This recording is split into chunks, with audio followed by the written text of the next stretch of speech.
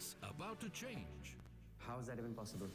Introducing OTT Play Premium, that not just tells you what to watch, but also lets you watch amazing content from multiple OTT platforms right here. Are you serious?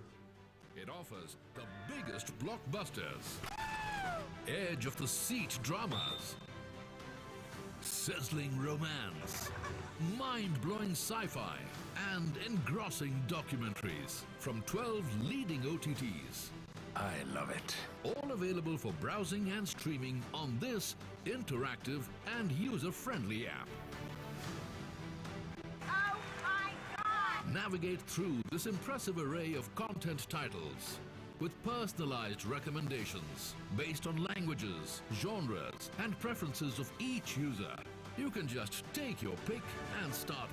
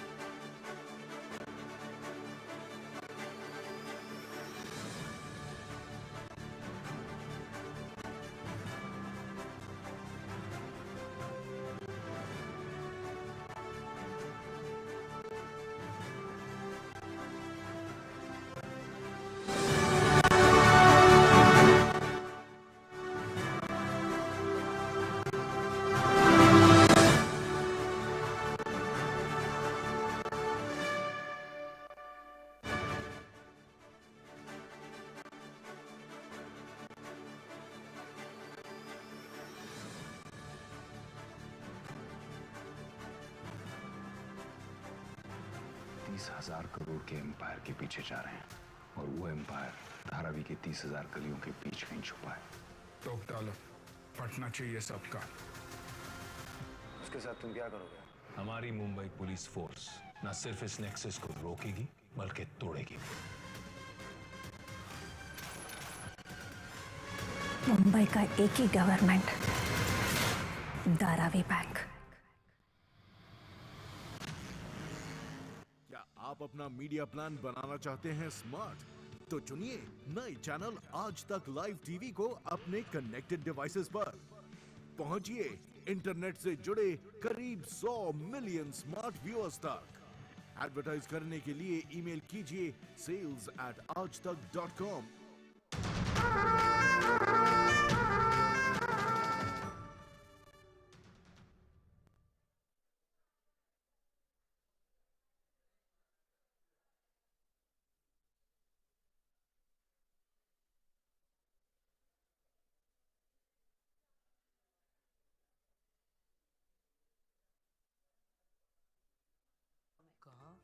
On OTT Play. Impressive. All this is fine. But do you have the necessary skills to do this?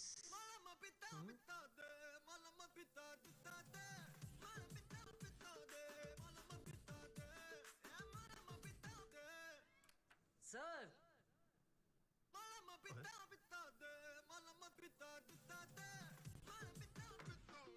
ये सब दोगलापन है।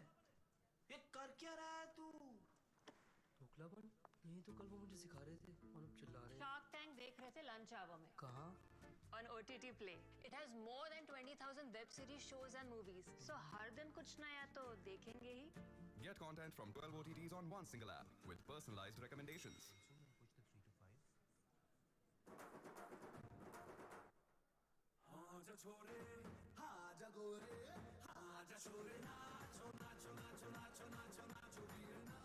OTT Play Premium करो download और मजे करो।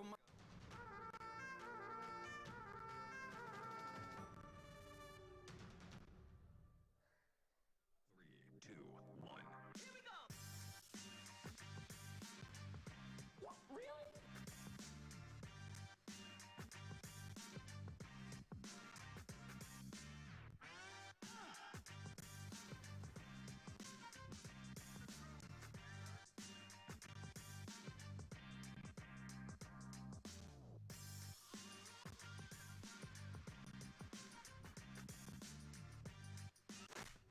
stabs me harder than that.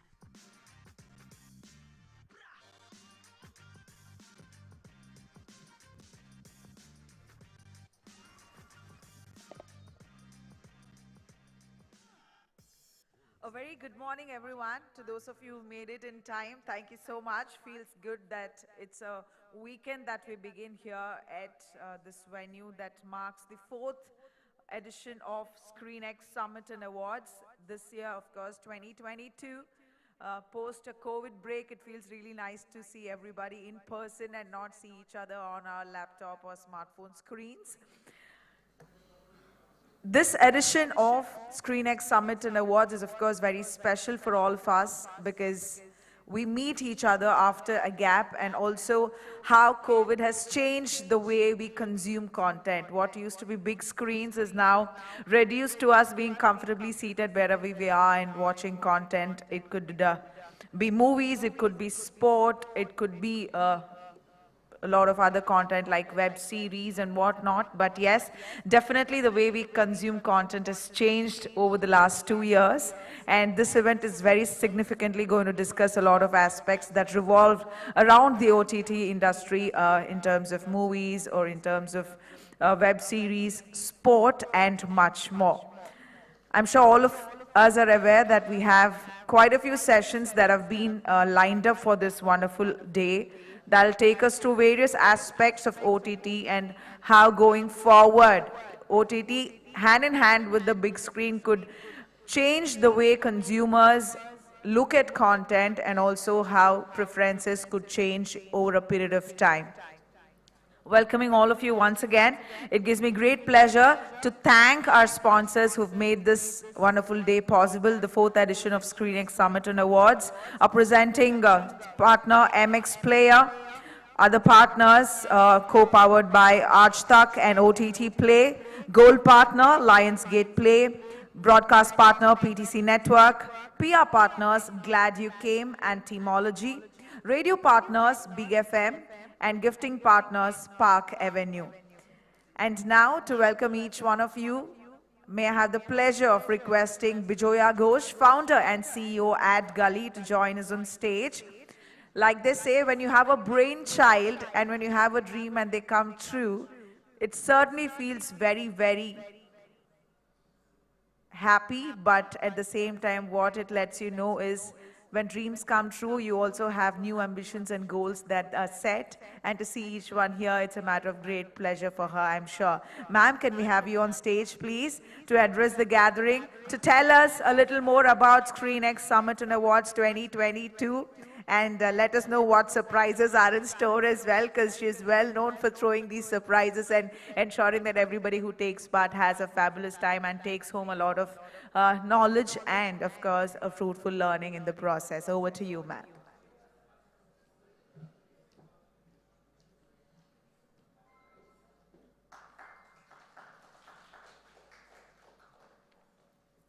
Thank you, Madhu. Thank you, everyone. And as Madhu said, I welcome you all, people who braved the Mumbai traffic and came here on time, the most important part. Good morning. A very warm welcome to everyone on day 2 of the 4th edition of AdGully's premier SCREENXX event and awards. These are indeed very exciting times for the media and entertainment industry. We are bang in the midst of what I see as a monumental evolution happening in the entertainment space. And this evolution is happening not just in the OTT space. A traditional media like television is also reinventing itself. In our discussion on day 1, which was virtual, our esteemed speakers highlighted how far from ringing its death knell, television is now not going anywhere. In fact, the future is very robust as new technology breathes a fresh lease of life to this medium. Connected TV, AI, machine language-driven personalized content offering, set-top boxes as ad servers, and much more. After the scintillating discussions yesterday in the virtual space, we meet in person today, the 2nd day of SCREENXX, and have a long day of session discussions, keynote addresses, and fireside chats giving the most comprehensive 360-degree outlook to digital entertainment in the country. We have an eclectic mix of industry leaders and creative talent who are leading the forward march of digital entertainment in India. The discussions will range from decoding the streaming revolution to growing clout of language content, the secret sauce to creating great content experiences, exploring the world of the content creator ecosystem, future of OTT advertising, and so much more. Several well-known faces from the entertainment world will grace the stage at SCREENXX 2022 Summit and Awards. Friends, we are all aware of the upward trajectory of the media and entertainment industry in India. Powered by over 1.3 billion Indians, the Indian media and entertainment industry is expected to be around 3.14 lakh crore in 2022, registering an overall growth of 11.4% as per a PwC report. The same report pegs this industry to reach rupees 4.3 lakh crore by 2026. These are huge numbers. A large part of this growth is expected to be spearheaded by the OTT industry. PwC expects India's OTT video services to become a rupees 21,000 crore industry by 2026, in which rupees 19,000 crore would come from subscription-based services and rupees 1,000 crores upwards from transactional video on demand. SCREENXX Summit and Awards is all set to put the spotlight on this growth, go beyond the numbers to understand the ground forces at work and chart the future course of growth and the factors that play a dominant role. Once again, a very warm welcome to everyone to the 4th edition of SCREENXX Summit and Awards. Before I leave the stage, I would like to thank our esteemed sponsors, MX Player, Aaj Tak, OTT Play, Lionsgate Play, PTC, Gladio Game, Timology, Big FM, and Park Avenue. Thank you very much. Last but not the least, I stand here today because of the efforts my team has done to put this entire thing together. If I don't thank them, I don't stand here. Thank you very much. Thank you, everyone. Thank you.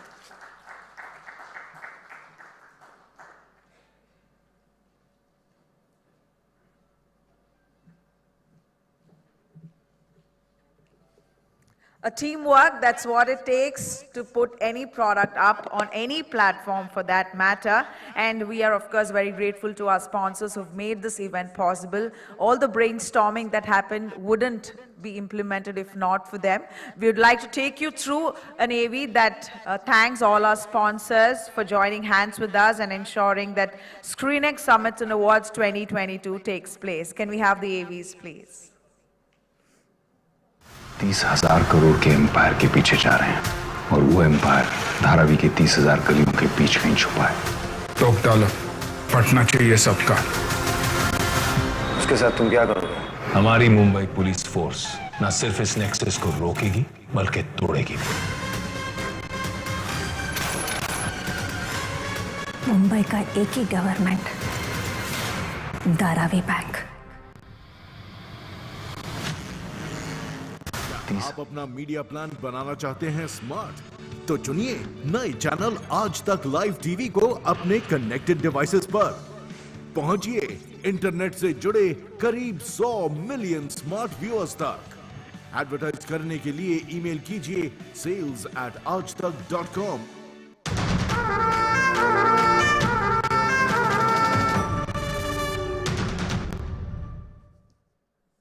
Impressive. All this is fine. But do you have the necessary skills to do this?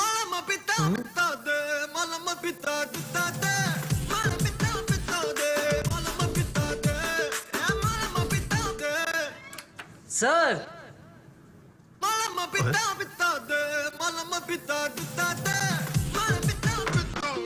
ये सब दोगलापन है। ये कर क्या रहा है तू? दोगलापन? यही तो कल वो मुझे सिखा रहे थे और अब चिल्ला रहे हैं। शार्क टैंक देख रहे थे लंच आवर में। कहाँ? On OTT Play. It has more than 20,000 web series, shows and movies. So हर दिन कुछ नया तो देखेंगे ही। Get content from 12 OTTs on one single app with personalized recommendations. Push the 3 to 5. आजा छोरे आजा गोरे आजा छोरे नाचो नाचो नाचो नाचो नाचो नाचो वीर नाचो OTT Play Premium करो डाउनलोड और मजे करो.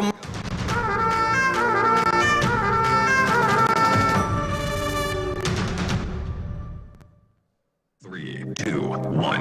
Here we go. Really?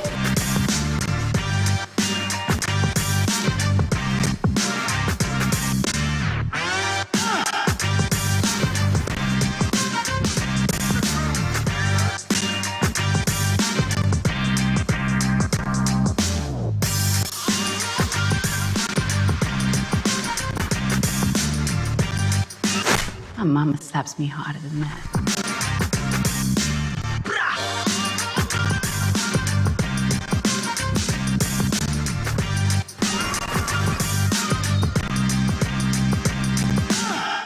World's #1 Punjabi television network, BTC Network.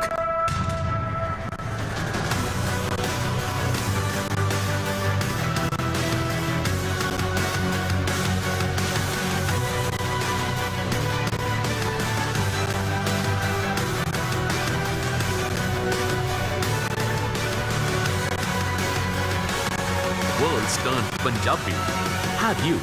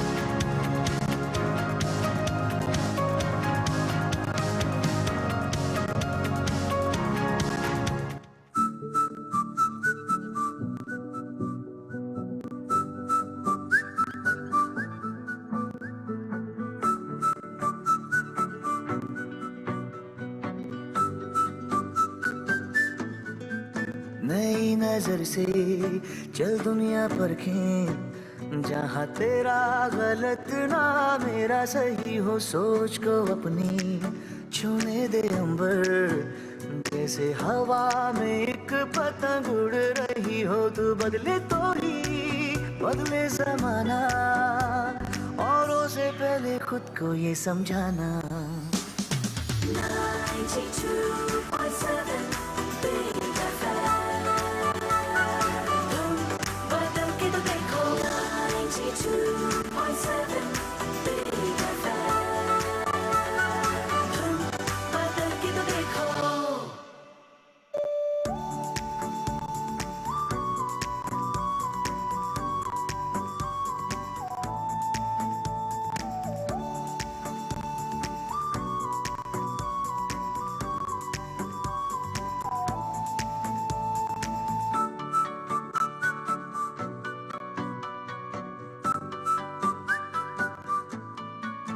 नए तरीके चलने से सीखें, सूरज वो ही हो लेकिन सुबह नई सी हो, उसके जुनून में तेरा सुकून हो, और कुछ मीठी सी बातें हवा में कहीं हो, तो बदले तो ही बदले जमाना, औरों से पहले खुद को ये समझाना. 92.7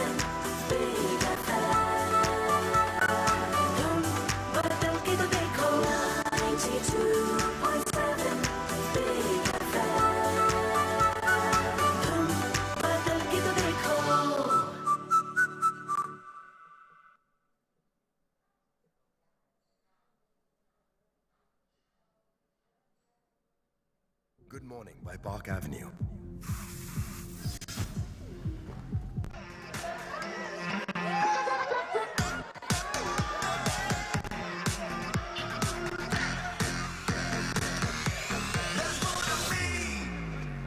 मूव्स तो काफी कूल हैं। डॉक्टर कपूर? तुम्हारे लिए सिर्फ Ishan. A doctor who dances?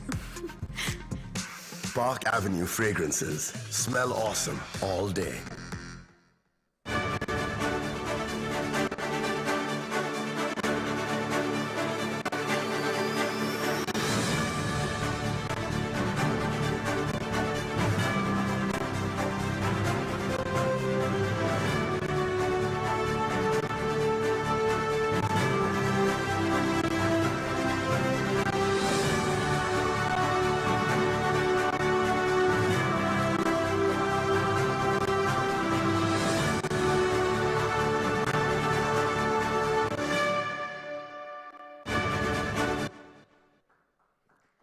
And that is Ad Gully's Dream Child ScreenXX Summit and Awards 2022 for you.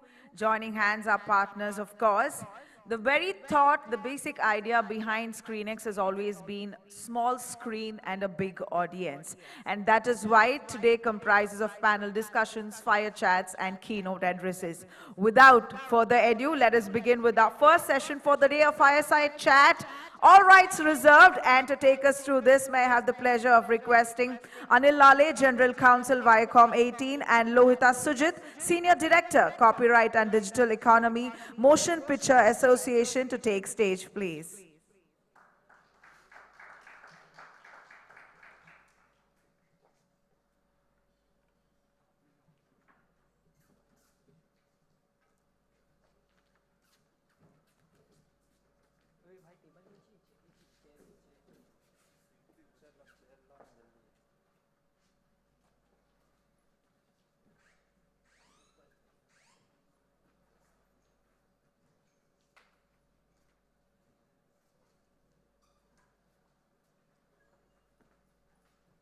Good morning. Hello. Good morning. So, we have to read you your rights, I think, because we've been invited to speak on such a legal subject.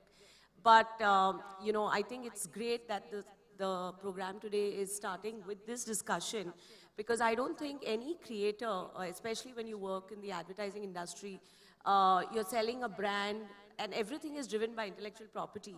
And I don't think the ad industry especially understands the value of intellectual property. And I'm really happy to be chatting with you, Anil, today.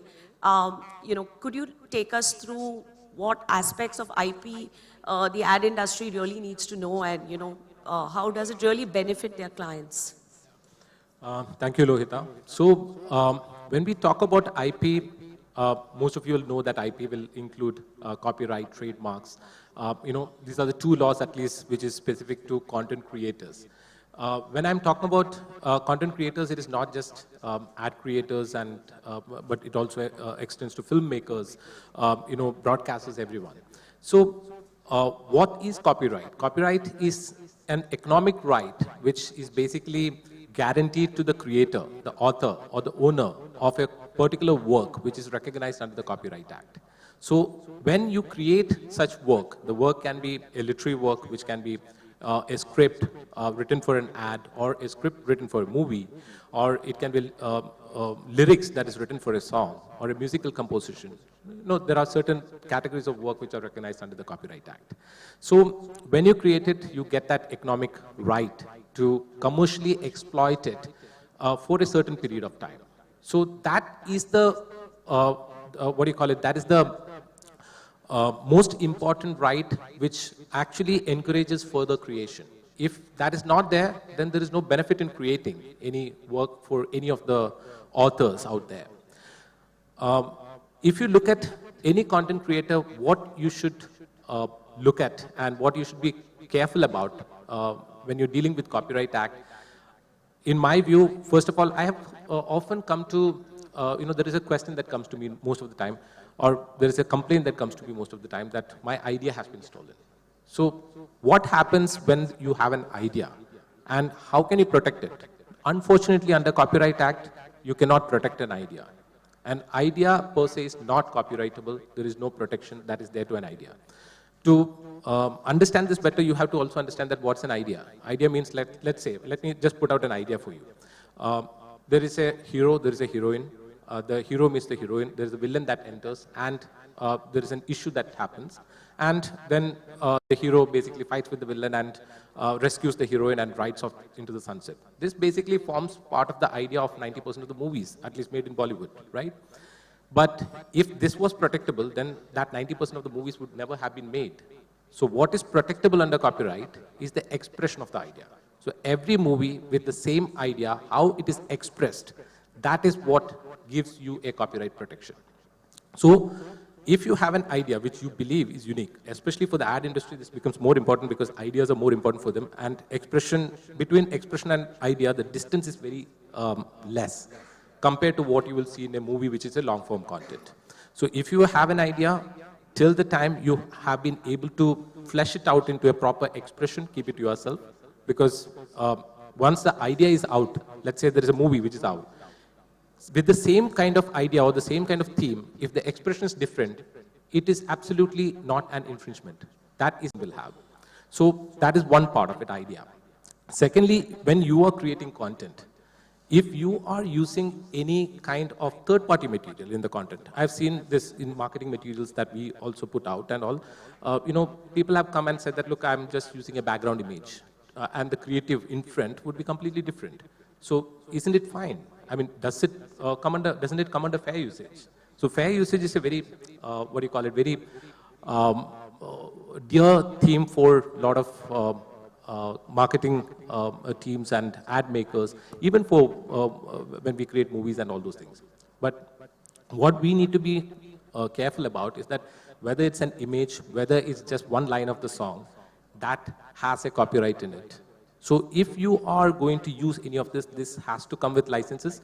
And what is fair usage? Because this conversation segues into the theme of fair usage. What is fair usage also is something that we need to clearly understand. There is one section called Section 52 of the Copyright Act, which says that what does not amount to infringement of copyright. As in, when you use a copyrighted work without the license, without the permission of the owner, it still doesn't fall under infringement. There are specific scenarios which are set out under Section 52.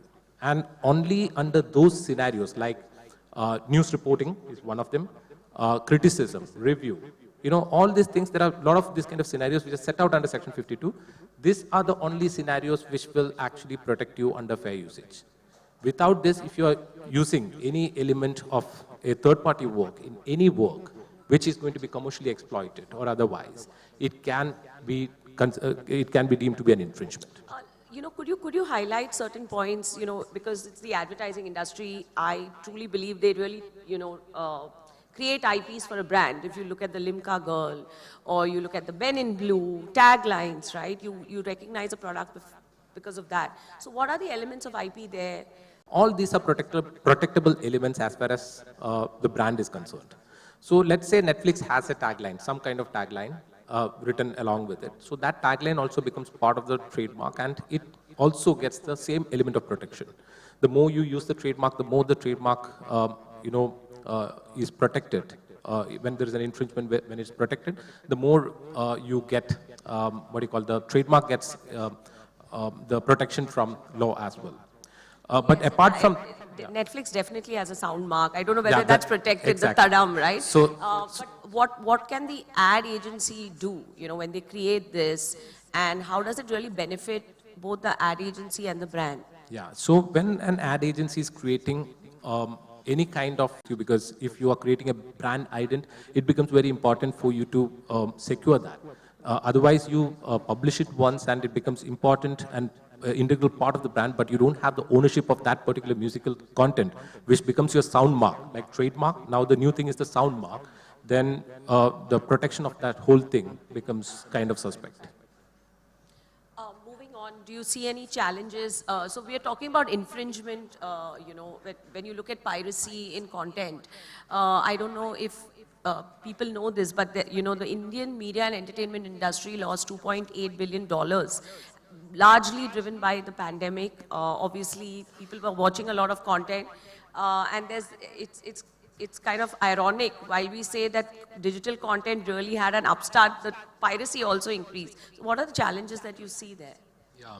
So the unfortunate byproduct of the content creator economy is piracy. So without any investment, without sweat of brow,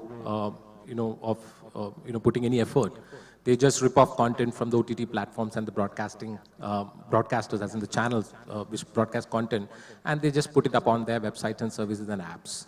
And it's given free of cost. At least that's what the people who go to those websites think, or apps think, that is free. But as all of us know, there is no free lunch. So what happens here is that when you go to those apps, your personal data is mined. That personal data can be used for a lot of nefarious purposes. And apart from this, there is this huge ad network also, which is kind of synced into these pirate websites, which basically feeds these pirate websites. And the revenue that is earned from those pirate websites also can be used for a lot of nefarious activities, including maybe funding terrorism kind of things as well. So what we need to understand is that, piracy itself is not just one crime. It's a buffet of crimes. And whenever we watch this kind of content on pirate websites, you are not only, creating a lot of issues for a lot of the artists and the content creators who work in this economy, and because that's the money that's actually due to all of these people, but going to these pirates, and it's becoming a parallel economy. So that is a big issue, and from a legal perspective, if you look at it, we have Copyright Act, we have infringements which are coming under Copyright Act. But all those things are good to handle, someone using a particular composition or something without license, or maybe running one of the movies as one-off in one of the platforms or something like that. But what we all as an ecosystem, including the lawmakers, need to understand is that piracy is not just infringement, it is a business of infringement, where, the apps and the website which basically puts out pirated content is predominantly peddling infringed content. It's not just one content. So the law also will have to look at it from a very different lens to kind of control this menace. So, from an advertising agency point of view, I truly believe that as an advertising agency or a communication agency, and therefore, in a way, you also protect the brand, right? You protect the reputation of the brand.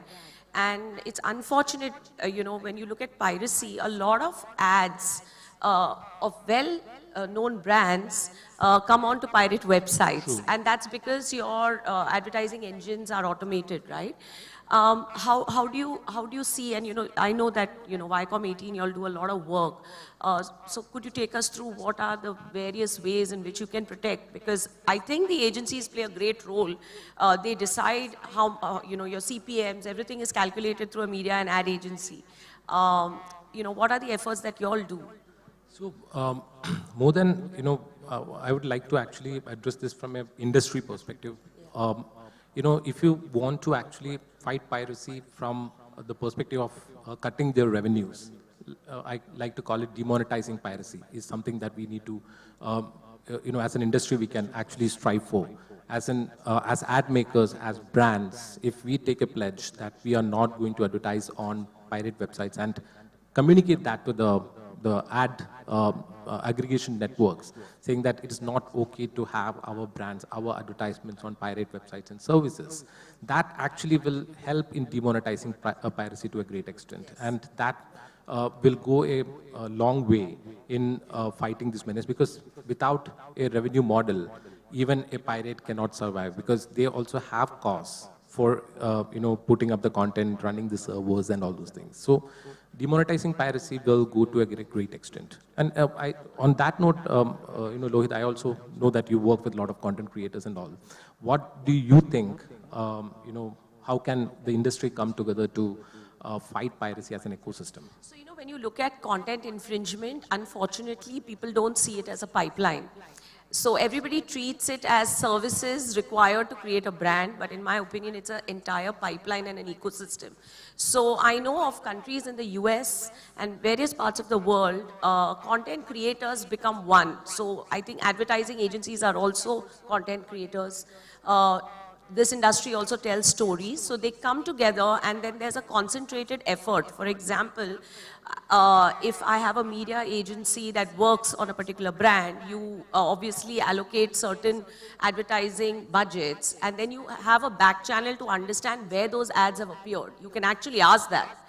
And when you know that those ads have appeared in pirate websites, then you get together with studios like us and you have a concentrated effort in creating reports which goes to the government and to choke the revenues. But it really needs to start with the ad industry because they are the gatekeepers, right? If you say, this is the list, you send it to the brand will obviously approve that list because you don't want your brand, the advertisement to appear on a rogue site. But you know, it really takes a lot of effort, and I think the Advertising Association should make this their #1 priority because it will save brands, like even Viacom 18 will benefit from that effort. All you need to do is get a list, ask for accountability. I don't want to name brands, but most of the, you know, the AdSense, for example, is owned by a big intermediary, but they're not accountable. But the ad industry can actually be the gatekeeper to that. That's true. That's quite important as in, you know, the major problem that when we fight piracy legally also what we find is that, you know, we as lawyers or the legal system here have jurisdictional boundaries by state, by nation and everything. But the pirates who is operating in the global World Wide Web. They don't have any jurisdictional limits. They sit outside somewhere where we just cannot reach them. And even if we are trying to reach them, even if we are able to identify them, the problem that happens is the prohibitive cost for an IP owner to take such action. And because of the prohibitive cost, some of the content owners shy away from taking such action. So if there is some kind of, you know, also from a legal perspective, if you look at it, some kind of a nodal agency of the government with public-private partnerships, like, you know, yes. You also know that we have a public-private partnership at a state level right now, which is called MIPCU, which is Maharashtra Intellectual Property Crime Unit of the Cyber Cell of Maharashtra Police, which is actually a public-private partnership where we, you know, some of us together are providing the technological support to the police and help them in investigation and identifying these pirates, and action is taken. And some of the pirates who reside within India, we have been able to bring them to justice. And a lot of websites have been blocked and all as well. But again, coming back to the issue is that I think also a consolidated effort from the industry and the gatekeepers where the revenue models can be choked is quite important, as you said. Yes. Lohita. Tell us a little bit more about, you know, metaverse. We're all converging. I also see that there's a lot of content sponsorship today. But how is it all going to translate in the metaverse, especially for the advertising industry? What should they really keep in mind? I thought your input on sound marks was amazing. I don't know how many sound marks the Indian ad industry even creates, but metaverse could change all of that. So what are the key aspects that you could highlight? Yeah, so metaverse, it's become a catchword for all of us right now, and it's more of a marketing tool right now to have, you know, we have bought land in metaverse, we have started a business in metaverse and all those things. We read in newspapers on a day-to-day basis. But the fact remains that metaverse is still a very distant dream. The actual metaverse as it is envisaged. If you look at Meta, Microsoft, all of them are working on different metaverses. Now, that is one thing I'm still trying to struggle to understand. If you have different metaverses, that means, you know, at the end of the day, metaverse it has to be a replica of the world that we live in. So you buy land in metaverse owned by someone. So that means, okay, I have, let's say, land in Colaba. And the same land in Colaba would be available with Facebook and Microsoft. So does that mean there are two lands in Colaba? So there is a lot of things that needs to be worked upon. First of all, to support metaverse, there is something called Web 3.0, which is a decentralized web. We are still on Web 2.0, which is not decentralized, which are server-based. So that has to come up, first of all. And secondly, on this Web 3.0, the metaverse has to be built. There has to be interoperability between the metaverses for a uniform metaverse to be established. So all these things are, you know, this is a super vision to have, that a parallel universe can be built on digital medium, on the World Wide Web. But to achieve that, the technology also has to support it. Like now we have virtual reality goggles, but that only gives you virtual reality or augmented reality. Apart from that, Internet of Things, virtual reality, and you know, blockchain, all of this has to come together to form that kind of this thing, and it also has to look realistic. Now you would have seen, Mark Zuckerberg also putting his pictures up of his avatars. It doesn't look real. I mean, unless and until it gives the realistic feel to you, the metaverse will never, take off in the way that it is being envisaged.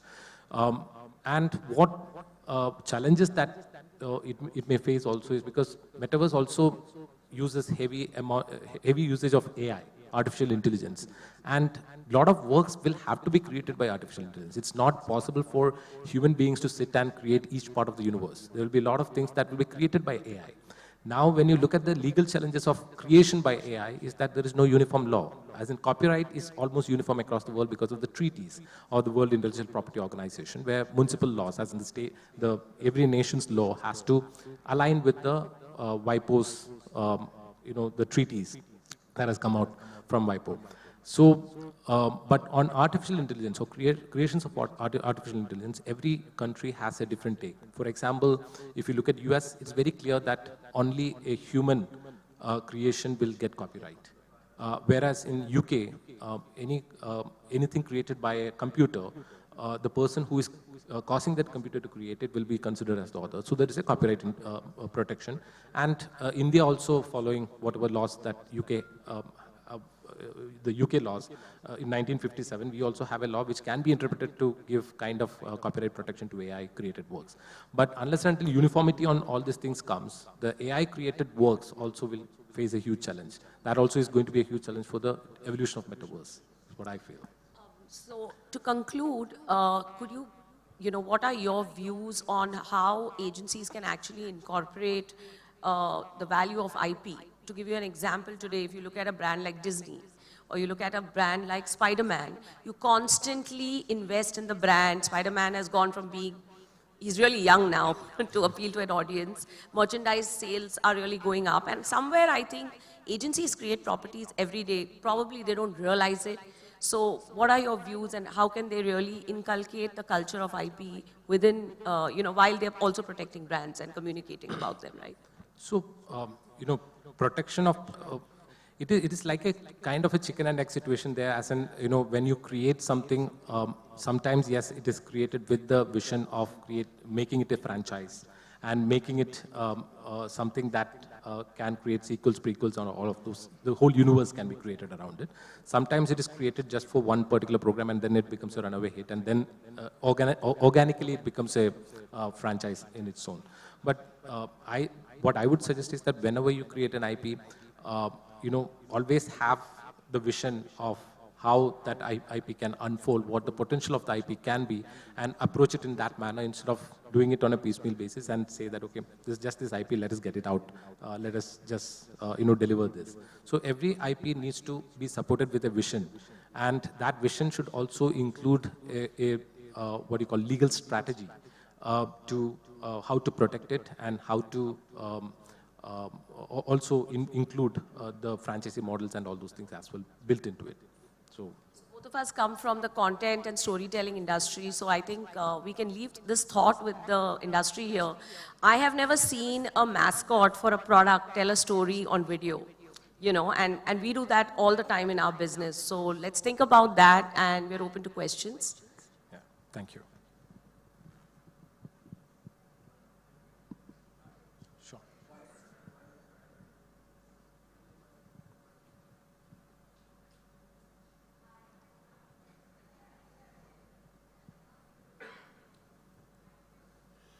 Hi, very good afternoon to you, and thank you very much for this very enlightening talk on copyright.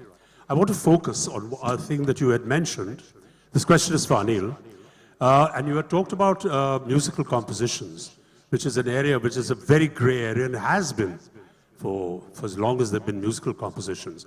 Now, as you well know, if you can tell us, when you say you copyright a song, do you have the notations of the musical content, which is the melody? Or do you copyright the lyrics? Or do you copyright both? Because if you copyright the lyrics, that's understandable. But when you come to the melody side of it, would you then require the melody to be written down in the musical notations for you to be able to say that these musical notations have been violated in terms of copyright? So that's an excellent question. And so under Copyright Act, musical composition itself is defined as a particular work, as in which gets copyright.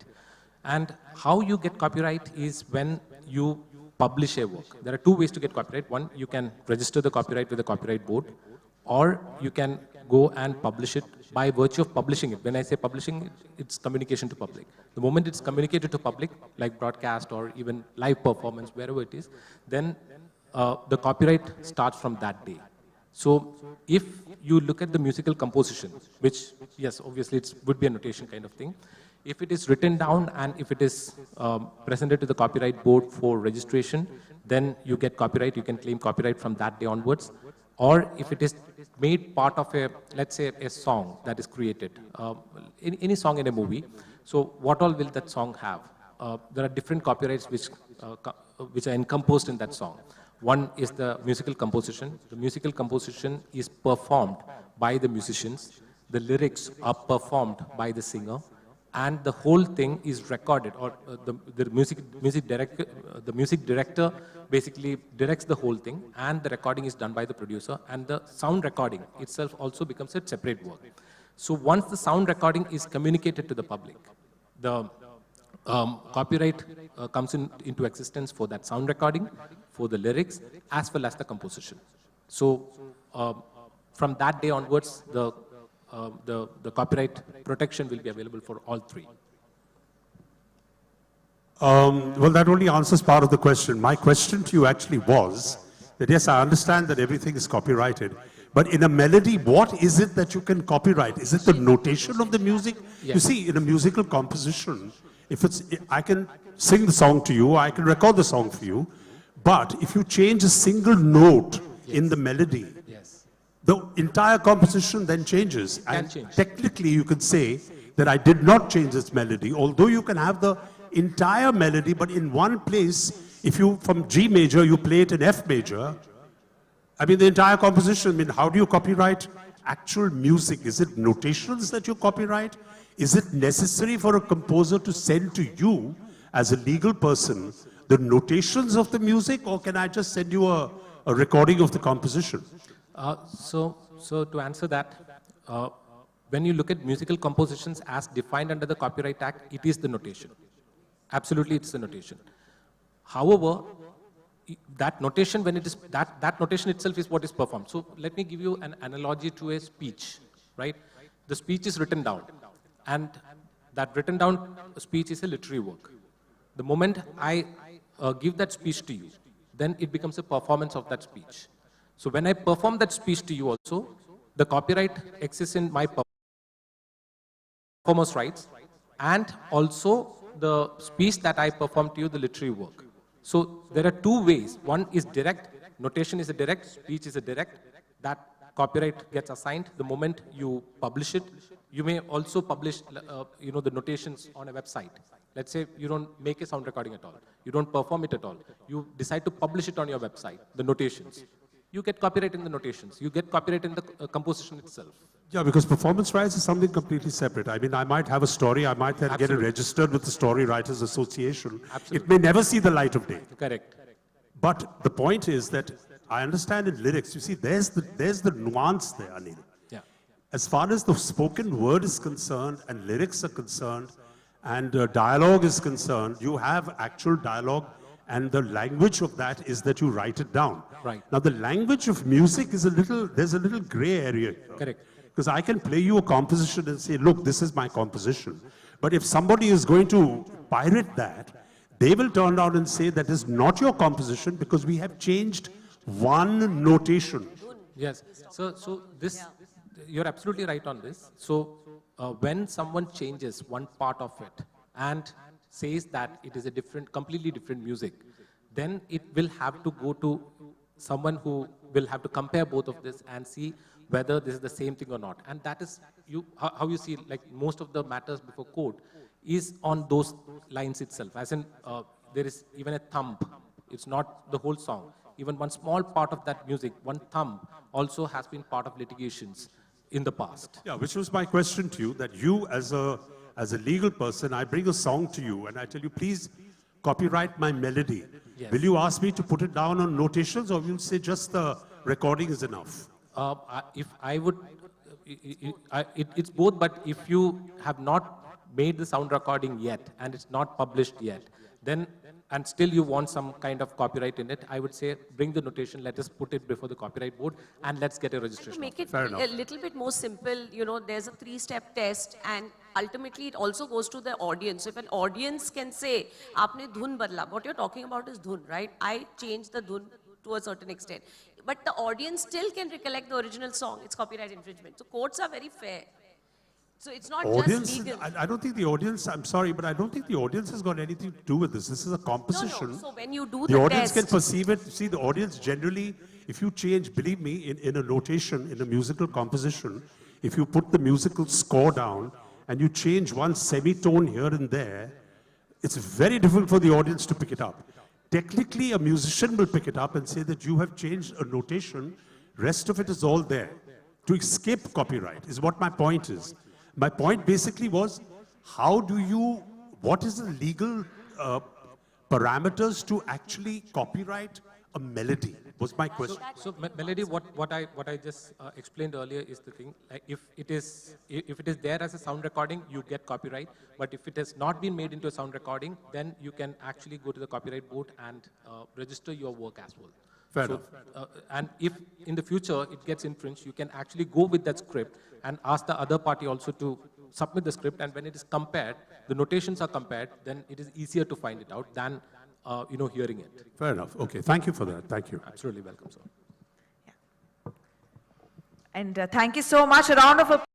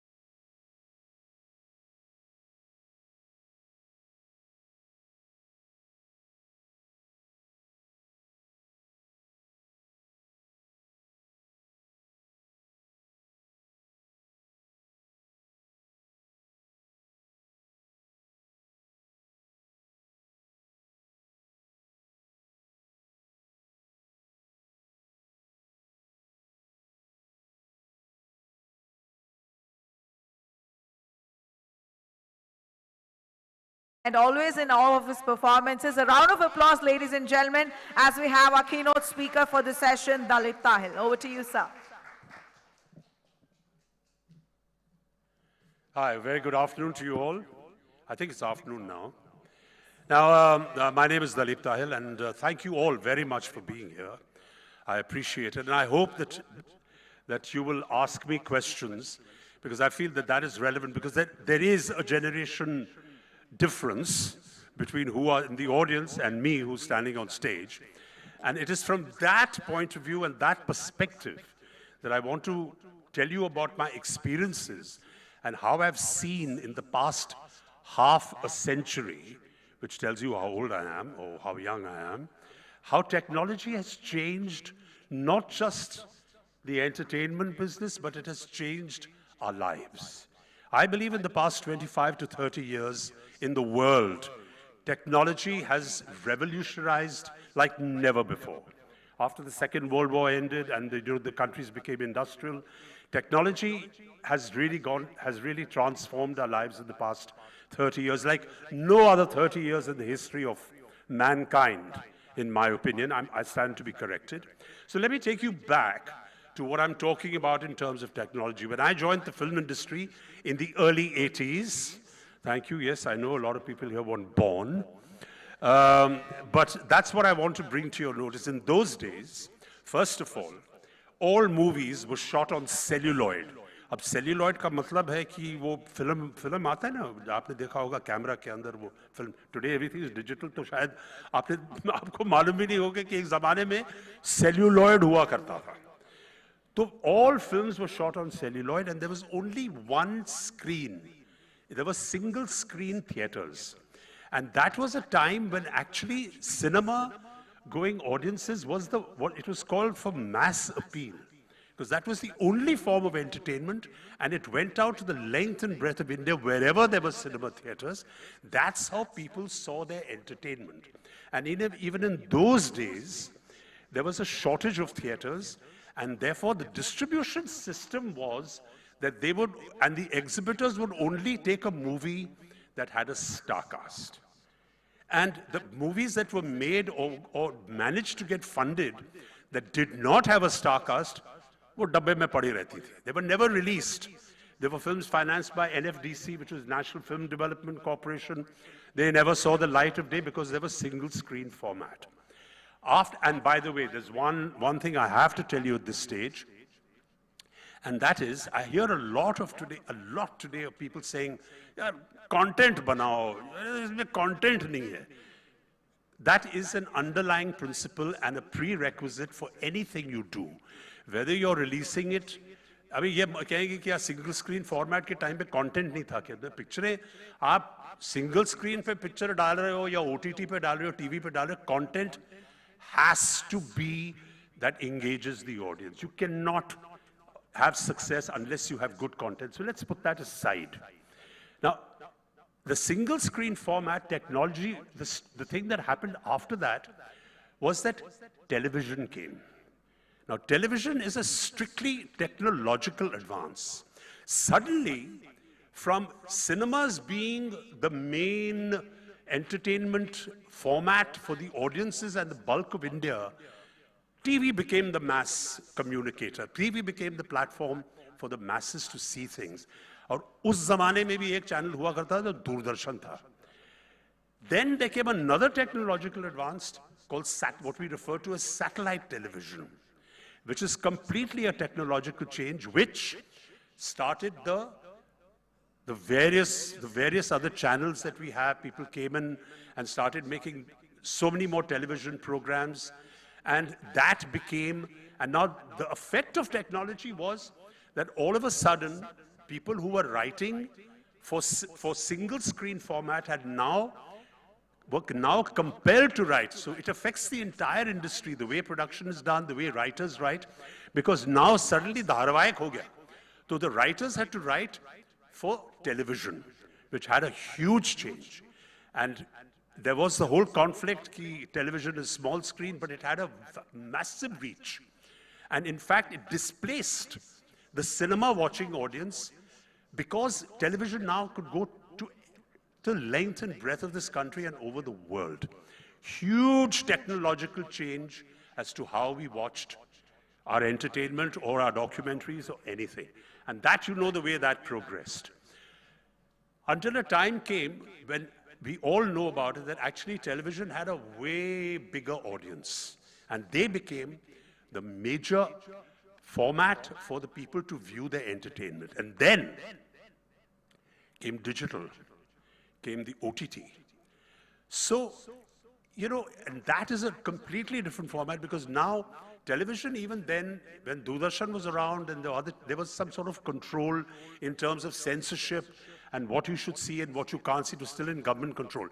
Technologically, one of the most important changes, in my opinion, is when technology managed to take the control and censorship away from the government and take it into a private domain.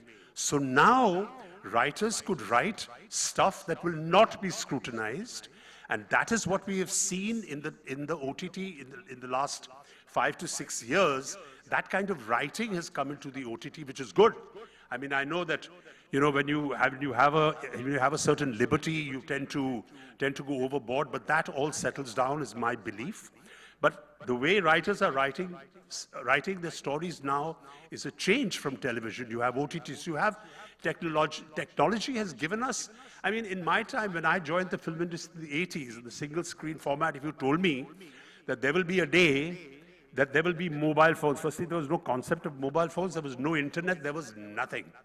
You had to pick up the handset and have a landline and the big black box, and you made phone calls. If somebody told me that many years ago that you'd be actually watching feature films and sport, which has been the huge game changer, technology has been a huge game changer in sport. The amount of investment that has come into sport because of this technology is absolutely phenomenal. And we know all that. I don't want to go into the statistics. However, the issue now, I mean, what people keep talking about is, you know, cinema should have, log film dekhne kyun nahi ja rahe? Cinema mein itne kam log kyun? I'll tell you one very interesting statistic. Let's start from the maximum, the top end. In America, the US of A, for every 10 lakh people, 10 lakh लोगों के लिए 132 theater screens हैं. 10 लाख लोगों के लिए 132 screen है. China में, जो हमारे मित्र हैं, वहां पर 10 लाख लोगों के लिए 57 स्क्रीन्स हैं. हमारे यहां भारत में 10 लाख लोगों के लिए केवल 7 स्क्रीन है. 60 नहीं, 7. 1 2 3 4 5 6 7 screens for 10 lakh people. That's 1 million people. Now, when you have this, और हमारे यहाँ सबसे ज्यादा फिल्में हम बनाते हैं, और सिर्फ 7 स्क्रीन है 10 लाख लोगों के लिए. अभी जब आपके पास केवल 7 स्क्रीन है, तो उसका जो कॉस्ट है थिएटर में जाने का, जो खर्चा है, वो बढ़ेगा ही, क्योंकि pictures can not get the release, उनको थिएटर नहीं मिलते हैं. And that problem was even further exacerbated by the lockdown. So one of the major reasons why people, I believe, are not going to the theater is the cost of going to the theater. In the 80s, there was a single screen. It was the only format, and it was a mass entertainment. Today, because of the cost, going to the cinema theater has become an elite entertainment. And the cost-effective entertainment is now OTT and obviously television. So in my opinion, technology has played a major part in not just the entertainment industry, but also in sport and in our everyday lives. At this point, I would like to invite some questions to let me know if I'm on the right lines. Am I talking to, I mean, do you all have any questions which are, I don't like to speak about things, you know, from my time in the movies and when I started, which may not have any relevance to you. Must be saying, like, you know, who's interested in all this. So I would prefer that you ask me questions so I can understand what you have in mind. Thank you. Just applause. I'm happy with that. Well, Anil's got a question. That's good. I like that. This is like revenge time.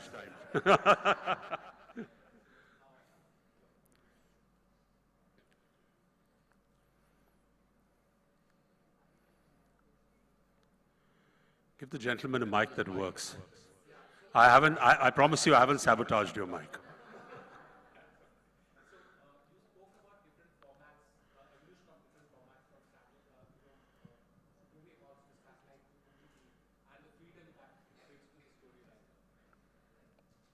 So you spoke about different formats, as in from movie halls to satellite to now OTT, and the freedom that it brings to the story writer.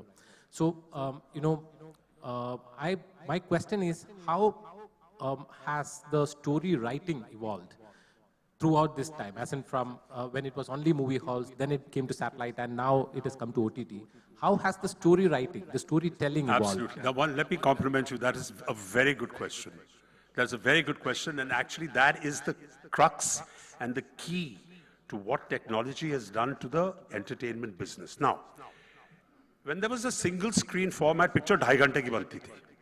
उसमें कम से कम 6 गाने होते थे. तो गानों को अलग रखिए, उसका आधा घंटा हो गया गाने के लिए. बाकी 2.25 घंटे में, 15 मिनट रख लीजिए गाने के लिए, 2.25 घंटे में आपको कहानी बतानी पड़ती थी. तो पहले तो आप हीरो का इंट्रोडक्शन करेंगे, हीरोइन का इंट्रोडक्शन करेंगे, ये भी दिखाएंगे कि उनका मोहब्बत कैसे शुरू होता है, ये होता है. And you actually begin to tell the story some time around the middle, around the interval.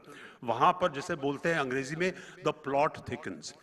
So now the writer who is writing the story, that's what he's told. कि भैया ये आप इंटरवल तक लोगों को खुश रखिए, 2-3 गाने डाल दीजिए, दिखा दीजिए क्या परिवार में कैसे हो रहा है, पहाड़ करके फिर इंटरवल के बाद हम अपनी असली कहानी जो मतलब कहानी में जो वजन है वो देंगे इंटरवल के बाद. So the writer is writing on that format. नहीं तो प्रोड्यूसर उसको बोलेगा कि भैया ये पिक्चर चलने वाली नहीं है, मैं हीरो को क्यों ले रहा हूं, क्योंकि मुझे सब दिखाना पड़ता है ना, हीरो गाने गाएगा, ये करेगा, वो करेगा.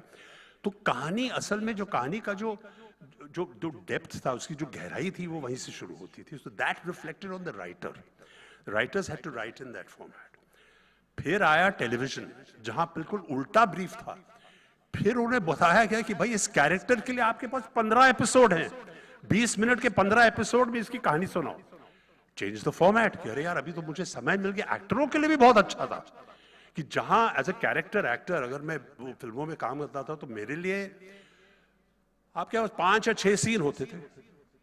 उसमें by the time you come to establishing the characters 5 या सीन, इसलिए बहुत से कैरेक्टर्स क्लीशेड हो गए कि आप बाप का रोल रखेंगे, कॉमेडी होगा, एक ये होगा, वो होगा, हीरोइन की सहेली होगी, लड़के का, they were all props.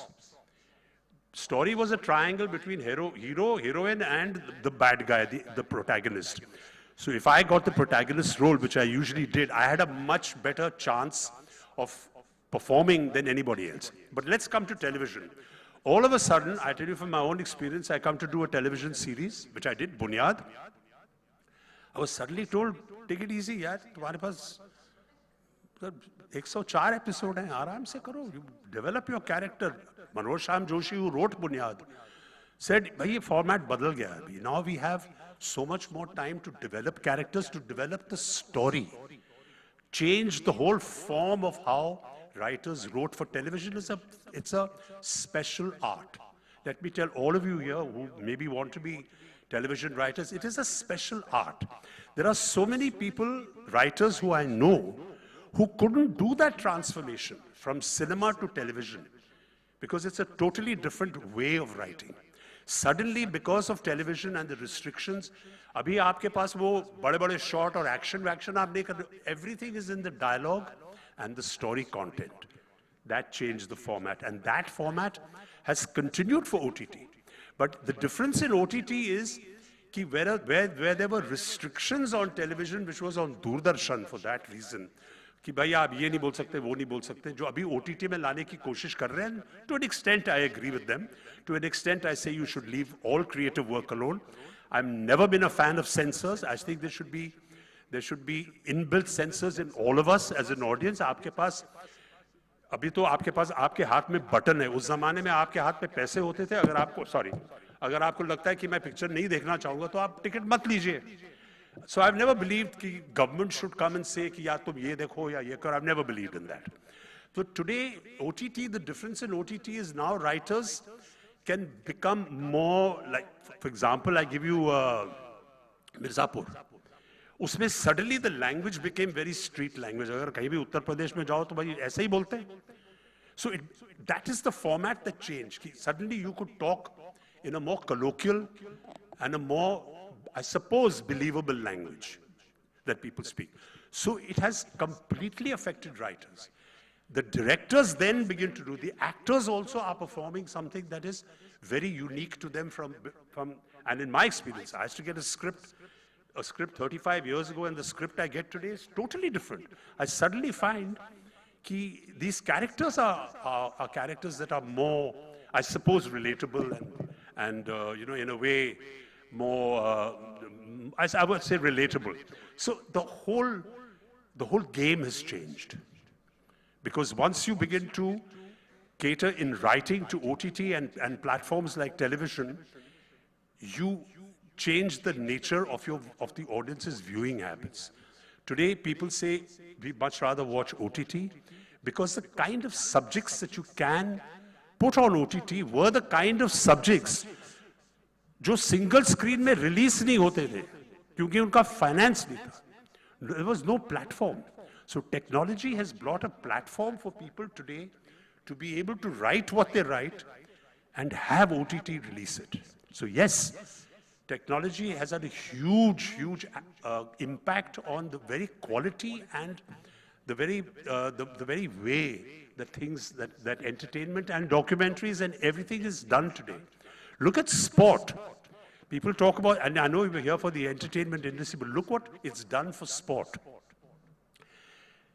Technology has brought, because of the way the cameras are and the slow motion and the detail into sport, has brought it into all our living rooms and our houses. Now, what has that done?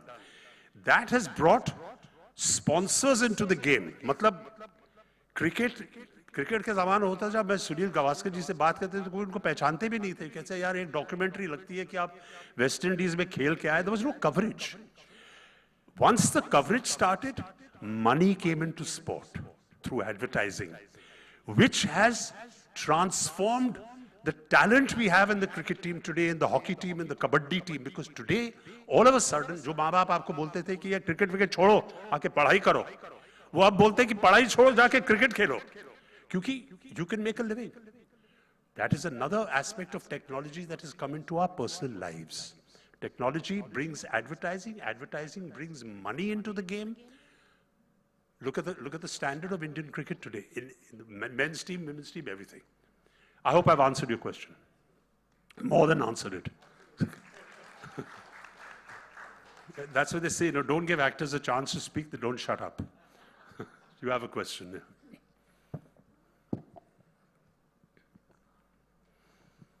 So my question to you is, sir, as an actor, with the way technology is coming up, and you have explained it so very well, so wonderfully, how your process of approaching for your roles has changed, like choosing the scripts, or like how it has changed, do you think? Thank you. Well, that is an easy question for me to answer, and I think to an extent I answered it. I'll take you back to, like I said, to the single screen format, जहाँ पर कहानी में hero heroine और वो सब establish करने के बाद कैरेक्टर एक्टर को बैलेंस कर, बैड गाय को तो तभी आते थे फिल्म में.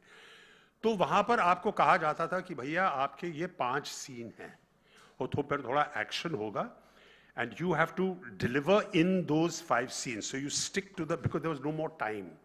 So your script was, and your work also went tight focused onto those 5 scenes where you had to deliver. There was no leeway in the editing process. You couldn't go right, you couldn't go left, you had to be very focused. So that is pretty much how you approached your role. Now for an actor in the school I come from, it was always there that you do a backstory. Apni backstory ko create karo. That you had to keep very personally. You cannot, there was no time to show it on the screen. So that is the way you approached your part, because your part of the story was very clearly defined in terms of the editing space. The difference now in OTT and in television is that now I'm told, like I told you, so that gives me, let's say on the screen, if in a 2.25 hour picture for the character artist, मुझे 6 minutes, 7 minutes होते हैं screen पे. That's a lot. Because in 5-6 minutes you got your whole character. I mean screen time, I'm saying. Today, I have 2 hours of screen time. Because if I'm in 9 episodes, as I am in Family Man and in Inside Edge, my character's stretched over a period of 6 episodes. I have 1 hour to myself. Otherwise I had 7 minutes. So I prepare that. I can tell myself as an actor कि मुझे मतलब पूरा मतलब 5 scene में नहीं करना है. I've got time. तो इस सीन में मैं यहाँ तक कर सकता हूँ. उसके बाद I can take it off. I can develop my character, as they say, in screen time, because it's written that way. So it made a huge difference. No more? Okay. Thank you very much. Once again, thank you very much. I'm very happy to be here, and thank you for inviting me. And thank you all for bearing up and listening to me. Thank you.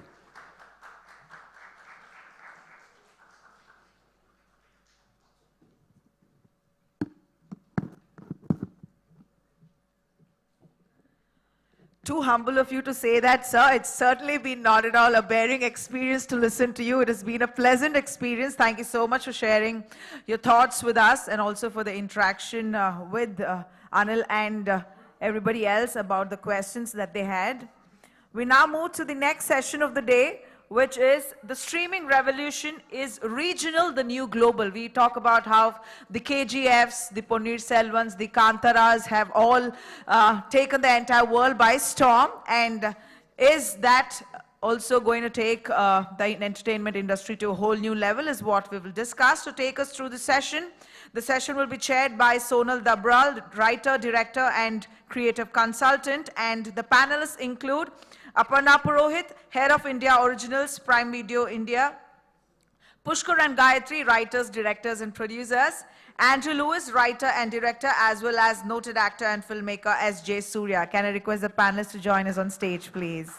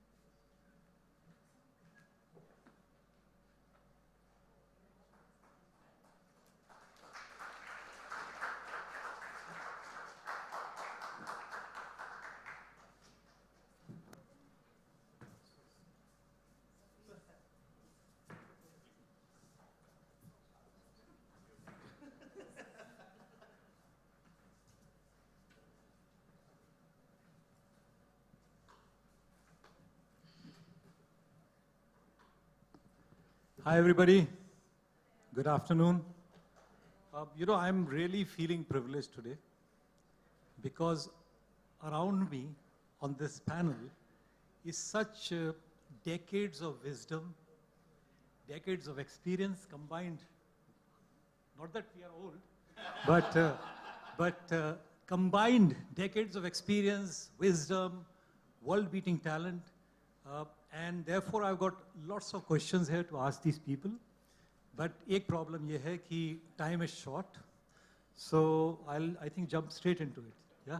So Aparna, first of all, huge congratulations to you for to you and Prime Video for all the amazing stories that you're putting in front of the world, and especially the astounding regional content that Prime Video has clearly taken the lead in, right?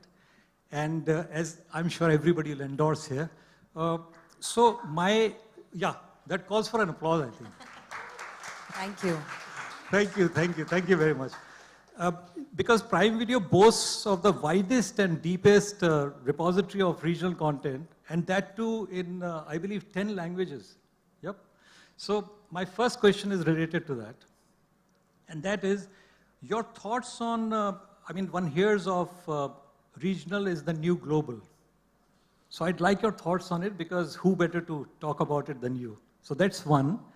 And the second question also combined with that, which is, what's your strategy for creating regional original content? Because there has been so much of such huge success in terms of the very recent one, Sural, and many others, yeah? And Gayatri and Pushkar, the creators of that. And we'll talk about it a little more later. So what's the strategy around creating that content, and regional being the new global? What's your thoughts on that? Thank you so much for those questions, and thank you for having all of us here. This is a really momentous occasion because we just announced our second Tamil original Vadandi, which has been created by Andrew and S.J. Surya stars in it. Pushkar Gayatri have produced it, so this is a great, great occasion. In my opinion, calling anything regional may not be the right thing. I think what we create are really local and authentic stories. Stories that are truly rooted. Stories that can, bring the soil, the smell of the region where those stories are set. And I believe that the more local you are, the more global you are. So we create Tamil stories. We created Sural with Pushkar Gayatri, Vadandi, which is coming with Andrew. It is primarily for the Tamil audiences, much like we create French originals for our French audiences or German originals for our German audiences. But the beauty of streaming is that it can go to audiences in 240 plus countries and territories, wow, day and date, and the opportunity for audiences to enjoy that content in the language, thanks to the localization, in the language that they can follow it in. And I think that has helped really transcend all barriers of ethnicity and region and language and religion and everything. And it's the good characters, the good stories that stay with the audiences. Also, the most interesting thing that's happened in the last couple of years is that the linguistic palette of the audiences has expanded. I can say that more than 50% of our audiences today are watching content in at least 4 languages. Wow. Which is incredible. So today, somebody sitting in Punjab is enjoying content from Malayalam True, and Tamil. true. And, Absolutely. People sitting in Bombay are enjoying content from everywhere. We are enjoying content from across the world. That is the most amazing thing that has happened. And for us, that increases and expands the addressable market. So when today we are creating a Tamil show, it's not just for the Tamil audiences. We know that it's going to resonate with everyone because the story is so compelling. So I think that is what I'd like to say, that it's local, authentic stories that are going to be truly global. Some of our films that we put out, like Jai Bhim or Sururai Potru or Sher Shah, have been watched by almost audiences in almost 200 countries, 4,000 plus cities and towns in the country. Sural that we launched with dubs and subs in 30 languages, I think it's a gift that keeps on giving. There are audiences that are still talking about it and are still loving it across the world. So I really feel that it's local that is the global. Absolutely. And some of these statistics are so mind-boggling. And you talked of Sural and Gayatri and Pushkar. It's so great to see you. Because, my personal experience with Sural is that I was wary, because I'd never watched a Tamil series. I'd watched films, but never a series. And that kept cropping up, in the things that I was reading. Every time I switched on the TV, that cropping. And I got into it when I read so much about it. And I was absolutely hooked. I mean, people who have seen it, if you've not seen it, please do see it. I was absolutely hooked, and I just couldn't stop binge watching it, but I stopped myself. I told myself that, and that's an anti of binge watching, I told myself that it's so good that I should savor it, over a few days. And that's what I did. So the question now for you is that all these platforms now, right, and as Aparna so beautifully put, have opened this whole world of opportunities for serious filmmakers like you, who want to tell different kinds of stories, who want to tell stories in a different way. So your thoughts on that, and with all your experience in other genre, when you came to this, what were your feelings, thoughts, experiences? I guess long form has always been very exciting for us since the days of The Wire and Sopranos. I think those two shows kind of defined what long-form storytelling is about. But again, if you remember from those days, trying to see one episode of The Wire and then waiting a week for the next episode to come and then waiting another week, it was a huge commitment. So even at that point, we thought like, how I wish we could watch all the episodes together. And the only way for you to do it was wait for a year till the Blu-ray DVD came out and then you watch the show together, which is what we did for many of the great shows which came out in the late 90s, early 2000s and stuff like that. So what streaming has done for storytellers, what Amazon Prime Video has done for us is, it gives us the option of doing what you're doing, watching two episodes and then watching 2 episodes the next day and 2 episodes the next day. And we do that. I mean, evenings when we are free, we would like to put on a show on TV and we watch 2-3 episodes because we want to savor the impact of that. One episode doesn't cut it. We want to watch that second, maybe we'll watch the third, maybe we'll watch the fourth. So it's putting the, the power in the audience's hand to see how much you want to ingest at one given point in time. So when Surel came out, there was this reviewer from West Bengal who had written, I wish I had not watched all the episodes together. He watched all 8 episodes back to back to back over one night and then put the review out the next morning. He said, I wish I'd seen 1 episode a day. I think I would have got into it even more. That proves I was right. Yeah. And apparently he went back and did that too. So he finished binge watching it and then went back and watched 1 episode per day to just to test himself out to see if his experience was different. So in that way, as soon as you start putting the power in the hands of the audience, we are making them co-creators. So this is an idea we strongly believe in, is that the filmmakers are part of the creation process.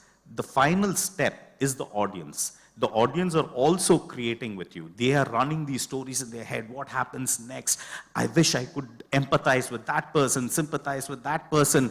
How I wish I could hold their hands. This is what the audience are thinking. They want to be part of the character's life. So you're giving that power to the audience now. So I think the way forward is for us to realize that this audience, the streaming audience, is going to grow and grow in India. And they're going to keep looking for newer and newer stories. And where are these new stories going to come? They're going to come from what's hyper-local. Because I think streaming especially fits into that mold where you can go deep into a certain space. We are on both sides of the divide. We do, it's not a divide, but we do feature films too, we do long form too. And there's a very clear difference in the way which we would approach writing a feature film versus writing a long form. There are things which are just not possible in feature writing, which are very much possible in long form writing. Gayatri will tell you about that too. So as storytellers, it gives us another platter to explore, which I think is here to stay, and it's just going to grow and grow in the next 5 years. Actually, yeah, that was pretty exhaustive. So one thing is, yeah, like as Pushkar had mentioned, this long form storytelling, that is actually a huge opportunity and like a huge liberating process for us as writer filmmakers. You know, so that is like cracking that structure and making things work for that. That was an extremely enjoyable process. And another big takeaway from you know, like working with the streaming platform like Amazon is, see, right now, like right here, we are here as producers. So we are like super excited about our show, which is like launching on Amazon on December 2nd. So like by our friend Andrew and Ajay Surya sir is acting. So like what you were saying, no? So that the way the story is written, the way it is constructed, the reversals which happen, and I mean, like, so all you've invested and like, you know, as like, you know, you keep imagining stuff, everything will be challenged. Every little belief of yours will be, and there'll be like these mind-bending twists and turns, which I think the scope for it is there. If you are doing a 2-hour feature, then you can't actually explore so many characters, the world. So this one is set in a very specific seaside town in South India with a very specific dialect. So, I mean, typically in a film, you can maximum concentrate on, like say, one protagonist, and there has to be an antagonist and a love story. So things have to be more telegraphic, Yeah. So the range of stories, you can say, the range of the world you can explore, I think that is a beautiful process. And then another thing is, so say if you're doing something so hyperlocal, you still want your story to reach a huge audience. I mean, that way you're always greedy. As filmmakers, storytellers, we want maximum number of people to watch our stories, I mean, watch what we're saying.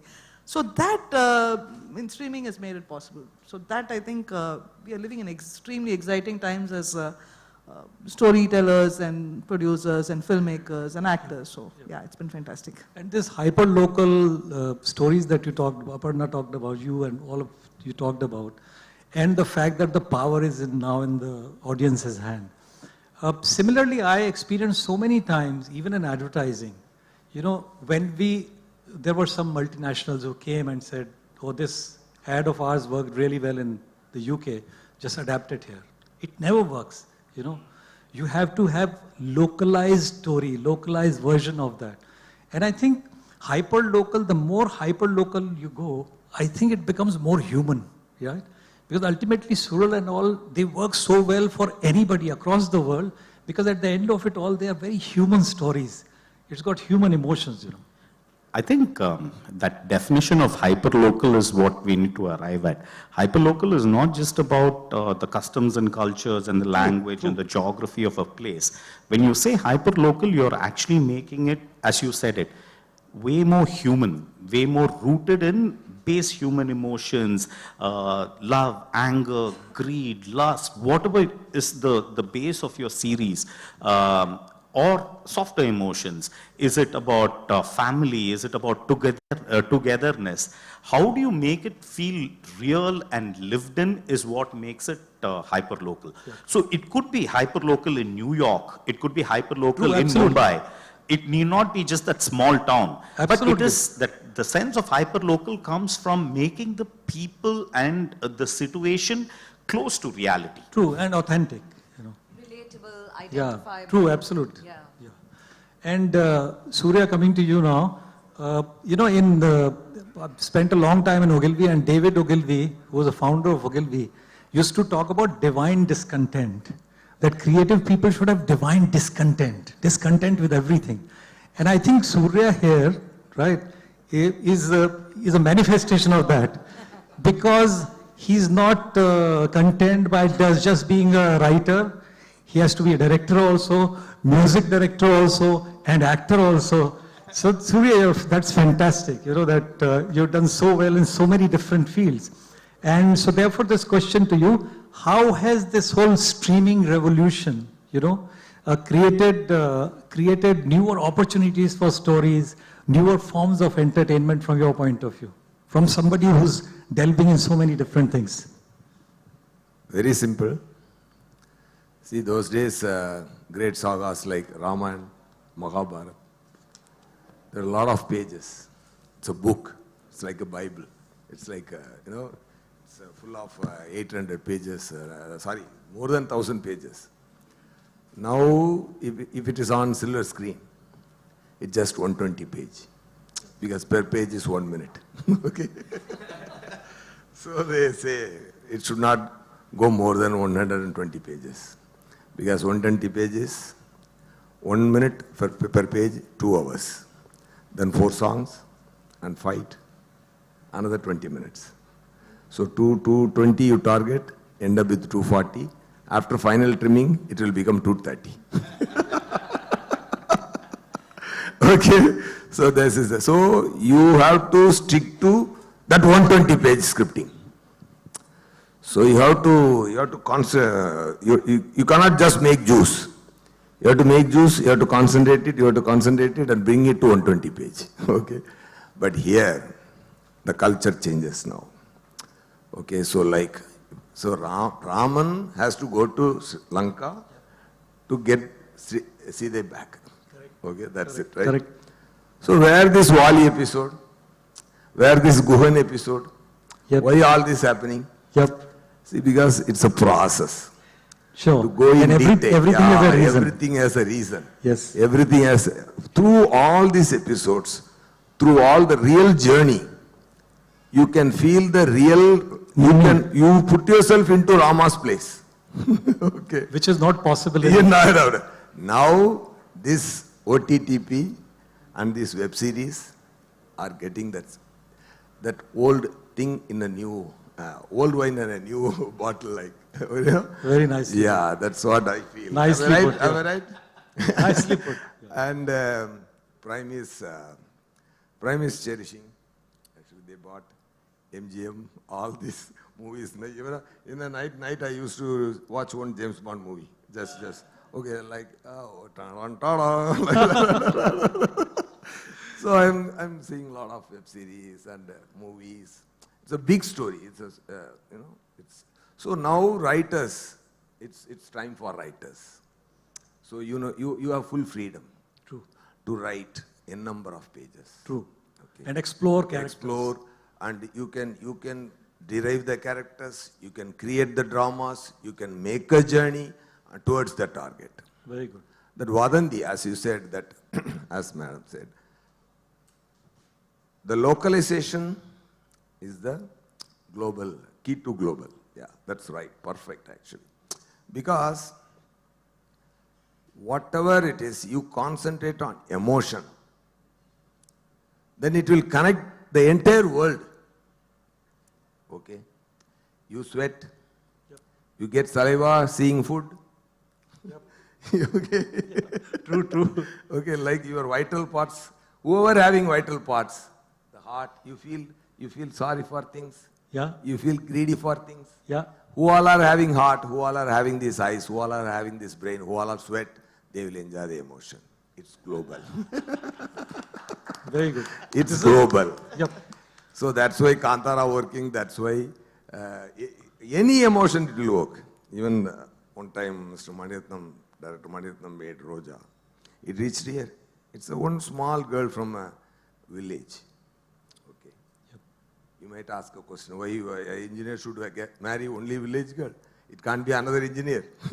True. But to enhance that emotion. Yeah, sure. It should be from a village. The girl not exposed to this public. The girl not knowing the language. With that, how she struggled to get her. So conflicts get created, yeah. And that then talks to the heart. Yeah, like that. Mr. Andrew made a fantastic emotional thriller called Vadanti. I'm so happy being a part of it, and I'm taking this opportunity to thank Mr. Andrew and director, producer Pushkar Gayatri ma'am, and the prime Aparna ma'am. Good that you mentioned it, because we are now coming to that. Because that's the other exciting part, which is that it's hitting on 1st of December, Starting with 2nd of December. Starting with the thanking. Absolutely. No, you talked about it at the right time. So Aparna, I'd like to ask you to talk a little more about the Vadanti, the fable of Veloni.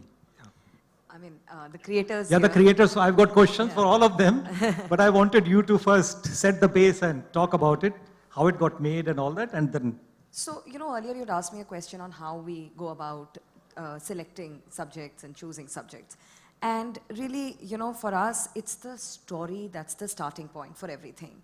If there is a story, that's truly compelling and truly differentiated, if it's got characters that stay with you, that, make you ponder and question, then that's a story that we'd like to back. And if it's in the hands of really passionate creators, who losing their sleep over that story, then that's a creator that we definitely want to work with. And of course, all of our decisions are customer backwards. Who's going to be watching this show? And like I mentioned earlier, that now with streaming, those barriers are gone. So, when Andrew pitched this story, 2 years ago, just the passion with which he spoke about this story. The story set in a small town about a girl, Viloni, whose life is riddled with rumors. Vadanti, by the way, means rumors. And it's riddled with rumors. And a cop who will not stop at anything till he finds the truth. He's Now hell-bent. I want 2nd December to come very fast. Yes. Seriously, seriously. And the story is truly rooted, you know, it's so authentic, like Pushkar was mentioning earlier, you know, it's got all the emotions, it's got love and deceit and lies and the craze to seek justice. It will just tug at your heartstrings. And the cultural tapestry, the nuances of a small town, the dialect that he's used, the caste that we have, that is really... Aparna, now I just observed something, Yeah. and that's why I'm butting in, which is that now I know how you make such good stories. You're living them as you talk about the... Seriously, didn't she? Anyway, sorry, yeah. No, I've been really fortunate to work with some you incredible creators who trusted us with all of these stories. So really, that is Vadanti, the fable of Viloni. So Andrew, a couple of questions for you. Which is, what are the top few things that you want the audience to take away from this story, Vadanti? So, start with, of course, this whole team with whom I'm here. I'm really happy. They've been saying wonderful things about Vadanti, so I was just smiling all the while while that was happening. And this team being extremely special, another reason is Pushkar and Gayatri are my classmates from college.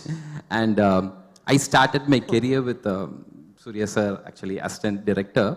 Lovely. So I worked under him for 7 years, and then much later I got to direct him. So, so this is the best team I can be in. And from the time I started directing movies, there have been a lot of hardships, but today morning I was telling Aparna, 2 years back, meeting her and whatever I've done in the past 2 years, I'll be really happy to repeat them all over again. Lovely. So that's how it's been. And with Vadanti, Vadanti has been staying with me for a very long time. Almost from 2015, somewhere the germination of this particular idea in the mind, and slowly it was evolving, and whatever I was seeing in the society, for me it's the question, what is a crime, what is justice? So somewhere the most dangerous weapon of all, I feel, is the human tongue. Human tongue? Yeah. What can come out of it? Sure. That's interesting. Yeah, that's what Vadanti is all about, rumors. Okay. Okay. Yeah. In Tamil they say, Narambilla Nak. That there's no nerve in the tongue. The tongue. There is no nerves in the tongue. It can talk anything. It allowed to talk anything. Yeah. Narambilla Nak means? Nerveless tongue. It can talk anything. It has the liberty to talk anything. No, not at all. So, the thing is, so this story is about, how perceptions can kill someone, completely, like, damage their life, their, happiness and everything. So, somewhere by the end of the, entire series, I feel everybody will be able to question themselves if they are committing a crime in any form, okay, without their knowledge. So that they would try to, even one person, if they are going to be responsible enough to change the way they are doing things, that will be a very big outcome. And I feel Vadanti might, achieve at least a small percentage of that particular thing. Very good. And we talked about hyperlocal, authenticity, real stories. What do you think, let's say, a global audience will take out of, will like about Vadanti, will take out of Vadanti? See, there are nuances which are relating to the world of the story, Kanyakumari, where we have set it. But as far as the context is concerned, it's relatable all over the world.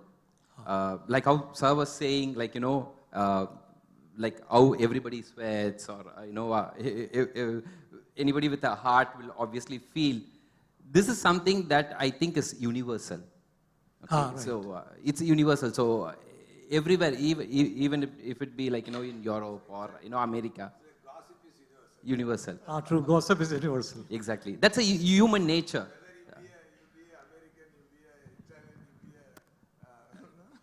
Whether you be American or whether you be Italian, whether you be anyone, you will gossip.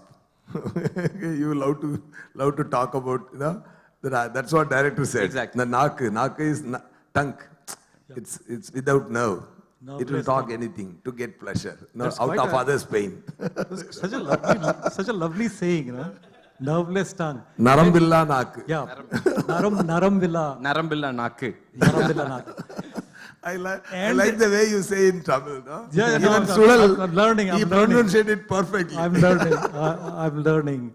And this other insight that the tongue can commit a crime. What a, you know, sometimes... That's Vadanti. That's what one keeps looking for as a creative person, that insights that are always there, but you never knew them, you know. So suddenly somebody tells you tongue can commit a crime. It's superb as a thought. You have, your first film was a romantic comedy, yeah? Yeah. And then you did a thriller. Yeah.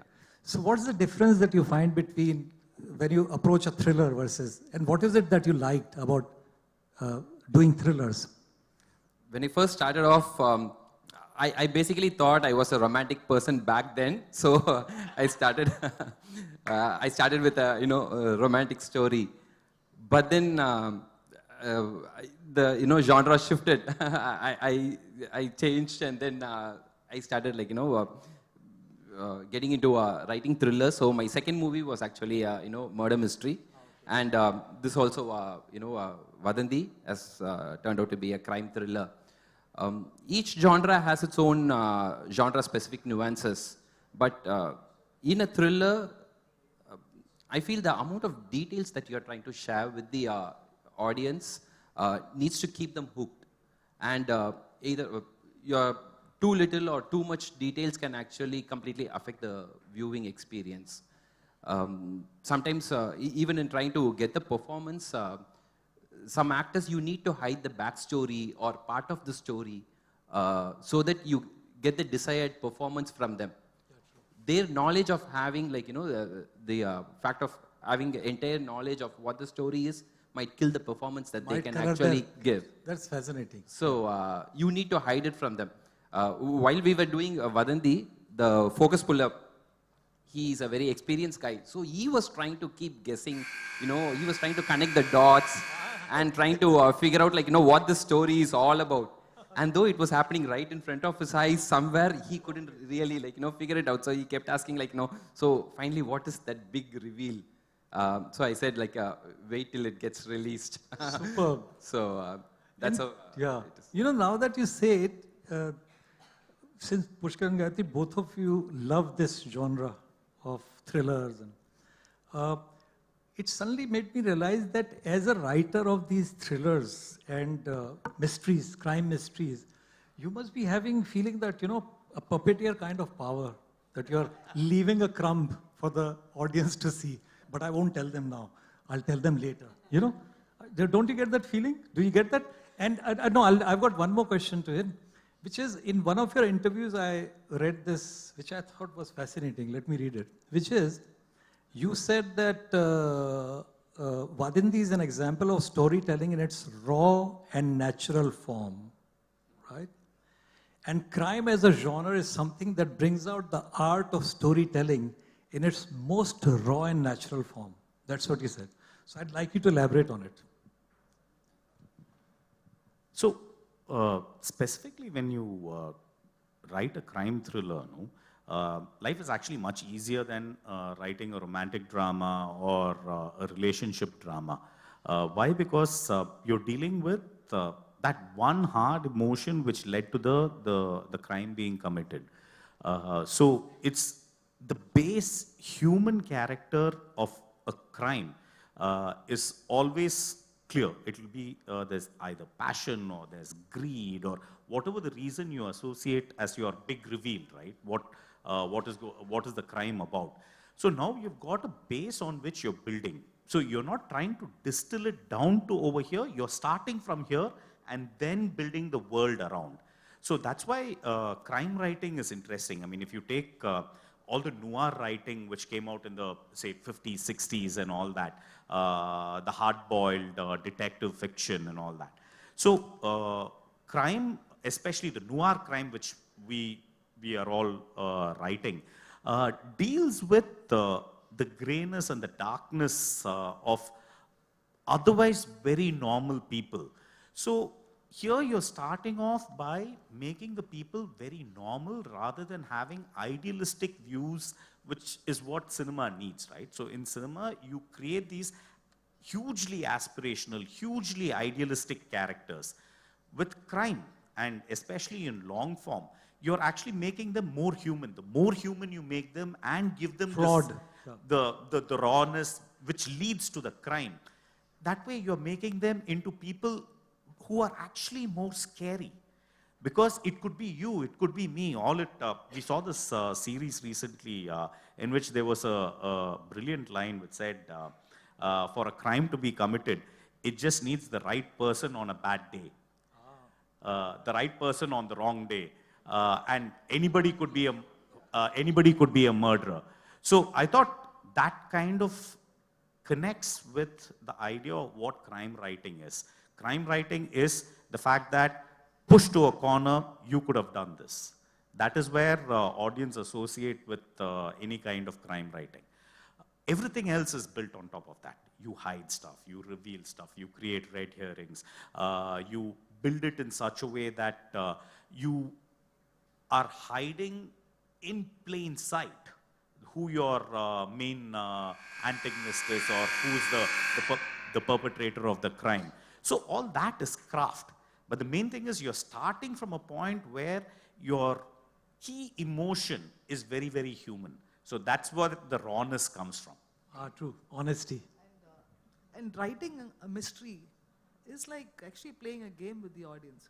True. So that is actually for writing, that is like superbly, engaging, and you need to up your skills. You need to keep revisiting your own stuff. You need to think from, say you're playing chess, you need to think from both sides. It's almost like outsmarting the reader or the viewer. Yeah. So you need to see it, okay, this is where they'll see the red herring. Okay, this is where they might.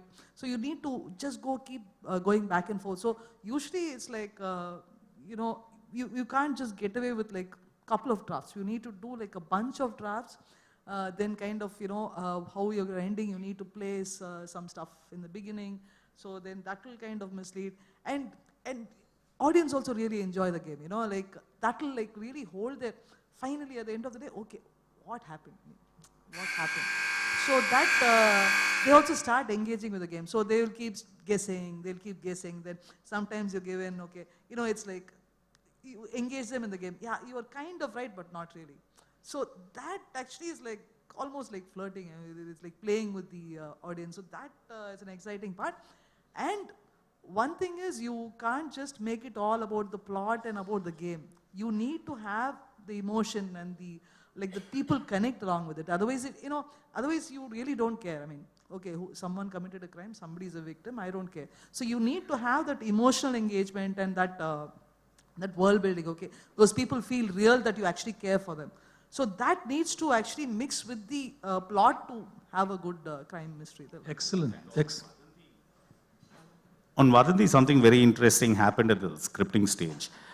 So all of us knew the story. There was a scene, episode by episode breakdown of how the story is going to flow. And Andrew writes alone. He was writing all the episodes, and every episode comes to us and we would discuss about it. And so we knew where the story was heading because we know what the Bible is. The 8th episode comes in, we're reading, yeah, okay, we know this. What? He's changed the story. It had a new ending. It had a completely new ending. He pulled the rug out from people who have been living with the story for 6 months, 8 months kinds. So when we read the 8th episode of what Andrew had written, it was like a shock. It was like, when did this come in? So that is the beauty of crime writing. It was a complete shock to us. He changed it. And that I think is, that I think is the beauty of writing mysteries. Any crime story which comes in, any crime story which comes in, there will be a certain section of the audience will say, hey, I knew this. I knew this from the first episode. I knew this from the first frame. I knew it when the poster was announced.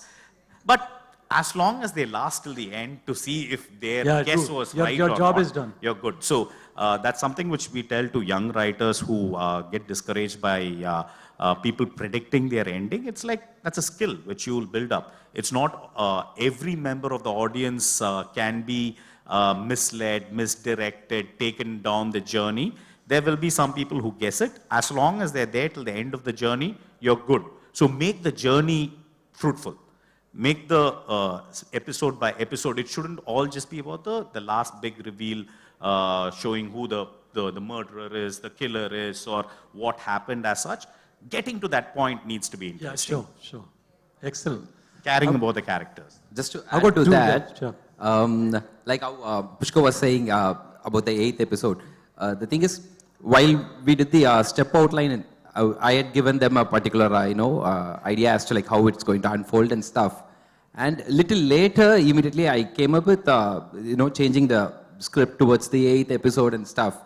But I wanted to reserve it and check on them, how they are going to react. So all along, they have been thinking, this is how the story is going to end. So that was like, almost some 6 months, I have been holding on to that idea, not revealing it to them, thinking if they are not guessing this, then it's going to be a, sure shot success. Good. And it worked. Yeah, and it worked beautifully with all of them. So once I was able to completely, fool them with that particular thing, now dying to see that. I'm now dying to see it. At this time, I'll binge watch. I've got just 2 quick questions. First to Surya, and then one last one to Aparna. Surya, you've spent 3 decades, almost more than 3 decades in the industry, and in various roles, as I spoke about, star, director, music director, and this is Vadindi is your debut in OTT. Yeah. What is it about the story and the character that made you choose this, and what was the experience like? Take a little time. Yeah, and then one question to Aparna, then we wrap. See, before getting to your question, I just want to compliment the statement what Director Gayatri ma'am said. See, thriller itself a entertainment.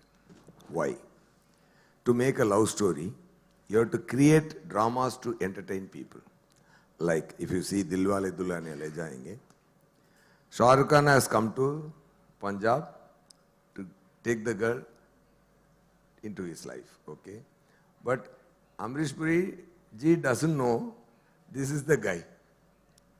And all the people who are there, they don't know he is one here who is in love with this girl.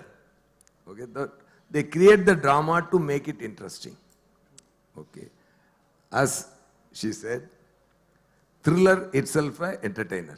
Because till you know the climax, till you know who done it, it's all drama. You got the point. So it is default all entertaining drama element. So thriller has one point. Okay, thriller has one benefit to reach the audience. That's why thriller always works. Yeah. And that's why Alfred Hitchcock always works because it's thriller. It's entertainer. Yeah, sure. Automatically it entertains people. And to love story, you have to create drama to make it entertain. And thriller is drama from the beginning. It by itself. By itself is drama. That is one reason. That's a good point. That's a good. Yeah. I'm learning a lot today. No, really. These are nice, sweet insights. Because drama, you need drama to make to entertain the people. You should have drama in it. If everybody knows Shah Rukh Khan has come to take the girl, then what is the drama? What is interesting? Nothing. Okay? Only audience and girl and Shah Rukh Khan knows he is here for the girl. Rest all don't know. Drama creates. It entertains the people. True. All the scene will entertain. So that's what you found in Vadindi. Vadandi, because it's a thriller, the story itself, by default, it itself an entertainer. True. And on top of that, Andrew sir added, as he said, fantastic emotion in that. Though this police officer, see, for a police officer, it's just another case, right? For a doctor, it's just another operation. If he has to do operation for his own son, then that's a different scenario. Okay. You know, I don't know who said it, but I found it really good, that little thing, which is that for a good storytelling, all you need to do is to make people care. Yeah. You know, such that a happens. thing. See, one by accident. Care for the story, care for characters. Yeah. The moment you start caring for characters, you are sucked in. Yes. That way, this what brilliant writing Mr. Andrew did is that Vivek, the character, the police officer who is decoding this murder, he just starts. In a course of time, how it has become very personal to him. Nice. That made the whole show very interesting. Super. Emotional. Even after, while watching, the thrill will thrill you, the thrill will entertain you. After the show, the emotion will go with you. That's what, you know, that's what Vadandi did. As far as what I know about that, what all I did in that, what he made me to do that. So that gave me the charge to do that. Excellent. Yeah. So all the best for Thank this. you so much. I'm really. And really he used one dialect. I have to mention that point. Sorry, I'm taking one more minute. Okay. It's a dialect. It's a Kanyakumari dialect. Okay. It's down south. Okay. It's in India. That's where it's set. Kashmir se Kanyakumari. That Kanyakumari. And Kerala is a Kerala border. Yeah. So it's a little of Malayalam. Nice. Little of South dialect, Tamil's South dialect. Tamil South itself has 4 dialects. It's a Tirunelveli dialect mixed with the Kerala dialect. It sounds like, see, though you don't know Spanish, you'll enjoy that. You like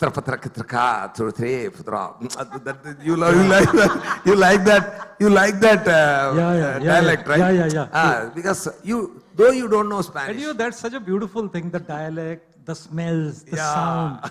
You know, although you can start actually smelling when something is really, truly, properly done, you know. Like that, what dialect he used now.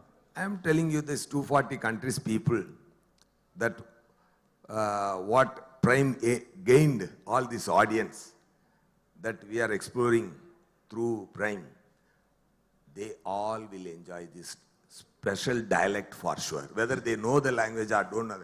One special request to this audience, you see it with the dubbed one, and again if you want to see it in the original language with the subtitle, to feel that dialect. So sure, it's actually best watched with subtitles. Best watched. No, and it's that's what. Second watch. I'm requesting people to watch it when you do second time. Watch it with the original language, with subtitle, to enjoy particularly this dialect. Nice. That's what. And you know, to think that, Aparna, coming to that question that I wanted to ask, which is that, as you said, no, the dialect and watch with subtitles, it's amazing that Sural went to 30 languages across the world, was released in 30 languages. And then there was this Amu, which was again Telugu that you launched. And now this Vadindi, which is now coming on the 2nd, and which I'm trying to watch. You know, there's one common thread. All 3 of them have really strong female characters. Yeah. So I wanted to know the tenet that you follow in your storytelling. And is there is it just a coincidence, or is there a thought out feeling? Is there a reason that you have these stories with such strong female characters? That's one. And second question, which is slightly different, is that you would be greenlighting crime thrillers, romantic comedies, all kinds of stories. What is it that you do to greenlight them that your strike rate is so good? That your? Your strike rate is so good. So, thank you for whichever noticing. question you want to answer first. I'll take the first one. So Sure. thank you for noticing that there are strong female characters in all of our stories, and not all of them may be led by women or female-centric narratives, but all of them have very strong women with agency.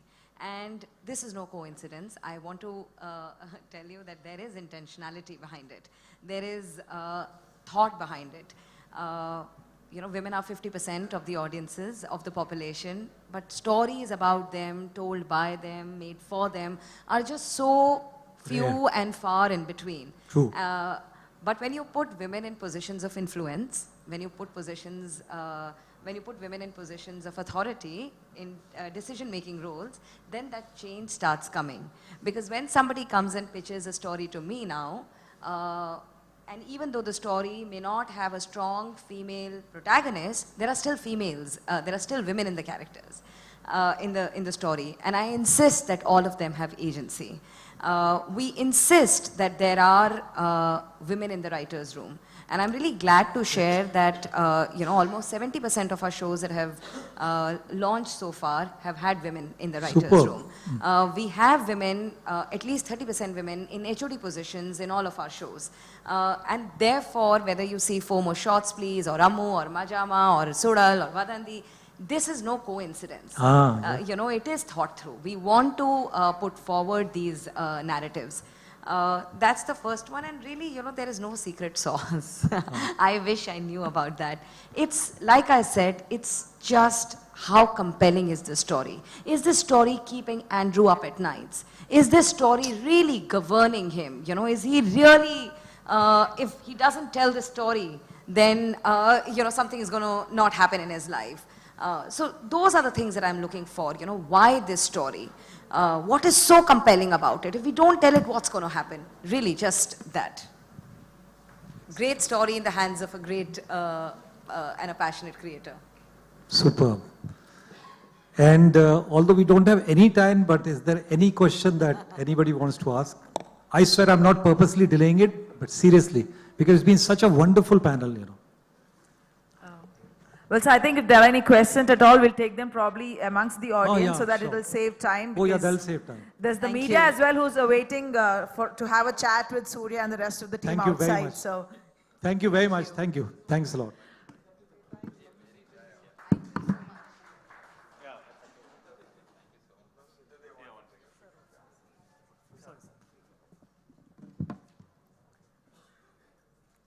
That brings us to the end of the chat that we just had. Wishing good luck to the entire team. We now break for lunch. However, the entire media fraternity is waiting for a chat with the entire team of Vadanti. So requesting them to please proceed towards the main door where the press interactions will happen. But to everybody else as well, we break for lunch, a quick lunch break by the looks of it, but please do join us for lunch and stay back. Dalip sir as well, we have the press who's waiting to have a chat with you, so please do stay with us. We'll see you all post-lunch. Quite a few sessions that are lined up, quick sessions hopefully, so we will all look forward to hearing from the panelists as well as the keynote addressers and carry a few things forward in our journeys ahead in our respective roles as artists or actors or content producers and creators. See you all post-lunch. We will continue with the sessions later. Thank you.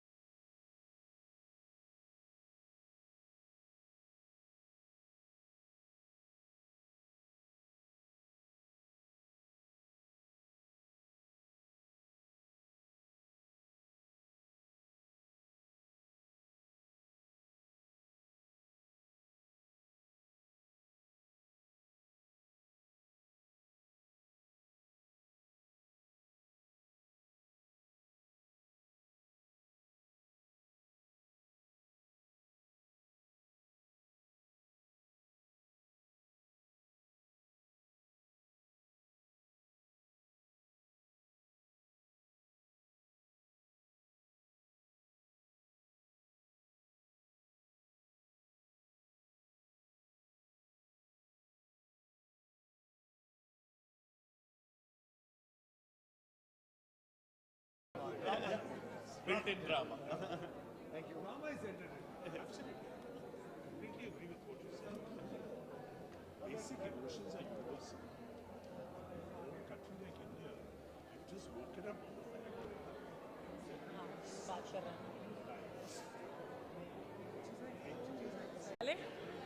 So my first question goes to you, Gayatri and Pushkar, since you are the most amazing and wonderful couple out there who are directors also. So please tell me, set pe command kiska chalta hai zyada? Who, matlab, you listen to her command?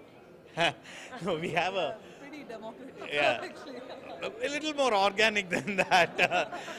No, it's kind of equal. I mean, when one of us has something to say, we say it. So there's no question of. Usually there's no conflict, so there's no like difference of ideas. I mean, we kind of grew up together, so there's no like, okay, your game or my game. It's pretty on. That's strange, no? No disagreements. No, I mean, we don't. I think we're too lazy to fight. That's amazing. Well, Andrew, I would like to ask you, like you said inside, ki, first you started with the romantic stories and then you basically came up with thrillers.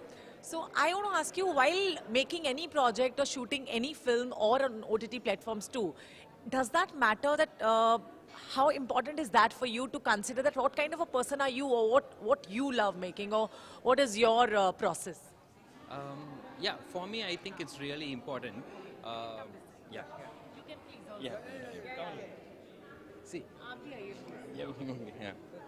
So the thing is, I feel a part of your personality actually goes into writing or even making it. So if in case you are not that, you can't fake it. Okay. So back then when I was writing a love story, I felt I was a romantic person and it was kind of like really coming out. And then that romantic person kind of died out, I guess. So The film is called Killer. After the marriage. More romance comes up after marriage? The person becomes boring? No, it's a completely different story. There is a lot of thriller right now. So that started like really showing out in my stories, I guess. After marriage, Surya was adding something. after marriage, a lot of thrill happening in his life, I think. So Surya, you're an actor, director, producer, filmmaker, like everything you do on your own at one time. How do you manage to do all the things at the same time? All I do to make a S.J. Surya actor. Okay, then tell us your, you can pull this because I'm just capturing this. So no, tell us, no, please, I'll hold it. So tell us like what is your process as an actor to approach for your characters, and also I would like to ask like please elaborate your character in the, you are taking a shift from films to OTT and you're doing a new character on OTT. No, that's a great thing. See, silver screen and OTTP are like two eyes, okay? Say if it is my right eye is a silver screen, then left eye is OTT. If my left eye is silver screen, then right eye is OTTP, okay? So I'm happy being in both the places, and I'm thanking all my directors and Prime for this debut launch as an actor. So now I will come to the question you asked, okay? So for being this character, okay? See, once you become seasoned with the keep performing in so many characters, okay? It's automatically, since childhood now, you would have seen all the characters in your life. When you get the right script, automatically your brain will go and switch on those areas. So I would have seen a lot of police, in my life so far.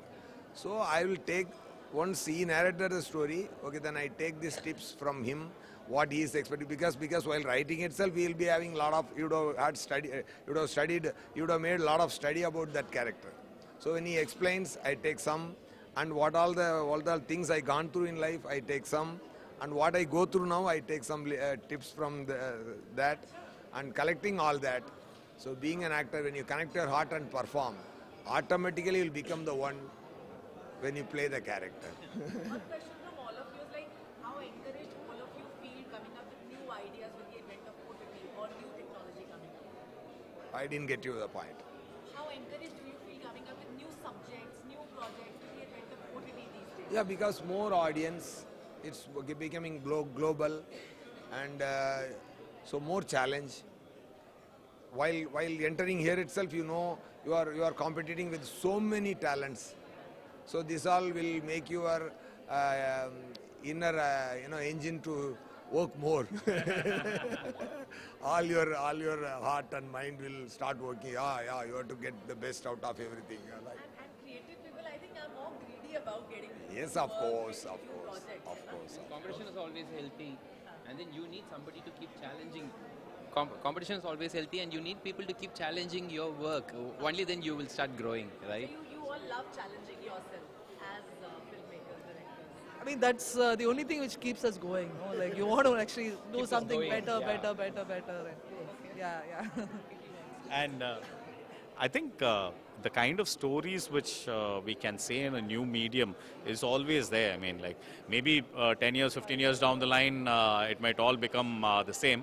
But at least now we have a space where stories which can't be told in other formats can be told over here. So that's the biggest advantage. We would love to hear 2 words about AdGully also for putting this SCREENXX so beautifully. Thanks a lot for this. I think AdGully has been doing great work, and this is the first time we are here for this, and I think it was very well organized, very well organized. Thank you. Yeah, it's been a pleasure, and I mean, actually, we've all not sat on a stage and spoken together, so that AdGully made that possible, and it was great fun. Yeah, with our man Surya also, it just made multifold. See, for me, it's even more special because this is a step up in my career, and first time I'm actually participating in something like this. So AdGully will always stay special in my memories. Definitely add to it. Yeah. And we would love to hear some romantic stories after that. Yeah. Once I get into that romantic phase again, it will start surfacing, I guess. Yeah. Thank you.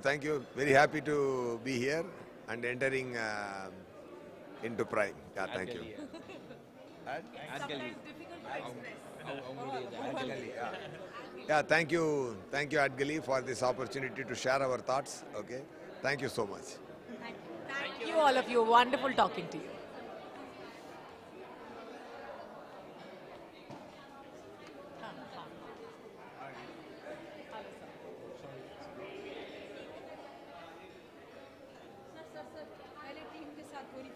बिल्कुल अच्छा पहले कर लीजिए पहले कर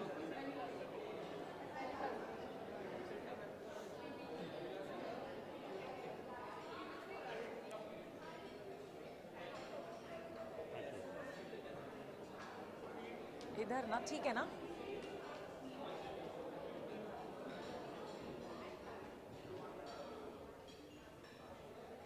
So we have with us none other than legendary actor Mr. Dilip Tahil. Dilip sir, welcome to AdGully SCREENXX 2022. So how do you what do you feel about the SCREENXX 2022 first of all? Well, first of all, thank you very much for inviting me, and it's been a wonderful experience so far. And I think my congratulations and compliments to SCREENXX to have put this together. And yeah, I think it's a wonderful idea.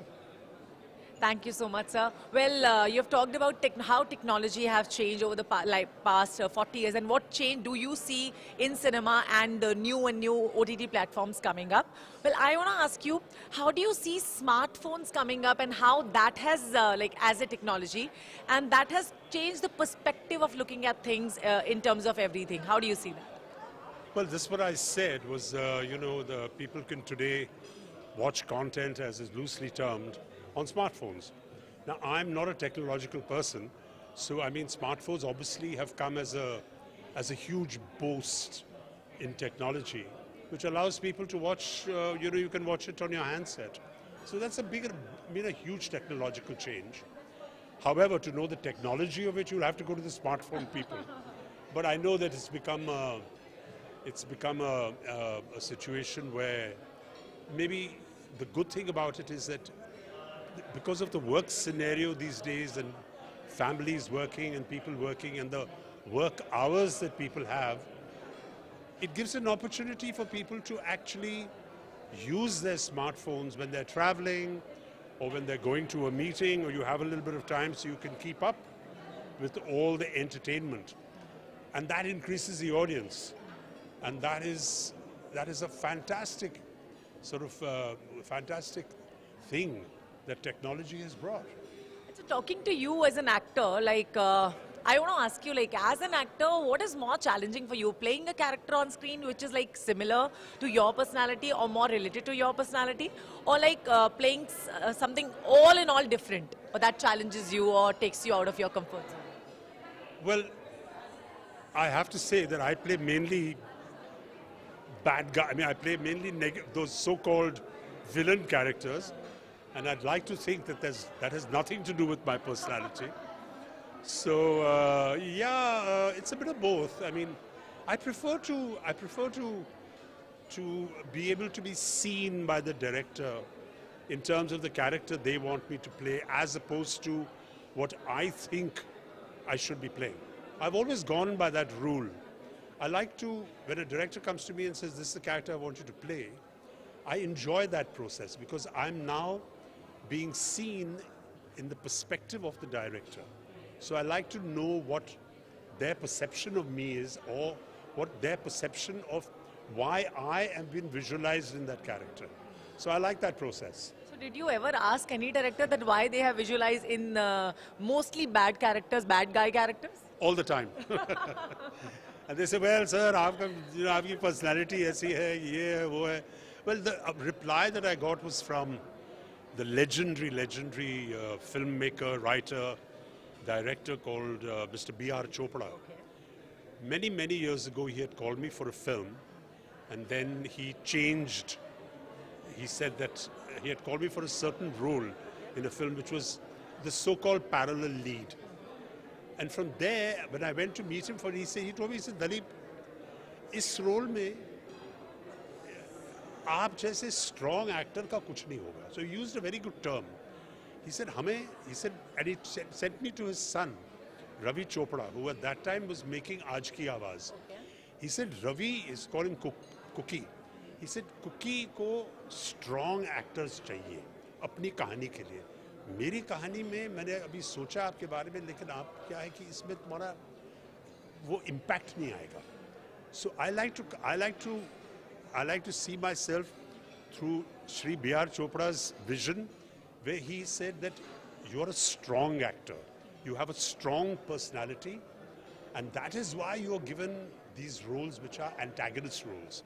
So that's a very good way of putting it, instead of saying tum villain ho. So obviously I have always gone by that, and in any case I have always believed that I don't really believe in the story that, of course, when the audience watches this, say this is negative, this is positive, they're all part of a story. My famous thing for this is I say, agar Ravan nahi hota, to Ramayan nahi hota. So it's what drama is. There are different forces that clash, that come together, that create a drama. And the strongest force in a drama is the antagonist. Agar antagonist na ho, to even a love story becomes boring. So in a triangle to chahiye aapko na, to matlab two people are in love and nothing happens, unki shaadi ho jati hai, aapki picture flop ho jayegi. There has to be a third person. So it's a very important part of storytelling, it's a very important part of drama, and I've been very fortunate in the film industry that I've been given these strong roles, which are still remembered. So I've been very fortunate from that point. And so now that the perception of looking at villains or grey characters has been changed with the advent of OTT coming up and new content, more realistic, matlab heroes and villains are in the same category. पहले क्या होता था कि they were more fierce, है ना? The villains were more fierce. कभी ऐसा हुआ है आपके साथ में, आप बाहर निकले और ऐसा कोई fan struck moment हुआ कि लोग मतलब अब कोई बच्चा जा रहा है डर गया वो, क्या रे ये तो वो है? तो रोज होता है. कोई नहीं कोई आते हैं, लोग ये भी कहते हैं कि सर आपको स्क्रीन पे देख के we don't like you, लेकिन आप रियल लाइफ में अच्छे लगते हैं. तो I mean, that's, we're playing characters. They don't know that I'm a अच्छा इंसान या मैं बुरा इंसान हूँ. उनको general impression होता है कि वो सोचते हैं कि अरे वहाँ पर मारा तो मैं रियल लाइफ में भी लोगों को मारपीट करूँगा. But sir, this is difficult to make people hate you on screen, है ना? And love you at the same time. Hasn't been very difficult for me. I mean, you play the part. I mean, you play what you play it, and you play it to the best of your ability. And if it's an antagonist role, then people will not like you. But gradually, all that is changing. Also, it's got a lot to do with social media and the amount of how much the public today knows about your personal life. पुराने ज़माने में होता था कि ये paper, social media, there was nothing. So the perception that the audience has कि ये जो villain है, ये real life में भी villain है. फिर आहिस्ता आहिस्ता जैसे मतलब social media आए, अखबारों में लोगों के निजी ज़िंदगी के बारे में लिखना शुरू किया, तो उनको लगा और मिलते भी थे लोगों से, लगता है भाई ये real life में ख़राब नहीं है, which is a huge compliment. कि मतलब you are obviously not the same person in real life, but that you have performed your role in such a way that people don't like you when you're playing the villain. So it's good. It's, you know, it sort of works. So now, after spending half a century, more than 40 years in the industry, if one thing you would have to tell to your younger self, as more and more young people are coming up, what would it be? To my younger self or to younger people? To your younger self. To my younger self? I don't know. Maybe I should have done some other job. No, I'm just joking. I'm very happy doing what I do. I've been very fortunate to be able to make a living in doing what I've always loved and what I do. I suppose if I did look back, I'd be lying to say that I'm satisfied with everything. I could have made some different choices in what I selected, in some part. But the situation was such at the time that when I started working, that I didn't have I had the choices, but I didn't have the privilege to be able to make those choices particularly. The whole atmosphere was very different. I don't regret making those choices, but if you ask me if I had to do it again, perhaps some choices would have been not what I did at that time. All right. I hope that's a vague enough answer for you. No, not at all. Well, I would ask you, like, how do you want people to remember you in their minds or their hearts? You're already bumping me off. No, not at all. Well, I suppose if you're an actor, you want to be remembered for your performances, and you want people to forget about afterwards. But even now, when I do a performance, it's a huge privilege to have the audience appreciate what you do. And to, I suppose, remember you for what you do, you know. People still remember me for Bazigar. So, I mean, I feel very flattered, and for Ishq, and for Qayamat Se Qayamat Tak. I mean, मैं अपने आप को भाग्यशाली मानता हूँ कि I've had these wonderful pictures. They weren't planned. ये मैंने ये नहीं सोचा कि अरे 30 साल के बाद बाजीगर इतनी बड़ी हिट होने वाली है कि अभी मैं ये पिक्चर करूँगा, कुछ नहीं था, हो जाता है. So you're a fortunate person. I'm a fortunate person कि मैंने कभी सोचा भी नहीं था क़यामत से क़यामत तक के बारे में, या बाजीगर, या इश्क, या हमें राही प्यार के, या जो भी है, कहो न प्यार है. लेकिन हमारी कुंडली में आई सिर्फ लकी कि ये फिल्में हमारे पास आई और हमने की, और तो इसके लिए मैं ऑडियंस को दाद देना चाहता हूँ, बहुत बहुत धन्यवाद कहना चाहता हूँ मैं ऑडियंस को और आपको भी कि आपने ये सब फिल्में देखी and you are here interviewing me. So thank you very much. Thank you so much, sir. It was wonderful talking to you. You are an inspiration for all of us. Thank you. Thank you.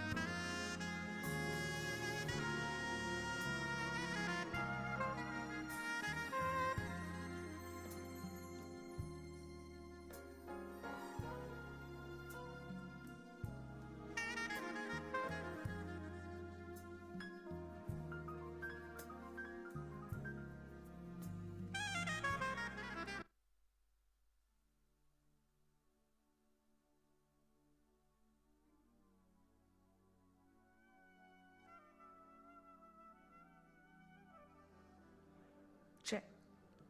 I'm not sure how audible I am to the people who are still outside. Yeah, within the venue, yes. But outside the doors, I'm not sure how audible I am. But to the ones who have joined us back, welcome again. We will begin with the post-lunch session in about 5 minutes. Quite a few sessions that are lined up before the award ceremony starts. Day 2 of SCREENXX Summit and Awards 2022. Day 1, which was held online yesterday. But it's day 2 here, one-on-one. And we'll begin with the post-lunch session. If I'm audible outside, can I please request the delegates and everybody who are present to please join us indoors. Thank you.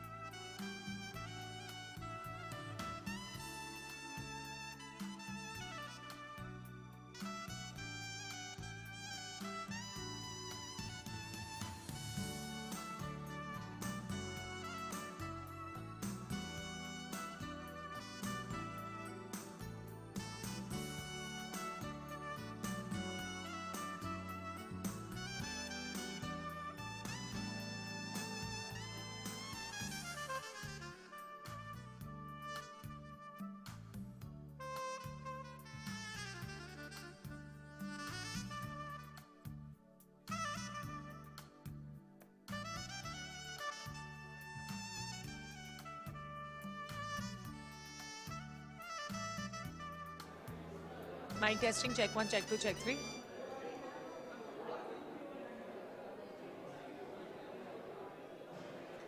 Hi, hello, सत श्री अकाल, I'm Namita Sachdev. ठीक है? इतना ही close रखना है ना? So we have a very creative person with us right now, director, writer, and a creative consultant. Yes, I'm talking about Mr. Sonal Dabral, who's with us right now. Sonam, welcome to Ad Gali ScreenXX 2022. Thank you very much. So, were you excited before you were coming here? Yeah, because I love storytelling, and when I was asked to moderate a panel which consisted of such good storytellers, and Ms. Aparna Purohit of Prime, who's got so much of experience behind her in storytelling, it was quite exciting. And how was it being into the shoes of or wearing the shoes of a session chair today? Oh yeah, normally I'm the one who's being asked questions, so it was enjoyable to be on the other side to not only contribute to the session but to ask questions. And although I was in a way I discussed the kind of questions I'll be asking, but it's always good to kind of inject a few questions that you always wanted to ask some of these filmmakers, so which was good, you know. Any tips that you would want to share to the budding anchors and presenters like us? No, I'm not a presenter or anchor. I'm just asking to you because I'm the next session chair. Okay, yeah. So I don't think I have to give you any tips because you are already a seasoned anchor and host and all that. But the only thing I would say is that what I like doing is to be myself and smile a lot and enjoy a lot and laugh a lot and connect with the audience. But I'm sure these are the things that you already know. And I love the relatability that you were having with all the panelists. Yeah, thank you so much. And because I think one important thing that happens is in such sessions is to, if you're able to make it personal somehow, it always works. So this is not for you, but this is for any budding anchors. This is for me also. No, I'm also a budding anchor also. Okay. So. Well, I would like to ask you, like, how encouraged do you feel to come up with new ideas or new content as a creator? See, because this is something that I love doing, so I don't need any encouragement. It's already inbuilt. So all I want to do is to just continue to keep telling stories. For many years, I was telling 30-second and 60-second and 3-4 minute stories. Now I'd like to tell more and more of long-form stories, longer stories. How do you think OTT has changed the overall ball game of the industry? Oh, absolutely, because the power is now with the audience because they've got the remote in their hand. And the other...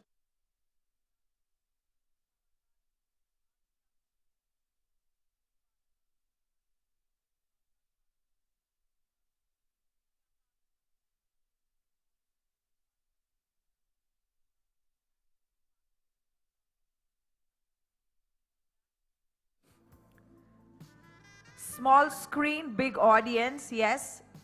It's all the days and the zamana of OTT, that's what they call it.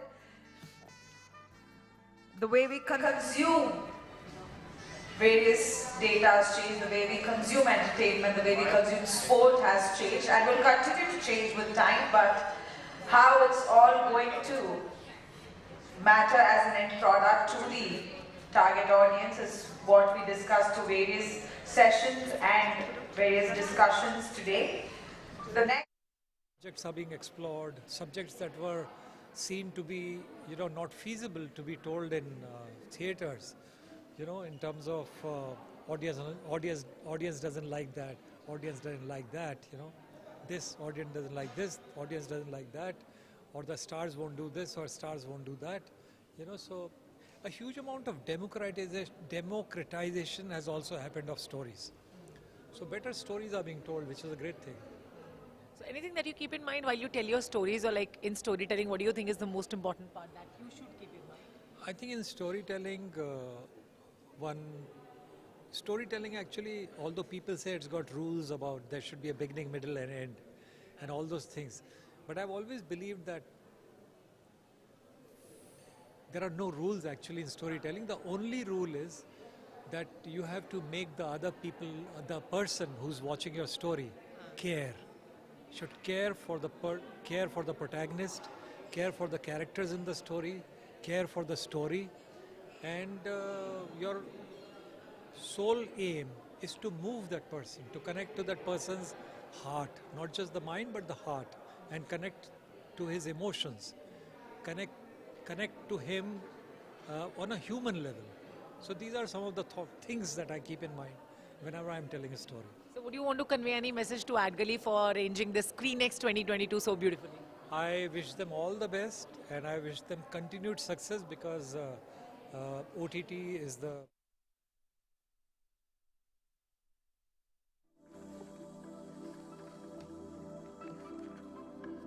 Could we have the microphones coming in, please? Yes, thank you so much.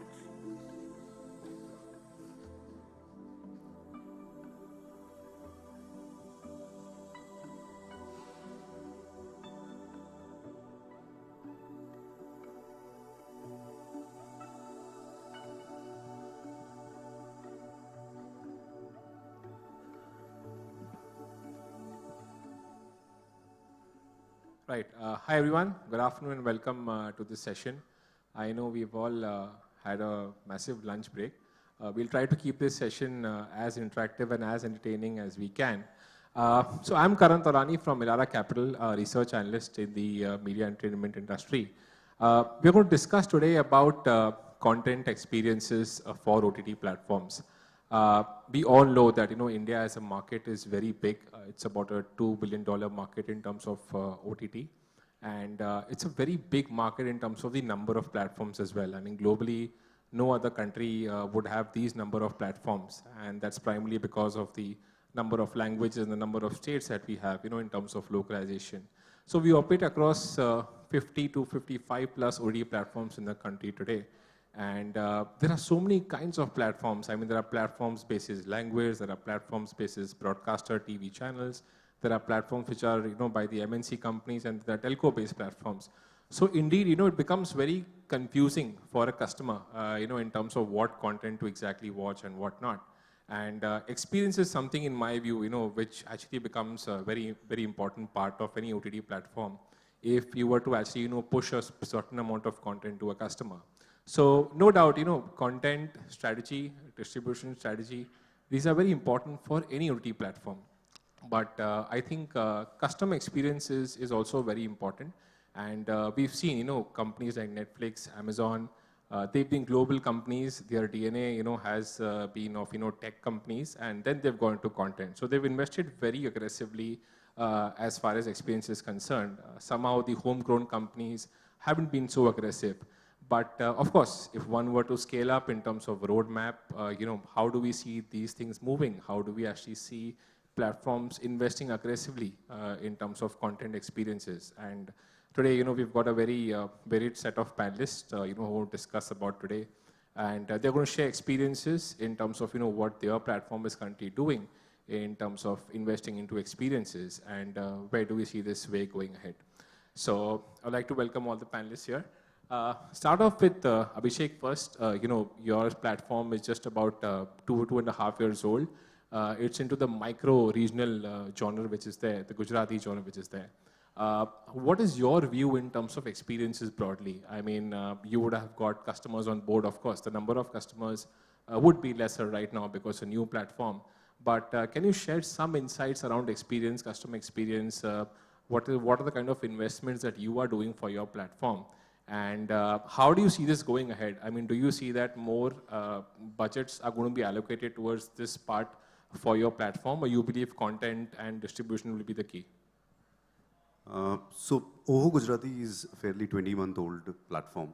And just to take you back to the journey, when we started initially, for the first 3-4 months, we were quite panicked about how the tech would work and what kind of consumer experiences are we going to offer. And we eventually realized that from where we are coming and being just the only Gujarati OTT platform, it was quite new for the people. So the content was the first thing that they wanted to review or view and then take their call or judge the platform overall. but they were quite okay with whatever tech we offered. Obviously, ours was a white label platform and the tech, but eventually, as and when you keep on adding content, the demand for the consumer experience also somewhere in form of feedback or reviews increases. They are watching so much internationally, nationally, from whatever OTT other platforms they are watching. They want that kind of experience for their regional platform also. So then we kind of shifted our gear again to, bring more experiences to the, apart from the content for the consumers. In terms of our investments or in terms of our focus, I think content is definitely the first focus for us. And if from there we want to really shift gears and put some money and invest in the tech experiences, usually it starts with making it more user-friendly. Actually keeping the basic hygiene in place, that's the basic. And on the daily basis, the kind of tech improvements are happening. You need to keep yourself updated for that. Second is, making it interactive for the users. And there are other ways of doing that apart from just giving content. So I think we are also in a phase where we are trying to, figure out what should we offer first, and then something that is also viable for us commercially.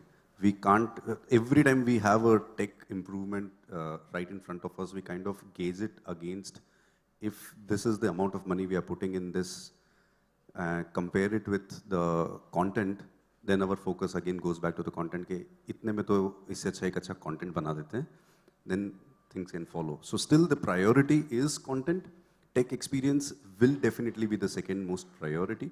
Let's see how it goes ahead. And the number of subscribers, we have fairly good amount of subscribers on board. It's a SVOD model. But the moment it comes SVOD, people again ask a lot from you in terms of consumer experiences, apart from just the content. Right, so homegrown platforms, local platforms are also considering this idea of investing into experience, because customer retention is the key here. Customer eventually will become sticky if you offer them a good experience on the platform in terms of the platform is not, the video content doesn't get hung, or maybe there are no issues in terms of the content or the platform just going away. Now I would like to bring in Indrapreet also over here. He is basically a part of one of the platforms which is like an aggregator. So they have a mix of 10 to 12 platforms, on their aggregation platform. I think these kind of models have been well established globally as well, and India is just something which has just come up recently. If you can share insights here in terms of how does customer experience change once there is aggregation, because again, we do talk about the challenges a customer has once there are 50 plus platforms. But if you have 13 platforms into one single aggregated platform, it is equally complicated. So how do you kind of differentiate yourself, and what is the kind of customer experience that you have to offer? Yeah. So the whole idea of aggregator came into play when we saw how OTT is evolving in India. As you rightly said, there are more than 50 plus OTT subscription platforms in India today. And official numbers also say average percent. This is the last year report, which is around 3. If you add telcos, if you add metros, probably each one of us are carrying more than 5 subscriptions at a time, right? And over the weekend, if you don't know a particular name of the series or the content and you are going to go browsing, it takes a lot of time, right? The official stat done by some research, Netflix takes almost 20 minutes before you start watching a content on Netflix. And if I just add all the 5 OTTs which you're carrying, so that is the amount of time you're going to spend before you start watching any content. So that's where the need start coming into it, right? Apart from the payment issues you will have to face at the various point in time of the customer journey, at a different point, sometime you will have to buy a subscription. The aggregator just try to solve those problems, right? Aggregator is actually not creating any content of its own, but just putting everything on one plate and making life easier for customers to browse. And for us, what is the differentiation is primarily, and that's what the experience we are trying to build is the content recommendations, right? And many people keep trying, but end of the day, it is always coming up to the what's new, or what's released, or what's top 10. And very few companies are able to actually do a good recommendations, because at that given point in time, they have that much content only on their platform. And what we are trying to do is we put together all the OTTs together, give you a time and say, yes, if you are a person who's watching thriller, yeah, Mukhbir has just come on the board, right? And I was just chatting with him, and he's the person behind that creation of the content. It's up there, right? And what are the lookalikes of Mukhbir? All of them are up there. And it creates so much ease for you to just compare the content and just get into it and start watching, right? So that's the kind of experience we are trying to create. And not only that, it's also important what kind of channels you are using, right? Today, for example, I'll be surprised no one using WhatsApp in India, right? I mean, the numbers are there. Metros probably would be at 90% plus penetration, and surprised why it's not still 100. And that's the kind of channel people are engaging. And how do you use those kind of channels? How do you engage with the customer? How do you keep updating the kind of personalization you are building onto your platform and to the customer? And eventually, how the ease of getting into your platform you get into, right? So if you're making a thriller, how you are sending it on email, SMS, and the kind of channel customers are responding. So all 360-degree, paraphernalia we are trying to build around it. And that's the power of technology we are building, and that's the power of experience we are trying to build as we go along our journey in the aggregation space. I think 20 minutes would be the average time, but generally I take more than 1 hour to find something on OTT. I'm sure many of you would agree with me on that. It's a very big challenge, to find something what you like. Niyati, I'd like to bring you in the conversation. So the next part we're going to speak about, the exploratory part, which you mentioned, it's very complicated, for a customer or for a subscriber to actually, ascertain in terms of what he wants to watch. So what are the kind of challenges here? So see, one is you would have a subscriber who would come to your platform because there's a recall for a certain web series which you really want to watch. But what about cross-selling? I mean, can you, share some insights over here that, customers actually end up watching other content because of coming on to, watching that one particular web series. And for that, of course, user experience is of utmost important. So what is the roadmap there? Yeah, so I think, when we were talking about this earlier, if I just talk from personal experience, right? Typically, I end up going to, an OTT platform when there is a particular show that I know I want to watch. And I go there and I search for that show and watch it. Probably Netflix is probably the only platform where I'll go to that platform and see, okay, what do I want to watch and explore here? And I find that to have parallels in, social media platforms or a lot of the other short format, short content platforms, right? Which essentially place a priority on the user experience, right? Because you're not going there to search for something, you're going there to discover things that resonate with you in a certain way, right? If you look at any kind, whether it's any of the desi versions of TikTok, or if you look at social media in that sense, the feed that gets curated for you in that 60 seconds, you have to actually data has to you have to pick up data with respect to what is the sentiment, what is what is the content there, how is it relevant to me as a user, and a sort of persona is created, and then I'm given a lot more content. And I think that comes back to the whole idea of what is really premium content, right? Is premium content defined by how much money you spent on making it, or is premium content the time that the user has spent on it, right? So it could be something created by a short format content creator, which is more user-generated content, but it's got millions of views and it's got millions of time spent on it. That has a lot more premium, right? Because it has been served to people who is following that creator, who is interested in that content. And I think, therefore, user experience from that point of view changes definitions of, what is really premium content. So that's largely my point of view. Right. Yeah, Vaibhav, you can also add some insights here. So particularly, for you, the question would be in terms of investment into the user experience part. Like, okay, now the platforms like Netflix and Amazon, they operate globally, right? So they have a very respectable subscriber base. They have a respectable subscriber base in terms of good ARPUs and also in terms of good steady cash flows, right? So maybe they've got the capability to invest aggressively in terms of the tech and user experience because they can do asset sweating of that because they have the stability on the cash flow front. But for platforms which are homegrown, which are maybe small or which have even emerged slightly bigger, how do you see this? Because, I don't see homegrown platforms investing aggressively in terms of, the content user experience per se. I think content remains to be the main thing where they'll keep on investing. Maybe after things build up, they might go to user experience. But, just some ballpark numbers here. So homegrown platforms invest, less than 10% of their budgets in terms of user experience. And 90% of that is into content distribution, customer acquisition, all those things, so on and so forth. So the point is that, how will this mindset exactly change? Because if you look at Netflix, for them, user experience is a must, but they're able to scale up, whereas other platforms are not able to scale up. So just your views on that. So, okay. You're asking a creative person, in a way, about the battle between tech and content. So I'll say it's the burger and the bun story. Neither can give you the hamburger alone. So it's the right proportion of the bread and the patty that can actually give you the correct experience. But if we were to break it down, broadly, you would break it down into, Netflix, Prime Video, Disney Hotstar, the giants in this business, and then there are the indigenous platforms. I think they're both on two different curves. Let's separate those two curves. One curve is survival, sustenance, actualization, or going state of the art.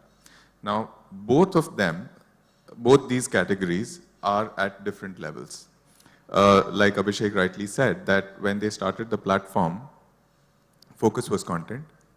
You white label the delivery and hope that one of your content pieces will actually find resonance. And that has happened, right? We were just talking about Scam some time back. So when you have the white label delivery adequate enough to invite the audience and give them the experience, it gets over in some time. And this is when the viewer's expectation goes up and the viewer says, have you budgeted my time? Do you know how much time I take to make a decision and how much time I spend on your platform? Is where you move from survival to sustenance, right? So today, the three giant players I mentioned are on, almost breaking the ceiling through the sustenance phase and going to state of the art, while a lot of indigenous platforms, I've produced various series for platforms such as MX Player, Z5, Voot. And today I look back, 5 years back, if somebody said that they wanted to integrate some metadata of our content into the content, I would look at them up and down and say, dude, I don't have enough money to, go through the shoot. What metadata integration are we talking about? And today we are living in the age of Prime Video X-ray, giving you frame by frame ability to go into trivia, go into who the cast members are. They have this image recognition happening. Now further, if I were to divide this, you have the others and you have Netflix.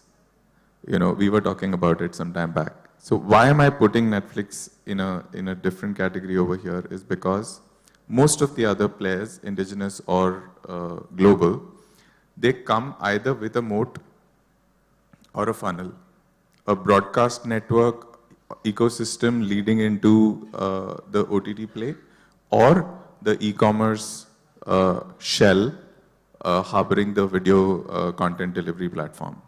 So that's like a viewer walks in and the viewer is a lost child in Disneyland. But in Netflix's case, it's the lost child outside Disneyland. There is no shell. So that is the reason why Netflix has been driven, probably globally, they've been driven more to give those smaller touches and also invest more investments into that. We were just talking some time back about a feature called fuzzy matching. Go to Amazon Prime or any other platform and misspell an actor or a film's name, you will be surprised with what comes up. But Netflix mostly will get you, 90% close to the result. And that is probably 20 years back or 15 years back, somebody spent a couple of $1 million extra on solving this problem. Now also, most of the players are now moving towards what is called reinforcement learning based algorithms and not just supervised and unsupervised, the classic AI and ML lingo, where you're treating the consumer not in a binary way. So between yes and no, there could be 30,000 other decisions as well. And to cater to that, again, it's in terms of those three categories that we said, it is the last level, which is the state-of-the-art level, where obviously investments are higher, more R&D, time period, is much higher. To crack that formula, it takes many more months probably to introduce a new feature like that, So net, if it is tech and content, one can't exist without the other.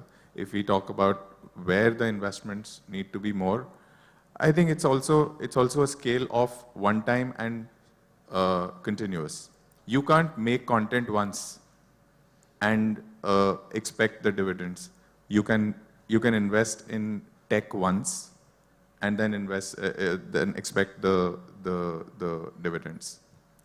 So. Also, Karan, just to add to it, look at it from a regional OTT platform point of view or a small OTT platform point of view. When you begin, you want to really, validate and vouch for the fact that content is the king. Eventually, down the line, once you start delivering content, the myth has to burst and tell you that, yes, content is the king, but technology is probably your Senapati. And the king can't do anything without the Senapati. And Senapati will have to tell you the strategies of where your content would go, what would be most likely watched content, or what is your consumer willing to watch. All of that kind of compass is what is needed. And one cannot ignore technology and the advancement of it. And however it would look like a devil to you when you begin, but you have to succumb to it and you have to make sure that you make the most of it. You have to make him your friend. Right. Just add to what you said, and you said as well.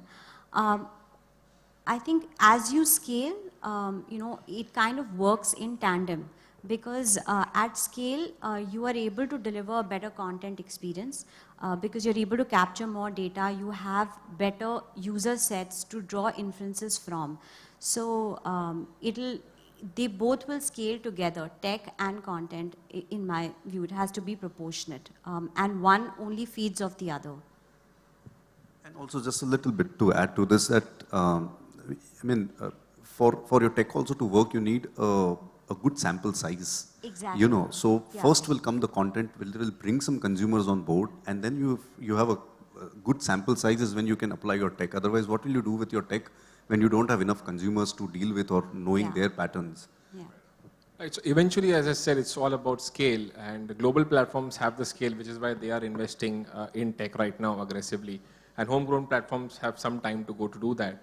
Okay, let's just move backwards. Vaibhav, since you're a creative expert here, just to give in some numbers, film industry in India today, only 10% of the numbers comes from overseas market. TV subscription, again, the same thing, only 5%, 7% comes from overseas market. 90-95% is homegrown, right? And the reason for that could be multiple, censorship, all those kind of things. OTT is one landscape which has got no censorship, and you can just showcase whatever you want, and you can actually go for a very larger target audience base. Since you are a creative expert, how do you see this entire transition in terms of the nature of content which is being delivered? I mean, do Indian scriptwriters, do Indian producers have the capability to make that kind of content which can actually be global in nature on the web front? Because that will drive the scale in terms of number of subscribers, and eventually it will solve the problem of your investment into user experience. So how do you see that shaping up? So, I'll just track back a little bit to answer that question. I originally come from broadcast. And back in the day, in the 2000s and later years also, we always used to look at global audience as primarily diaspora, which is what, 50 million? Not more than that. And every decision would go through that lens.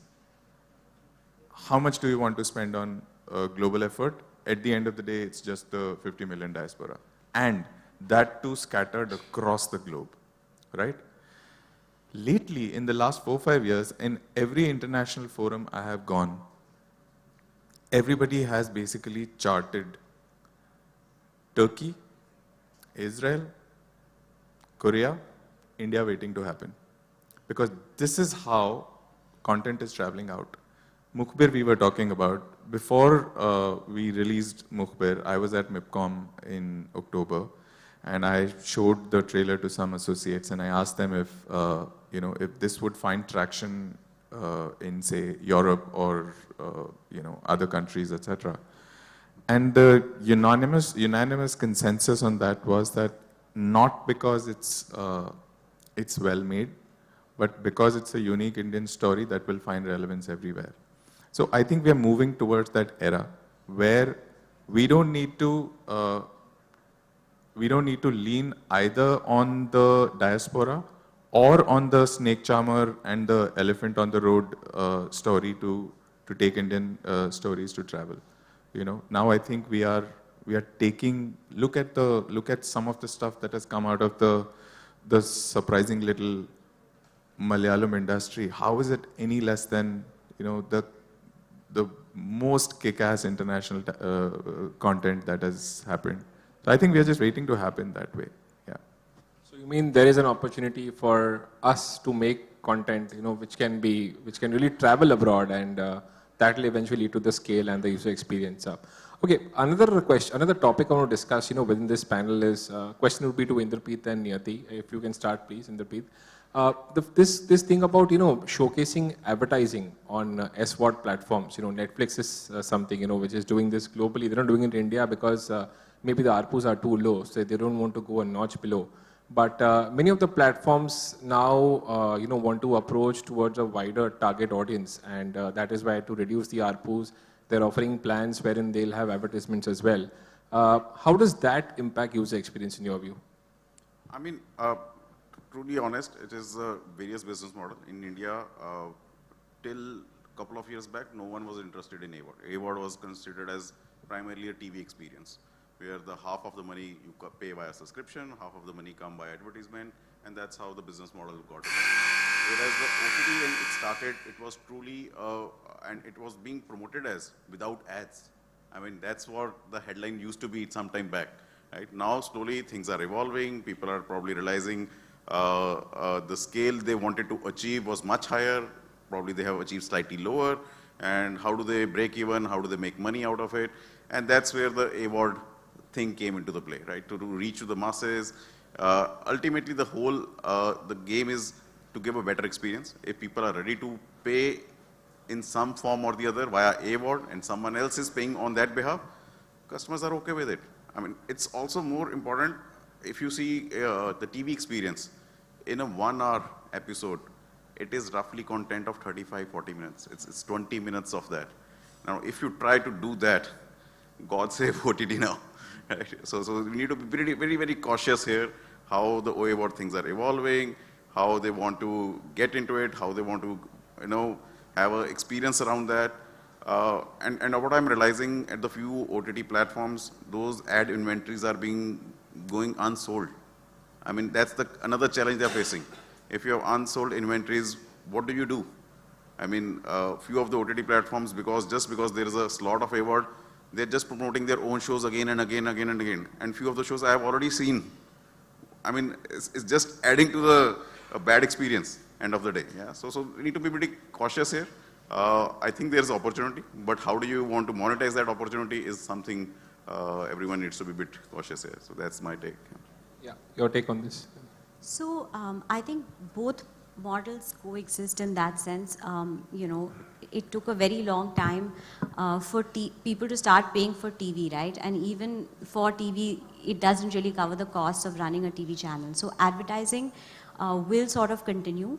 However, you know, different models exist, right? So, and you have AVOD platforms. If you look at entertainment platforms, even social platforms, they take up the highest share of advertising in a way, right? It's how you place the ad, and technology allows you to contextualize that advertising to also somewhere make it meaningful for the users, right? If you're scrolling through Instagram and if you are interested in fashion and beauty, you will get relevant ads, and that's how you sort of make it less intrusive for the user. So it's not necessarily a bad thing. And just briefly, if you can touch upon any learnings that OTT platforms can have from social media platforms in terms of user experience, if you have anything to share on that. Yeah, absolutely. I think, you know, social media platforms in a way, they've been, you know, there are a lot of learnings with respect to personalization, relevance, customization that OTT platforms can borrow. There's a lot more volume of content on social media platforms that are, you know, created by, you know, amateur creators, citizen creators, people who have not really had that kind of following, but still it's been made possible for their content to be discovered in a way so that you're matching the right user and the right content creator. And if that's possible in a social media kind of environment, that's also very possible in a very curated environment like an OTT platform, right? And it's far tougher to do this on a social platform because your unit of content is just 60 seconds, or it's an image, or it's short format. And that much of time, if you can suss out what you should give to whom, those are great learnings for any OTT platform, I think. Right, so I think the learnings from this panel today was that definitely user experience is a very important element of platform, but any platform, especially in a country like India where the OTT market is just about 7 years old, I think one needs to really invest aggressively in terms of getting customers on board, getting the right content, and then maybe once they scale up, they can, you know, teach, you know, prioritize user experience and invest over there aggressively. So I think still some time to go as far as India market is concerned. But again, the good news is that, you know, we may see content which will eventually travel abroad and lead to scalability factor of the Indian OTT companies. Thank you very much, all of you all, for sharing your insights.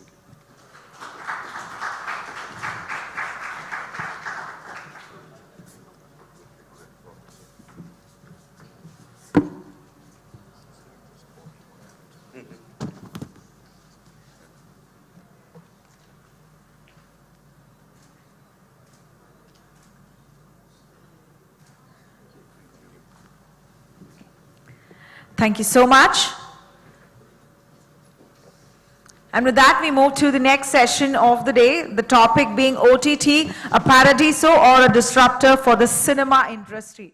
This is a topic that's ongoing for quite some time now as to how cinema is probably affected by the growth and the expansion of OTT. Sessioning this chair is going to be popular show host, content creator and entertainment journalist, the very beautiful Namita Sachdeva. And in the panel to discuss about the same, we are very, very pleased to have with us Harshita Shekhar Gaur, actor, Karan Anshuman, filmmaker, and Mukul Chadda, actor. Can we please have the panel on stage? Welcoming you. A round of applause for them, please, ladies and gentlemen. Thank you so much.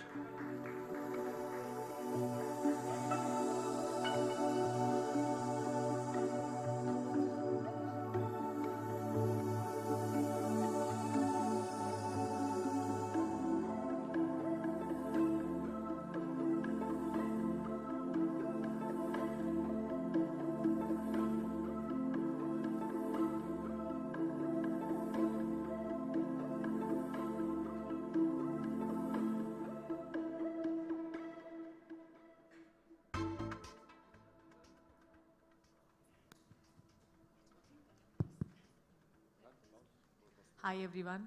Hello. Hi Mukul. Hi Harshita. Hi Karan. Karan is... Hello. He's coming? Okay. Karan Hi. has disappeared on us. The invisible Karan. Yes. Well, it's good you are here. Okay, well, in the meantime he joins us. I would take your initial thoughts on, like, what do you think about more and more OTT platforms coming today, in today's era, basically. Starting with you, Mukul. I think Starting with you, Harshita. I'm very happy because why not? I mean, there's a lot of work for a lot of people here, and Karan is there. So yeah, there's a lot of work for a lot of people, and a lot of actors, a lot of everyone's related to the cinema. So great. I mean, I'm happy that there are more platforms coming up.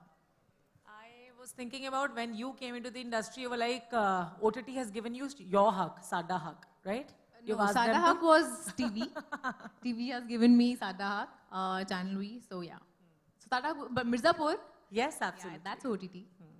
Mukul, what are your thoughts on that? The same. I mean, it's wonderful if there's more and more platforms and more and more. I mean, whatever leads to more content being made, I'm obviously in favor of it, right? I mean, it's wonderful both as a performer and as a consumer. Why would we not want it? And what Karan has to say about more and more OTT platforms that are coming with respect to like content, like creators, if I talk about. I agree with what Mukul just said. I mean, there's obviously there will be some sort of saturation point where there's too many OTT platforms and not enough, shows and series to go around. But of course, it's better for the industry where everyone has work, and I guess it's a marketplace situation, right? This supply demand at some point, everything will just work out and ease out. I don't know if you're there yet. I don't know. All right. So starting with you, Harshita now. As we see that OTT platforms are giving a chance to the newcomers, they're giving a new platform to the new actors of this era to showcase their talent. Do you feel, is it more democratic than the film industry is doing? Yes. Okay, nice. In a way, of course, because I think there's lesser risk involved. Maybe that's why. And they're more open to taking new actors, new faces. So yeah, I guess it's more democratic that way. But there's more competition, I believe, as we compare it. There was competition always, and it's going to be always. Now, if we see that there are more opportunities, there's even more competition. But that's going to keep going. So you can't really fight that. You can just be your best. Try to do your best. So as we're going to talk about like OTT, a parody, or a disruptor for the cinema industry, my next question goes to you, Mukul. Since you have worked for both films and OTT as well, what satisfies you more, OTT or films? No, I think while you're shooting, or the roles you have, I don't think it makes any difference in terms of how you perform or what you do. The only difference I would say is that, because the OTT, because of technology disruption, films typically, have a certain screen length, right? It's like 100 minutes, 150 minutes, that's the thing. Because the nature of how we consume OTT, you can have stories of varying lengths. You can have, 5 episodes of 10 minutes each. You can have 8 seasons of a show. And so that leads to very different kinds of stories being told, or the possibilities of different stories being told. And from an actor's perspective, it gives rise to very interesting narrative arcs for many, many characters in a show. So that does make a difference. I think that's been the big change as far as I would be concerned. But do you think it's going to disrupt the cinema industry in any way? Well, there's a disruption. Whenever you have any technological boom, there's a disruption of sorts that happens. People are consuming in different ways. The good part is that it's not as, the overall spend or the overall content viewing has gone up overall. So it's not like, it's just cannibalized into, theater entirely. There may be, temporary ups and downs as to what happens in cinema, but I don't, I think cinema will survive and OTT will survive, and it'll be wonderful together. All right, Karan, I want to ask you, how do you think the dynamics of cinema industry or the overall industry has changed, especially after the pandemic, if we see that?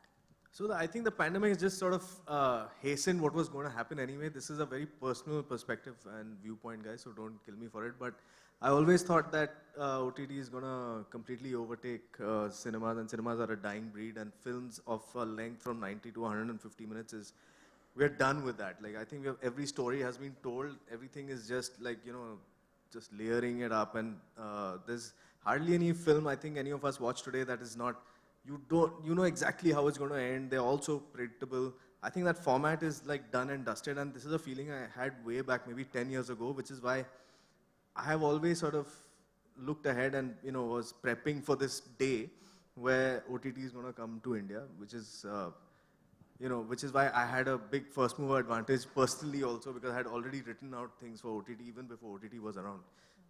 And then they luckily got made. See, the idea of going to a theater is becoming quite cumbersome these days compared to the kind of, ease that technology has brought into our lives. And the pandemic just sort of proved that, people try to compare like the big cinema experience with your family and friends. But it's really quite irritating, na, guys, because you go and you have like popcorn, you gotta park your car and you gotta go and pay like 7,000 rupees for a sandwich. And then there's people making noise all the time. How are you supposed to enjoy that? I mean, you can only enjoy, some silly movies which are, you don't have to really focus on or anything, but is that really why we are here? I don't know. So, and you compare that to, the naysayers will say, oh, but your screen is so tiny, but look at the kind of size of TVs you're getting these days, and everyone's got a bigger screen, everyone wants to watch stuff on their own time, when they feel like, and we all have our own identities. I don't need to watch anything with my mother because it's just, anything I've made, I haven't watched with my mother, for example. That would just be really random, yeah. So it's just overrated, this idea we're clinging on to of going to theaters and all. So this was going to happen. It is already happening. I think there's a bit, the film industry is a bit rudderless right now. They don't know really what to make or what's going to click, as you can see with, the box office numbers in the last year or so. They're decreasing, I believe, yes. Yeah, I don't think people are going to theaters. Especially after the pandemic. So, I don't know. What do you think, man? With that 50% capacity? Let's disagree on one thing. I mean, so first of all, I don't know. I mean, in my whole life, I used to be an analyst, and I don't know whether I'd take a 6-month or an 8-month or a 2-year trend and say that that's predictable for the future in any case. So I would hold reserve judgment on, say the last 6 months box office numbers and try and draw, broad stroke trends of it. We don't know. Of course, there's been a pandemic. Obviously, people didn't go to the theaters. It'll take a while. Whether they come back, don't come back. I think we'll certainly follow a trend that was followed in the US 5 or 10 years ago, which is that cinemas will draw in people for, like he was talking about the cinematic experience. So it's the superhero films, it's the animation films, it's the ones where you need, that. I mean, in family drama stories being told can be watched. There's only one thing I would say about the cinema experience. Otherwise, I agree with Karan on everything. One thing about the cinema experience, which is the communal watching in a darkened hall with complete strangers for 2 hours non-stop. Because when you watch at home, you kind of watch half an hour, then you go away, you come back. There's a disruption in the watching. There is something to be said for that. Whether that's enough to make it survive, I don't know. But there is something nice about that experience. Yeah, you know what you're talking about, what's an interesting parallel to this is how theater used to be, say, 300 years back, okay? Like performance and stage, or like, during Shakespeare, where there's like plays happening all over the city, and that's a communal experience, and that's got translated into the movies, and that's what's going to happen, I think, going forward. Like, watching films in a theater is going to become a very niche experience. It's going to be like how you have theaters for plays today, I think, is where we're headed with films and, just the big films that you want to go watch with 200 other people and want to shoot yourself at the end of it. So means we could say that only big budget films should get a theatrical release, I believe, now onwards. Also good films. Good films. So what do you, like, if I ask you, like, how would you differentiate a good film? I would go to a theater. I've grown up fascinating theater experience and going there so much. That's why probably I'm an actor too. But now with OTT, of course, it's a disruption in a way where you would only go to see something either you really like the person who's made it, or you like the actor, or in my case, if the word of mouth is great. If it's a movie worth watching in a cinema, like he said, it's a cinematic experience, then only you'll go. Otherwise, there's really a lot of good content on OTT, which people are watching. Don't get me wrong, like we all grew up watching films in theaters because that's what we were really passionate about, and that's why we are here today. And it really was a great influence, at least in my life. Like, this is all I wanted to do was go make a film, and I'm sure you guys just wanted to be in a film. It's just sort of, I'm still making films. I don't think I'm any less of a filmmaker because I'm making long-form content, yeah. And yeah, having said that, I would still, I mean, I love going to theater even today and watching a film. But probably if I would go to see 10 films before the OTT came, I would now probably restrict it to go probably 2 or 3, which I feel, okay, now this I have to go and see in the theaters. So I think that's the... As actors, if I would ask, what kind of content you love watching on OTT platforms these days? OTT is something which is engaging because it's very difficult. OTT is not easy. The content has to be engaging throughout. You know, otherwise it's very easy for people to switch. Absolutely. In theaters, you still have paid 200 or whatever, 500 rupees or 1,000 rupees for a popcorn or a sandwich, and then you're sitting there and you're watching the film, and then you're like, okay, I've paid it. Even if you don't like the film, you still watch it. But OTT, no. 15 minutes, people don't like it, they're gonna switch. So that's even a bigger task to achieve. So I like something which I find engaging in the first 15 minutes.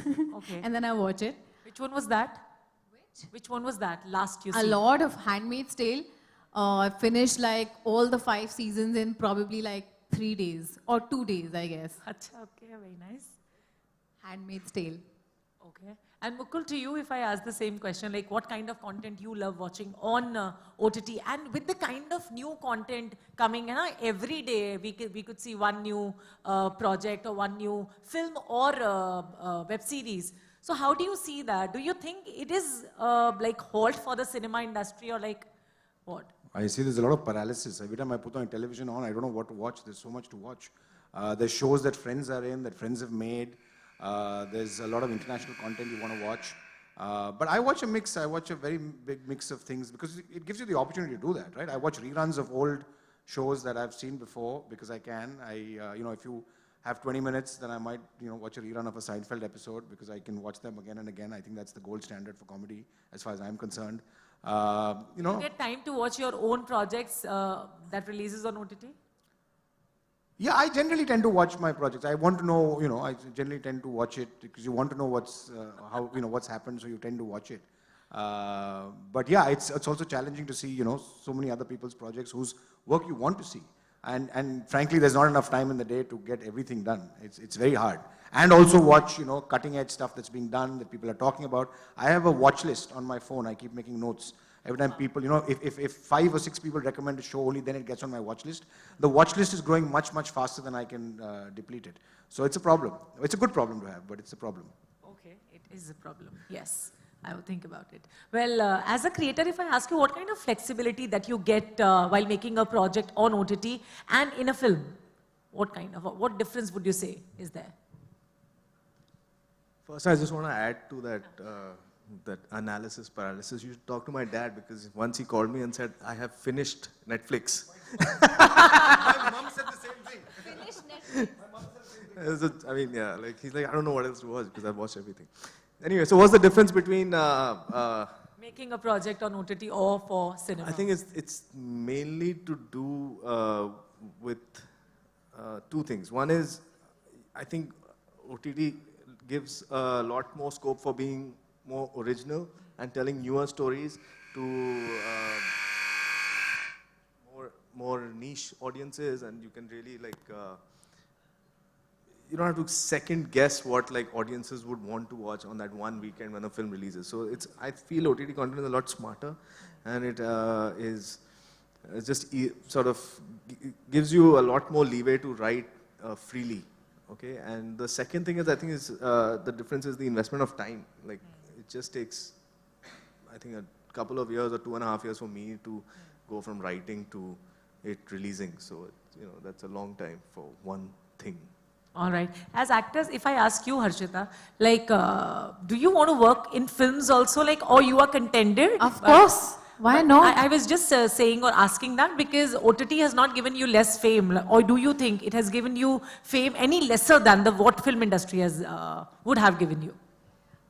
I mean, right now there is no, today as an actor, even if it's a film coming in, see again, a film coming in theaters for me as an actor, it's like, that childhood dream that you have, it's somewhere there. And if you want to see yourself on a 70mm, it's a great feeling. But ultimately, the project needs to be good.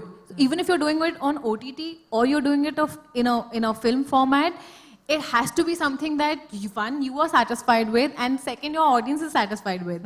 Because there's no point doing a film that people don't see, and there's no point not doing a film and just being, just saying that, okay, I'm gonna only do OTT. I really want to do a film. Oh, very nice. That's great. Obviously, on OTT or otherwise. So Mukul, if I want to ask you like, if given, yeah, 3 bar buzzer बज चुका है, मुझे पता है वो बार buzzer. Yes, it's going to get over. One last question to you. Like, if given an opportunity to work on an OTT only or a film, what would you choose? I don't think my decision to say yes to a project is dependent on the distribution. What if it was the last thing you could do? This is the last thing. What are you going to pick? I have 2 choices or one? One. No. Do I have a choice of 2 projects and I have to pick one? No. Oh, you have a Two choice of platforms, OTT 2 platforms. Oh, and I can pick one lane and I have to just stick to it. No, there's no lane. This is the last project of life. And I've got only one option, I'll do it, whatever it is. I have to have 2 options, no. I'll pick the role. I'll pick the role and I'll pick what's the interesting role.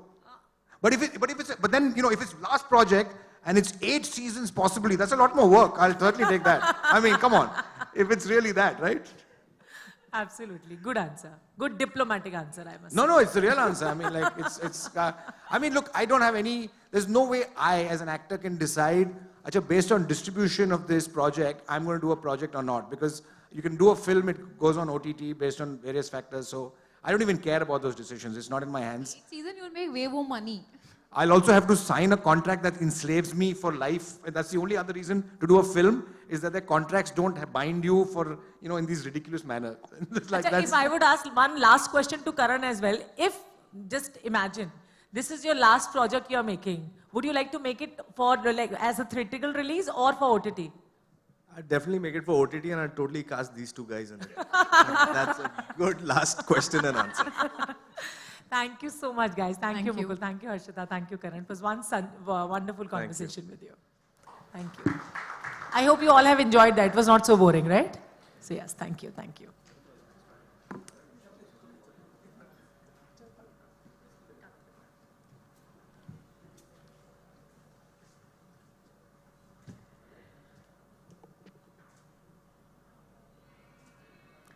Thank you so much. A lively session indeed. And we move to the next session for the evening at SCREENXX 2022 Summit and Awards. The next topic is, with edgy content ruling the roost, what is the extent of creative liberty content that creators can take? To take us through the session is going to be chaired by Shubham Singhal, CEO .media, and the panelists include Deepak Parikh, digital content creator and founder of Iceberg Creations, Dheeraj Sanap, digital content creator, and Sakshi Keswani, digital content creator. Can I have the pleasure of requesting the panel to join us on stage, please? Welcome you.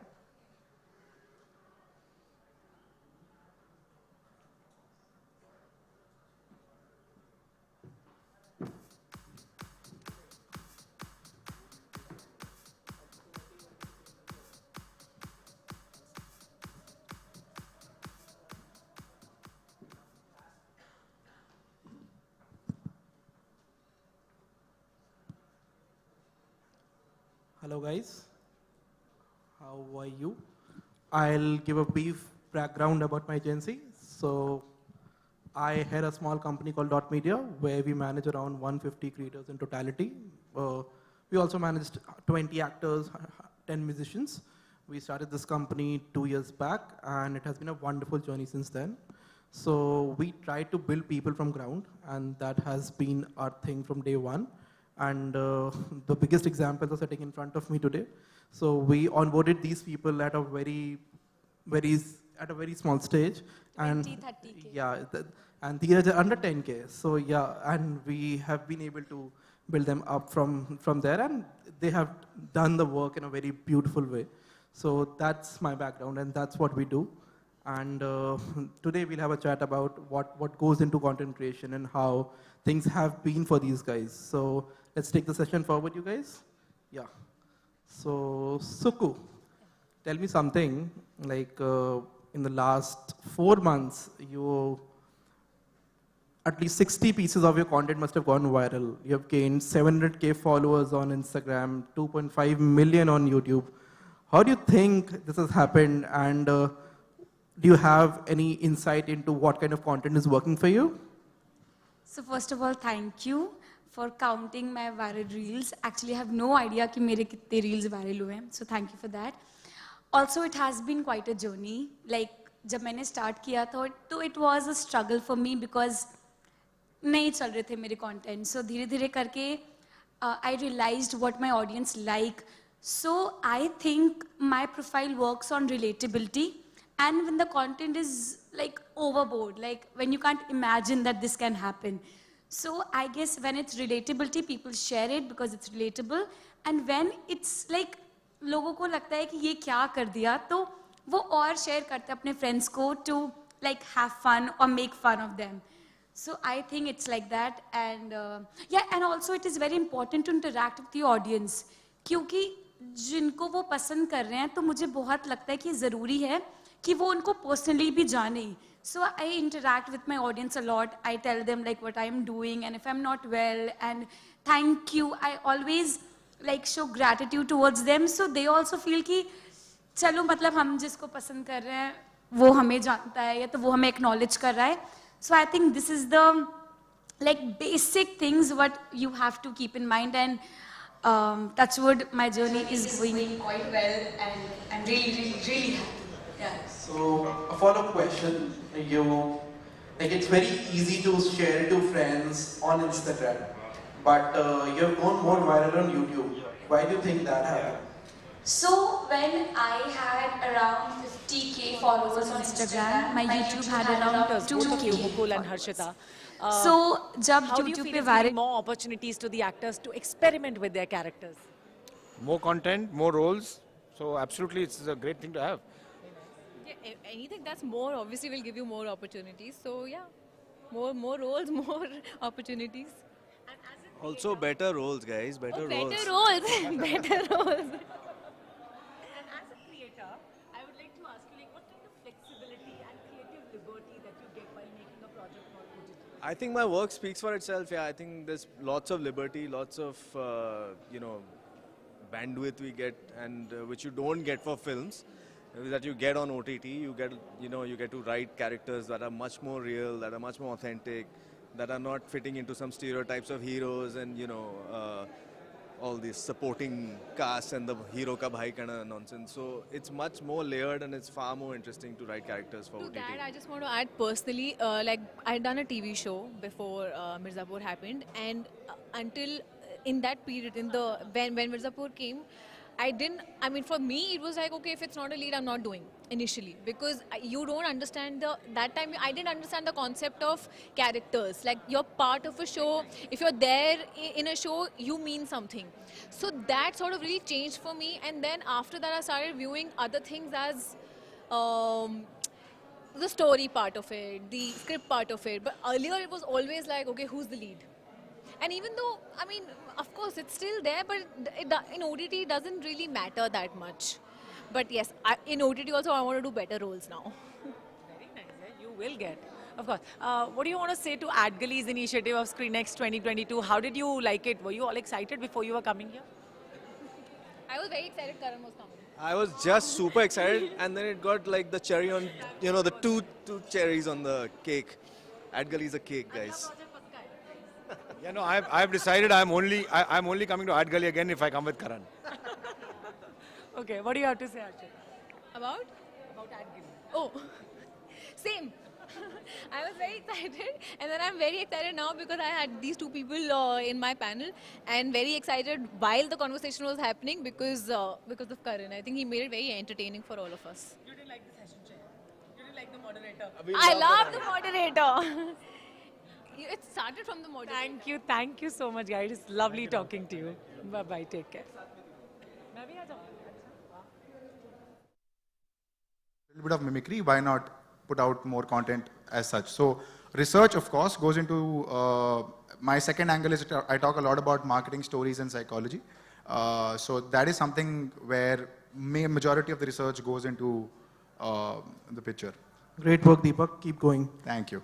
So Dheeraj, tell me something. You do a lot of content, and when you do brand campaigns and there are certain mandates from brand, does that hamper your creativity at large, or it's easy to do brand campaigns that particular way?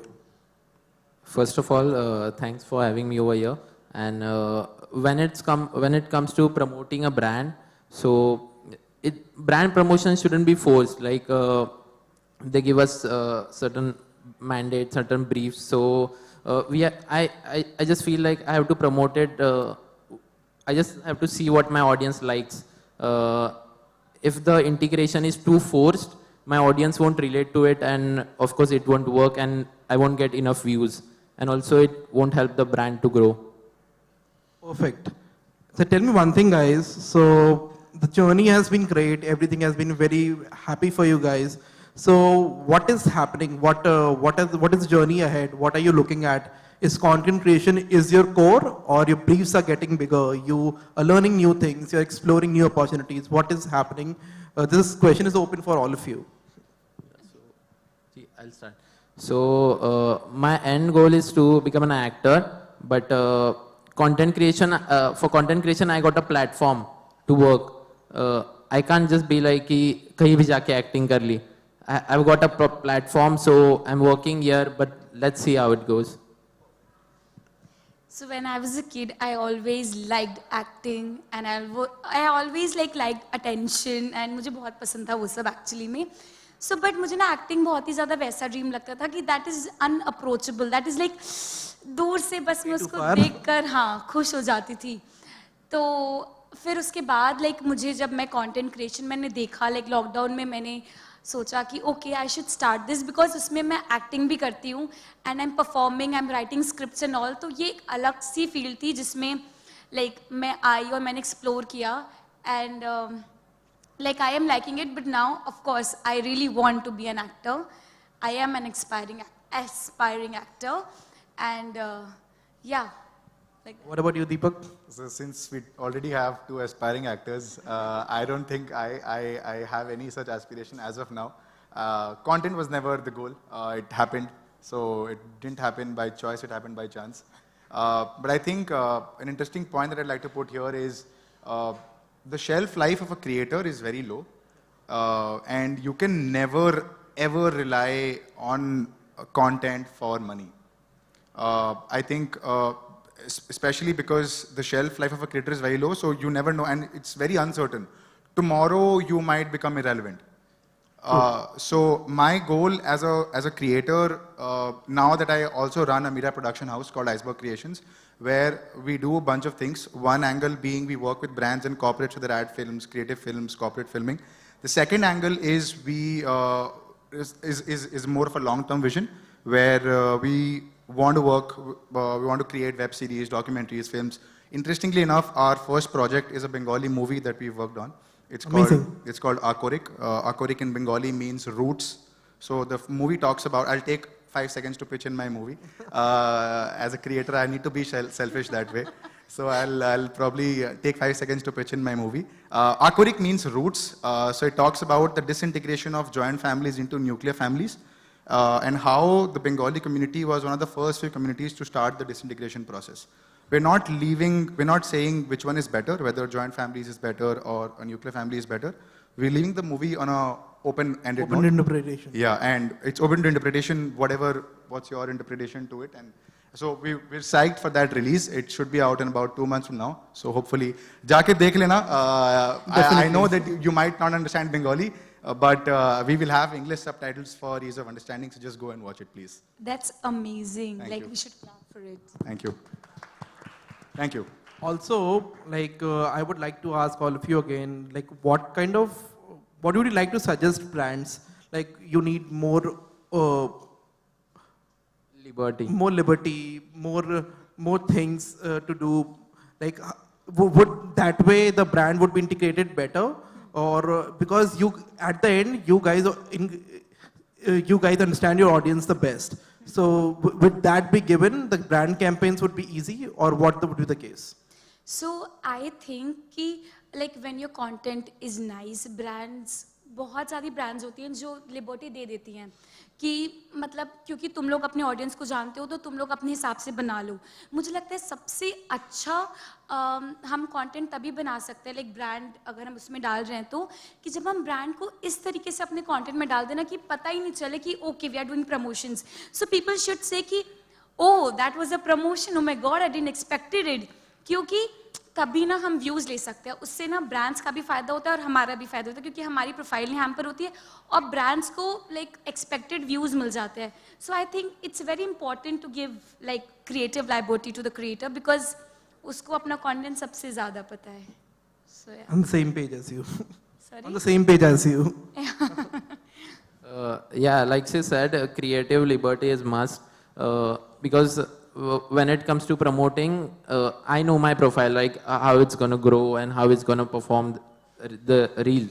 So yeah, and reels mein promotions would be better if integration अच्छा हो, liberty मिलने के साथ. Depends on the content basically. Perfect. I think just to add to that, I think I'll just give an example.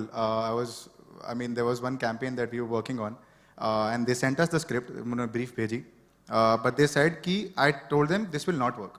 उनका direct integration था कि first second से लेके 68 second तक सिर्फ brand के बारे में बात हो रही है. I was like, sir ये नहीं चलेगा, मत करवाओ. It's a big no. It's a big no. I said, sir ये नहीं चलेगा. I don't mind doing a dedicated as long as A, it's in my niche, B, it works. I know ये नहीं चलेगा.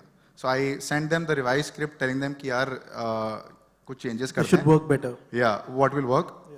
अब उन्होंने, I'm not obviously naming the brand and neither the agency nor the company, but I'm just saying that एक तो 2 हफ्ते बाद उन्होंने they got back and they said कि यार I told them this is the change script, let me know if this works. 2 हफ्ते बाद they sent me the again first script कि यही है, कुछ change नहीं होगा, कर दो यही वाला. मैं बोल रहा हूँ सर ये नहीं चलेगा. Then there was some confusion between the brand and the agency. और first तो मैं गया ना. So I understand. I think the brands needs to form the campaigns better. They need to start listening to creators more. That will garner more engagement in the industry. So I think brands, sorry to cut you there, brands, agencies and creators need to coexist. It's very simple. Always, yeah. But it's a big no to like add brand integration in first 20-15 seconds. क्योंकि लोग ना देखते हैं अच्छा brand के बारे में बोल रही है हटा देते हैं. लोग ना ब्रांड को सुनना ही नहीं चाहते हैं. जब तक कि आप बहुत अच्छे सेटअप पे और आप बहुत अच्छे नहीं लग रहे हो, लोग टाइम नहीं देंगे. I think it's more related to little bit related to human psychology. अगर आप reels के section पे जाओ और start scrolling, you'll figure out in most cases you are either watching the reel for 1 second or you end up watching the entire video. And exactly. So everybody likes a good story. If you're able to tell a good story on your reel, with a brand integration, people will watch. So that's the whole gist of it. But sometimes it's a task. अगर कोई brand बोल रहा है कि मुझे यही चाहिए, then it becomes a task. Then we have to do it anyhow. I understand. We are there for that always. Actually, a good agency is very important. That's what we have. But it's very Thank important you. क्योंकि नहीं अगर हम ना generally नहीं बात कर पाते हैं, like अब हम कंटेंट पे ध्यान दें कि हम उनको पिच करें कि ये नहीं चलेगा. And also, Supu can't say no to things probably. That's why she can't say a no. It's better we say no on her behalf. पर ना ब्रांड्स को भी अगर आप बताओगे कि लाइक सुन लो, समझ जाओ हमारी बात, हम एक्सपीरियंस है, ये नहीं चलेगा, तो लाइक आपको अगर अच्छा कन्विंसिंग पावर होगा तो मुझे लगता है ब्रांड्स भी सुन लेते हैं. मेरे केस में तो सुन लेते हैं. That's what. सब ब्रांड्स अपना कंटेंट नहीं देखते होंगे मोस्टली. Probably. देखकर ही तो लाइक आपको सिलेक्ट करेंगे ना. Yeah. Thank you guys. Thank you for joining the panel, and thank you SCREENXX for hosting us.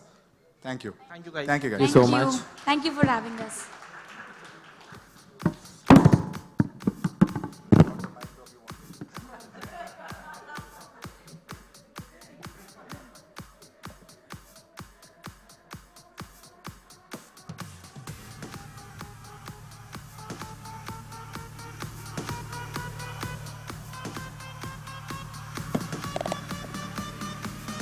Well, content creators, and thank you so much for the session. We did quite realize how tough the life of a content creator can be when there are brands and agencies involved. Good luck to the rest of your respective careers.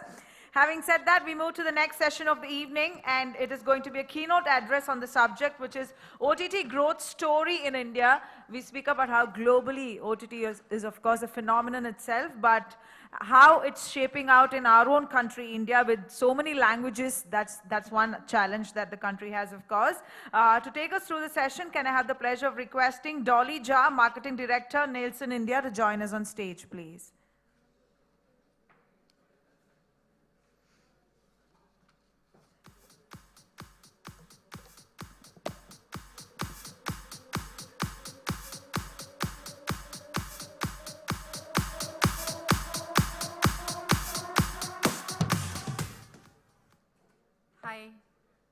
afternoon, everybody. Friday afternoon, rather heading into an evening, a session at this hour. I'm sure I have a difficult task to really keep everybody excited. This is a short session. I'm going to be throwing some numbers, right? Let's see whether you can relate to those numbers, right? And let's see what you feel about the OTT market in the country. Okay. With that, can I have the deck?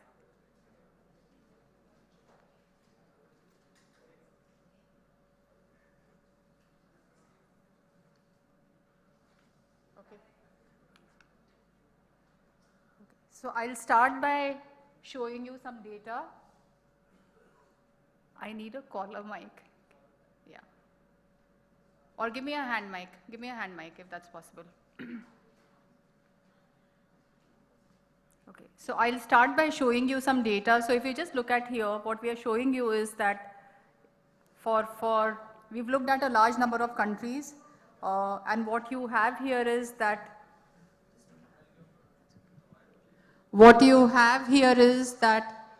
how the time which audiences are spending on smartphone, how that has grown across last many, many years. Okay? Now, if you just look at the kind of time which audiences are spending, we see that in a span of 4 years, there has nearly been a 30% increase in time which audiences are spending on smartphones. Okay? What's happening in India? Let's take a look at the India picture. The phenomena which you saw on the last chart, where in 4 years the time had increased by 30%, correct? In India, we have seen that there is a 30% increase in time in a span of 2 years, right? Blame it on, or you know, it could be because of the kind of affordable data at which, you know, people can really consume. But we are seeing a whopping increase in time spent, okay? From 3 hours, 19 minutes to about 4 hours, 14 minutes. That's what we are saying. And if you look at the chart there, it's really giving you that what are the various things which audiences are doing, right? So you have social networking, which is about 24% of share. You've got video streaming, which has got 25% of share. So these are the kind of things which audiences are doing on the phone. I am sure there are no surprises, but these are some hard numbers for you to digest. VOD, okay? What's really happening? So if you look at 2018, starting with some 3 hours, 4 minutes, we see that starting with 29 minutes, we see that now it's nearly an hour which audiences are spending on their mobile devices watching content. Okay, so you're seeing a big increase which is happening here.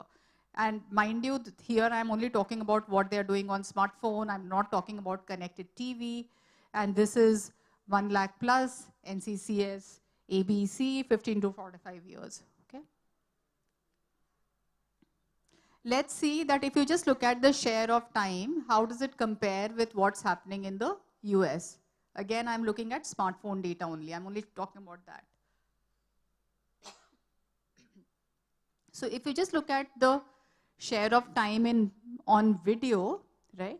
In US, about 10% of time is spent on video, because a lot of content consumption in US happens also on connected TV, correct?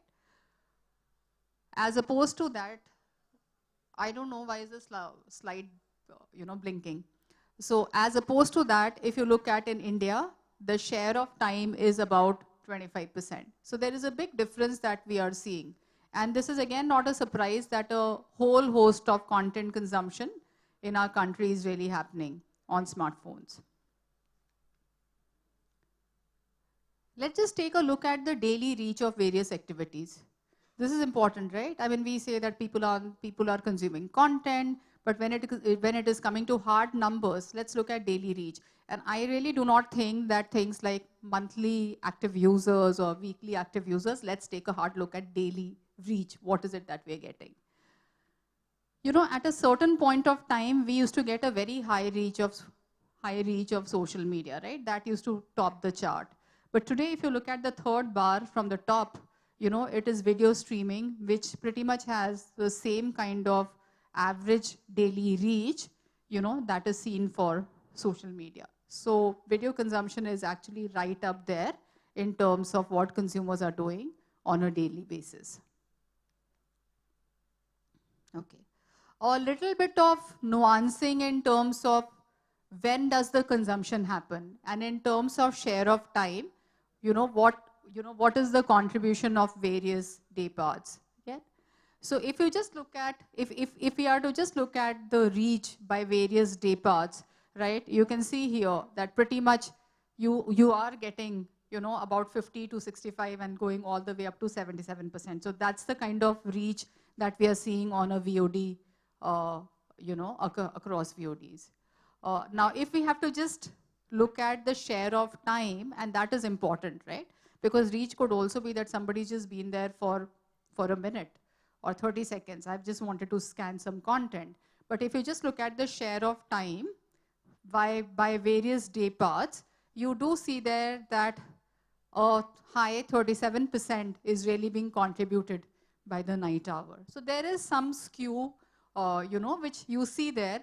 Pretty intuitive, not surprising at all. But this picture, if you just confine it to this, this side of the chart, can be misleading. What is important is that really see that, how is it spread, across the various day parts. Okay. Now, let's look at that what is the kind of share of time which is happening by various categories of content. Okay. So if you look at in our country, a lot of it is actually happening on series, right? And this is AOD, VOD, everything combined. Okay, it's not a split by that. So a lot of it is happening on series. Sports is contributing to about 10% of total time, which is being watched. If you look at in terms of share of AVOD and SVOD, in terms of share of time, what we are seeing is that AVOD is a high 63% and SVOD is a 37%. Okay, so that's the kind of split that we are getting in terms of how the time is really, split. Let's look at little bit by the kind of genres which consumers, which our audiences are watching, right?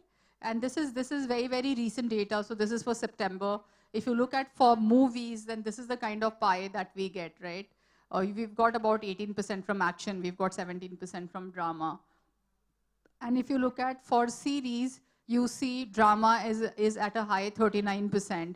And then you have romance coming there at 11%, So there are some nuggets which are emerging there.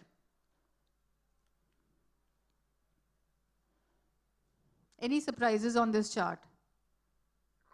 What's your reaction to this chart? Because this is pretty much my last chart. I really wanted to show you that it is possible to measure that what is the, which are the top content, which consumers are consuming, which audiences are consuming. So we've given you the top 10 movies. We have also given you the top 10 series, okay?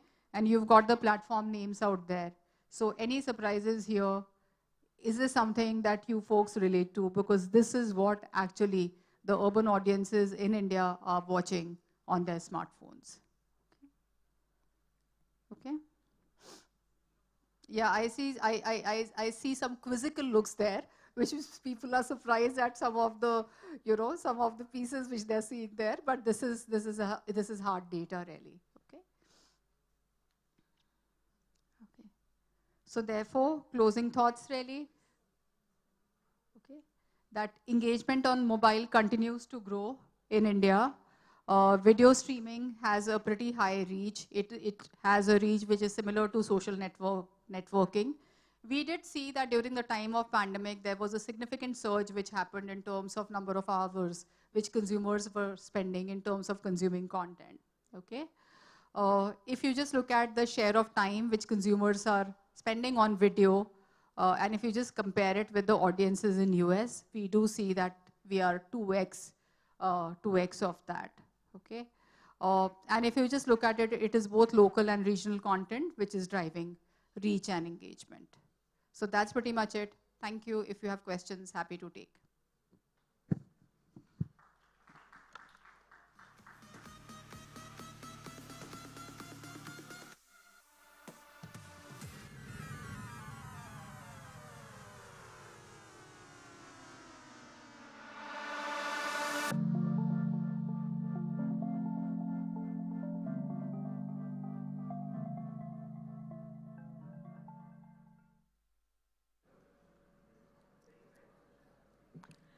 Thank you so much, ma'am. That was Dolly Jafaras, Managing Director, Nelson India. And we move to the next session of the evening. And the topic is going to be Inside India's Content Creator Ecosystem, a Vibrant Story Unfolding. And sessioning this is going to be Namita Sachdev, show host and content creator as well as entertainment journalist. The panelists for the same include Deepesh Sumitra Jagdish, actor, writer and director, TVF. Harish Perinti, actor and writer, TVF, as well as Shivankit Singh Parihar, actor and writer, TVF. If I can please request Namita to join us on stage with the panelists. Thank you.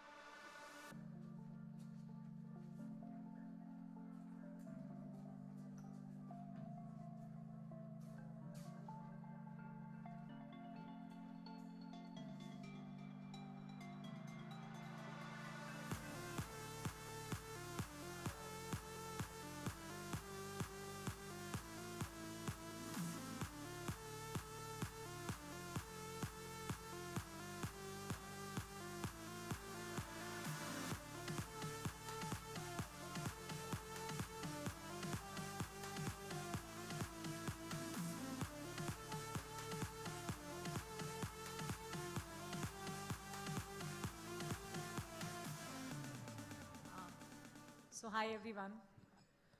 How are you, all of you? Yeah, all good. You're Yeah, all good, good. set Yeah. for this discussion? Yeah, yeah. Yes. Okay. So starting with you, Shivankit, as an actor and writer, Ji. pehle to I would like to talk about TVF. When it comes to OTT platform, I think TVF, I'm sure TVF is a top player when it comes to relatability of content, the connectivity of content. How do you see more and more people coming in and then they want to work for TVF these days? You have also done one new project with TVF, so congratulations for that, first of all. And I would like you to elaborate your character and how did you get into it?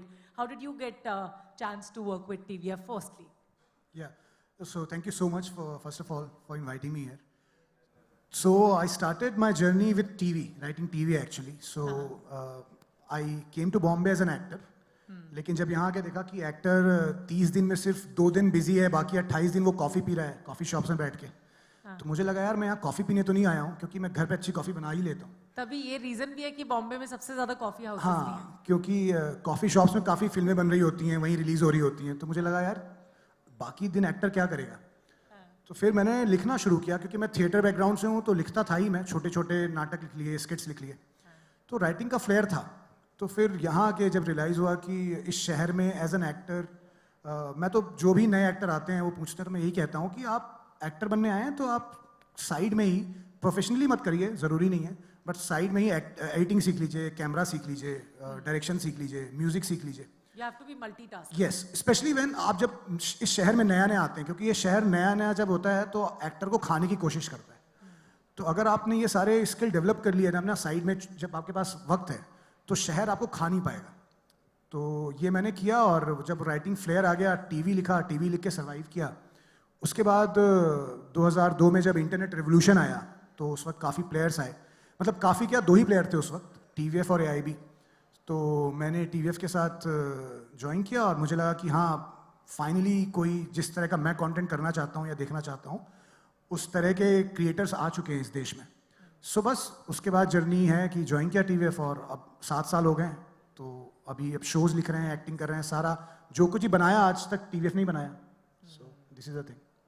Good thing that you mentioned that. Well, Harish, if I talk about you, you are also an actor and writer. मतलब मैं acting वाले projects के बारे में बात करूं या writing वाले? राइटिंग. अच्छा ठीक है, जल्दी जल्दी कह दिए, कुछ मत पूछ लेना एक्टिंग के बारे में, नहीं बताने वाला हूँ, है ना. मतलब you are feeling shy? You are a shy person? No, actually I'm not an actor. I'm I know. So when it comes to writing, tell us your process of writing. And when we talk about especially TVF, we have seen that more relatable content is coming in. है ना? Every project, if we talk about your project, is like Hostel Days, है ना, that you have written. So how did you, like, What do you think when you write your story, or what is your process of writing any series, any project?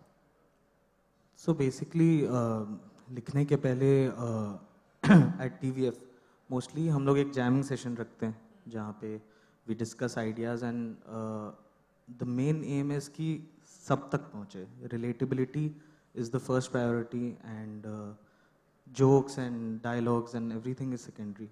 Maximum audience तक पहुँचना चाहिए and primary aim वही रहता है.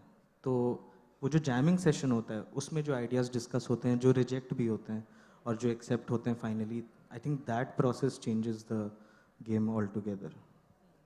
And Dipesh, since you are there with TVF for such a long time, I would ask you that how have been your experience working with them so far? Yeah, it was great actually, and हम अब लगातार कर ही रहे हैं content और मतलब TVF actually जैसे शिवांकित ने बताया अभी कि TVF वो जगह है जहाँ पे मतलब आपको एक तो ऐसा लगा कि हमारे जैसे लोग हैं, जिस तरह की कहानियाँ शायद हमारे दिमागों में चलती हैं, जिस तरह की जिंदगियाँ शायद हमने जी हैं, तो उस तरह के लोग थे. तो जैसे ही आप उनका कोई भी कंटेंट देखते हो तो आप कनेक्ट फील करते हो और यही शायद ऑडियंस को भी फील होता है. तो जो TVF में कंटेंट क्रिएटर नहीं है तो फिर वो ऑडियंस है, तो कनेक्ट दोनों लोगों को ही करता है. तो यही एक्सपीरियंस रहा है और अपनी तरह की कहानियाँ TVF में कहने का मौका मिलता है. लोगों को समझ में आती है कि जिस तरह की कहानियाँ हम कहने चाहते हैं, जिस तरह के अलग अलग आइडियाज़ डिस्कस किए जाते हैं. एस्पिरेंट्स में स्पेशली हमने देखा भी. Yes yes yes. तो बहुत तरह की मतलब जो जिंदगियां हमने जी हैं और बहुत तरह के लोग TVF में हैं, तो वही कहानियां हम कहने की कोशिश करते हैं, इसलिए शायद लोगों से कनेक्ट भी करती है. तो यही एक्सपीरियंस रहा है, कमाल है. शिवांकित, आजकल हम देख रहे हैं कि OTT प्लेटफॉर्म्स पे इन्फ्लुएंसर मार्केटिंग काफी ज्यादा काम कर रहा है. Like if you are an influencer, if you are a content creator, you get more of work. How do you see that as an actor? It's very helpful, क्योंकि जैसे जब मैं 2002 में क्रिकेट खेलता था तो क्रिकेट परस्यू नहीं किया ये सोच के कि इंडिया में थोड़ी सेलेक्ट हो जाएंगे यार, 11 की टीम में तो कैसे ही आएंगे. तो वैसे ही ना आज से बहुत सालों पहले OTT के आने के पहले एक्टर भी यही सोचता था कि यार मुझे फिल्म थोड़ी मिल जाएगी, चलो सीरियल कर लेते हैं, सर्वाइव कर लेते हैं, चलो कुछ छोटा काम कर लेते हैं, सर्वाइव कर लेते हैं. बट ये OTT हमारा IPL है. अगर आप ऐसा देखा जाए तो एक्टर्स का IPL है. हालांकि हर कोई इंडिया शायद नहीं खेल पाए, लेकिन IPL में परफॉर्म करके लोग अपना जो कला का प्रदर्शन है वो दिखा पा रहे हैं. हर किसी को अपॉर्चुनिटी मिल रही है और जो टैलेंट शायद नहीं दिख पाता इंडिया टीम में, पहुंच नहीं पाता कभी, वो इस OTT के जरिए दिख रहा है. और जो बहुत अच्छी बात है, क्योंकि हम लोग इतनी बातें करते हैं दुनिया भर में, मोस्टली शहर में नेपोटिज्म की बात हो रही होती है, टैलेंट की बात हो रही होती है. और मैं तो हर एक्टर को यही कहता हूँ यार कि नेपोटिज्म पैरेलल वर्ल्ड में चलता रहेगा और आपका टैलेंट और आपका जो करियर है, अगर आप आउटसाइडर हैं, वो पैरेलल वर्ल्ड में चलता रहेगा. सो मुझे तो लगता है कि अगर आप टैलेंटेड हैं तो वो जो लाइन जो है ना नेपोटिज्म और आउटसाइडर की, वो कभी क्रॉस नहीं होती है. हमने तो कभी नहीं फील किया कि वो क्रॉस हो रही है. आप अपनी जगह बना लोगे तो नेपोटिज्म की जो लाइन है आपको कभी क्रॉस करेगी ही नहीं. But I have one point two से हियर इज दैट आपने बहुत अच्छी बात कही कि नेपोटिज्म और आउटसाइडर वाला फील नहीं आता, but that's because of the OTT has come in the, है ना. वो पैरेलल लाइन जो बनी है ना वो OTT की वजह से बनी है. Parallelly everybody is working who is an outsider. अब वो घर पे बैठ के टेंशन नहीं ले रहा होता है कि यार मेरा नंबर नेपोटिज्म की वजह से कहीं कट ना जाए, क्योंकि हमको ये टेंशन कभी नहीं हुई. हाँ, तो वाली बात है. आई थिंक बहुत कमेंडेबल है ये. लोग OTT ने लोगों को कॉन्फिडेंस दिया है, एक्टर्स को, डायरेक्टर्स को, म्यूजिशियंस को, सबको कॉन्फिडेंस दिया है. एंड इवन हर दूसरा इंसान अब आज बॉम्बे आ सकता है ना, ये कहकर कि हाँ मैं जा रहा हूँ एक्टर बनने के लिए. कई लोग तो नहीं भी आ रहे हैं, कई लोग तो अपने शहरों से रह के ही काम कर रहे हैं. मैं कितने एक्टर्स को जानता हूँ जो दिल्ली में ही रहते हैं, अपना ऑडिशन भेजते हैं, सेलेक्ट हो जाते हैं, उनको अगर शूट हो रहा है तो उनको मुंबई बुलाया जाता है, वो होटल में रुकते हैं, शूटिंग करते हैं, वापस दिल्ली चले जाते हैं. यही भोपाल के लड़के भी कर रहे हैं, यही सब जगह के लोग कर रहे हैं. तो आजकल तो लोग आ भी नहीं रहे हैं यहाँ रहने. इवन बिल्कुल सही, आपने सही अच्छी बात कही. इनफैक्ट जो व्लॉगर्स हैं या इन्फ्लुएंसर्स हैं या कंटेंट क्रिएटर्स हैं, वो घरों से बैठ के काम करते हैं. They are generating self employment for themselves. और कोरोना ने आई थिंक सिखा भी दिया कि घर से बैठ के काम हो सकता है इजीली. इवन हमारा भी एक चैनल है द टाइमलाइनर्स, वो दिल्ली से ही काम करता है. मतलब बहुत टीम से कनेक्शंस होते रहते, बातें होती रहती, पर पूरा बेस वहाँ पर है, लोग वहाँ के हैं और वहीं की लोकेशंस पे शूट होता है. तो ये बहुत पॉसिबल है बाहर करना. अनलाइक पहले जब ऐसा नहीं हुआ करता था, और लाइक ऐसा होता था कि अगर if you are working in Bombay you have to stay in Bombay. Yes yes. अब ऐसा नहीं है, बदल रहा है आने वाले वक्त में, क्योंकि अब आप देखेंगे कि भोपाल में, यूपी में हर जगह फिल्म शूट्स हो रहे हैं और फिल्म सिटीज बन रही हैं. तो अगर ये स्ट्रक्चर हो जाएगा तो आई थिंक एक्टर अपनी फिल्म सिटी में काम कर रहा होगा, वो दिल्ली में काम कर रहा होगा, भोपाल में काम कर रहा होगा, मुंबई नहीं आएगा. Absolutely. As a writer, if I ask you, Harish, there is no foundation on digital platform, if I talk about, or the OTT platform. जो पहले टेलीविजन में या अभी भी होता है वहाँ पे कि एक ड्यूरेशन है 23 मिनट्स का, फिल्म इज लाइक 1 घंटा, 1.5 घंटा, 2 घंटा जाना ही जाना है. So how much flexibility or creativity you can add on if you don't have a foundation of duration to create your content or to write a story? I think the duration of the content is directly proportional to आप किस audience के लिए बना रहे हैं. तो अगर आप उस ऑडियंस के लिए बना रहे हो जो ऑफिस से घर जाते वक्त फ़ोन चला रहा है, तो आप रील्स बनाओ, आप यूट्यूब स्केचेस बनाओ, शॉर्ट फिल्म्स बनाओ, जो वो कंज्यूम करके उन्हें अच्छा लगे वो लाइक करें, सब्सक्राइब करें. बट आप अगर उस ऑडियंस के लिए बना रहे हो जो डिनर के बाद सोने तक का जो टाइम है उसको खर्च करना चाहती है, तो आप एपिसोड्स बनाओ, आप शोज़ बनाओ. तो आई think it depends on the consumer and your intent कि आप कौन से कंज्यूमर तक पहुंचना चाहते हैं. तो उस पर डायरेक्टली प्रोपोर्शनल आई फील. उसका एक उदाहरण है. हमें ये कहा जाता, दीपेश और बताएंगे, मैं अपने शो का बता देता हूँ, उसके बाद वो एस्पिरेंट का बताएंगे. हमारा एक शो रिलीज हुआ है सिक्सर, जिसका फिनाले जो है वो 75 मिनट का है. उस 75 मिनट के फिनाले में अमेजॉन मिनी टीवी ने ना बोला हमें कि छोटा कर दो, ना हमें टीवीएफ ने बोला छोटा कर दो, क्योंकि उन्हें रियलाइज हुआ कि आप 5 एपिसोड देख के आए हो, छठा एपिसोड अगर 75 मिनट का है और वो डिजर्व करता है 75 मिनट की लेंथ, क्योंकि कहानी आपको खत्म करनी है, तो वो जाएगा. और वो 75 मिनट लोग देख रहे हैं और लोग देख के ये भी कह रहे हैं कि हम कहीं बोर नहीं हुए. तो एस्पिरेंट में भी आई थिंक हम लोग को कहा जा रहा था कि यूट्यूब पे रिलीज कर रहे हो और फिनाले कुछ 50-60 मिनट का था. ये बहुत बड़ा पॉइंट है. Yes yes. उस पर एलैबोरेट कर दीजिए, बता दीजिए आप. हाँ नहीं बिल्कुल, मतलब वही है कि लोगों को कंटेंट चाहिए. अगर लोगों से कनेक्ट कर रहा है, लोगों को मजा आ रहा है देखने के लिए, तो मुझे वही कोई बाउंडेशन नहीं है. हम तो बहुत हर तरह के कंटेंट बनाते हैं. हमने जैसे बताया कि 75 मिनट का है, हमने तो 2-2, 3-3 मिनट के स्केचेस बनाए हैं, वीडियोस बनाए हैं. ये तो सब कुछ बनाता है. तो आई थिंक हर चीज़ की ऑडियंस है और लोग देखना चाहती है. एब्सोल्युटली. और एज अ क्रिएटर अगर मैं बात करूं दीपेश, तो कितना फ्लेक्सिबिलिटी मिलता है ओटीटी पर एक प्रोजेक्ट बनाने में, और if you are making a film? मुझे लगता है कि बहुत तरह के आइडियाज आप कह सकते हो. मतलब कई बार क्या होता है कि जैसे कि बाहर प्रोडक्शन हाउसेज हैं और क्योंकि आपको उन प्रोडक्शन हाउसेज के थ्रू पहले जाना पड़ता था, और कुछ प्रोड्यूसर्स हैं तो हो सकता है उनको खास तरह के कंटेंट पसंद हो, खास तरह की फिल्में पसंद हो. जैसे कि कई बार बहुत, जैसे कि हम पहले कहा करते थे फॉर्मूला फिल्म्स, तो क्योंकि वो शायद पैसा जल्दी बना लेती हैं या चलने के ज़्यादा चांसेस रहते हैं, लोगों में ज़्यादा होती है. तो लेकिन जैसे कि फिर पैरेलल सिनेमा भी जैसे खड़ा हुआ, तो वो भी एक अलग धारा थी. अभी एक ही जगह पे हर तरह की कहानी आप देख सकते हो. ऑडियंस डिसाइड कर लेती है कि आपको क्या देखना है, बट ओटीटी एक ऐसी जगह है जहां पे आप अपनी तरह की कहानियां कह सकते हो. और मुझे लगता है कि ऐसे लोग भी आ गए हैं कि जो हमें सपोर्ट करते हैं कंटेंट क्रिएटर्स को ओटीटीज में, कि जो अलग अलग तरह की कहानी, क्योंकि एपेटाइट बहुत ज़्यादा है, मतलब बहुत कंटेंट बहुत ज़्यादा चाहिए. तो जितना ज़्यादा कंटेंट होगा उतना अच्छा है, लोगों के लिए अच्छा है, ओटीटीज के लिए अच्छा है, ऑडियंस के लिए अच्छा है. तो ऐसे ही उनके बनाने वालों की जो अलग अलग कहानियां लेकर के आ रहे हैं, तो उनके लिए अच्छा है, उनको मौके मिल रहे हैं. डायरेक्टर्स हैं, राइटर्स हैं, एक्टर्स हैं, सबके लिए बहुत अपॉर्चुनिटीज़ है. अच्छा, to both of you I have one question. Any difference does that make, starting with you Harish? कोई ऐसा डिफरेंस होता है उसमें? मतलब मैं बात कर रही थी, अंग्रेजी में बोल रही थी, तो अंग्रेजी में ही बोल देती हूँ. वो सवाल ज़्यादा ईजी है बात करना उसमें. Any difference does that make when you're writing your own story, or you have been asked to write a story? It definitely helps if it's your own story, because आप एक विजन लेके चले हो and उसमें आप इधर भी जा रहे हो तो आपको पता है कि कितना उधर जाना है, मेन ट्रैक लूज करके कितना साइड जाना है. किसी और का प्रोजेक्ट होता है तो ऐसा नहीं कि वो चीज़ नहीं होती, but there are boundaries, because अगर वो उसका विजन है, you are borrowing a vision and you can't go astray. अपने में यू हैव दैट फ्लेक्सिबिलिटी.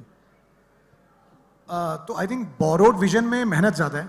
अच्छा. क्योंकि आप वो लिख रहे हैं जो आपने शायद जिया नहीं है. हाँ. और उसके लिए आपको काफ़ी फिर रिसर्च करनी होती है, आपको एक्स्ट्रा काम करना होता है, पढ़ना पड़ता है ज़्यादा.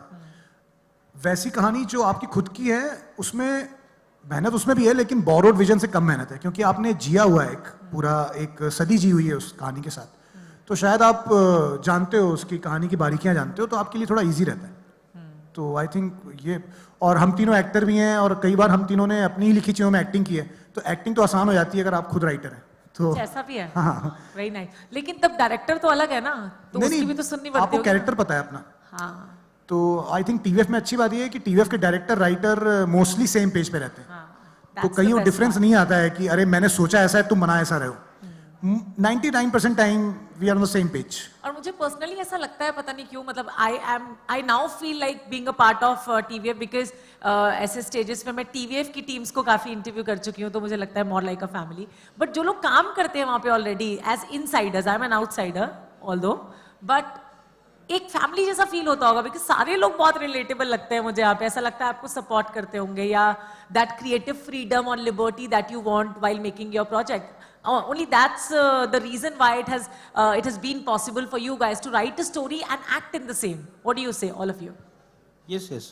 मतलब एक वो भी है कि क्योंकि हम एज अ टीम काम करते हैं, तो आपको चेक भी मिलता रहता है कि जैसे कि हमारे फीडबैक वाला एक बहुत पैसों वाला चेक. अच्छा, ओके, टिक चेक समझ गए, मैं समझ गई. तो रियलिटी चेक.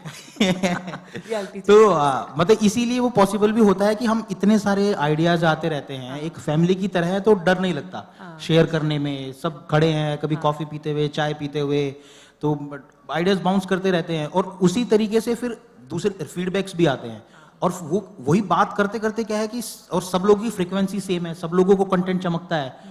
इसी तरीके से फिर क्या है कि फिर वो टीम बन जाती है. टीम बनते हुए फिर आप, क्योंकि टीवीएफ में सब कोई एक्टिंग करते हैं, मतलब कोई वैसे एक्टर नहीं है, मतलब टीवीएफ कभी एक्टर को, मतलब इन हाउस एक्टर नहीं होता टीवीएफ में कभी, बट सब कर लेते हैं, क्योंकि वही है कि सब आइडियाज इतने शेयर करते हैं, वो फीलिंग इतना शेयर करते हैं, तो सबको चमक जाता है कि अच्छा ये इस तरह की ये बात उस दिन कह रहा था हमको, तो इस तरह कोई कैरेक्टर होगा. तो यही फायदा है कि हम टीम की तरह काम करते हैं, तो सब सेम पेज पे आ जाते हैं. ऑल्सो हमारा एक बहुत इम्पॉर्टेंट फीडबैक सेशन होता है, तो एस्पिरेंट्स पे मैं फीडबैक दूंगा, वो हॉस्टल डेज पे देंगे, हम लोग वो हम सिक्सर पे देंगे, एंड बहुत ही collaborative. Yes, and it's a whole team, तो that actually helps, because feedback देते वक्त तुम्हें जितना कॉन्फिडेंस है उतना ही लेते वक्त भी होता है. तो इट्स वेरी एक्सेप्टिव. उससे एक फायदा और होता है, मैं ऐड करना चाहूँगा कि जैसे कि अब मेरी कोई कहानी है, अब वो मुझे समझ में आती है, मैं उससे ज़्यादा रिलेट कर रहा हूँ, मैं उसे फील कर रहा हूँ. जब आप उसको सुनाते हैं सब लोगों के साथ, क्योंकि बहुत लोग अलग अलग बैकग्राउंड से आते हैं, अलग अलग प्रोफेशन से आते हैं, अलग अलग पढ़ाई की है, तो वो सुना के समझ में आता है कितना रिलेट कर रहा है. एक इतनी बड़ी टीम, इतनी बड़ी फैमिली होने का फायदा ये भी है कि हमें ऑडियंस के अलग अलग पर्सपेक्टिव समझ में आते हैं, क्योंकि इतने सारे लोग हैं, सब अपने पर्सपेक्टिव से उस कहानी को पकड़ने की कोशिश करते हैं, फीडबैक देते हैं. तो उस फीडबैक से ये भी समझ में आता है कि यार शायद इस तरह की ऑडियंस को, मान लो जैसे कि हम एस्पिरेंट बना रहे हैं, कोई इंजीनियर लड़का है या कोई कॉमर्स का लड़का, कोई दूसरा कोई लड़का इंजीनियरिंग की कोई कहानी बना रहे हैं, कोई आर्ट का बंदा, उसको चमक नहीं रही है कहानी, उसको समझ नहीं आ रही है, तो हमको ये यार इसको थोड़ा आसान करना पड़ेगा ताकि उनके लिए भी वो बनाई जा सके. तो इसका फायदा ये भी होता है. ऑल्सो इसका जो एंड प्रोसेस होता है, ये तो स्क्रिप्ट की बात होगी, इवन जब शो तैयार होके बन के तैयार होता है तो एक स्क्रीनिंग होती है. तो कई जगह आई थिंक मुझे लगता है कि कल्चर में अगर ये नहीं है ना आपके कि आप स्क्रीनिंग में सिर्फ राइटर, डायरेक्टर, प्रोड्यूसर और 3-4 जो बिजनेस वाले हैं वो बैठ के देखते हैं, वो बोलते हैं ये सही है, तो शायद वो लॉस्ट इन ट्रांजिशन कहीं हो जाता है, आगे जाके वो कनेक्ट नहीं कर पाता, क्योंकि सिर्फ 5 लोग का फीडबैक गया है. हमारे यहाँ 100-200 लोग का फीडबैक जाता है. हर फीडबैक जरूरी नहीं कि हम लोग इनकॉर्पोरेट करें, बट 200 लोग अपने अपने पॉइंट ऑफ व्यू से गलतियां बता देते हैं हमें, क्योंकि और उसमें कई लोग ऐसे भी होते हैं जो शायद क्रिएटिवली, बिल्कुल वो अकाउंट्स डिपार्टमेंट में है जिसको जो शायद शोज भी देखता नहीं होगा, बट वो जब हमारे शो देखता है तो उसको क्या लगता है, उसको समझ में आया है कि नहीं, हम उससे भी पूछते हैं. तो आई थिंक इसलिए आई थिंक टीवीएफ के कल्चर में है कि 300 लोग को बैठ के दिखाओ जो शायद क्रिएटिवली उतने स्ट्रांग नहीं है, वो सिर्फ एज अ ऑडियंस देखते हैं जो थिएटर में जाती है पैसा देके, तो वो भी फीडबैक देती है. तो हमें समझ में आता है कि यार वो ऑडियंस जिनको बिल्कुल नहीं समझ में आता है क्रिएशन, वो कैसे रिएक्ट करेगी जो पैसा देके आती है थिएटर में. मोस्टली ऑडियंस इंडिया में तो ऐसी है ना, उनको तो एंटरटेनमेंट चाहिए पैसा देके, तो वो भी एक लिटमस टेस्ट कहते हैं उसको, हम लोग करते रहते हैं. But my next question is how critical are you all for your own work? हम लोग खुद के बहुत काम के लिए बहुत क्रिटिकल होते हैं. जैसे अभी मैं नीचे जाऊंगी तो मुझे लगा यार ये और पूछ लेती. यही अच्छी बात है हमारे टीवीएफ में, हम लोग we praise in public and we criticize personally. I think ये रूल ही होना चाहिए कि आपको किसी को भी क्रिटिसाइज करना है उसको पर्सनली बुला के करिए, पब्लिकली सिर्फ प्रेज होना चाहिए इंसान. तो हम लोग पर्सनली तो क्रिटिसाइज करते हैं एक दूसरे को काफी. अच्छा, हम पर्सनली एक दूसरे को तीनों ही काफी करते हैं एक दूसरे को. All 3 of us have at one point fought with each other over content. एको हो रहा है आवाज. All 3 of us have actually fought with each other because of content. अच्छा. But personally. फिर अगले दिन ठीक हो जाता है. सबके सामने नहीं लड़ना. वो रूल है, वो पता है कि क्रिएटिव डिफरेंसेस होंगे, क्योंकि हम एक ही पर्पस के लिए आगे बढ़ रहे हैं, हमें कहानी कहनी है और बेस्ट तरीके से कहनी है.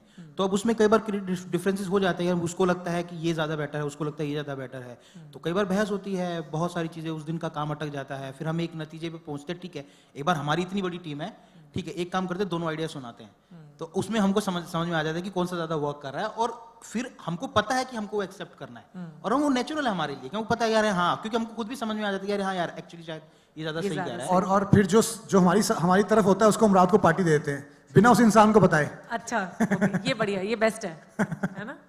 अच्छी बात है। Well, coming back to content creation, for what we were talking about, one question related to that, कि हमने देखा ना पैंडेमिक में सबने कंटेंट क्रिएट किया। If I like singing, even if I am not a good singer, तो मैंने वो सिंगिंग स्टार्ट किया। सोशल मीडिया पे हमने देखा कितने सारे व्लॉगर्स नए नए आ गए, इन्फ्लुएंसर्स भी आ गए, और सबने अपनी हॉबीज को, अपने पैशन को फॉलो किया। So how do you see that, all of you? मतलब टीवीएफ ने भी हमने देखा काफी, मतलब they have taken a step ahead in the pandemic also. They have come up with so many relatable series. So what do you have to say, starting with you, Dipesh?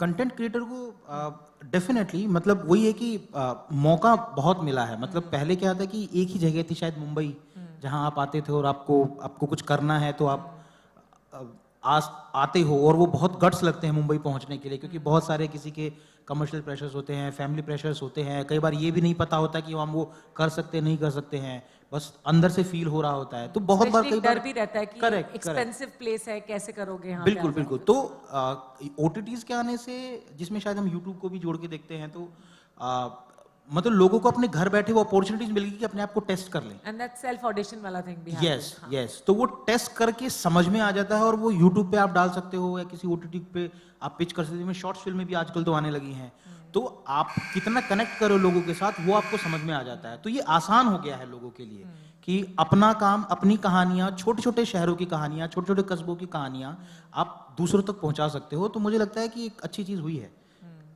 Harish, if I come to you with the same question, but audience के लिए, as if you see the audience, कितना difficult या कितना आसान रहता है ये accept कर पाना कि everyone is a star? मतलब अभी पहले के टाइम की तरह नहीं है कि जैसे स्टार ही स्टार होते थे, एक पहुंच दूर तक होती थी, शायद इसीलिए उन्हें स्टार्स कहा जाता था। अभी सोशल मीडिया के आने से सब कुछ बहुत रिलेटेबल हो गया है। I can talk to Shivankit, I can talk to you, I can talk to Dipesh, है ना?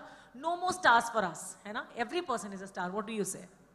मतलब सही कह रहे हो आप, since stars are so accessible, वो जो कर रहे हैं वो सब स्टोरी पे डालते हैं, पोस्ट पे डालते हैं, तो वो स्टारडम खत्म हो गया। But at the same time उसका पॉजिटिव साइड जो मुझे लगता है कि I can also be that star very soon, because खाता तो मैं भी हूँ पीता तो मैं भी हूँ, तो वो चीज़ें एक होप देती है। हाँ, टैलेंटेड मैं भी हूँ, मैं अपना टैलेंट भी डाल सकता हूँ उसी प्लेटफॉर्म पे जिस पे वो अपना टैलेंट डाल रहा है, जिस पे एक ट्रेलर आ रहा है, जिस पे एक पोस्टर आ रहा है, तो वो एक पॉजिटिव साइड भी देता है कि होपफुल ज़्यादा बनाता है ऑडियंस को, आई फील। और अभी एक चीज़ जो मैं तुमसे भी आपसे भी पूछना चाहूँगी शिवांकित, मैं इनफॉर्मली हो गई, देखो कि एज एन एक्टर तो इट्स डिफरेंट है ना, as an actor you are a star of course, लेकिन अभी आफ्टर द पैंडेमिक, और मैं कहूँगी सोशल मीडिया या more and more content creators are coming, there is one thing कि creative people are coming forward. जैसे आज हम राइटर्स का इंटरव्यू कर रहे हैं, डायरेक्टर का इंटरव्यू कर रहे हैं, राइटर एंड एक्टर का इंटरव्यू कर रहे हैं, so this has become changed in today's time. How do you see that and how positive is that change for you? Definitely, it was required for this country, where writers, musicians, and DOPs and directors get the due. और directors को तो चलिए पहले ही मिलता था क्योंकि वो तो कैप्टन ऑफ शिप होता है। और आई थिंक ये आगे और होगा, आगे और ऐसी चीज़ें होंगी जहाँ पे राइटर ही रिप्रेजेंट करेगा चीज़ें। और स्पेशली हम तो टीवीएफ में काफ़ी पैम्पर्ड हैं एज अ राइटर, हमें तो हर जगह आगे ही रखा जाता है। और टीवीएफ हमेशा ये कहता है कि टीवीएफ में सबसे ऊपर हमेशा राइटर रहेगा, उसके बाद फिर बाकी लोग आएंगे, क्योंकि कंटेंट बहुत ज़रूरी है। इसलिए we are very proud, we are very privilege that we are writers in one of the best content creator company in India. So we all three are very privileged to be the part of TVF, or that's why Dipesh from last 5 years, he's from 5 years, I'm from 7 years, are working in TVF constantly with the same love, with the same passion. So last comments from you guys on OTT's future. So how do you see content creation as a future of OTT? बहुत अच्छा है, मुझे लगता है कि ये तो platform और बड़े होने वाले हैं। मतलब अब लोगों को ज़रूरत है कंटेंट की, और मतलब ये बूम करेगा, ये ग्रो करेगा और नई नई कहानियाँ आएंगी, लोगों को नई नई कहानियाँ देखने को मिलेंगी। फ्यूचर तो यही है। मतलब सिनेमा में अभी हो सकता है कि अच्छा कंटेंट अभी भी बन रहा है डेफिनेटली, और सिनेमा में अब शायद एक खास तरह का सिनेमा ज़्यादा आएगा, मतलब जैसे कि जिसमें थोड़ा शायद जो टेक्निकली एडवांस है, या आरआर जैसी फिल्में, या जो सुपर हीरोज जैसी फिल्में, क्योंकि एक खास ये फिल्में थिएटर में ही देखने में मजा आता है। वो जो स्पेशल इफेक्ट, करेक्ट, वो स्पेशल इफेक्ट्स है, वो एक्सपीरियंस आपको उसमें ज्यादा अच्छा फील होता है। आप उसको शायद टीवी में देखेंगे तो मोबाइल में देखेंगे शायद उतना अच्छा एक्सपीरियंस नहीं होगा। थिएटर की जगह अपनी बनी रहेगी उस तरह की फिल्मों के लिए। लेकिन कई बार कुछ साधारण कहानियां होती हैं जो शायद एक कमरे की कहानी होती है, तो उसके लिए ओटीटी, जब लोग आराम से बैठ करके खाना खाते हुए या फिर कुछ किसी खास तरह के इमोशन में है और बस अपने आप को रिलैक्स करना चाहते हैं, तो वो घर पे चुपचाप बैठेंगे, अपना कंटेंट लगाएंगे और देखेंगे। घर वाली कहानी घर बैठ के ही देखना चाहिए। बिल्कुल बिल्कुल।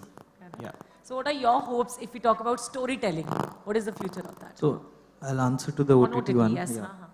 So basically blessing तो बहुत बड़ा है, especially for writers and creators. बहुत बड़ा blessing है, but it's very competitive. It's going to get very dirty. Yeah. It already is actually. And we are prepared for it. So it's survival of the fittest. जो अच्छा लिखेगा वो survive करेगा, क्योंकि हर दिन 5 वेब सीरीज रिलीज हो रही होती हैं जिसमें से शायद वो आके चली जाती हैं। तो आई थिंक जो सर्वाइव कर पाएगा वही जो फिट है और जिसकी स्क्रिप्ट अच्छी है और जिसका डायरेक्शन और जिसका सारा कंटेंट अच्छा है। तो it's gonna be tough and dirty obviously, so which is healthy, obviously healthy है। So people will aspire to work better, they will work hard more, better content will come, better content बनेगा। और सबसे ज़रूरी India की कहानियाँ कही जाएँ। वो हम मानते हैं कि हिंदुस्तान, अगर आपको छुट्टी मिलती है और आपके पास पैसे हैं और आप राइटर हैं, तो आप यूरोप मत जाइए, पहले हिंदुस्तान घूम लीजिए, हिंदुस्तान के गाँव को देख लीजिए, कहानियाँ देख लीजिए, हिंदुस्तान के शहरों को देख लीजिए, कहानियाँ अपने आप अच्छी हो जाएंगी। वैसे भी कहा भी जाता है India is what we actually see in the rural areas. तो भारत जो है वो हमारे गांव में बसता है। TVF is what TVS is very beautifully showing that and portraying that, and that's the wonderful part of TVF making or coming out with such kind of stories. Hats off to you guys. Thank you so much. Thank you so much. So thank you so much all of you for such a wonderful conversation. I hope you liked it. Yes. Thank you so much. Thank you so much. I hope you all have liked it. Thank you. Thank you.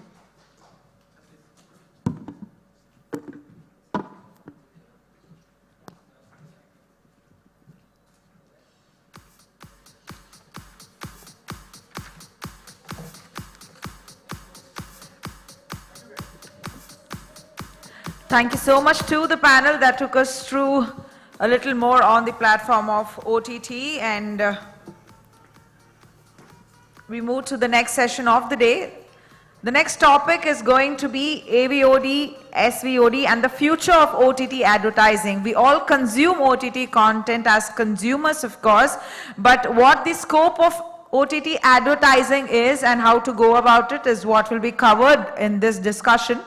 And the session is going to be chaired by Shekhar Banerjee, Chief Client Officer and Head, North and East Wavemaker India. The panelists include Pooja Sehgal, Chief Marketing Officer, Park Avenue; Sanchita Roy, Head of Strategy, Havas Media Group India; Siddhartha Roy, Chief Executive Officer, Hangama; and Rakesh CK, Head SVOD and Business Strategy, AHA Media.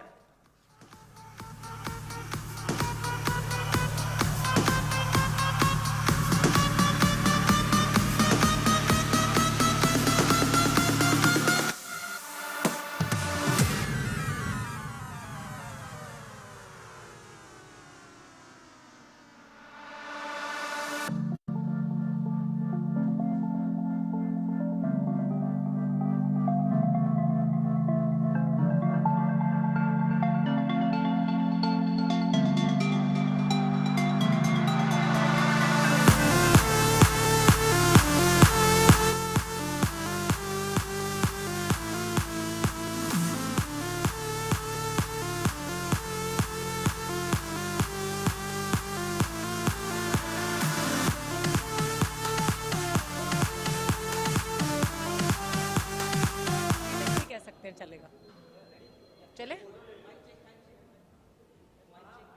Mic के साथ। चलो mic testing, check 1 check 2 check 3 आ रहा है। आवाज का मैं कैसे लाऊं? चलो. So how much excited were you before coming here for SCREENXX 2022, and what do you want to say to AdGully for this event? So first of all, thank you so much. So we are privileged to be called as a writer here. So writer platform पे जाके बात करना is always exciting. And thank you so much SCREENXX for inviting us. Okay. How do you think AdGully is taking a good initiative by SCREENXX 2022? Awesome initiative मतलब writers की interviews हो रहे हैं, that's अपने आप में बहुत बड़ी बात है. And we all love watching interviews, so I feel really lucky to be at SCREENXX. पर आप घबराए क्यों लग रहे हैं? मैं हमेशा ऐसे ही रहता हूँ, ये राइटर हूँ ये दिश का. Just kidding, just kidding. Dipesh, what do you have to say about like SCREENXX 2022 to AdGully? No, actually it was very great and अच्छी बात है कि कंटेंट क्रिएटर्स को, राइटर्स को रिकग्नाइज किया जा रहा है, उनसे बात की जा रही है और अभी ज़रूरी समझा जा रहा है कि राइटिंग की इम्पोर्टेंस को, क्योंकि आज OTT के मीडिया मतलब OTT और इस तरह के प्लेटफॉर्म पे आपको लंबे कंटेंट कहने हैं तो राइटर्स की उस कंटेंट की बहुत ज़्यादा ज़रूरत है. तो अच्छा है कि उस पर बातें हो रही हैं, उससे हमको भी बहुत सीखने को मिलेगा, हमको भी समझने को मिलेगा. And it was great. Thank you. And as we all know, writers are the like best storytellers in this whole universe. So thank you so much all of you for joining in. Thank you. Thank you, Shiva. Yes, thank you, thank you. When a lot of advertisers are also very confused how to make choices because there are too many choices, to be honest. So before I actually start throwing the questions to the panel, if I just set a bit of a context here, India is a fairly large country, 1.4 means 1.4 billion. Of that, roughly, it is the only country where TV is still growing. Roughly around, you talk about 900 million TV consumers. Within that, if you see, smartphone users roughly around 650 to 700, depending on whichever report you read. That will be the range in that. Within that, take for a moment social, which is a big place, roughly around again 400 to 450 million users. Then there is short form video, which has exploded in recent time, roughly around 200 million users there also. Then there's the video platforms, which often interchangeably is called OTT. Within that, there's one big guy as YouTube, which is roughly around 450 million. And then there are this very cost-intensive, heavy-duty, who are working with the OTT players who are basically licensing or building their own original content, ranging between 50 million to 120 million, depending on the platform and the market where they play. And that's the choice which is there for consumers, at the same time for customers like marketers, agencies to make choices from. I personally actually work with a lot of our clients like Netflix, L'Oreal, Mondelez, Dream11, Vodafone Idea. And it's very interesting how they have very distinct way of using these platforms from almost full funnel, means whether it is building reach to actually execution, bottom funnel, customer acquisition, everywhere. So that's broadly, if you look at it from the context, becomes very interesting for me to have this range of people. We have the customers here, we have the sellers also here, and the content producers at the same time, if I may call all of them. So so with that, let me actually ask the first question. Pooja, we have worked together for a fairly long time, and being a marketer, you have so many choices today for the brands to make from. So how do you go about making choices, especially given that there are you can reach to the consumer by multiple ways.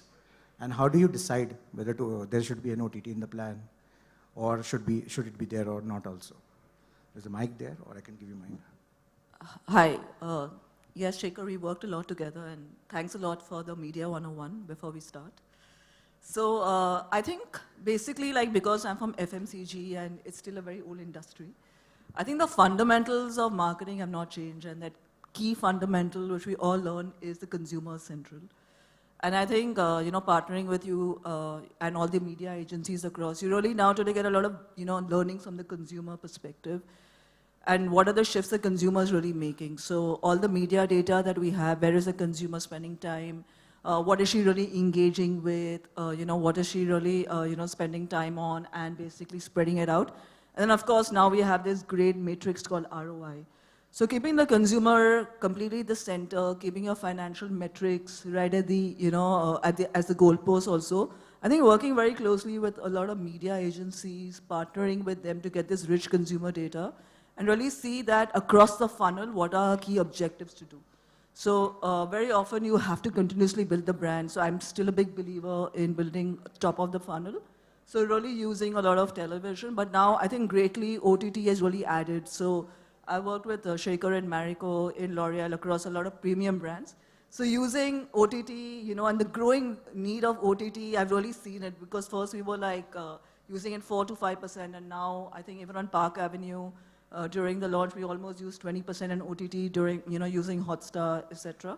So I think, adapting to the changing needs of the consumer and really seeing how they're evolving is something that, we are basically going towards. And of course, at the end of the funnel, there was always this belief that video did not really aid conversions. But I think now I'm really also seeing video, aiding a lot of conversions, having that link to e-commerce. So I think OTT is helping us from top of the funnel to the end of the funnel. So it's really a win-win for all of us. So yeah, I think it's making our choices more complex and varied, but also getting us to be more focused and meaningful. Fantastic. I have another customer, the agency, who actually has the tough job of making choices on an everyday basis. So it's a question to you actually, that means, what are the reasons when you're actually building a plan, what are the reasons you actually include OTT, especially knowing that, like the way I try to set the context and the complexity, you may be able to reach the same consumer in different ways. Still, we are seeing the usage of OTT going up. So what are the reasons you actually go? See, I think what has really changed in the last 2 years is the way consumers are today consuming media. I think, when the lockdown happened and we were put into a situation, there was no original content happening on TV. So for a lot of consumers, you would turn to the OTT platforms to actually get our daily dose of entertainment. And I think today, we've increasingly seeing that, linear TV, there is a drop that is happening. And because of, increased smartphone penetration, because of, subscription costs coming down, the adoption of OTT as a platform, is only going up. And today, I think somewhere it complements, whatever it is that you're doing on TV to actually build your top of the funnel metrics. It's not, I mean, earlier there was a time when digital was restricted to driving lower funnel conversions. But I think today, digital does both building upper funnel metrics as well as driving conversions. And we've seen the adoption that has happened, amongst consumers, and especially, the pandemic only accelerated the digital adoption in the country in the last 2-3 years. And I think that is also getting reflected in the numbers that we see. I mean, today we have some 40+ OTT players in the market. So that's a huge market that we see. And it's only going to increasingly become bigger and better maybe. And with measurement coming in place, I think somewhere, it'll easy to track also, understand, what the ROI is, what the deliverables are, and therefore it's easy to plan. Very interesting, but still, it's a difficult choice if you're talking about 40. So, means 40 to you, 40 to you, both of you, means how? And then there will be hundreds of TV channels. There will be YouTubes, Facebook, Google. How you actually still... But Shekhar, something, I think what Pooja rightly said, that today we have to, media planning only has changed. We have to put the consumer, see what the consumer is doing. Today, if you ask anyone, how many of us in this room actually go and watch TV? We're doing everything on our mobile phone. We are watching content on our mobile phone. And yet we go back and say, no, we need to still, of course you need TV. There's no denying that in India. Like, it's still the biggest reach driver. But then there is merit today in planning for OTT because it is driving both, it'll give you both reach as well as conversions. Fantastic. Let me change a bit of a gear, and obviously I'll go to you, Rakesh, first. First of all, you're winning in local. You're winning amazingly in local languages. Yeah. And especially, first, congratulations and thanks for opening up that world to the entire nation. Thank you. The thing is, what I wanted to know, because there's a product homegrown, built in India. So what are the unlocks you are bringing in which is very unique to the platform, which is helping you actually let the marketers win, at the same time getting more consumers on the platform? Sure. I mean, Sanchita spoke a little earlier about how the OTT space... Can you hear me? Yeah. Okay. So you spoke a little earlier about how the OTT space has become extremely crowded, and it becomes that much more difficult to find a niche for yourself, right? And when we started our journey 2 years back, I think the niche that we defined for ourselves was to be in the space of regional, and we took cues from television. 50% of the audience today on television is essentially taking and consuming regional content. And we now look at OTT, 35% of the consumption is also for regional languages outside of Hindi, right? So there is a clear space that we saw in the regional space, and down south with all the great things happening with movies and the movies going national, a lot of blockbusters coming out of south, it just accelerated the growth we saw in that space. So we were able to define that space for ourselves. We said Telugu is homegrown, is something that we are very native. In the regional space, how do we make sure that there is an audience who's willing to pay to watch quality content? How do we bring that content to fore? And that's where we established ourselves, and it's been a fabulous journey over the last 2 years. 2 years, 2.5 million is where we landed. We forayed into Tamil now. So yeah, it's an exciting space. I think it's a space that was waiting to be occupied, and we were first there. And that has given us a unique advantage, especially in the Telugu landscape. Tamil has just started, so Tamil as it builds, but Telugu landscape, I think we are fairly established as a player to reckon with. Yeah, and to add to it, they were the fastest growing language on digital for a very long time. So fabulous space to actually enter from and region to enter from. Siddharth, I have a very different question from you. And I can only ask you because of the years that you have. Hello, mic check.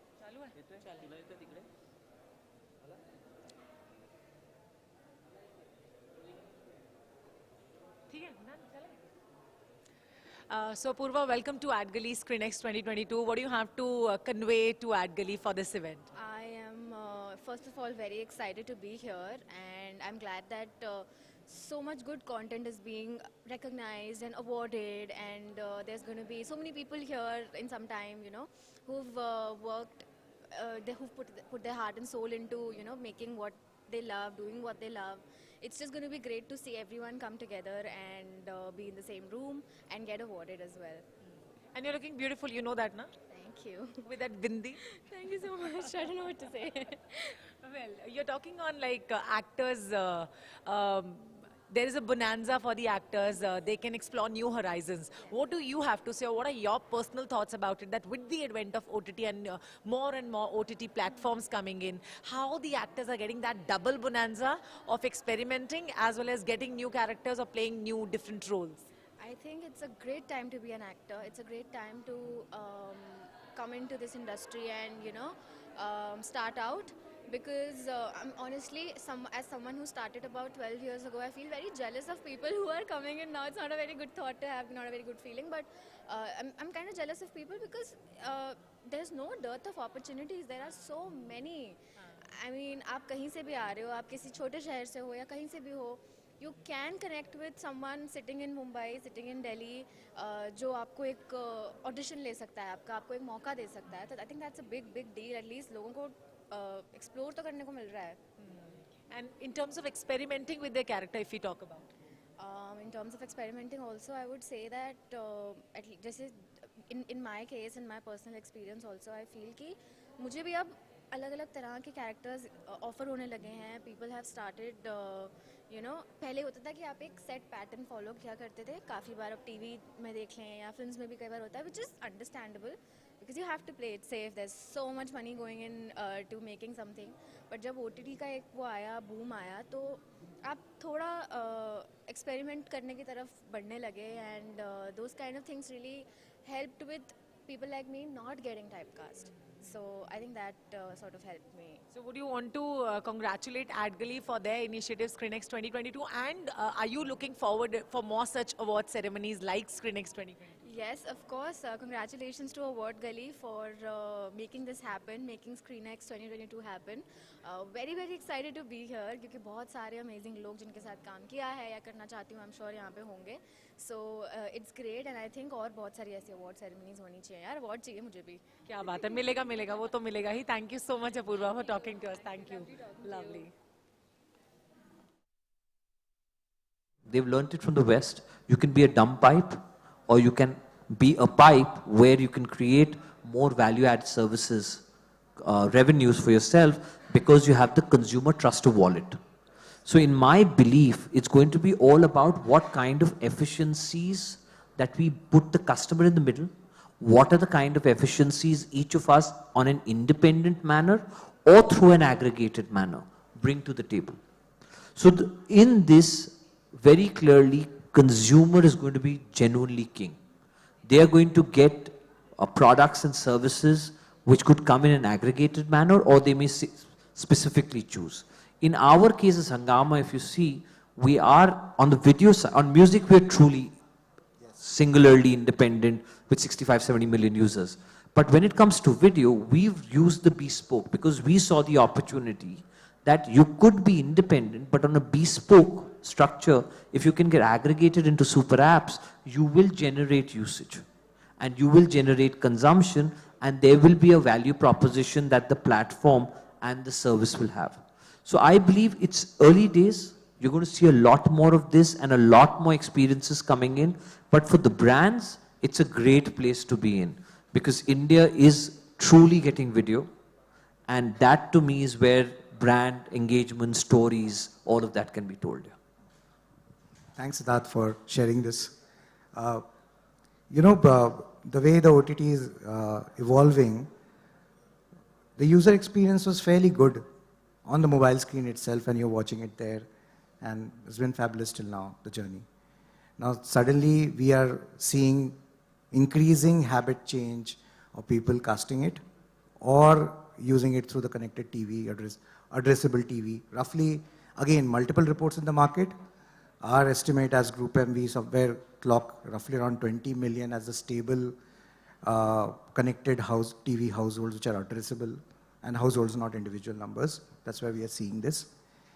And honestly, this can be the game changer for OTT because suddenly you're on a big screen, experiences changes, you're replacing cable TV, and it might be likely to be one of the biggest drivers for OTT adoption also in the country, as 90% of all TVs sold in the country are now smart TVs.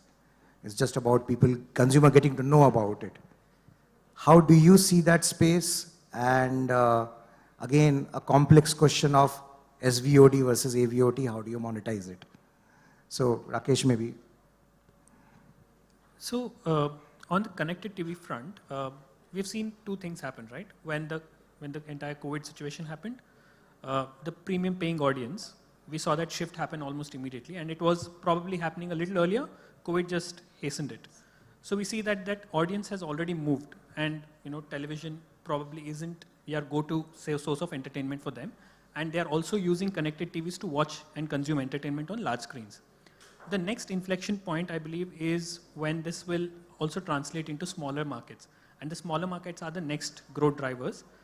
From the regional landscape, from where we see it, we have been able to capture, say, metro markets. We have good, fair penetration there. The next growth story for us clearly lies in the tier 2, tier 3 opportunity. And Siddharth spoke about 5G coming to 4. And that takes care of one major drawback that you have on the connected TV front, which is connectivity to the television itself, the availability of internet. And moment you have 5G giving you bandwidths of 150 Mbps and so on and so forth, that will also come about. So yeah, I mean, the next growth drivers, televisions will be a big part of it, and 5G will bring that evolution forward. Without doubt. Actually, if you ask me, the single biggest beneficiary of 5G is the TV. The last mile completely, today everyone is fighting for the last mile. Even if the consumer has the money to pay, he can't get the quality of last mile. 5G fundamentally changes that equation, where technically every household, if you have 5G, and it'll be literally like there will be a small box that you'll come and you can literally hang it in your house, and your entire house is 5G enabled for high-speed data. And biggest beneficiary is going to be video, which means televisions and IoT, which is going to be connected devices. I'm going to definitely come back to the 5G because I have a hypothesis on this and I want to bounce off your thoughts on this one. But because the question was also about SVOD and AVOD choices, any thoughts, Siddharth, on that? So the logic is, its core fundamentals comes from the advertising world, okay? Today, the amount of supply of content, AVOD supply we are generating, margins are fundamentally under pressure, okay? So when we, at least when we look at data and when we look at advertising dollars to the amount of inventory that is there, inventory margins will always be under pressure.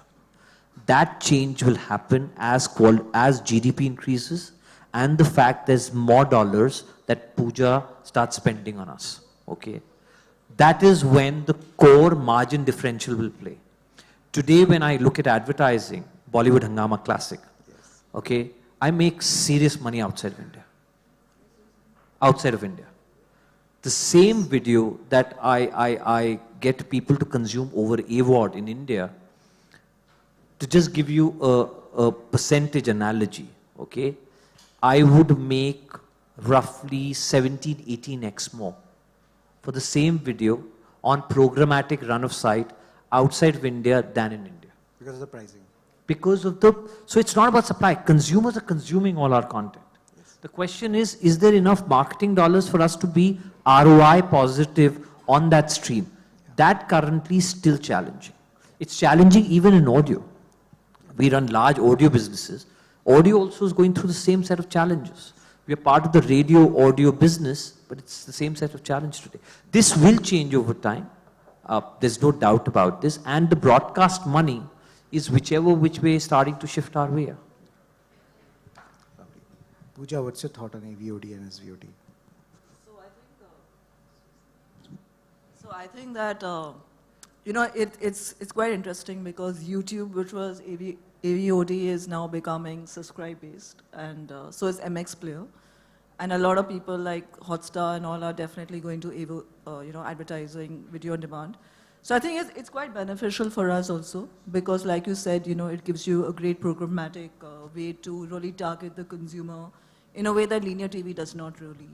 And it also gives you a lot of rich data, which we can also feed back into content producers to say, hey, you know, this is what is really working for us. So it's a win-win for all. And I think now, hopefully, luckily, the rates are still pretty good. But as there is more demand, I'm sure your ROI will also increase. As you also said, most of the consumers are shifting to more premiumization content, are more, you know, time-bound. So they want to make sure that they are able to watch what they're really interested in. And therefore, I think it's a win-win for both. So seeing the content that interests me, making sure that programmatically I can buy it on your platform, get the data back, and then again use it for retargeting, is a far more richer experience than television. And I was completely a big believer in television. But I think Wavemaker and just seeing the big aspects of digital and data has really converted me to, you know, video on different opportunities and options, including YouTube and all the other OTT platforms. Sanchita, I'm not going to keep it that simple as SVOD or AVOD. I'm going to add a complexity of pricing. OTTs are, as a platform, pricing versus certain efficiencies that other platform brings in. Given that kind of a choice, how do you actually go about it?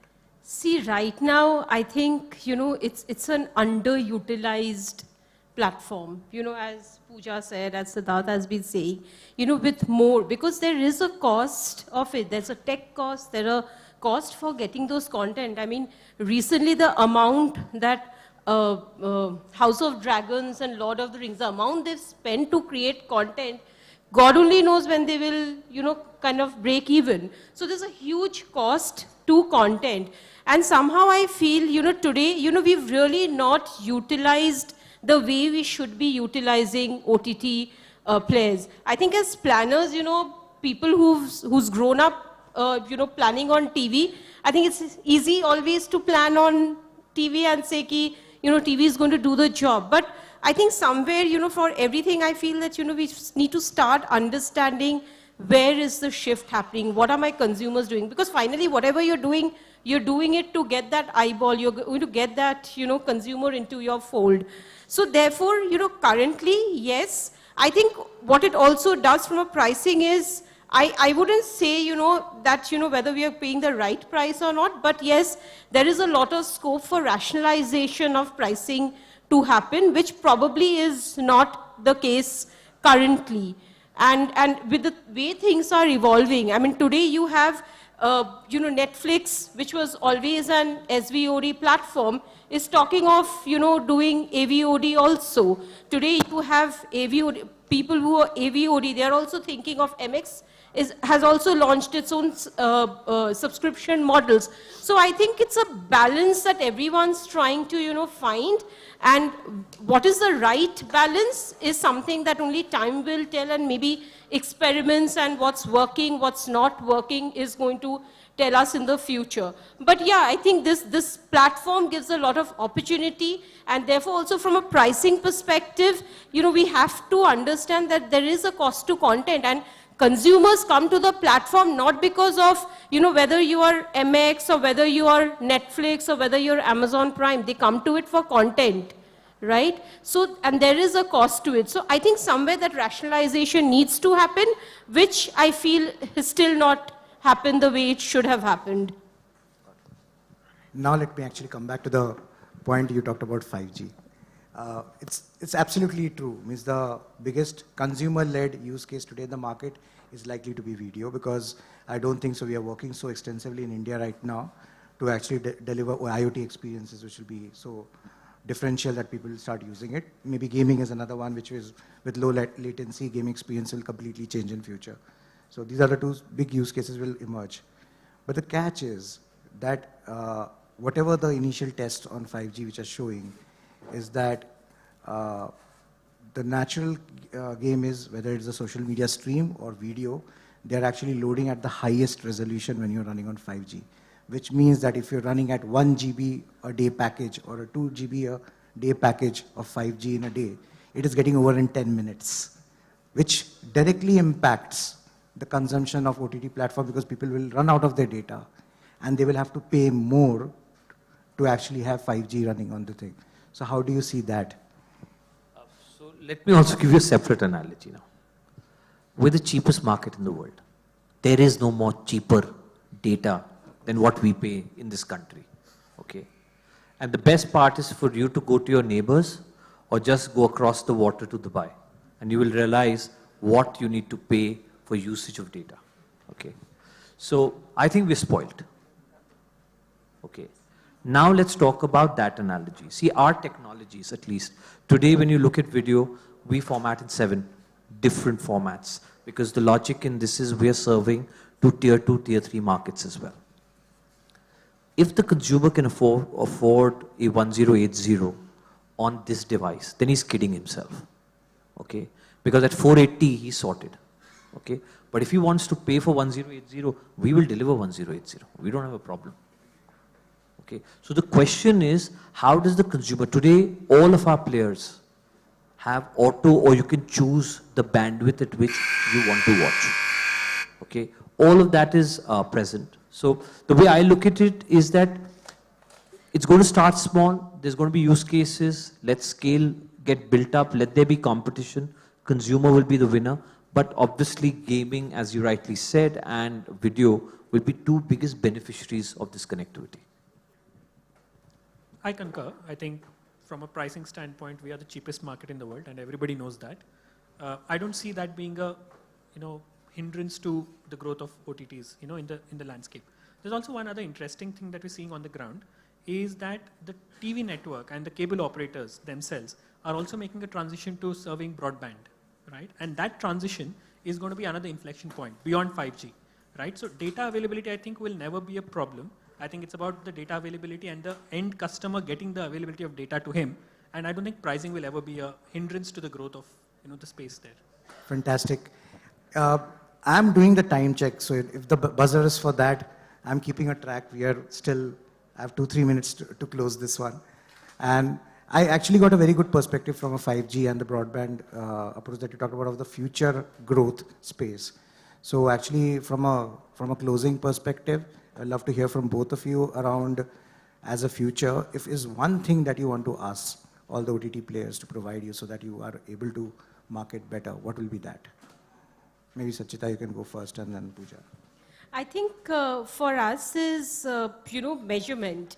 I think today a lot of questions, the moment, we plan for any media that we are planning, I think today the biggest challenge that the industry faces is measurement. We don't have a unified measurement system. So I think if there's something that, that allows us to, measure, what is that incrementality that OTT is adding onto my existing media campaign, I think then we're just sorted as planners. I think, and I think that is true for everything today that we are doing. Pooja, what about you? So I guess it's ditto. So like even if we have to, tell our traditional, our bosses and all why OTT, I think TV is very easy for everyone to say yes. I've seen a lot of people who are at a more senior level don't even want to get involved in digital because they all know about television, they understand the pre and the post. So like I was just saying in UK and all, Netflix is, audited along with television, with, Barb. So I think I'm also hopeful that, we will get audited in OTT and then everyone can really believe in it because I think some of the young marketers, and I won't say I'm young, but a lot of the young marketers definitely believe in it. But I think that measurement system is what we really need, which will also help us build the case, going forward. And Google and Facebook, of course, the run continues, So we're hopefully OTT will break that. You want to add something, Rakesh? It looks like. I mean, from our perspective, we are being compared to an industry that's matured, and television is an industry that's come over 20 years, right? So cable television, over the last 20 years, we've come to a place where we are now measuring it effectively. And OTT space, in all true sense, has boomed in the last 2 years. I think we'll get to that place, and I think it's far easier for us to get there, considering that we are digital and everything is measurable. I think agreeing with the industry in terms of what are the measurement tools is the first place where we start, and I'm sure that as we go, I think we'll get to that place as well. Completely agree, but you got to give us some time. No, actually, measurement will be the last one. I'll just say, so most of us on VOD are using DFP, which already that data goes in. The question is, are you willing to move out from the Web 2 era of per impression to giving us also benefit of time spent, reach and TOM? When all of that starts coming in, that's when the margin spreads will start changing. What ends up happening is most of the media buyers consider us on the back of the Web 1, Web 1.5, where it is all about kitne million impressions aap doge. Not realizing that is video, and that video traditionally needs to have other value systems that TV gets, which we don't get. And we are transparent. Yeah, in fact, I just wanted to add to both of your points. I think we over-measure digital compared to TV. TV has much lesser measurement matrix, to be honest. I agree. So yeah, it's a reverse, honestly. And I think the industry has to move beyond impressions, right? Yeah. We really have to get beyond it. Yeah.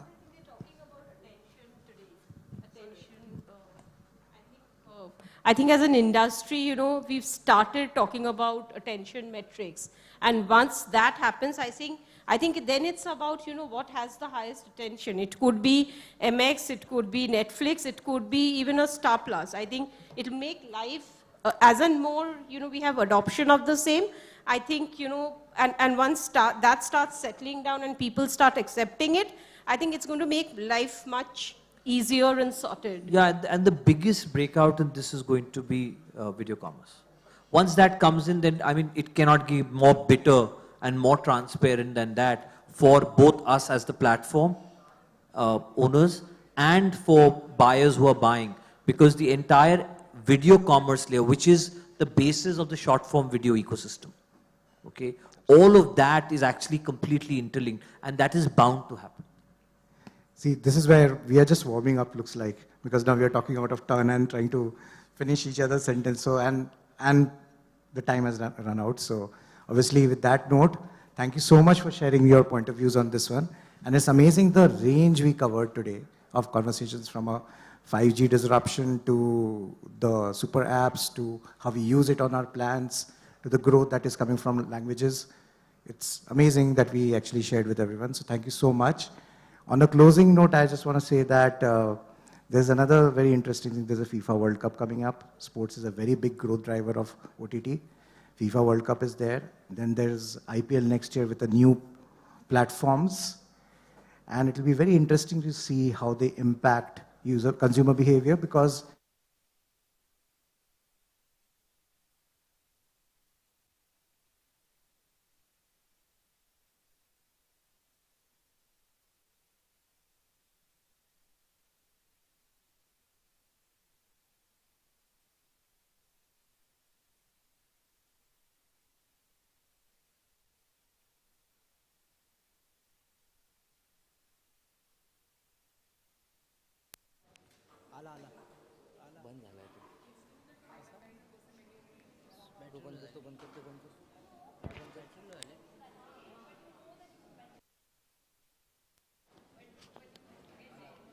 Mic check, check, check, check, check. Finally, Golgappa connection. Shall we?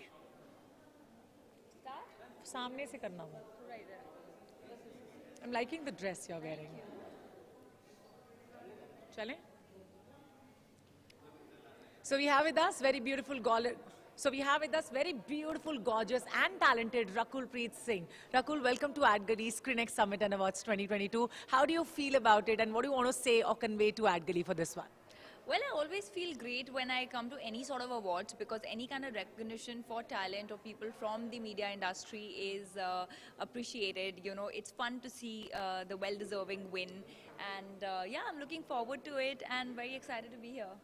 Well, you're talking on South versus Bollywood. So as an actor, what's your perspective on that? Well, the perspective can't be compiled in one line here, so I think you should wait for the talk to happen where I can probably explain what my perspective is. But I don't have a favorite. I think every industry, both the industries are beautiful, and there is no debate. Honestly, my view is that there is no debate. We are creating the debate, you know, and yeah, at length I'll talk there. And one thing which I would love to know from you is, like, South and Bollywood, I think, are interconnecting these days, because Bollywood is much in making the South content, and South is coming up with such a good content. What's your take on that? See, my take is that today we are having this conversation, but what South is making is something that Bollywood made in the 80s and 90s, and South cinema has always stood for larger than life cinema, and it's just a phase where people are liking certain kinds, but it's not that we are not making or they are making superior. I think both are making equally superior films in their own respect, in different genres, and it's just a testing phase where we are figuring what the audiences are enjoying right now, because every few years there is a change, and this is that change that's we are going through. Well, thank you so much. Are you looking forward for such kind of initiatives like SCREENXX 2022 is doing right away? Absolutely. You know, it's always great. Like I started with saying, it's always great, and now that the world is back to normal, even better when you come out and meet people and celebrate cinema. It's great. Thank you so much, Rakul. It's wonderful talking to you. Always. Likewise. My pleasure.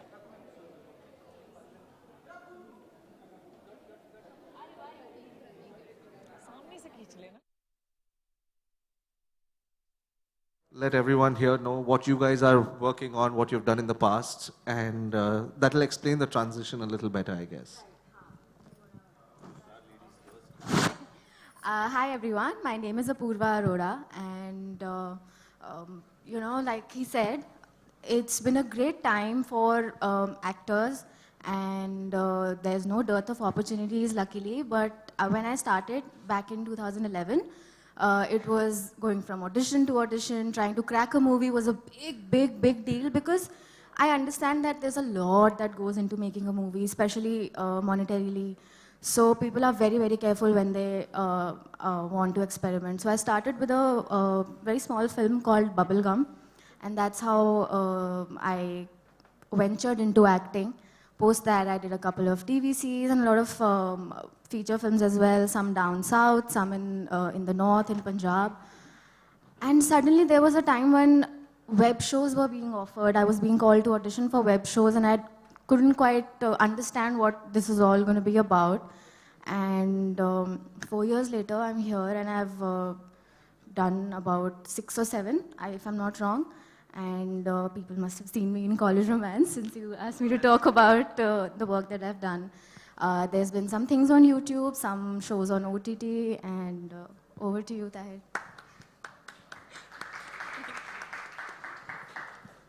मैं क्या बताऊं? So my journey has been a little opposite. My name's Tahir Shabbir. How is everybody doing? Hi.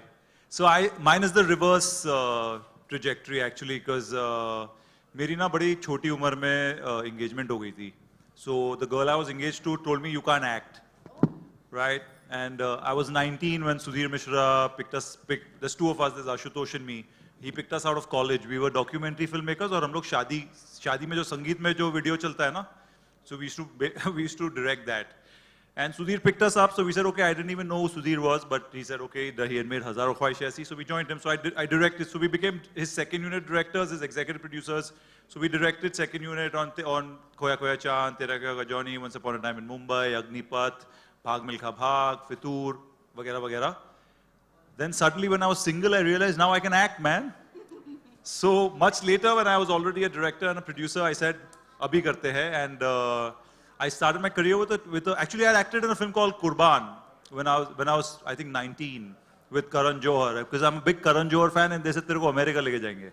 I was like, वाह America जाएंगे, मतलब मैं भिंडी बाजार से मैं सीधा अमेरिका गया, तो बड़ा खुश हुआ. But that was not really, I don't really count it because I just went there. I was not trained as an actor.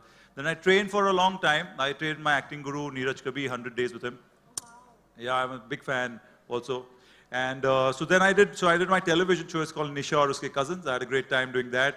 I was very averse to television, by the way, but television taught me a lot. Then I did a film called Fan. It was a bit of a cameo, but Shah Rukh Khan actually told me, he said, beta, tu TV kar raha hai na? Because there's an ease that television brings to you, as long as you keep cinema and don't become a TV actor. I'm not saying they're bad. I'm just saying. And then I was lucky enough to work with Neeraj Pandey and Shivam sir on Naam Shabana. The last one I did, and I'm really proud of, is a film called Guilty. It's on Netflix. Please watch it for the women of the world, especially in India. And yeah, then I've done some work, yeah. But that's pretty much my journey. So it's not really a reverse trajectory for you either. I mean, you did television and now you're doing digital, right? Yeah. Right. Right. So has the process changed? Like you're saying, earlier it was going for 100 auditions, meeting people, waiting for the producer to approve.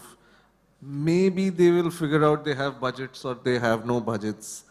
And even after the film is shot, you don't know if it's going to release, right? But do you think that process has changed? Is it more streamlined now? Yes, it is. Back when web shows were being made and they were still very new, I would get calls saying, यार budget बहुत कम है क्योंकि ना web show है. और आज के time में things have changed drastically, and also a great thing that's happened is कि हम अब कहीं ना कहीं equal pay की तरफ जा रहे हैं, because there was a time when people who had just started working in films, who had just started acting, men, I mean my male counterparts, would get paid way more than me, and I think that was a norm. But अब चीज़ें बदली हैं, and I'm really glad that people are getting their dues, and irrespective of their of their gender. So that's a great thing, and I feel कि going to 100 auditions and meeting so many casting directors, meeting so many people, it sort of helped me. For me, it was my school, because I was never sent to an acting school. I was never trained professionally as an actor, so whatever I learned was on the job. And I think now that's helping me a lot, because in this OTT space, there's scope for an actor to bring a lot more than just their performance to the table. There's a lot of inputs that we are allowed to give. There are a lot of young writers who are open to listening. So I think that it's a great time, because I'm getting to exercise my brain a lot more than I used to. But Tahir, for you, like transitioning from television to now doing Netflix shows, I don't know why I made that face. It's not like it's just, yeah, OTT. So the transition, what is the difference between that and this? Essentially, I think it's not only OTT. I think television is a world of its own. It always has been. So when I started working, it's almost been 14, 15 years now. So TV essentially was another world. So when I came in, the casting directors would be like when I was a AD. So you know, sir, ye TV actor hai, isko mat lo yaar. Honestly, that's what used to happen then. The big change now is that I produced and directed a show called 100, which is on Hotstar, and they wanted to see if you have any TV actors too, like you know. So that is a huge thing where earlier television was not given the kind of respect that, like for example, if you watch Brahmastra, right? Brahmastra is Moni Roy, right? Moni started her career in television. She was Nagin, so I think that's fantastic. So in terms of that, there's a lot of open-mindedness in OTT and even in film for that matter, where we've evolved a lot over the last, like in the course of my short stint in the film business. But having said that, at least in my particular case, for me, I've only worked for my creative freedom. I don't do anything where I don't think I can do justice. So I did television because it was a show that I loved, so I did it. But in terms of the breaking through from television to web, in my particular case, it hasn't been a difference. Like for me, like she was saying, you know, we go and we give auditions and we become masters at depression when we don't get cast. So yeah, that's the process. Most of the times they don't even call you back and say you did not get the role. No, never. Oh, you don't do that? No, sometimes. Some 5, 6 people do. Some of them are really.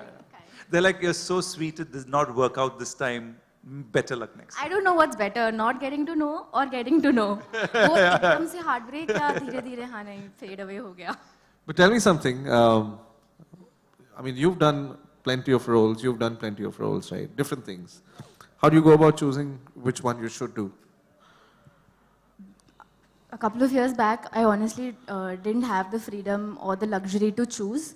I would do everything I would get, and I mean, of course, things that I was only comfortable with. But I was very lucky to, you know, because I got to work with some really good people, I didn't end up regretting much. And like you said, some things don't release. The ones that I regret, some of them didn't release, so I'm sorry for saying this. But I have been lucky enough to work with some filmmakers who have sort of nurtured me and taught me a lot in their own way. So.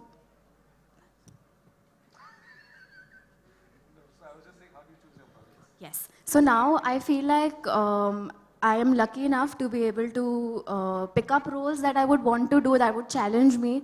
So यही होता है कि 3-4 checkbox होते हैं. First is who the filmmaker is.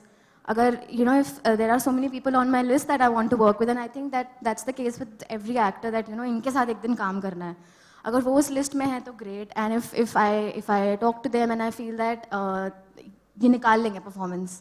You know, it's very important to have a director with a vision and someone's vision you can go with. And of course, you need to see what's on paper. If there's something problematic that you don't want to be a part of. Maybe in the past I might have done something that I'm not proud of now. But now that I have the liberty to say no to certain things, I like to just skim through at least to see if there's things that might offend someone that are not right.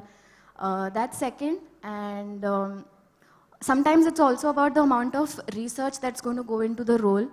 That's something that excites me. I'm a reader, so I like to pick up projects where I would end up watching a lot, I would end up making notes, and of course there's the money. What about you? Because you said that you only do things that give you creative freedom. But as an actor, how often does that happen? Isn't a director sitting on your head and saying, do it like this? So I'm a complete director's actor. So so my process to choose to get to the stage where a director tells me what to do, for me it's number one is the makers. Also because I have extensive experience as a producer director to know how important it is as to who is making it, right? Because in my life I've got a lot of, like you were saying, so many scripts come your way, but tumko malum hai kabhi banegi nahi. Banegi to kabhi niklegi nahi, pidu. So there was no way I was going to do that. So that's number one, because I've got some interesting, like super interesting parts which I know have never happened. It's been 7-8 years. Apart from the makers, I always feel that I, as a human being, should start empathizing with that character. So for me, it's never been whether it's a lead part or a small part. Like it's an interesting story. When Guilty was happening, which is one of the biggest films in my life, Dharma was launching, first film with Dharmatic, Kiara Advani, blah, blah, blah, all of that. And I got a show called Poison 2. And I decided to do the part because I dreamt of doing that. Logistically, it was wrong. My management said no. All of my friends said no. But I felt like doing it. Because so much so it's a long story, but I really enjoyed doing that part. So for me, if I empathize with that character, right, good, bad, ugly, whatever it is, that part is mine. After seeing number one, logistics, where that effort that I'll put in will not be wasted. And if I don't, like for example, there have been a couple of parts which have come, huge parts, big parts, and people are like, why haven't you done it? It's because I just can't. I cannot relate or I cannot empathize with that guy. Like for example, I've not been able to play a rapist. I've not been able to play a couple of parts which, like the moment I think I go into that character, Tahir comes in the middle and takes me out. Tahir cringes at that. So where Tahir forgets Tahir and becomes, say, a Danish Beg in Guilty, that's the way I choose them. No, that's great because, I mean, the one thing common with whatever you both said right now is you all don't really look at it from whether it is an OTT or a TV release. Shouldn't that be a consideration now? The platform? Uh-huh. Not anymore, I think. No? Things have really changed, and I think it's not important to see what platform. Aren't there a lot of people saying that, man, I'd rather have an OTT release? In today's times, I would say that because I'm a more bankable actor in terms of OTT releases, तो मुझे लगता है कि it's safe.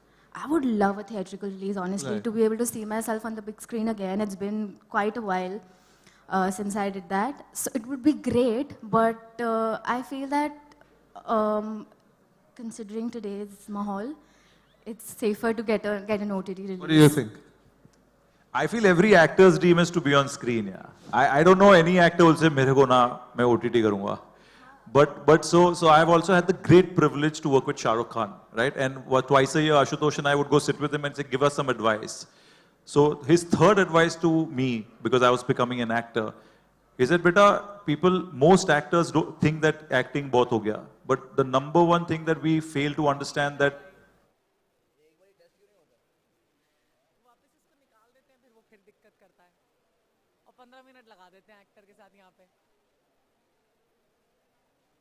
ठीक है, done, चले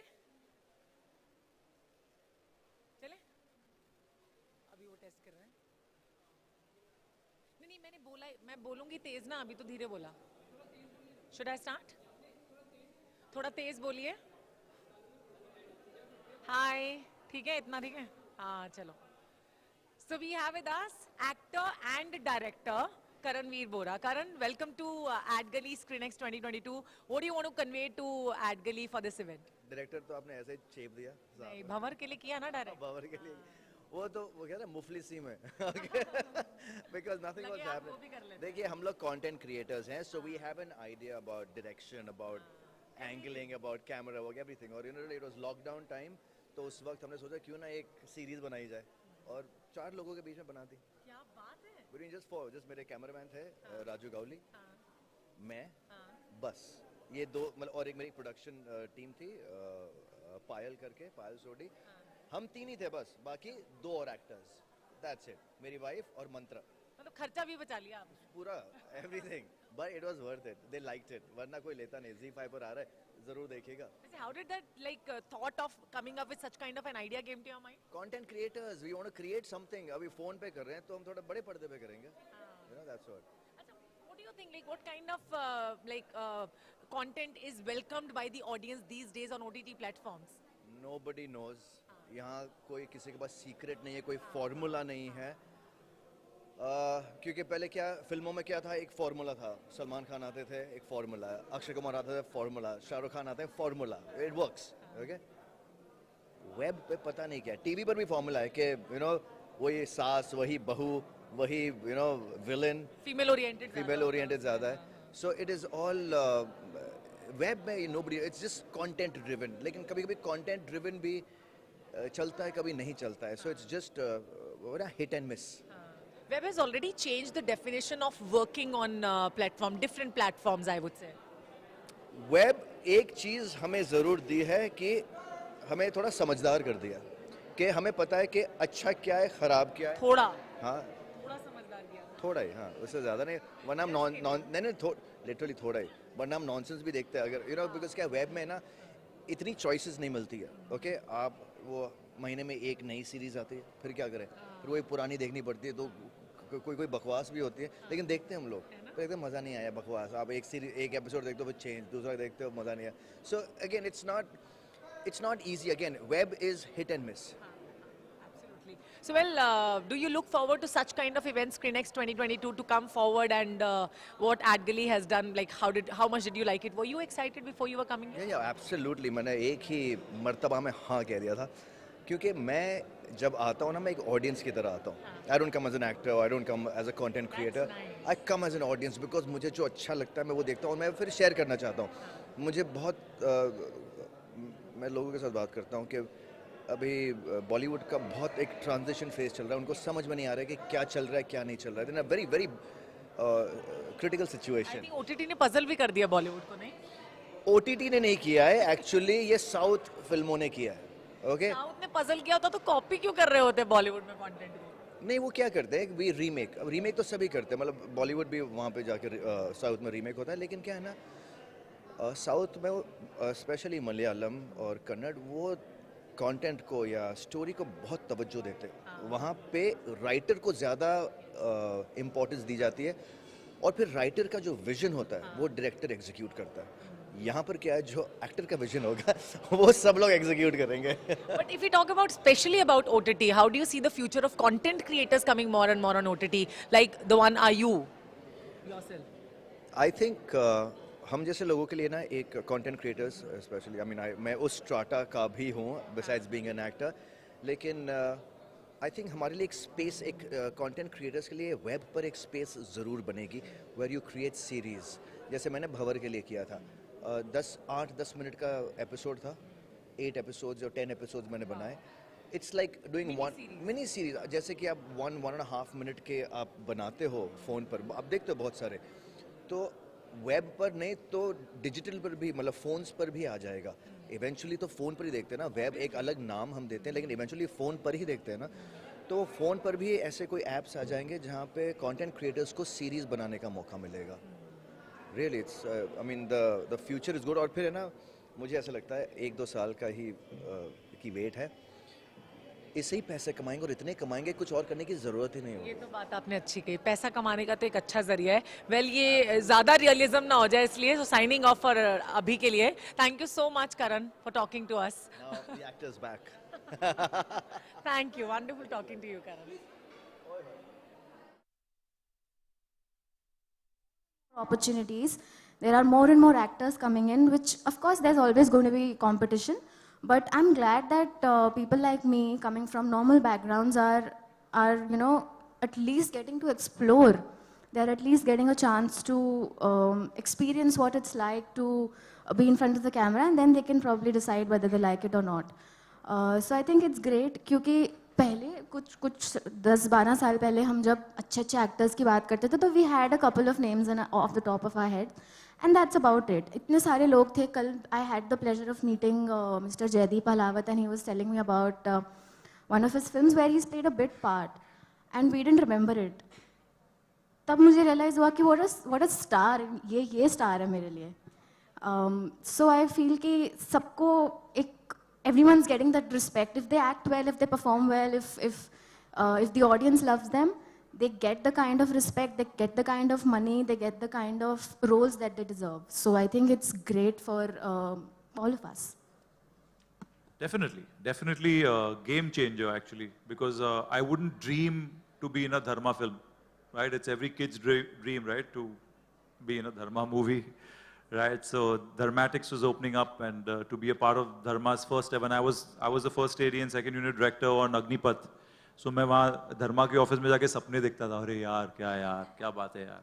And to be in Karan's production, is massive. Not have been possible because there was no way you'd be banking so much money on a new actor.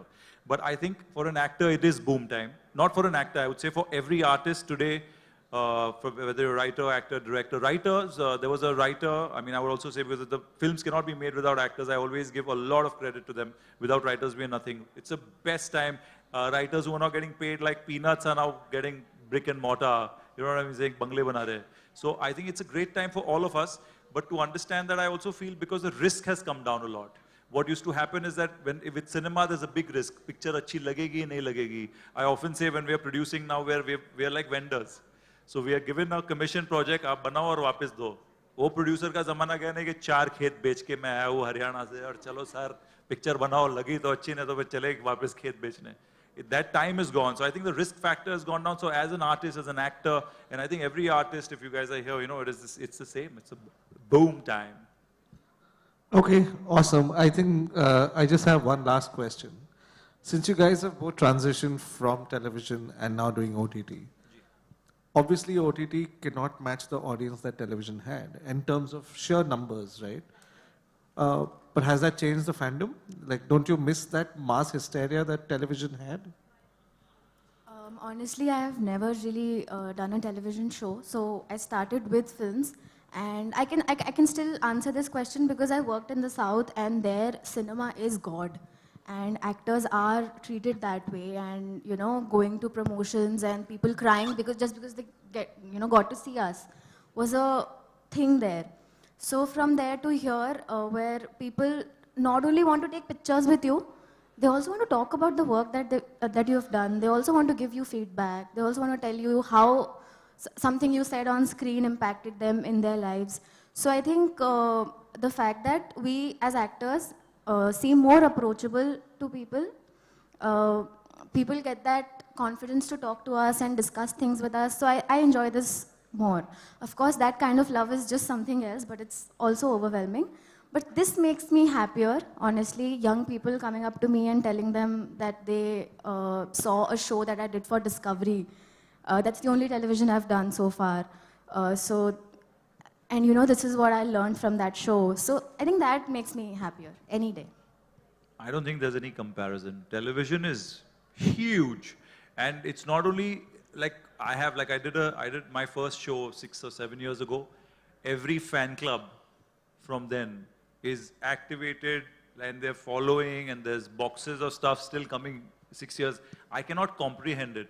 I did one episode and I was walking on Chopati and these 6 Gujarati aunties and I live in South Bombay. And they're like, hey, Viraj, in one episode, man. Nobody gave a damn about me when all these years I was like, I'm the second unit director of Bhag Milkha Bhag. Nobody cared. And so that is the power of television. I've had the great fortune of doing film and everything. Of course, film also gives you another kind of adulation. It's adulation, but that mass hysteria where like people are just like Jennifer Winger. I did मेरे पैसे कम हो गए थे 2018 में तो मैंने वापस cameo कर लिया था. And I was working with Jennifer. They went ballistic. Like there's no, like film stardom happens when you become a huge film star. But in television, आप गए, आपका शो हिट हो गया, आप बन गए विराज सर. So ऐसे उसको वेब को थोड़ा टाइम लगा उधर पहुंचते. Thank you everyone. It was really wonderful talking to you guys, and I hope to see you guys again in the future. Our pleasure. Thank you for being awake for us. We love you. Thank you. Yeah.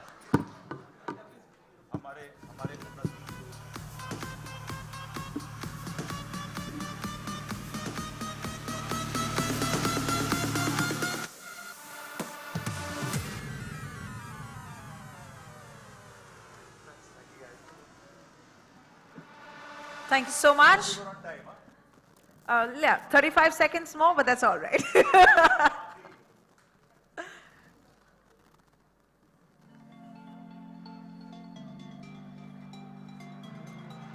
Post the panel discussion, it's now time for a fireside chat at SCREENXX Summit and Awards 2022. The subject that will be covered is how OTT has cracked the code to harness fresh talent. We all talk about how the world is filled with talented people ranging from actors to writers to singers to performers, and how OTT has provided a platform to harness all of it is what will be discussed. And chairing the session is going to be Rani Jha, RJ, Big FM. You know, our Big FM are our radio partners for the same.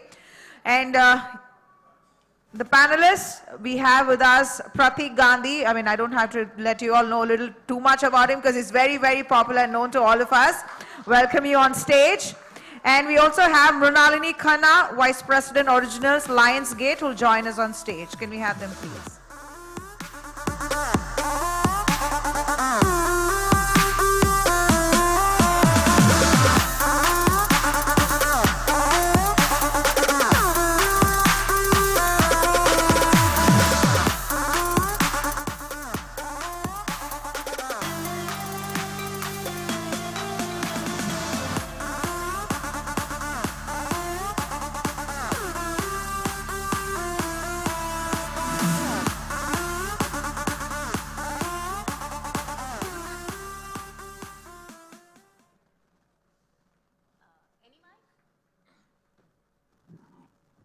Check, check, check. Perfect.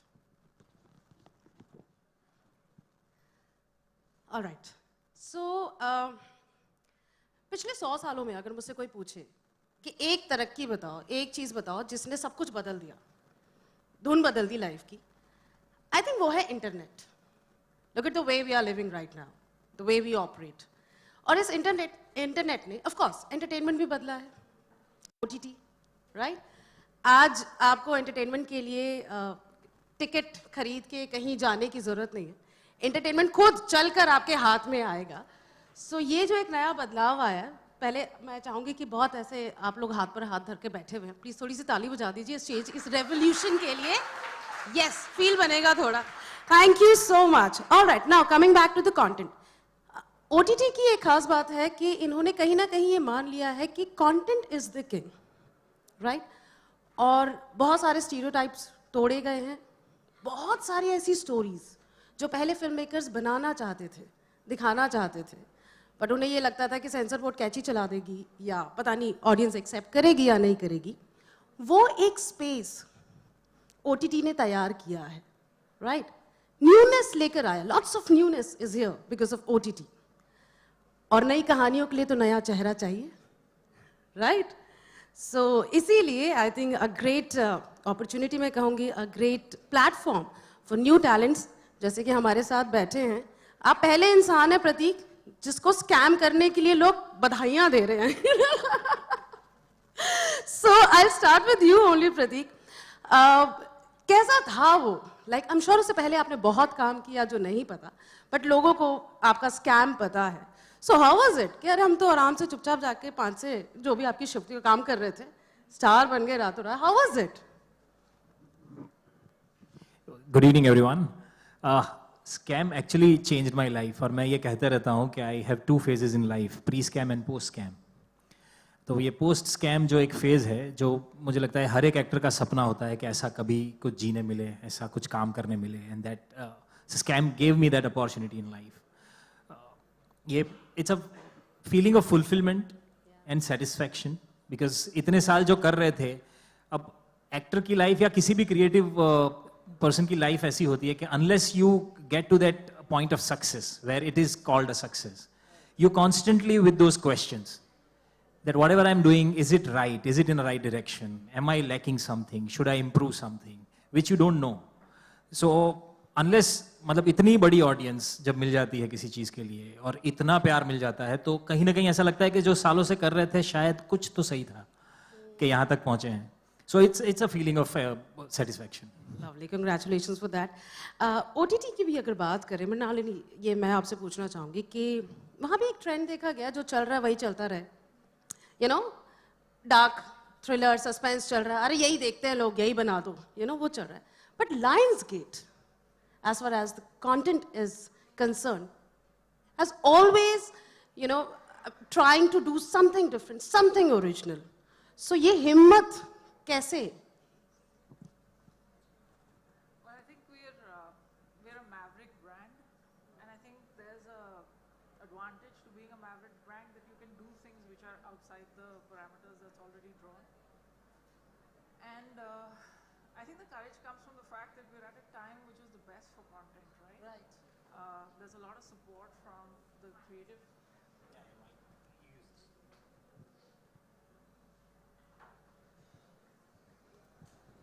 So like I was saying, we're a maverick brand. And the advantage to have always been a maverick brand is that you get that confidence from the fact that you've been known to bring something different. It's a great responsibility to have, and I think this is a great time to be making content in the country. And you end up getting that support. I think today the real courage comes from the kind of stories people bring to you, the visions directors have, and the sheer courage that they want to stand by a passion, which maybe 5-10 years ago wasn't possible. Then your job as a producer is just to be able to say, okay, I want to do this. मुझे लग रहा है करना चाहिए, you know, lovely. और काफ़ी चीज़ें बदली भी हैं. जैसे पहले अगर बात करें तो या तो फिल्म का स्टार सुपरस्टार होता था या फिल्म के डायरेक्टर के नाम पर फिल्म बिकती थी. आज कहानी चाहिए लोगों को. You know, specially post Covid काफ़ी चीज़ें बदल गई हैं क्योंकि इतने सारे ऑप्शंस हैं ऑडियंस के पास, क्योंकि उसने इतना एक्सपोजर मिल गया है उसे नेशनल, इंटरनेशनल, रीजनल कंटेंट का. अब उसे अच्छा एंटरटेनमेंट दो, वरना मैं नहीं देख रहा. You know, बहुत चूजी हो गई है हमारी audience.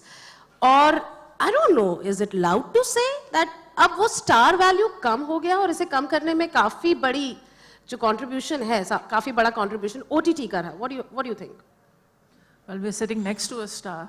Yeah, we should ask the star. Yeah.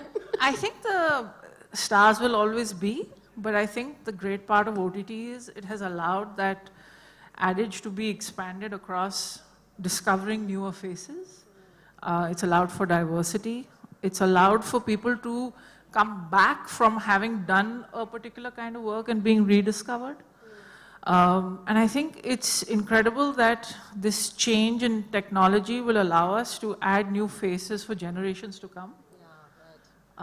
But I think the concept of a star will always exist. It's just that today it's no longer just one face. It could be the story, it could be the director, it could be the writer. Today I love the fact that technicians are getting their worth. So I think the exciting thing is that we're able to redefine what a star means. Or maybe we can just add to the pool. रोज नए बड़े-बड़े stars बनाए. Absolutely. Yeah, आप कुछ कहना चाहेंगे प्रतीक? मुझे ये लगा है इतने पिछले कुछ सालों में जब से ये वेव देखा है नया, that more than the star or an actor, what audience is getting attached to is the character. So if the character's emotion, the story's world work for them, everything works for them. Then they see beyond the faces that they are actually seeing on screen. और ये emotion ऐसा है that this comes from the story itself. So I guess this is the world, I mean this is the time for writers. Unless we have strong content, the best of the actors cannot do any magic. Because it's a long format. Long format का मजा ये है that you get to see and be with the character for the long time. It's not about us 2 hours कि वहाँ पर actor का खुद का एक पर्सनल मैजिक कुछ होगा तो वो चल के निकल जाएगा. Unless the story holds you, the emotion holds you, it won't work. So things have changed that way. रुकने का थोड़ा सा टाइम देता है ओटीटी. ऐसे सांस ले लो बीच में, भागना नहीं है कहीं, you know, वो थोड़ा सा टाइम मिल जाता है. बट एक चीज़ प्रतीक हमेशा देखेगी, स्पेशली विद न्यू फेसेस, कि आप हमेशा अपने पहले बड़े सक्सेसफुल काम के लिए हमेशा जाने जाते हैं. राइट, आप जहाँ भी जाएंगे, भले ही उसके बाद आप कितना ही काम कर लें, आपकी एक पहचान बन जाती है, अरे वो है लाइक प्रतीक. अच्छा, स्कैम वाले प्रतीक, यू नो, ये आई एम श्योर वो होता है. सो आपको लगता है ऐसा होता है? पहला सवाल ये. जी बहुत होता है ये, बहुत होता है. And you have to put extra effort to come out of that and put yourself to the audience and even to the makers and even to the brands as yourself, and that you can create different characters too. Because पहला ही project अगर इतना बड़ा हो और इतना वो character लोगों के साथ जुड़ जाए, then it becomes difficult for people to see you beyond that. So I mean, as an actor, you have to put extra double effort. कि हम इसके अलावा भी बहुत कुछ कर सकते हैं शायद. I mean, you know, I want to be seen differently also. So are you consciously declining roles जो similar है उसी character से? कुछ चल रहा है? There are a lot of things that come that way, but as an actor, I mean, my conscious effort has always been to create different characters and same emotions differently. Because I mean, emotions जो हैं वही रहेंगे. मेरा चेहरा तो मैं बदल नहीं पाऊंगा. मेरे हाथ जैसे चल रहे हैं वैसे ही चलेंगे. But what I have to create is that I have to approach the same emotion differently so that the audience can feel the character in a different character. That's what I attempt. I think that's also our responsibility to you to keep bringing you different things and not wanting to see you in the same thing again and again. Okay, now, जैसे इन्होंने कहा कि भाई हम हमेशा अपने पहले बड़े प्रोजेक्ट के लिए नाम जाने जाते हैं. I want to know your side of a story here. कि suppose in a project you want somebody, so किसी established actor को, क्योंकि आपने उसका काम देखा है, आपको से पता है उससे क्या क्या निकलवाया जा सकता है, वो फिर भी आसान हो जाता है. But when you are looking for a new face, कुछ check boxes होते हैं. Well, I think it's a matter of matching someone to a character, because as Prateek said, you know, you're bringing a character to life. And people have to fall in love with that character in order to follow it, or him or her, for 6 hours, 8 hours. And I think the responsibility really falls into bringing someone who, of course, will do justice to what's on paper. And if they also have the longevity to be more than just that character, nothing like it. But I think the only thing that happens is when you look at that person and you think, okay, this is the person I was looking for. मैंने recently अभी किसी से सवाल पूछा था कि हर दौर में काफ़ी चीज़ें बदलती हैं, right? लेकिन क्या हर दौर के साथ कहानियाँ भी बदलती हैं? What do you think? कहानियाँ भी बदलती हैं, कहानी कहने का तरीका भी बदलता है, और सेम इमोशन को देखने का एज एन ऑडियंस अपना नज़रिया भी बदल जाता है. मतलब आप सोचिए आज से 20-25 साल पहले कुछ चीज़ें जो शॉक देती थी, वो चीज़ें आज शॉक वैल्यू नहीं क्रिएट कर पाती. तो हमें उसे अलग तरह से अप्रोच भी करना पड़ता है. कुछ इमोशंस ऐसे हैं जो पहले ऐसे लगते थे कि यार ये this is the peak of emotion for that particular story और that particular moment, which doesn't make sense now. Suddenly we feel कि नहीं, इसके बदले तो ये है ना. क्योंकि हम कुछ चीजें लाइफ में जो पहले कम देखते थे वो अब ज्यादा देख रहे हैं, एंड वाइस वर्सा ऑल्सो, कि कुछ चीजें सडनली गायब हो गई हैं, तो now that becomes a very very important part of your life. So yeah things change every day. You want to add something? Well, I think we are constantly searching for relevance in stories today, because we're also catering to a generation and a combination of generations. And like Prateek is saying that, you know, you speak of a love story today, you can't ignore the fact that technology has so much to do in a romance. When you think of a thriller, life has changed, right? So you might be telling the same story, but the manner in which you tell it and the conflict that you bring, how people deal with emotion also today is very different. So I'd say it's a combination of wanting to retell stories that we all love, but in a manner that makes it relevant to a new audience. एक हम लोगों ने एक सिलसिला देखा है कि जितने भी लेजेंडरी फिल्म मेकर्स रहे हैं, लाइक पहले फिल्म मेकर्स होते थे, आज प्रोडक्शन हाउसेस होते हैं, आज एप्स होते हैं, आप मतलब यू नो, हमेशा से उन्होंने प्राउड फील किया कि एक नया चेहरा हमने दिया था, यू नो, चाहे वो ऋषि दा हो, मनमोहन देसाई हो, यश चोपड़ा हो, मतलब वो ताकि वो एक लेगेसी होती है ना कि यार वो उसको मैं लेकर आया था इंडस्ट्री में, you know, you feel the same? It would be a privilege, yeah, sure, of course. But इसी में मैं ऐड करना चाहूँगी मृणालिनी कि do you think कि आज लोग ऐसा रिस्क कम ले रहे हैं? Because big budget फिल्म है, एक सेट फॉर्मूला होने चाहिए, एक बड़ा स्टार ले लो, भाई चेहरा देखकर आ जाएंगे, कहानी बाद में देखेंगे. ये होता है? I'm just asking. Yes and no, but I think over the past couple of years, I think we've all been testament to the fact that the big winner is always risk. I think every time we've tried to do something that's been done already, it hasn't given us the results we wanted. And you're actually a living example of the fact that risk actually is what makes winning easier today. It's a different perspective, and yes, of course, we work in a business where you have to sort of mitigate the risk. But I guess that's our job as producers, to constantly figure out what is the most calculated risk you'd like to take. And if you end up discovering a new face or new talent in front or behind the camera, nothing like it. That's the privilege of the job. आप कुछ कहेंगे? Yeah, I mean, we are in the business of experiments, and formulas don't work in experiments, because formulas are derived after the experiment is successful. So, I mean, without doing an experiment, if we are riding on a formula, then in fact, the answer lies there itself. If that is supposed to be true, then a certain formula should work for all the films, which doesn't work. Same face, same names, same talent, it doesn't work every time. So there is a need to be relevant as far as the subject is concerned, because each subject, each story demands something new. We can't force fit what is supposed to work with the same subject and same story. So that's how it works. कुछ चीजें standard होनी चाहिए, कहानी के लिए चेहरा ढूंढो, चेहरे के लिए कहानी नहीं, हाँ, वो तो मतलब exactly. How Lionsgate is like consciously trying to increase the pool of new faces? Well, because the kind of content we want to do is a little different. That automatically puts us in a very sort of select group of talent that would want to work with us. And in a way, it also helps us be clear about what it is we want to give, because, you know, the amount of content being produced today is huge. So in order to stand out, we'd have to be very clear and take a very sort of different path.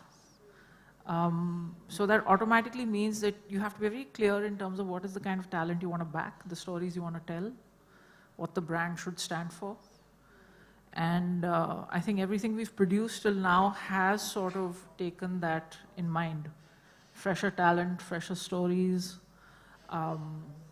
risk in terms of how you want to position the brand. So अच्छी news है लोगों के लिए, ढूंढ रहे हैं वो आप लोगों को. Okay, प्रतीक, आप थिएटर से आए हैं, वो completely एक actor driven medium है. फिल्मों की अगर बात करें तो वो बड़ा ही revenue driven है, right? OTT is very technical driven, if I'm not wrong, yeah. तो इन तीनों में मतलब जो मजेदार sync है, वो आपने feel किया है कभी? What do you have to say, like? As an actor? As an actor, it's a fantastic experience and experiment to do with all different formats. Theatre is, as you correctly said, कि theatre actors का medium है. एक बार actor stage पे चला जाए, फिर director, writer कोई कुछ नहीं कर सकता. वो 2 घंटे हमारे हैं, हम जो कर रहे हैं वही होता है. वही training theatre की होती है. Television is supposed to be writer's medium because एक story चल रही है 2 साल, 3 साल, 4 साल तक. Film is largely director's medium.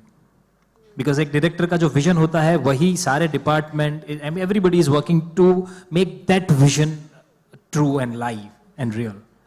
Whereas OTT का मजा ये है कि ये एक ऐसा complex medium बना है, because I mean content is king, so writer is the most important person in the whole team. But it has similar weightage for everybody, actors, writers, directors, mediums. It's a joint medium. And because ये एक series 6, 7, 8, 9, 10 घंटे की हो सकती है. एक छोटी कहानी जो पहले कभी नहीं बन पाती थी कि यार ये कहानी ऐसी है कि इससे सिर्फ 25 मिनट में ही कहा जा सकता है.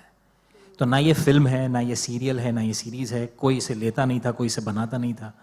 अब उसके लिए भी जगह है. So short films are also being seen. अब ये सारे ऐसे फॉर्मेट्स हैं कि as an actor you experiment every day. तो मुझे लॉन्ग फॉर्मेट का मजा ये आया कि इसमें I get to live that character for the long time. मतलब कहानी भले 9 घंटे की बनती है पर हम तो उसके लिए 9 महीना शूट करते हैं टुकड़े टुकड़े में.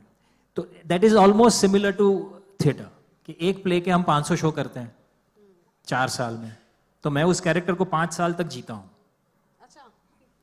हर बार, मतलब महीने के 2 शो ही सही, पर हर बार मुझे तो रिक्रिएट करना पड़ता है. So that is very close to OTT space when I work for that long format. Film का मजा अलग है कि वही हमें 30, 35, 40, 50 दिन में पूरी एक कहानी कह देनी है. So that is still a different feel कि आप वो 60 दिन के लिए पूरी दुनिया से डिस्कनेक्ट होकर अपना वो कैरेक्टर क्रिएट करके निकल सकते हो. So OTT is an experiment in entertainment, medium wise. So in coming future, say after 5 years, 10 years, आप इसी एक एक्सपेरिमेंट में क्या लगता है? I'm just asking your vision कि क्या क्या नए experiments आपको दिखाई दे रहे कि हो सकते हैं, maybe possible. Well, I think today is the time of producers, because producers are the ones who have to sort of take on the responsibility to back talent, stories, difference in how you want to shoot. And I think the partnership between a platform and its producers is going to become the game changer.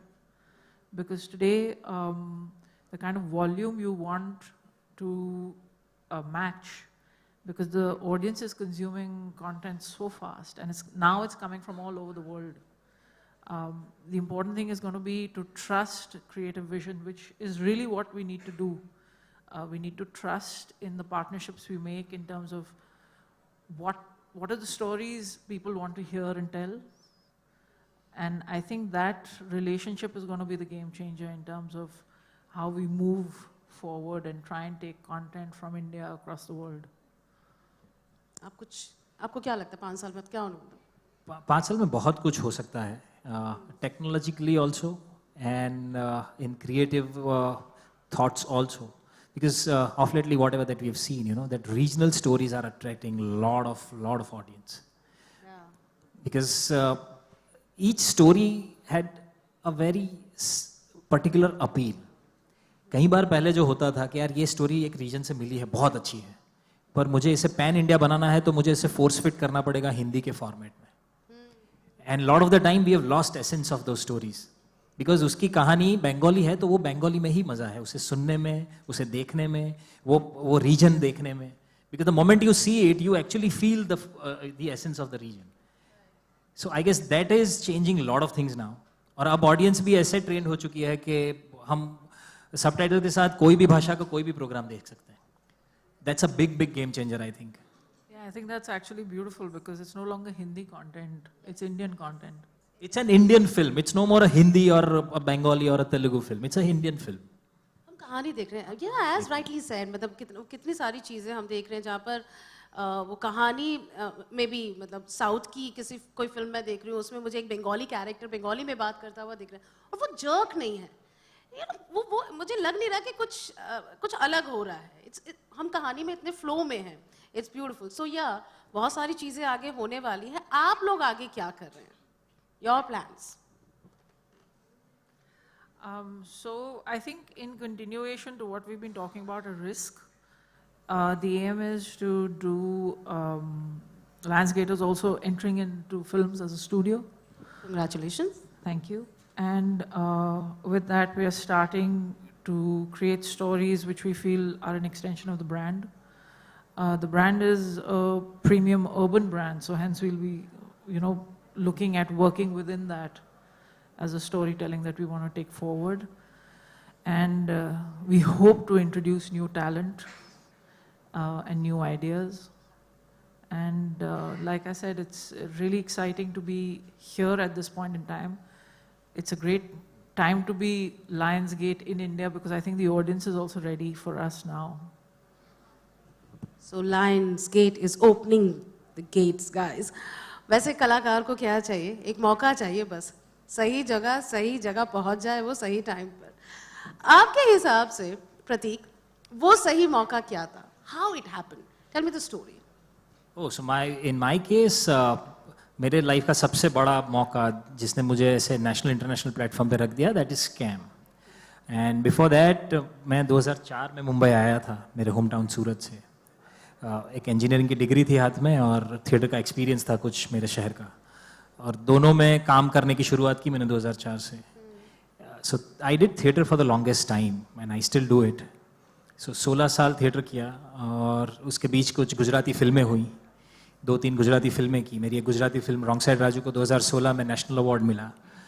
उसकी वजह से शायद main stream में कुछ लोगों ने उसे देखा था या उसकी वजह से मैं शायद वो नज़र में आया या नाम किसी ने सुना होगा. And Hansal sir has also watched those 2 Gujarati films and one of my theatre plays and that's how scam happened to me. तो ओवरऑल ये ऐसे हुआ कि सालों से जो कर रहा था वो तैयारी ऐसे होती गई कि स्कैम सही समय पे आया मेरी लाइफ में. बिकॉज पहले मैं ये सोचता था कि यार थोड़ा जल्दी हो जाता, मतलब लोग शायद मुझे अलग रोल में देखते, शायद अलग होता, मैं थोड़ा जल्दी शुरुआत करता. पर अब मुझे लगता है ये सब होने के बाद कि बहुत सही समय पे हुआ है. इतने साल मेरी तैयारी के थे जो मुझे देने थे. अगर ये जल्दी होता तो शायद इतना बड़ा नहीं भी हो पाता. वो कोई कहता ना कि जब तक आपके हाथ मजबूत नहीं होंगे तब तक आप पैसे मुट्ठी भर पैसे संभालेंगे कैसे? गिरा देंगे जी. तो वो तैयारी लगती है. एक चीज लास्ट में आपसे पूछना चाहूंगी कि आपके स्कैम हिट होने के बाद अचानक से न्यूज में प्रतीक गांधी मतलब ऐसा, अगर मैं हिंदी न्यूज लैंग्वेज में कहूँ कि बड़े बड़े स्टार्स को देगा टक्कर प्रतीक गांधी, है ना, इस तरह की बातें आपने कुछ सुना था? And were you overwhelmed bye all those things? Initially 9 अक्टूबर को स्कैम रिलीज हुई एंड 10th मॉर्निंग से ही ये शुरू हो गया था. एंड एक तो लॉकडाउन वाला टाइम चल रहा था हम लोग घर पे थे, मुझे भी इतना एकदम झटका ये लगा कि सडनली हो क्या गया, क्योंकि मैं सालों से जैसे काम कर रहा था स्टेज पे सही, गुजराती फिल्मों में सही, मैंने वैसे ही काम किया था। तो जब मुझे पूछा जा रहा था 10 अक्टूबर से रोज सुबह, मतलब मैंने 1.5 महीना दिन के 6-6 घंटा इंटरव्यू दिया है घर के एक कोने में बैठ के।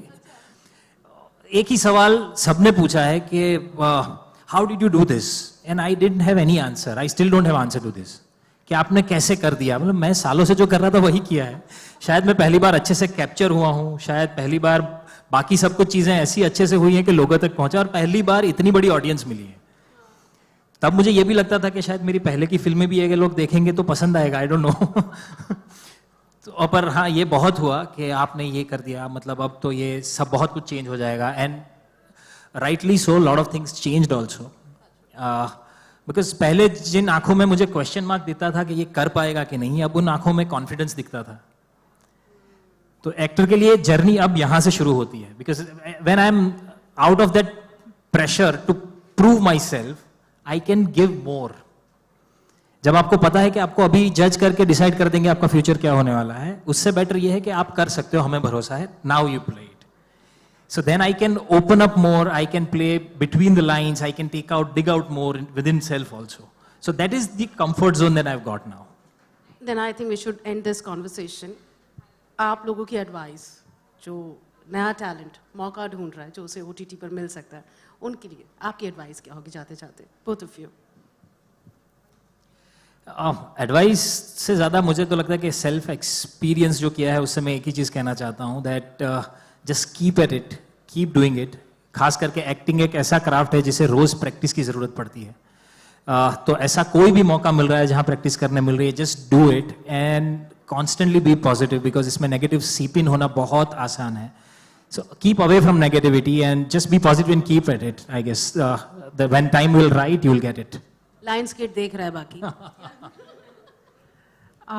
I think to celebrate the fact that you're different.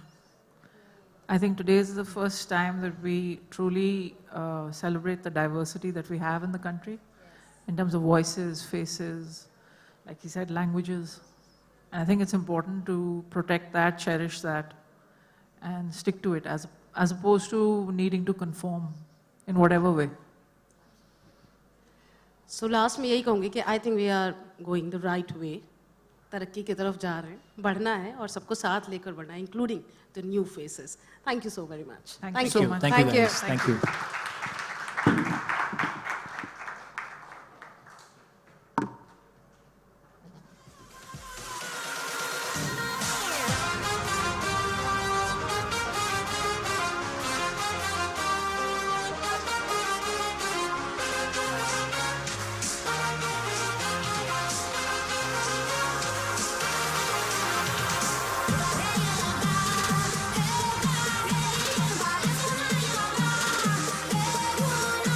Thank you so much. But can I please request Pratik to stay back on stage, please? Like you all know, SCREENXX Summit and Awards 2022 is not just about panel discussions, but later towards the evening, we also have an award ceremony that is scheduled, but Pratik already has his prior commitments and has to head for the rest of the shoots that's lined up for him. And that is why we would like to present the special award that is being presented in a few minutes to come to Pratik, which will be the Youth Icon of the Male Year Award. A round of applause, please, to Pratik. And can I please request for Ad Gully, Vijaya Ghosh, founder and CEO, to join us on stage, please.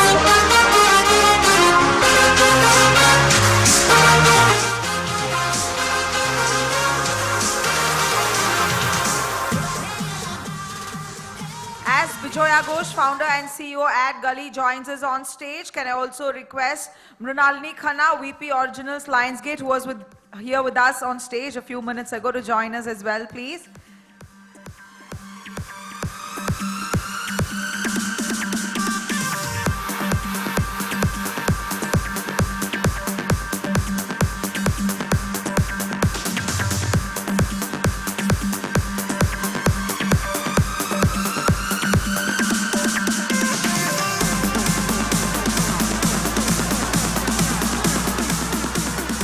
Satyaprata Das as well, who's joining us on stage. And can I please request the trio to do the honors, please? To Pratik, who wins the Youth Icon of the Year Male Award at SCREENXX 2022.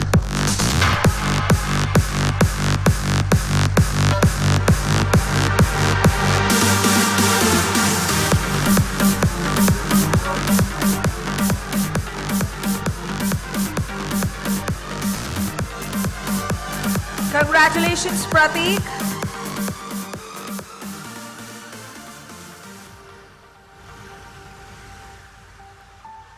Thank you so much, Mr. Das, Ms. Ghosh, as well as Ms. Mrinalini Khanna. Thank you so much.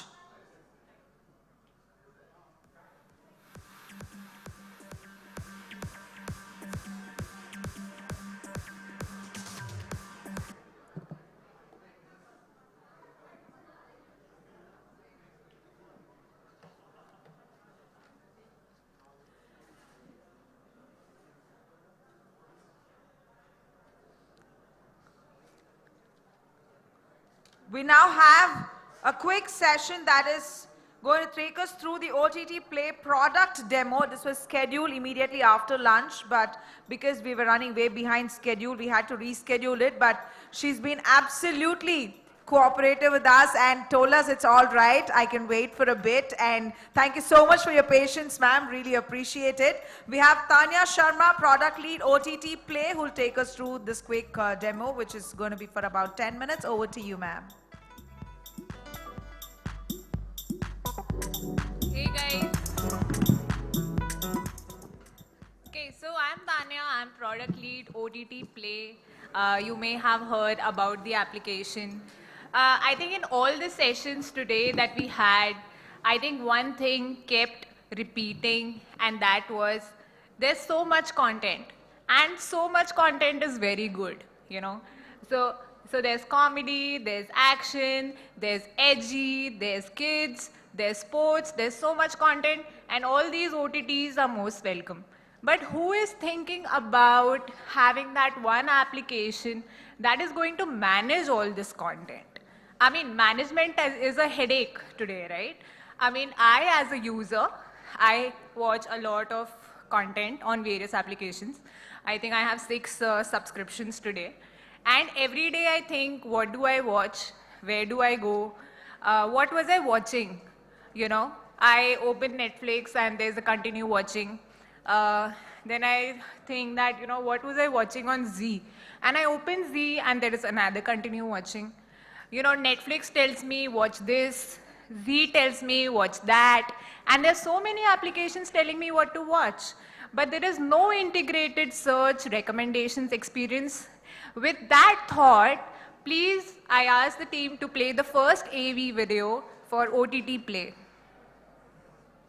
The Indian OTT universe is a multiverse of content that can lead to hours of content browsing and no content watching. Well, that's about to change. How is that even possible? Introducing OTT Play Premium, that not just tells you what to watch, but also lets you watch amazing content from multiple OTT platforms right here. Are you serious? It offers the biggest blockbusters, edge of the seat dramas, sizzling romance, mind-blowing sci-fi, and engrossing documentaries from 12 leading OTTs. I love it. All available for browsing and streaming on this interactive and user-friendly app. Navigate through this impressive array of content titles with personalized recommendations based on languages, genres, and preferences of each user. You can just take your pick and start watching right away. Now that's OTT Play Premium for you. So gear up and join us on this epic adventure as subscription starts at just 50 rupees per month. Wow. 12 OTT platforms, 20,000 plus titles, 18 plus genres, personalized recommendation, at jaw-dropping subscription fees. One mega app to watch them all. OTT Play Premium. Welcome to the future of OTT. है बात, है बात, है बात. Okay, so I'll just take some more time to just detail more about this application to all of you. You know, just when you thought that this is the world of OTT, there's more. Every day you will hear a new OTT app launching in India, so much of OTT content. You know, just when you thought this is your world, there's more. There are international OTTs that are not even launched in India yet. OTT Play has launched 3 applications for the first time in India, and we have plans of adding more and more OTTs every month. You know, language, the content today has also become language agnostic, right? So when my friend says, you know, have you watched this Punjabi movie? You know, I tell her that, you know, I don't know Punjabi. So there's dubbed content, and then she tells me, you know what, you should just watch it in Punjabi with the subtitles on, you know, and the experience cannot match that.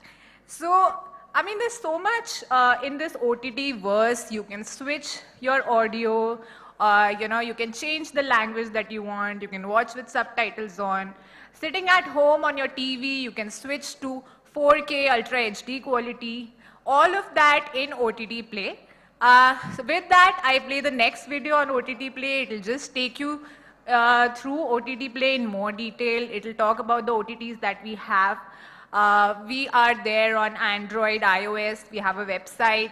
We are there on TV. We have Samsung, LG apps launching soon. And we are doing a lot of work in this space, giving you one platform, one-stop destination where you can enjoy all the OTT content that you want. And we are growing. So please, the next video. The world of Indian OTT entertainment is like a multiverse, or should we say an OTT-verse. With over 65,000 plus titles on multiple platforms across genres and languages to choose from. The ease of access along with new launches every day should only multiply the fun for a viewer. But cruising through this OTT-verse can be a nightmare. Downloading numerous apps means more time spent navigating them, more money spent accessing them, and more deliberation choosing them. That's a lot of hard work to watch content of your choice. Don't you wish there was one OTT app that could bring all of this together? Well, we got your back. Introducing OTT Play Premium. A single subscription which gives access to not 2, not 5, not 8, but over 12 OTT platforms, an abundance of content and personalized recommendations from across the OTT-verse without the hassle of managing multiple subscriptions and apps. OTT Play Premium offers you the finest content on the OTT-verse, personalized for you from a bouquet of stellar platforms. Sony Live, one stop for non-stop entertainment and live sports. Z5, most delightful bouquet of binge-worthy content along with live TV. Lionsgate Play, best of Hollywood and Bollywood at your fingertips. Shimaru Me, your go-to platform for authentic Indian content. SCREENXX, latest and best of Tamil, Telugu, Malayalam and Kannada movies and TV shows. Curiosity Stream, for award-winning documentaries that enlighten, entertain and inspire. Shots TV, an OTT channel dedicated to short movies. DocuBay, home of documentaries from around the globe. And that's not all. For the first time ever, OTT Play Premium brings to its users 4 internationally acclaimed OTTs. Hallmark Movies Now. To tug at your heartstrings, it is all about love. Dust, the premium destination for the best sci-fi content. Fuse Plus, the melting pot of pop culture and people. And Taste Made Plus, satiate your food, travel and design cravings. Making OTT Play Premium the ultimate destination for fun and entertainment multiplied. You can access the 12 OTT platforms through 5 bundled subscription packs carefully curated based on languages, genres and preferences of different audiences. Power Play containing all 12 OTTs. Jhakas Pack containing 5 Indian OTTs. Totally Sorted containing 8 international OTTs. Simply South Pack containing 4 OTTs, which is a mix of South Indian languages and English OTTs. And last but not the least, Chhota Pataka Pack containing 5 assorted OTTs. To subscribe to the OTT Play Premium services, just download the OTT Play app. Then click on the subscribe button on the top left corner of the homepage. Select the subscription pack of your choice. Help us with your basic details and verify your number with one-time password. Pay the one-time subscription fee for 1-year-long membership using your preferred mode of payment. And you are good to go. Based on your preferences of language, genre, platform, actor, filmmaker, OTT Play Premium provides personalized recommendations from over 60 plus OTT platforms using AI algorithms. Adding to that, the latest news, recommendations and watch lists along with unbiased movies and web show ratings, it becomes the must-have guide for you to navigate through the OTT-verse. OTT Play Premium lets you stream across multiple high-quality formats like Ultra HD, Full HD and more with best-in-class audio.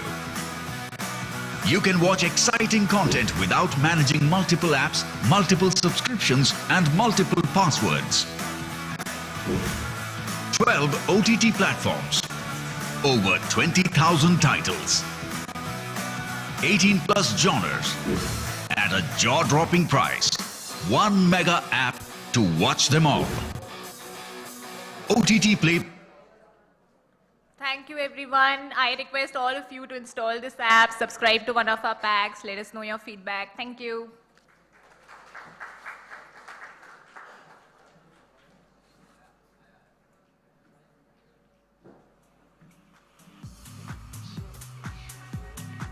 That's certainly the sweetest I've heard somebody say subscribe to the OTT app. Well, thank you so much for the presentation there, ma'am. We move on to the rest of the evening at SCREENXX Summit and Awards 2022. The next session is something that I'm sure most of us have been looking forward to. We always talk about how the film industry in general in India is, of course, the heart where it all lies is Bollywood, of course. But one industry that is giving Bollywood some serious competition, if anybody would like to name it that way, is certainly the South industry, be it the Telugu, Tamil, Kannada or Malayalam cinemas. And the next session is exactly going to talk about that as to how a move from the South industry to Bollywood is like. And perhaps one of the best person to tell us a little more about it. Ladies and gentlemen, it is a pleasure that we have our special guest for the day who's arrived and who's here with us to talk to us about it. But before I request her to join us on stage, let me have the pleasure of requesting the person who's going to chair this session to join us on stage. Komal Nata, film trade analyst. Can we have you on stage, sir? And as he joins us on stage, there have been quite a few of them who've been waiting for her to arrive this evening and kept on asking what time is ma'am going to come. Well, she's here with us, ladies and gentlemen, for somebody who made her debut with Gilly in Kannada, moving on to rule the Telugu film industry, films in Tamil, and now, of course, winning millions of hearts with her movies in Bollywood that include Thank God and many more already in 2022. Ladies and gentlemen, put your hand up, please, for Rakulpreet Singh.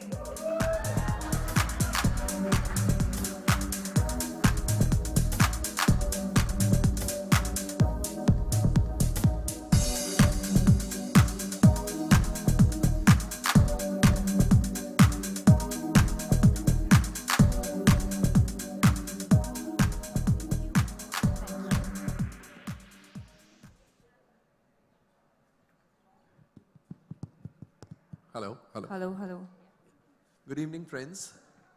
It's my pleasure and privilege to be talking to Rakulpreet Singh.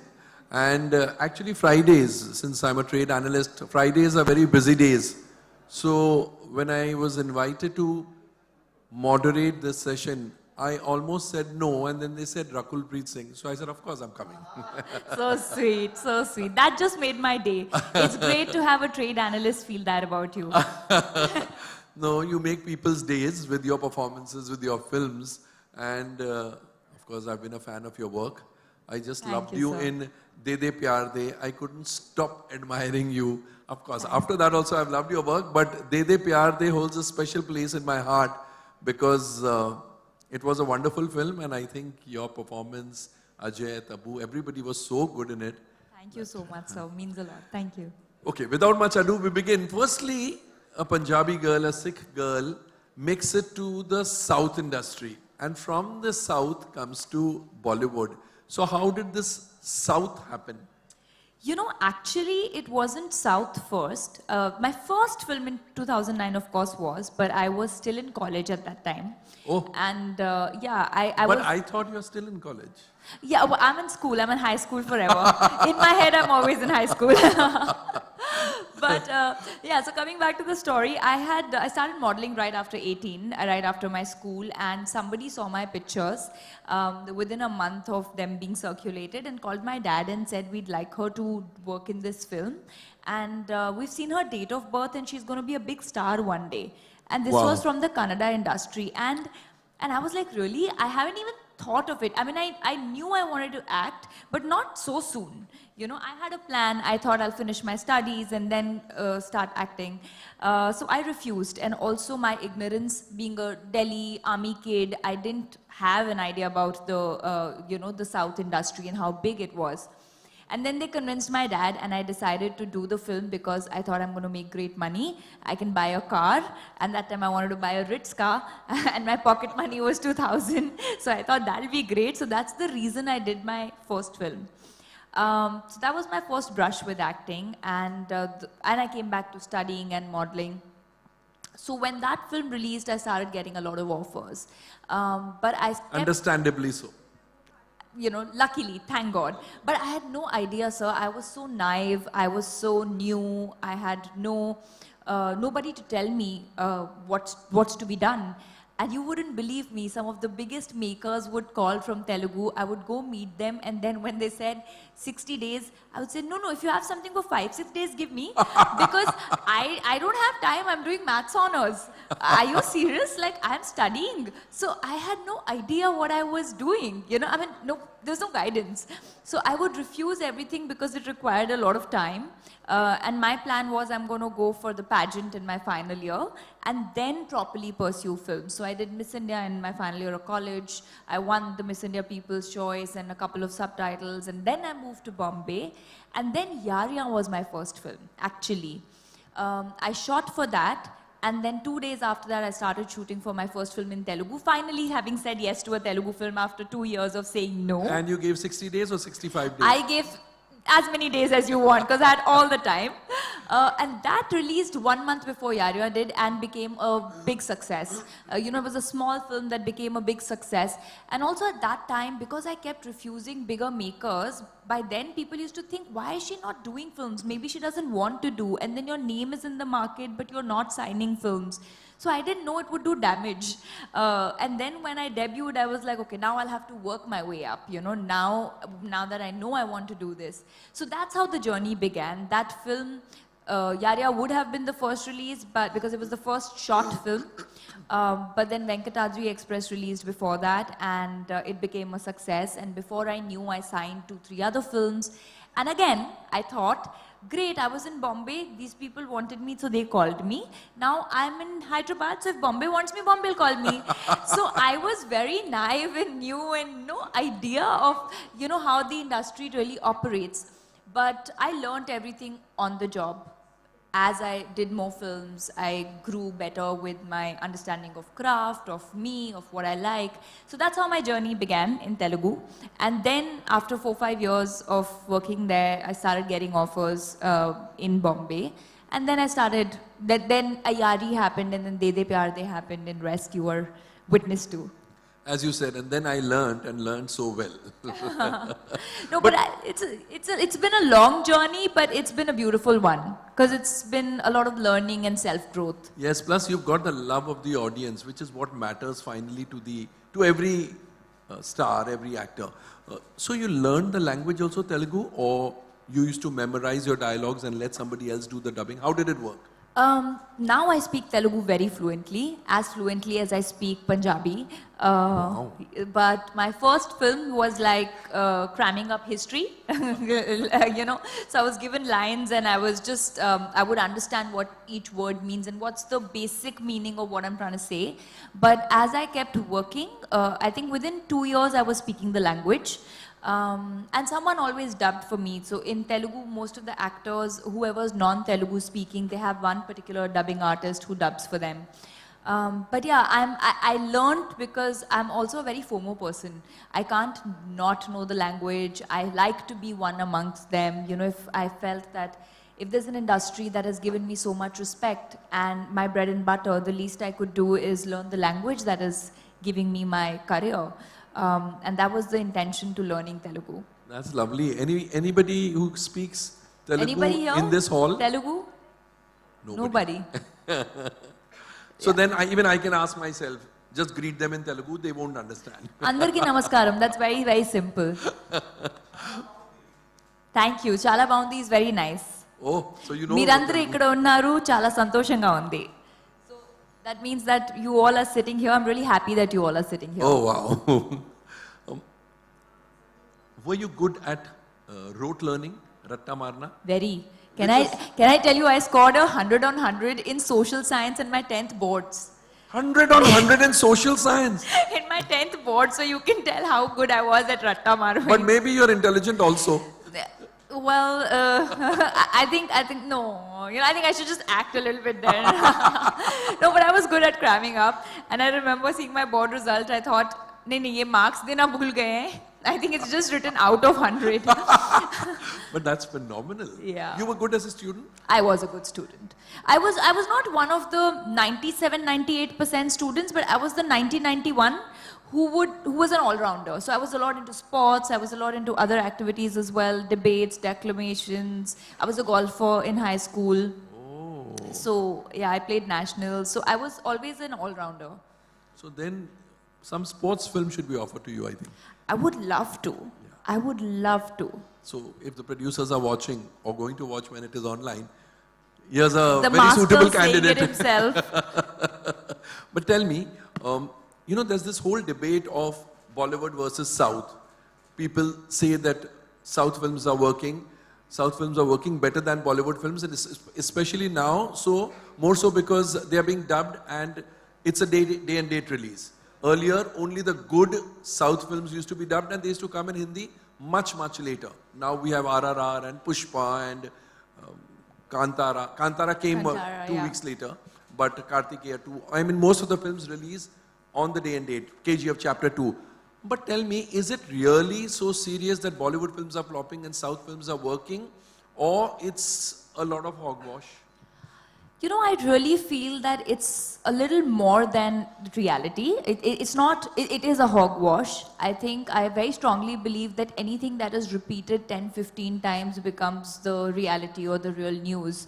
Having said that, of course, South films are great and you know, they're amazing, and I have had the privilege of working there. But it's not, I think both the industries are amazing. There's always a phase in every industry where you go through sort of testing times of what's working, because the audiences are very different. When you are targeting a certain state, you're making cinema a certain way. And when your target audience is the entire nation, which is very, very diverse itself, then you're going through a different phase of testing. And I just feel that we know of like the 4 or 5 films that you named, but every week there are 2 films that are releasing that we're not even aware of. There are many films that are coming out, but those are not spoken of because we don't know. And because we don't know, we can't calculate the percentage of success, you know, the ratio of success. And even we have had good films. You know, we've had a Brahmastra, we've had a Gangubai, we've also had 5 films, Bhool Bhulaiya, Jug Jug Jio. In fact, today Drishyam 2 has opened Drishyam very 2 well. has opened very well. So we've also had 5 films and they've also had 5 films. So the point is, the narrative that we try to, the reality becomes the narrative that we're talking. And I'll take this platform to say this. You know, I was doing some interviews and if somebody asked me, is Bollywood dead? And I said, don't ask such questions because you're starting a conversation. If somebody on social media is today saying something who doesn't have validation, there's no source of proof, there's no data, and then we pick those 10 social media comments and make news out of it and start a conversation, then it becomes reality, but that's not the truth. I feel that there are other things that we need to talk about, which is affordability, which is why is it that there's more footfalls of the South cinema, because there is a theatre cap. Whether it's Telangana or it's Tamil Nadu, the recliners, the best of the theatre seats, have a cap and they cannot exceed a certain limit because they believe cinema is for everyone. And post-pandemic, that doesn't affect them as much. But we have like enormous amount of, I mean, you spend 5-6 grand for 2-3 people in a theatre. So why will people, and for the same content on a national cinema day when tickets are cheaper, people go. So the problem's not with the content, maybe a lot of other things that we should question. You know, but people say that the ticket rates are so high because the cost of production has gone up. And as a trade analyst, I can say the cost of production has gone up because people from your community, stars, take away a huge chunk of the budget. So tell me, are there murmurs in your community that we should regulate our prices, we should reduce our prices for the industry's survival, or stars are not really looking at that? Well, there's a huge difference in what men are paid and women are paid. So, so I think that discussion I wouldn't be as aware of. But definitely, I think if you ask me, I think there should be, especially for this phase where we're trying to sort of bring audiences to the theatre, there should be a reconsideration that everyone should have. Everyone. I'm talking about me included. I'm talking about the overhead expenses of our staff, of actors, of the added necessities, which, I mean, added hoo-ha and not the necessities. Maybe for a particular phase we should see, because the cost of production has gone high and there are not as many people coming to the theatres for so many other reasons. So I think it should happen. Yes, it should. You have worked in both the industries, you're working in both the industries. Do you think one is better than the other? All things considered, there must be some very strong plus points of Bollywood. Similarly, likewise, there must be strong points down south. But in totality, do you think there is a difference? No, I don't think there's too much of a difference. I think the only difference being language and the nativity, the way the films are, you know, the germ idea of the film and how native they are to the place. But technically speaking, there is no difference, you know. I mean, if you look at the production values, the films are looking big, they're same. I always have believed that either you are working with a good team or a bad team. It's never the language. And that could happen down south, that could happen. That could happen Marathi, South, Punjabi, Hindi, anywhere. Either you're working with excellent people, with great technicians, or you're not. And I think that's what defines your experience of a film as opposed to the language that it is. The kind of people you're working with. There is a belief, I don't know rightly or wrongly, because I don't track the South industry so much, but you would be able to throw light on this. There is a belief that down south, the writers and the filmmakers are more sincere and they consider the script as sacrosanct. Not so in Bollywood. Bollywood, in that sense, is corrupted a little more. They let outside influences creep into the script. Changes are made.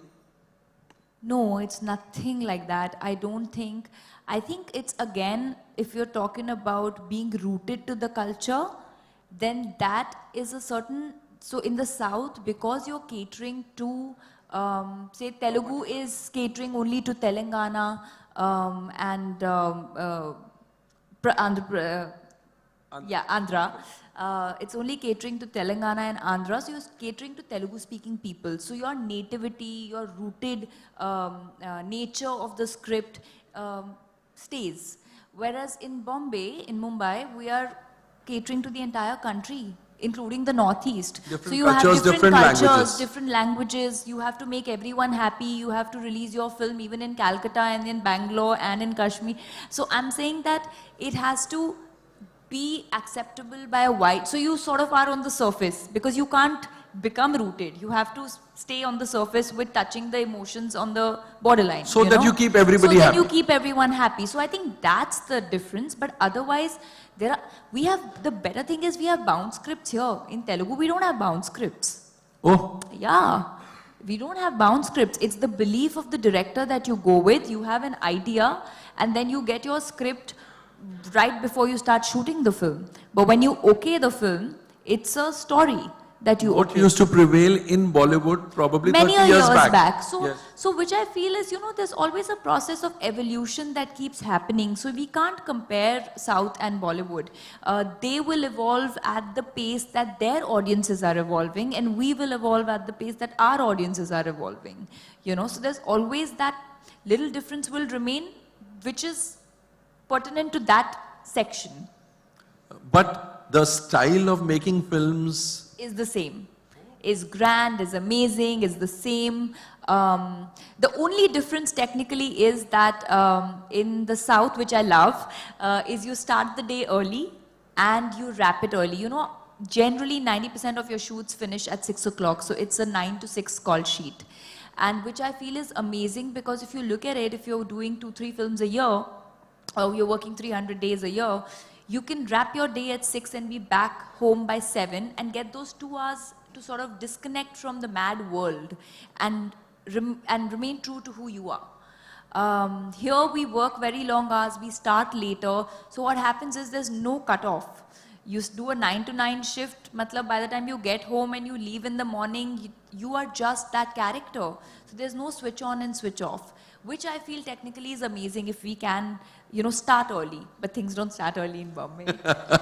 people like to sleep long hours. Or Yeah, they sleep late, party till very late, sleep late and therefore wake up late. Yeah, so and I'm a morning person, so I love that, you start your shoot at 6, 7 and you're done by 6 in the evening. So there's so much you can do in the evening post that, just to disconnect, spend time with your family, watch a film, friends. Which is to say that you don't like to party too much? No, I don't. Yeah, I don't. It's a task for me, sir, to stay up because I like to sleep at 10:30, 11. And all these Diwali parties that I was going, I don't drink. So all these Diwali parties that I was going to, I had to have coffee before I entered. And every party I've cribbed, why can't it start at 9? Why do people go at 11:30? It's my bedtime. So it's a task for me to last the parties. Yeah, but I like to celebrate, and I'm the kind of person who has my little gang of 5-6 people, and I just like to chill with them. I'm more a house party person, just like do dinner, chill, not the loud music person. I think somewhere the army discipline is also... Yes, it's ingrained. Yeah. There's this another talk about OTT overtaking cinema. Firstly, do you subscribe to the view that OTT platforms have stolen a march over Bollywood? That is, the small screen has outshone the big screen? And if so, what could the reasons be? Not just Bollywood, I think overall. Overall. And which is why there's a strike that happened in the South to sort of delay the OTT release. So I'm sure that even they sort of figured, so overall this is a general phenomena, and that and obviously why not, not everyone, like I said, has the ability to afford and spend so much, and especially post-pandemic, where people have had very tough lives. We are sitting here, but we were lucky ones who had a house. A lot of people didn't know about their future. So now when they know in a month, they can see the same thing that they've already paid for. Obviously, it's a human tendency to save, and and it's at their own comfort, their own timing, sit at home, call as many people, eat the food that they want, not have to wait for popcorn. But that cinema experience, That's they will why. not get. Yes, they'll not get that. But how many, which is why today the larger than life cinema is working. That is the kind of cinema that we'll go to theaters for, is what people are thinking, possibly. If it's a community film like a Bhool Bhulaiya that you can enjoy with your friends, we'll go to the theater. But if it's a film which is a good film, I want to watch it, but I can wait. I can wait a month. So I think that, but being an actor, I'm not necessarily, though I love OTT, the kind of content that it offers, I don't know if this is the right thing, the way the films would suffer or the makers would, or they'll definitely have to be sort of restructuring of the system in some way, which obviously the makers would know better. So probably delay the OTT release. Delay the OTT release. Like we used to have satellite back in the day, we still have it, which was, you never knew when the film's going to come on TV. Even if it's not delayed, don't give a release date. Possibly, any OTT makes lovers a lot here of might sense. just kill me for this, but No, I but just makes a feel lot of sense. sensibly, or then the system has to be restructured where the cost of the films are, reduced, or the kind of films that are being made. But that's a conversation that needs to be had internally, because if there's something that's available, then how do we expect the public to come? So definitely a deferred release date is something that I feel should be a conversation. I think you've got a very valid point. You are fond of watching web series content on OTT? Yes. And what are your favorite shows? Tehran is my, very favorite. I love The Crown. I just started watching the 5th season. House of Dragons. Yeah, all-time favorite, Homeland, Breaking Bad. Oh. Of course, Family Man. Yeah. Okay, Family Man also. And you would like to balance big screen work with work for the small screen, or you would think about it at a later date? No, I am absolutely very open to OTT, but I feel that OTT is such a lovely platform that gives you so much more to experiment than a film's duration of 2 hours. So I would wait for a path-breaking content. Like I would love to do something like a Quantico. Being the Forgy in me, I'd love to do something like that. So something edgy, something cool. So I'm absolutely open to it, but if something path-breaking comes my way, then. Do you think OTT has sort of educated the public in understanding that content is king? Absolutely.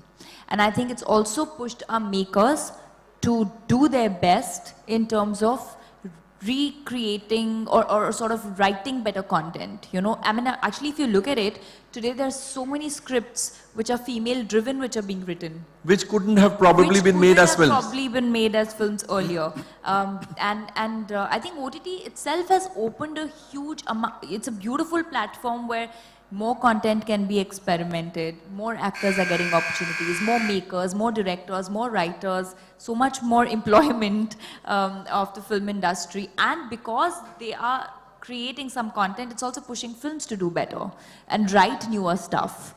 And because of OTT, you're also watching content from the West, from Korea, from everywhere. From all over the world. From all yes. over the world. So when you know that there's the best available at the click of a remote, then you have to push your own content, in terms of film. So I think it's great. It's directly proportional sort of a situation. Good, very nice. The buzzer has gone off. So I'll give some time to the audience to shoot questions. I'm sure people want to talk to Rakul. So please shoot your questions.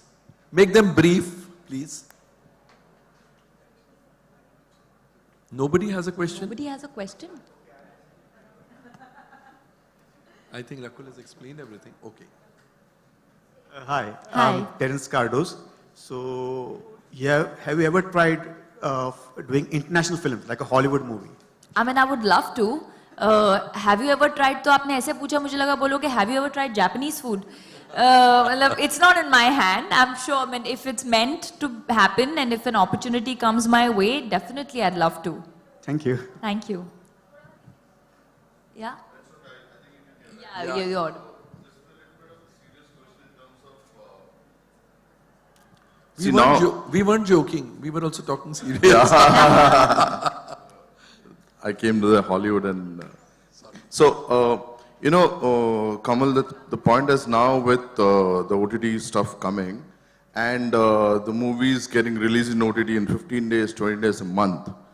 So how do you as an analyst see people, producers coming and putting money? Because see, Kanta worked. Being a regional content, it worked. I mean, I went to a theater to see it. I could have seen it later in some OTT platform, but that eagerness was there in me. So as an analyst, what do you think, as a producer, would decide now how to plan his calendar in terms of how to produce a movie, whether it will work or not work, what kind of movie will work, and so how the space is going to be in next couple of... No, I don't think the dynamics have changed. Good content works, poor content doesn't work. What has changed after the lockdown is that during the lockdown, people consumed so much on OTT platforms that their standard went up. The standard of content they demanded was much higher. Whereas what has been releasing in the Hindi film industry for the last 1 year is content that had started before the lockdown or just during the lockdown. So I think they don't need to really plan anything except that they now need to work harder on their scripts, make better content, because earlier films were being compared with films. Hindi films were being compared with Hindi films. Now every content, the comparison is with world cinema, world content. So therefore they have to take care of that. Otherwise,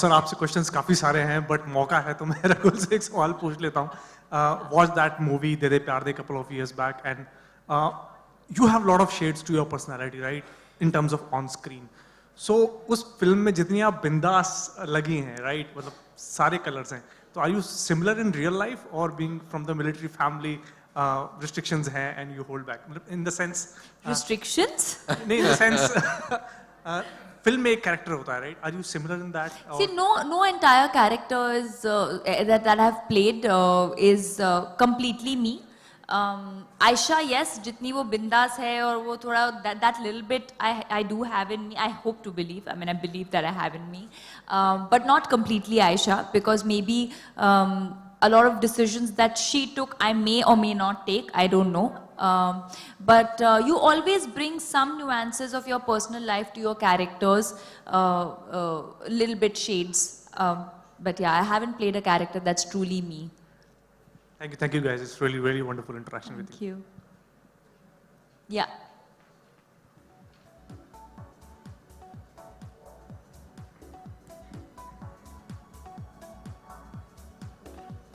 Any more questions? There. That goal. Yeah.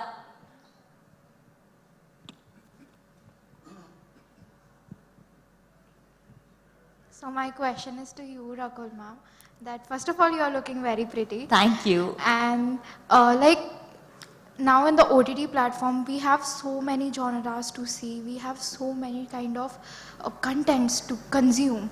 And you have worked in almost every kind of genre, every major kind of genres till now. What kind of genre you enjoy the most playing, and what is a new upcoming genre which you would like to try on?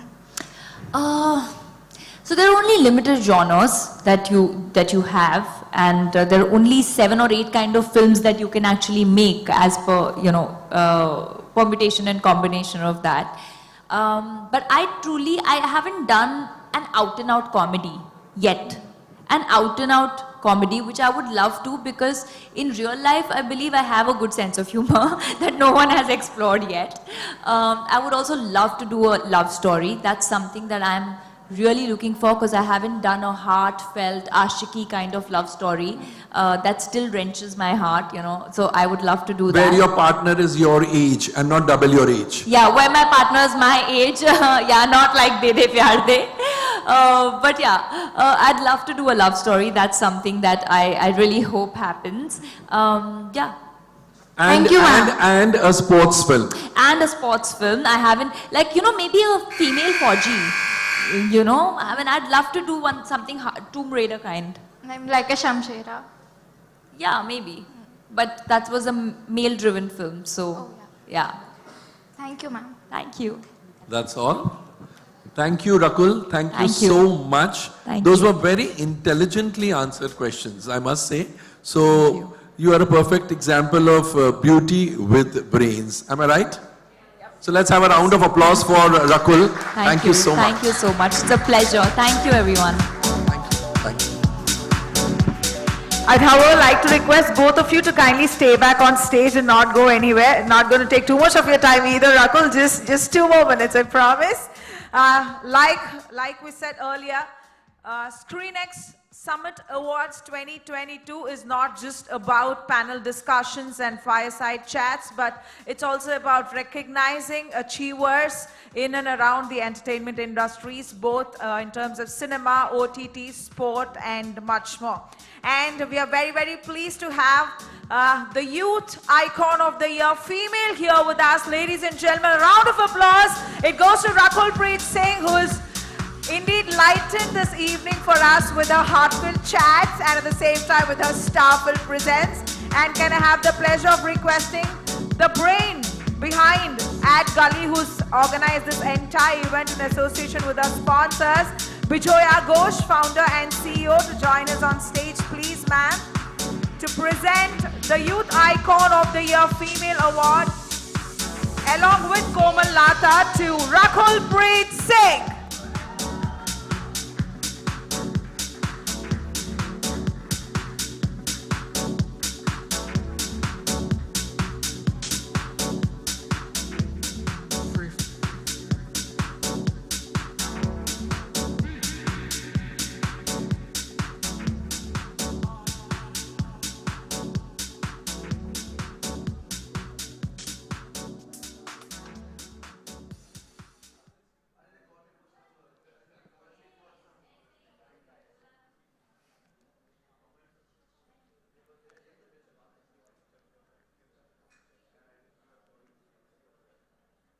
Congratulations again, Rakul. Thank you so much for being here with us.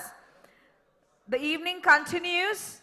We have our next session for the day, which will start in a bit from now. The topic for the discussion is growing the talent pool as to how OTT is breaking through stereotypes and monopolies. We all talk about how there's monopoly in the industries, how we have stereotype topics, stereotype subjects, but yes, OTT is breaking it all. And chairing this session, we have Nikhil Desai here with us, who will chair the session. And the panelists for the same include Karanveer Bora, Anupriya Goenka, Rohit Bose Roy, and Shagun Sharma, Branding and Communications Head, Teamology PR, as well as Shiv Pandit. Quite a few actors in the lineup with us this wonderful evening for this session. And if I can please...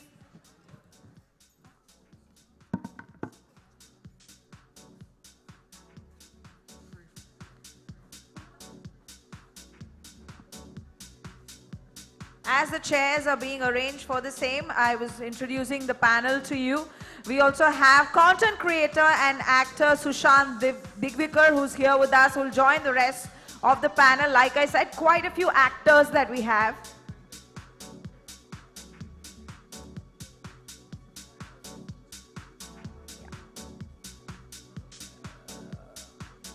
Rohit Bose Roy has informed us that he'll be delayed a bit because he's held up with the shoot, but nonetheless, we'll proceed with the session and he'll join us once he gets done.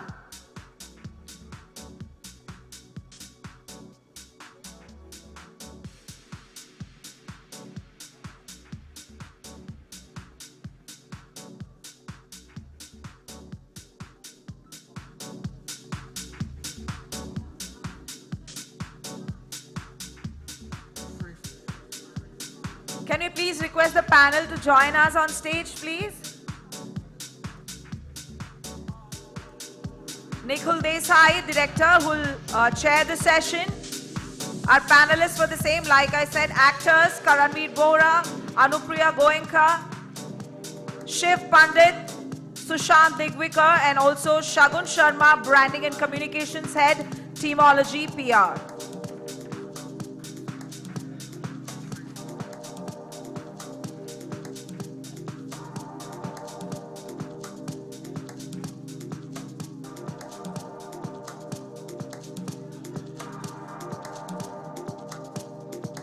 check.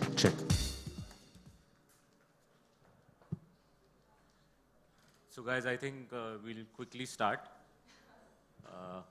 Yeah. So thank you so much for making it, and thank you for coming. I think what we are discussing today is there's a perception that there's monopoly about actors, about technicians, across platforms, across likability of producers. What do you guys think that has the time arrived where the whole perception of having a monopoly of casting or at various levels is breaking now? And is OTT coming to a great leveler to say maybe feature films or the way the industry functions? So I think that's the first question we should start with, and then of course we'll have follow-up on that. Shiv, do you want to start? Hello. Hi, thank you so much for having me here to share my thoughts. I think I heard a couple of the other conversations here earlier this evening, and I'd like to actually second what I've heard earlier this evening, which is that opportunities have increased for a lot of people which had been denied to them earlier, possibly due to lack of access or lack of network or lack of recognition. And today you've got technicians, you've got new actors, you've got new directors, new producers in the market. So I think that's a wonderful, that's great. And I think all three of us sitting here have been, I think, part of the industry where access was difficult. You know, we've all worked our way up the ranks. I think Karanveer for sure has been around. I see the problem is if I say he's been around for a very long time, he's going to punch me outside. And so yeah. So I think I have seen, in fact, like the two of them as well, I've seen a lot of changes happen, and I think it's all happened for the better. I think advancements in our industry are always welcome. And I'm very happy to be part of the industry today where we are churning out excellent content on digital, we're churning out some fantastic writers, great actors, and the audience is just, the demand from the audience is warranted, because I think for the longest time we were feeding them substandard material, and I think OTT has brought a complete halt to that. I think अगर आपका show में वो बात नहीं है, भले वो performance related बात हो या स्क्रिप्ट लेवल पे हो या प्रोडक्शन वैल्यू में हो, आई थिंक वो साफ कहते हैं हिंदी में दूध का दूध पानी का पानी हो जाता है when it comes to a digital show. I think I'll let them add to it as well.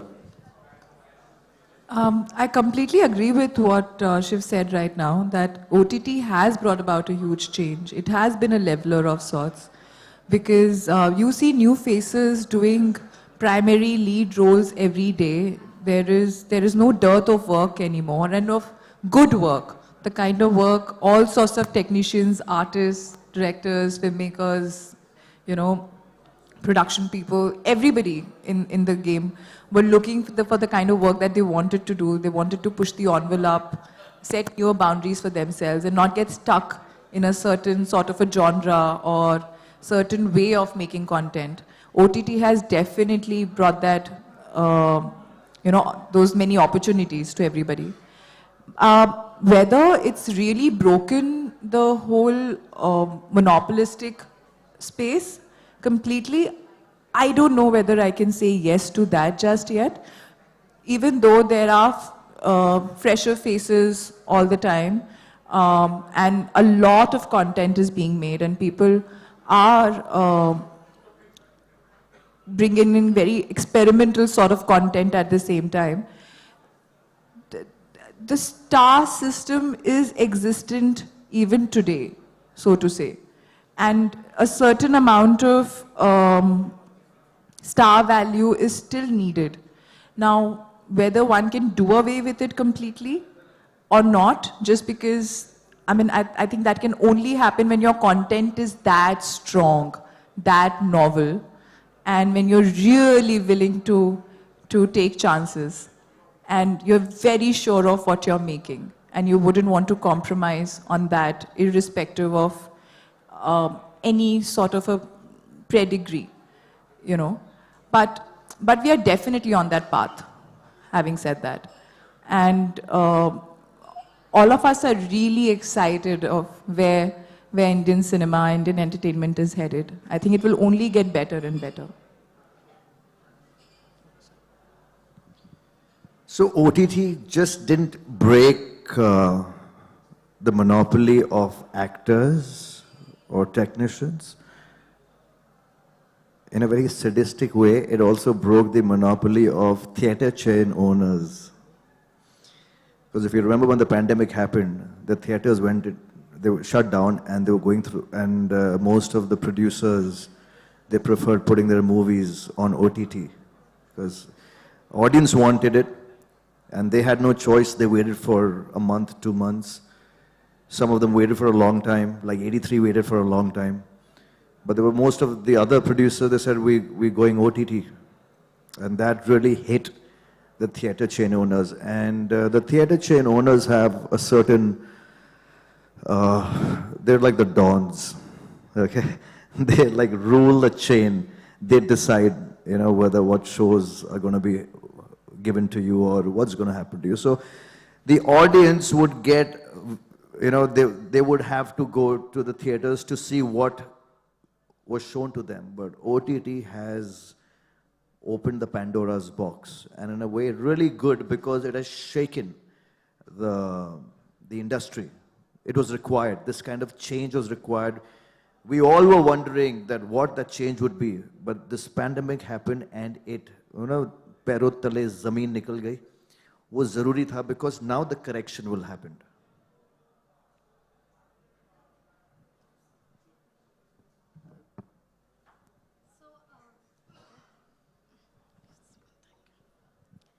So firstly, I believe OTT is like you're going on a blind date and you suddenly realize that the person sitting in front of you exactly knows what you like and what you want on your table. So that is what OTT is doing these days. They know what you want, what type of content you want to consume, at what time do you want to consume, at what are your preferences. So it's like if you're a family of 5, you have different profiles on Netflix or on Amazon Prime. They exactly know what device are you browsing from, what are your time preferences, like what type of content you are consuming.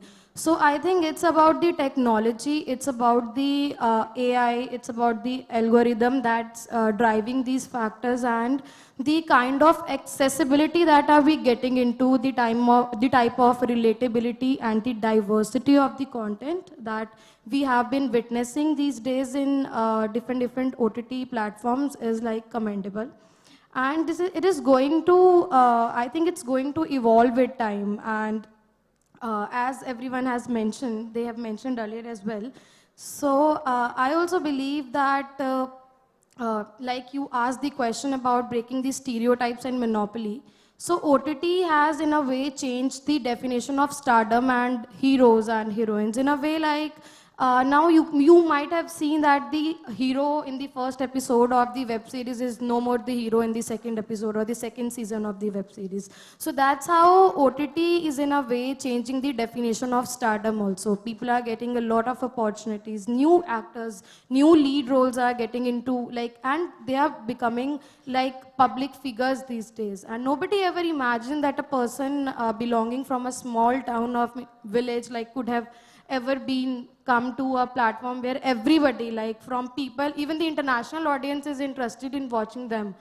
And one more factor that I would like to add is whenever you are going to watch a movie, you have a different set of expectation or anticipation. So OTT has changed that. So there's no more pressure going on that the movie has to perform good in first 3 days. So that a set parameter has changed. The web series or the movies that were not so famous in 2017 or maybe in 2000s, they're getting popular in 2022. Just because you have sub-genres, you have so much of content to consume that you're sitting and you're feeling like, okay, today I am interested in watching a horror movie, you will go for that. If you feel like, okay, today I want to see something sci-fi, I don't want to see rom-com, so you can explore those opportunities as well. So yeah, I believe it has in a way changed the overall thought process of how content was consumed back then, and it's evolving with time. Superb. Thank you so much, guys, for really putting your personalized insights to what your thoughts are on particularly breaking the perception of being having a monopoly of particularly casting your favorite actors or your favorite technicians. Actually taking from there, like you said, that the face of changing a face of being a star or a super celebrity, and nowadays people have also understood a big difference between a star and an actor. There is a difference. There was a time where a star and an actor was as seen as one. You know, taking from there, do you guys really feel that storytelling and performances have become the real heroes because a lot of new people have got that chance, and people are not watching content with a perception of saying, oh, I am going to watch a show where we have Ajay Devgan, or I'm going to watch a show where we have a Ranveer Singh, versus, oh, this performance is so good, this storytelling is so good. So that takes the first step, and everything else takes a co-pilot or a backseat in that space. Do you really feel that is applied or is in process of application? You know, content was always the king, will always be the king, and there is no change to it. It's just that the star system made content secondary. Because when the stars would come in, they would say that, what am I doing in that? Kahani to ye, like isme main kya kar raha hu, mera kya role hai? So kahani would take a back seat. Thankfully to OTT, that is not there anymore. This is exactly what the story is. You have to perform like that. Like even in down south, in Malayalam especially, out there, in all the languages, I think Malayalam cinema, they give so much of importance to just the writers. That's why one of the most beautiful stories and movies or shows come from Malayalam cinema. Because out there, it is the writer's vision. A director does not write. A director will execute the writer's vision. And then the actor will act what the director is going to execute by putting his. So imagine what a concept is that we are executing a writer's vision, whereas in most of cinemas you see that, okay, मैं जैसा लग रहा हूँ, मैं जैसा star हूँ, मेरी entry ऐसी होनी चाहिए, इसमें मैं ऐसे आऊँगा तो अच्छा रहेगा, अच्छा अगर हम इसको थोड़ा ऐसे चेंज कर लेंगे, you know, so that's what happens.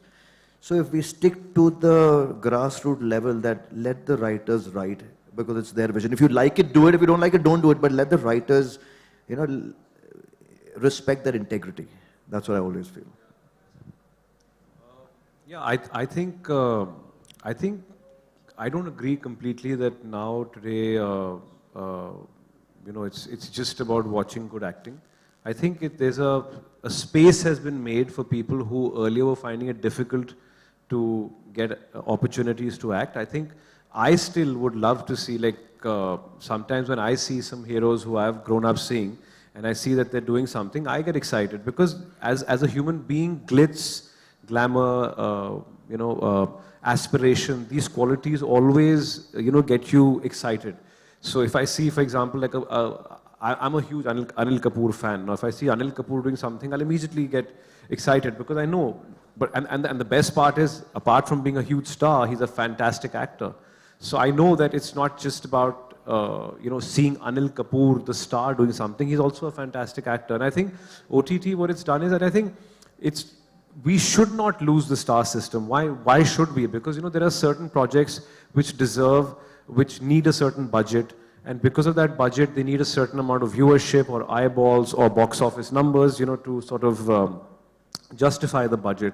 And I think, you know, it should go hand in hand, that you should have people, and eventually it's about working your way up. I don't know anyone who comes. You know what, on that point, before you move ahead, I think the star system should break. You know who should be the star? The director should be the star. The project should be the star. The actor should not be the star. If you see Hollywood also, the actors are not stars. It is the director is the star, the script is the star. I agree with the star concept. If the actor becomes a star, then you've lost the plot. No doubt, we've all grown up watching, like our Salman Khans and Shah Rukh Khans, and we loved them. We loved their entry and all. But, we've evolved and we are evolving. And that is why I feel that stars को इतनी तवज्जो, मतलब actors को इतनी तवज्जो मत दो कि उनको आप इतना बड़ा बना दो कि आप main plot ही भूल जाओ. That's what I feel, because that's where it takes it away, and that's what we've been suffering in Bollywood. And really, right now at this point, we don't know where we are heading. The correction is happening. It'll take time to correct ourselves. It's because we are still stuck that now the stars cannot do a certain kind of role because they're stuck in that stardom. Whereas an actor like an Anil Kapoor, he'll still remember what the kind of movies. You said it correctly. I think earlier on within our industry and maybe other industries as well, there was a lot of just by the fact that you were related to somebody, you were born into a certain family, you were understood to be a star. I think what's happening, and I think a classic example of that is the South Korean industry. They had this fantastic show which came out on Netflix, Squid Game. So, the thing is, some of the actors in that show are huge South Korean stars, but they were, I'm sure, unknown to a lot of people here in India. Now, today, if the Squid Game cast comes to India, I know that a lot of people will be very excited to see, oh, the Squid Game. So they've created a certain star value amongst themselves due to the content, due to their work. So I think OTT in that way has, like tomorrow, if the two of them do a fantastic project, I would say their appreciation value, their star value amongst the audience will go up because of their work, not because of, arriving in a certain car or being married to, or being born into a certain family. So I think that content is helping you create your own stardom in a way because of your performances, because of your work, which I think is very important. I think that's the way it should be. I was just talking to Anupriya when she came in. We've all seen, all of us have done good work, but a show that she did, Asur, it freaking blew my mind off because the story was so awesome. The content was so out of the stadium that every character didn't have, they were not stars they were actually normal, बोलते ना एक normal लोग थे वो, और normal लोग की तरह act कर रहे थे, but the content became the star, और वो असुर की बात करते रहे. It is beautiful. That's what I feel, that's who the star should be. I would also like to add. So I believe that screen is no more the factor, the relatable content is. So be it TV or be it OTT, people are no longer interested in screen, like कि ये TV पे देखना है या OTT पे देखना है. What they are interested in is relatable content. So 74% of people, they subscribe to OTT channels just because they are interested in a particular web series. It can be anything. It can be Mirzapur, it can be Gangs of Wasseypur. So it's a study. So 74% of people are interested to watch a particular web series due to which they are subscribing. So these days, I believe that there has always been an audience, but the mainstream television was not able to cater to those audience. But just because OTT has been introduced, all that audience, all that regional audience that like the OTT is catering to, it has led to the kind of popularization of OTT so much. So that's the factor that is bridging the gap between producing content and producing relatable content. So these both things are very different from each other. So this is what I believe. Yeah, so I think we'll move on to the third question, and I really would like to add to this before we move on to the third one is, like Karan rightly said, that we are in a correction phase, whether it's cinema, whether it's OTT, whether it's television for that matter. We've been used to watching typical kind of soap operas and typical kind of reality shows, and there is nothing wrong about it.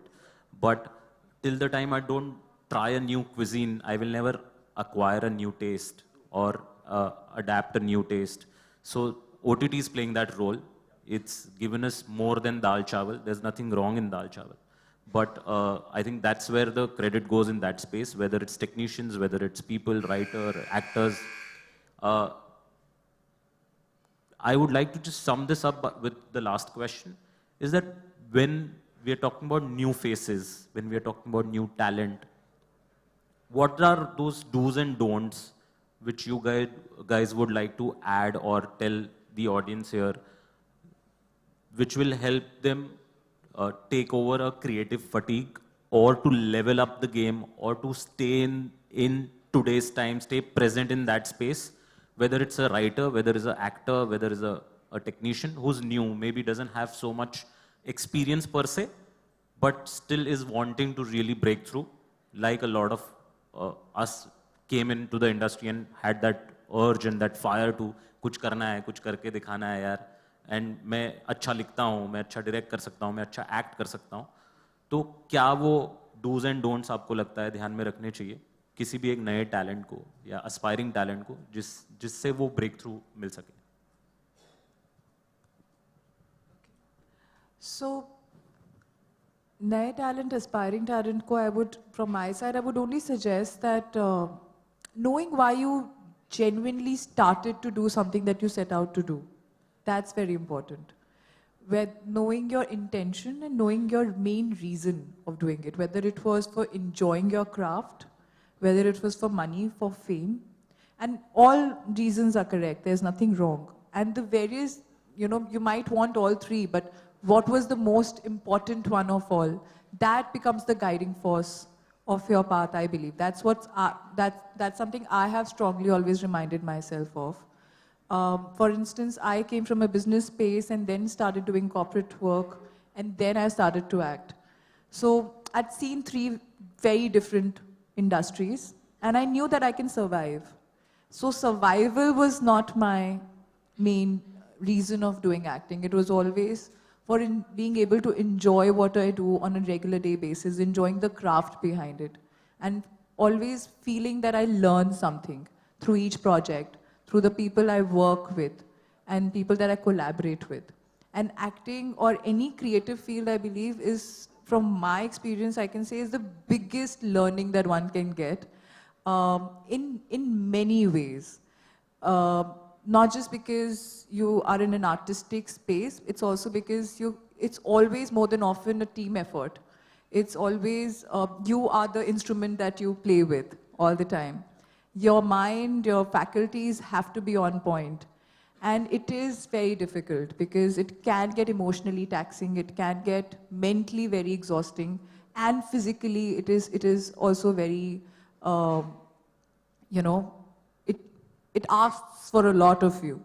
So it's very important to, you know, always be aware of your main reasons, and nothing substitutes for hard work, nothing substitutes for talent. So as long as you're honing your skills, as long as you know that you have it to, you know, go on and on and on and not give up, I believe things happen. They may take time. There would be hurdles. After some successes, one also finds hurdles. Then there would be another success, and that, you know, that path keeps going on. It's not as if once you've arrived, you've arrived. It just looks like that. At every stage, there are challenges. At every particular stage, there is a certain amount of growth that happens. So, yeah, I would say just keep going on and keep working on yourself. That's one thing that I would like to say. मेरा ना एक ही फंडा है, which I think सिर्फ actors को apply नहीं होता है, ये communication से इनको भी apply होता है, आप किसी और फील्ड से आपको भी अप्लाई होता है, जो यहाँ पर बैठे हैं उनके को भी अप्लाई होता है कि जब आपके पास, देखो जब काम होता है तो काम चल रहा होता है, you know, you're focused on the work, लेकिन जब काम नहीं होता है तो अपने ऊपर काम करो. For actors, जैसे इन्होंने कहा कि I've been here for a long time, I've been here for 22 years, I still have the fire, I still freaking want to do. Which, you know, I just want to say, I have huge respect for, I just want to, sorry. No, please. You know, you've been talking about stars, this, that, all that. Do you know the most important thing in this industry, which I think people oftentimes forget, is to be a working actor. There are a lot of people who are actors who are just walking around aimlessly, but to be a relevant and a working actor, and say in his case for 22 years, I think that's a huge, it's commendable beyond anything. Because it's not easy to constant, in our industry which has so many ups and downs in terms of money, like she rightly said, she hit the nail on the head in terms of, you need to have stability financially, you need to know, you need to have mental stability, emotional stability, so you need to have those verticals checked when you come to this, and she obviously had prior experience, she had been in a different industry as a business person and stuff like that, so she knew it was not about survival because she already figured that aspect out, but a lot of people just come to this city not figuring that aspect out, and that's when the shit hits the fan, sorry for my language, but they need to figure that out because it's a very ruthless city. So you need to be relevant, you need to work like he has been doing, and you need to have all those check marks ticked. और insecurities सब में होंगी और होनी भी चाहिए because तभी आप जाकर आगे कुछ कर पाओगे, वो insecurities नहीं होगी, लेकिन क्या होता है उन insecurities को आप या उसमें डूब जाओ and get into shit, smoking, drinking, drugs, or a different lifestyle, and not focus on, as you said correctly, or as you also said, what you came here for. So, just as an example, to all those people who are not actors but different jobs, okay, आप काम छोड़ दोगे या काम से निकाले जाओगे, तो आपके पास बीच में वो एक period रहता है, तो अपने skills बढ़ाओ, do some course online. I still take workshops, मैं theatre workshops, I participate. Every year at least एक महीने के लिए मैं करता रहता हूँ because I know it just improve me even more. The hunger for learning should always be. This is what I would say to all those people who are not just actors but just everybody. Whenever you don't have work, work on yourself. That's the most important. And one small thing I'll just add because this happened to me recently.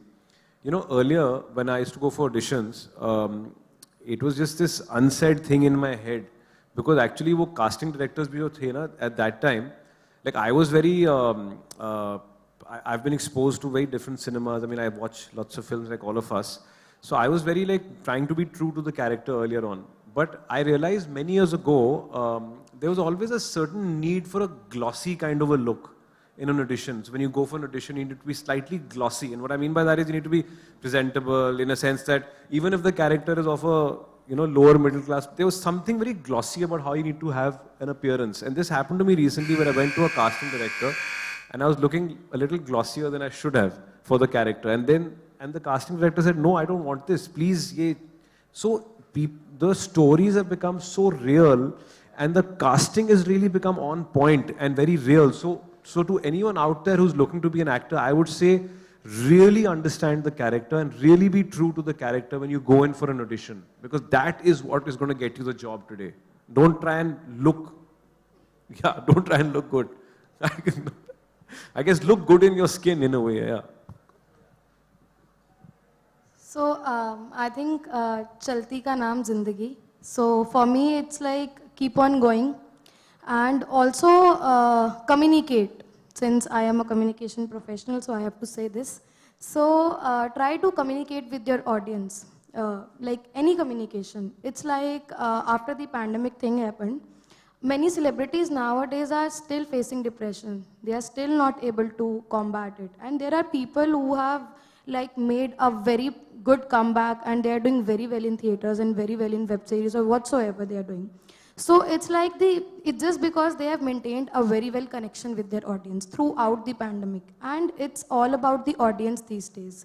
It's about how you are communicating and how effectively you are communicating with your audience. That's going to make you a great actor. This is what I believe. Being an outsider, being a professional who is dealing with communication, like people from communication background, I think that it's very crucial aspect. It's for your internal growth as well, also for your external growth. You're going out, you're meeting new people, you're communicating with them, you are learning something new. And if you're learning something new, you are obviously taking it in the back of your mind, you're always taking something good.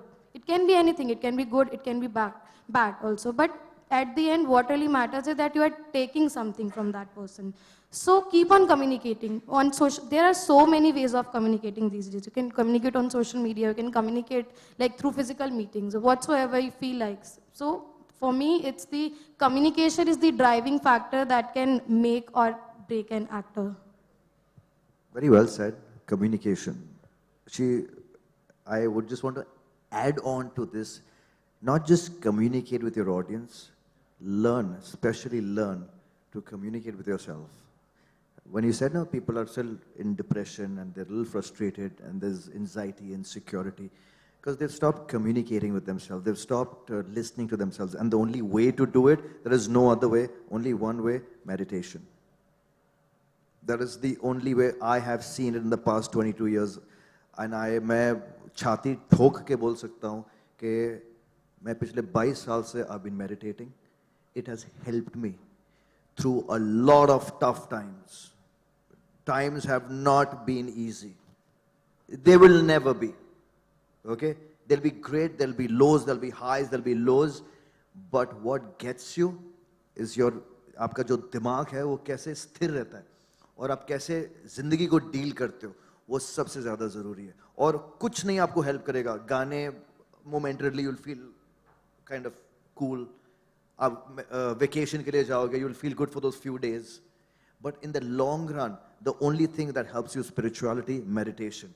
And that will take you beyond wherever you want to go. I mean, अगर आपने ये depression को जीत लिया, आपने frustration, suicidal tendencies को जीत लिया, the rest will follow. So I think so. It has been great communicating with you guys. As communication is the key, and we are all learning on an everyday basis. I think thank you so much, guys, for your time, for your insights, for your thought process, your personalized opinions on all the various topics we. No, I think so. I've been not really. The good part is that the only thing as of now common which I find between me and Karan is that I have also just completed 22 years in the industry. Thank you. Just didn't want to miss a chance to take that credit here. No, jokes apart. So I just feel that do's बहुत सारे हो सकते हैं. वो list कभी भी खत्म नहीं होती because वो list evolve होती है और upgrade होती है on a daily basis. Don'ts की list कहीं ना कहीं जाके खत्म हो सकती है और don'ts की list मेरे हिसाब से या जो भी थोड़ा बहुत एक्सपीरियंस मैंने लोगों के साथ देखा है, एक्टर्स के साथ देखा है, टेक्नीशियन, बिकॉज मैं खुद एक टेक्नीशियन हूँ, वो ये है कि मुझे ऐसा लगता है कि जिस दिन आप कंपैरिजन से बाहर आ जाओगे ना, उस दिन आधा प्रॉब्लम सॉल्व हो जाएगा. चाहे आप फ्रेशर हो, चाहे आप स्टार हो. जिस दिन आप कंपेयर करना बंद कर दोगे, कम कर दोगे, क्योंकि वो एक बुरी आदत की तरह है. Whether you smoke a lot, you drink a lot, वो I don't believe in saying मैंने 10 सिगरेट पीता था, अभी मैं 5 पीता हूँ. या तो आप पीते हो या आप नहीं पीते हो. ठीक है. सो अगर आप कोशिश करते हो कि मैं अपने आप को कंपेयर करना बंद कर दूं, मैं एक वेब सीरीज का आर्टिस्ट हूं, मैं एक फिल्म एक्टर हूं, मैं एक टीवी एक्टर हूं, ये हमने बनाया है सब categories. There is no category. एक एक्टर है, उसको एक्टिंग के लिए बुलाया जाता है. Yeah, go on. I think I've touched some, I've sparked some. No. It was amazing the way your expression was. मैं एक वेब सीरीज का एक्टर हूँ, मैं एक फिल्म एक्टर हूँ, मैं एक टीवी एक्टर हूँ. Exactly. ऐसे क्यों कहा आपने? मैंने इसलिए कहा क्योंकि एक फेज आया है और अभी भी है वो. I meet a lot of TV actors. I have a lot of TV actor friends. कहीं ना कहीं एक परसेप्शन क्रिएट हुआ है और सबकॉन्शियसली इनसिक्योर फील करना शुरू कर दिया है. Because they have stopped communicating with themselves. Exactly. And they've started comparing. They've started comparing themselves. मैं आपको एक बात बताऊं. I take pride in being a TV actor. Same here. I care to hoots about web series or films. मिले तो बहुत अच्छी बात. I'm an actor.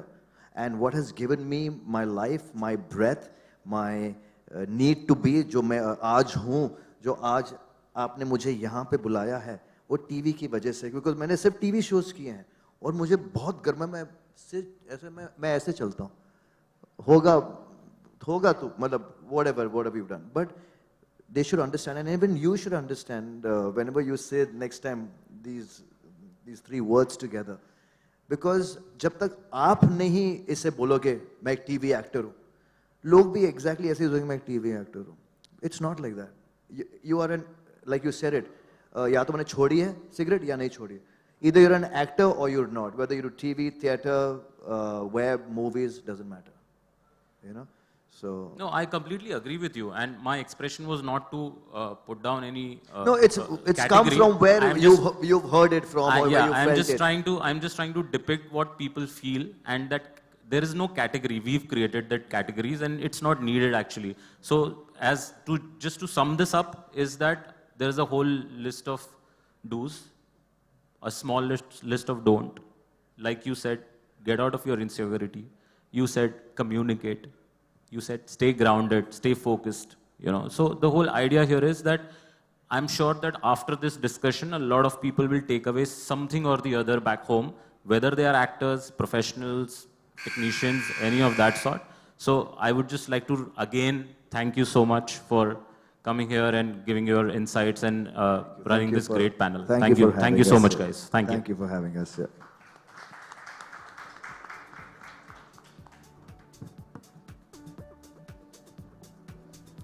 Thank you so much.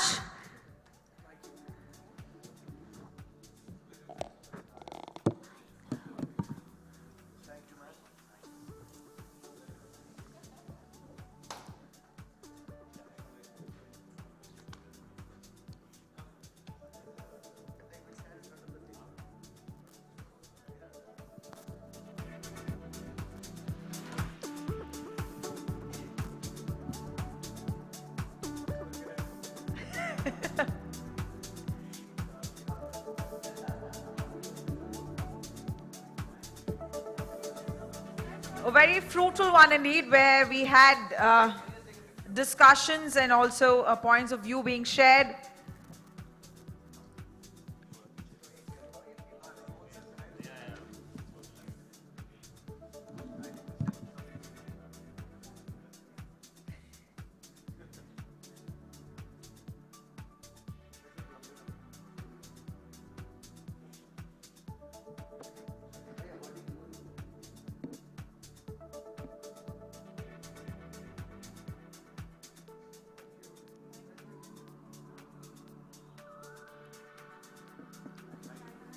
Karanveer ke liye extra taale. He's the only one who's asked for a photo today from his phone of all the people that we have had this entire day. So yes, Karanveer, thank you. अभी एक और बार नहीं होगा, हो गया. Just joking. And well, we have a half-an-hour break now, after which the award ceremonies will begin, the red carpet and the award ceremonies for SCREENXX Summit and Awards 2022. We also have two small sessions in fact left. One on content with conscience, a higher purpose for digital entertainment. We'll have Diya Mirza joining us. Uske baad, the making of India lockdown, a lockdown that changed the way we consume entertainment, be it digital, be it television, or be it on any other media. We will also have Ahana Kumra gracing the occasion for the session. So 2 more sessions, after which the SCREENXX Awards will start. So please do stay with us. We have time for networking. Abhi aadhe ghante ka time hai, roughly. We would ideally like to start by 8 if it's possible. So do stay here with us and let's have chits and chats. But we will look forward to seeing all of you back, hopefully by 8:10 max, so that we could start with the next 2 sessions, followed by the much-awaited award ceremony as well. At Gully would like to thank all our sponsors who've made this wonderful event possible. Title partners MX Player, are co-powered by partners Arch Tuck and OTT Play Premium, Gold Partner Lionsgate Play, Broadcast Partner PTC Network, PR Partners Glad You Came and Teamology, Radio Partners Big FM, Gifting Partners Park Avenue.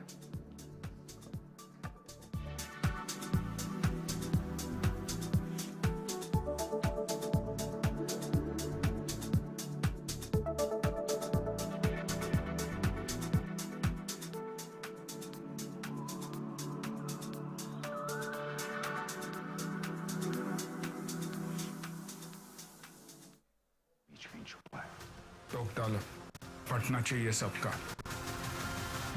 इसके साथ तुम क्या करोगे? हमारी Mumbai police force न सिर्फ इस nexus को रोकेगी बल्कि तोड़ेगी।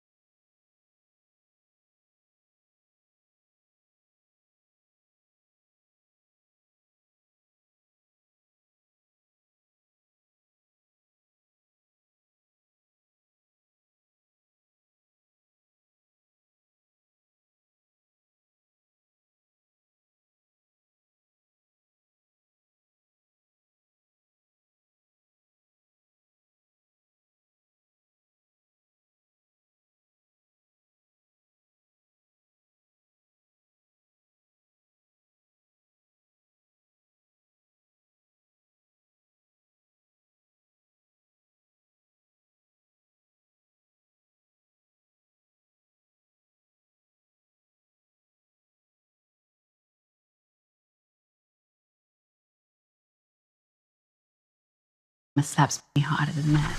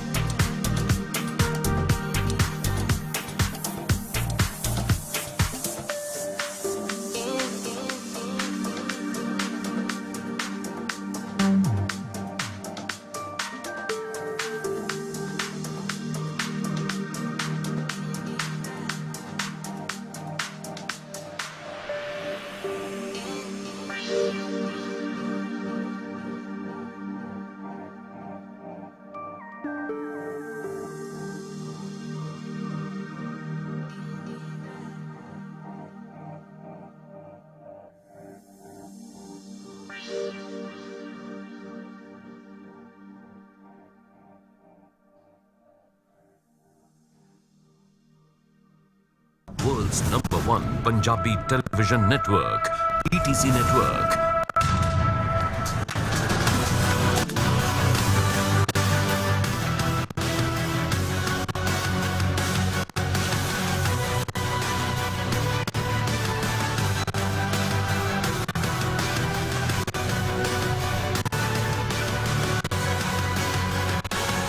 World's turned Punjabi.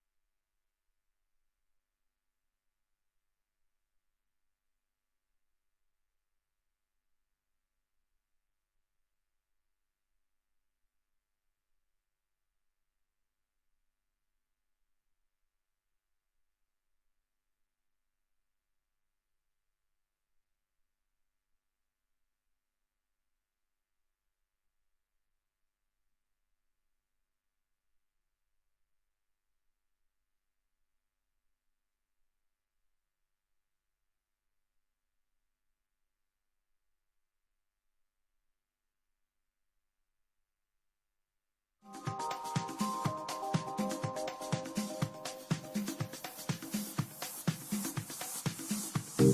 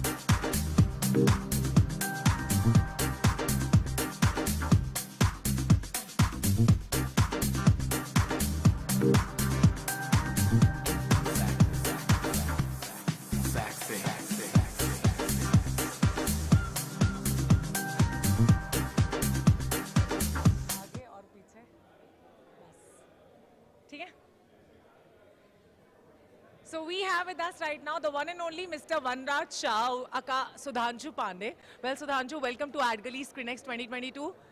वनराज मैं वनराज ही बोलूंगी आज आपको आप गुस्सा तो नहीं थे ना यहाँ आने से पहले सेट पे भी लोग वनराज ही बोलते हैं तो I think we should stick to Sudhanshu right now. So Sudhanshu, how much excited were you when you were being called for SCREENXX 2022? थोड़ा राइमिंग हो गया नहीं? अच्छा है जिंदगी में राइमिंग होती रहनी चाहिए थोड़ा सा ऑफ ट्रैक हो जाता तो मामला इम्बैलेंस हो जाता but I think see any platform like this is always very encouraging for people who are producing and creating stuff for the OTT and there is so much there to tell. There are so many stories to be told. There is so much creativity. There's so much talent that there has been in waiting for such a long time. You know, for so many years we didn't have. When we didn't have a digital platform, we had seen so much of talent just roaming around. You know, trying to pitch their scripts for filmmaking, for short films or whatever. But now finally they have a platform which gives them the freedom to be able to create some amazing stuff, and there is so much talent, and I'm so glad that I'm a part of this, and there are a lot of these talented people who are going to be felicitated today. So do you actually feel that OTT is overpowering television and cinema industry? No, there is no comparison. See, every medium, although from an actor's point of view, all three mediums are the same because an actor is always an actor. But from the creation point of view, these three are different zones altogether. Television is a daily entertainment thing. You know, it's something that people cannot do without. It's like how when you wake up in the morning, you have to do certain things, right? Every day in the morning. That's a ritual. That's a ritual. So this is television is a ritual. You can't get away from it, and I don't see any reason why people will ever be able to unhook themselves from television. But OTT is something where there is millions of stuff, there is so much content, there is so many different genres, there are so many different layers, and people have choices, If I start watching something, I get hooked onto it, I binge watch, and I'm done, Whereas on television, you get hooked onto one show, like you say, Vanraj Shah, you just called me Vanraj Shah, has been going on for two years, right? So that is something that people want to see every day. It's like a part of their life. Films will always be films because that charm will never be taken away. The people would want to go to the theater and have that larger-than-life experience in theaters because each one of us like. Even when I am doing, I've done 48, 49 films in my life, but I still like to go and watch stuff on the big screen because that's a different experience. वैसे मैं ये भी पूछना चाहती हूँ, सुधांशु को असल जिंदगी में भी गुस्सा आता है? असल ज़िंदगी में मैं बहुत पेशेंट हूँ, बहुत काम हूँ, बट मैं जिसकी भक्ति करता हूँ मेरे में उन्हीं की शक्ति भी है। तो जब मेरी तीसरी आँख खुलती है तो फिर मैं उन्हीं के जैसा बिहेव करने लगता हूँ। लेकिन लेकिन मैं बहुत ज़्यादा पेशेंट हूँ रियल लाइफ। मुझे लगता है लाइफ में कुछ भी हो, महादेव ही बस आपकी जिंदगी बदल सकते हैं, राइट? अब वो किसी और की भी, आप महादेव के बदल। महादेव तो सृष्टि के रचयिता हैं, तो उनके लिए तो मतलब जो आदि है, जो अंत है, जो नहीं है, वो भी वही है। तो मैं उनकी भक्ति करता हूँ and I am in sync with him all the time. तो मुझे ऐसा लगता है कि जो भी होता है वो उन्हीं की मर्जी से होता है। वैसे after Vanraj, that you have played Vanraj, I think this has given your due, which was actually due in the industry. Do you also feel so? I definitely would like to believe that the show has done brilliantly well for all of us. There's definitely a huge popularity that it comes with television, but television has a very different audience, you know. Very different audience. They are very different people. I feel that they are from a different world altogether because their reactions are also very different, you know. And yes, popularity-wise, definitely it has done a huge thing for all of us. But I still have, you know, from my Band of Boys days or my films that I've done, you know, all the stuff or whatever I did in the past, I still have a very loyal audience, loyal fan following from that, you know. Even from a cookery show that I did more than 2 decades ago, I still have fans from there. So there is a different section of fan following everywhere, but television is a very different set of followers, and they are they're very loving, but they can also really hate you. Yeah. But it's so difficult to make people love you and hate you at the same time. That's what you're doing.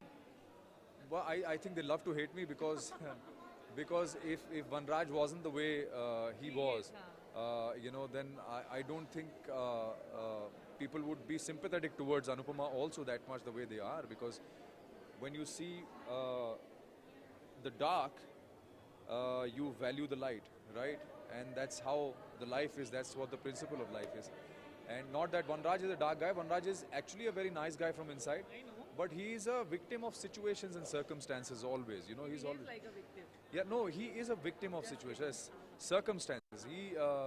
He behaves like a victim because he's truly a victim of circumstances, and obviously in those circumstances he behaves in a certain way, and then things start going wrong with him, you know, and that's what Vanraj is. So are we going to see you exploring OTT content or platforms very soon in future?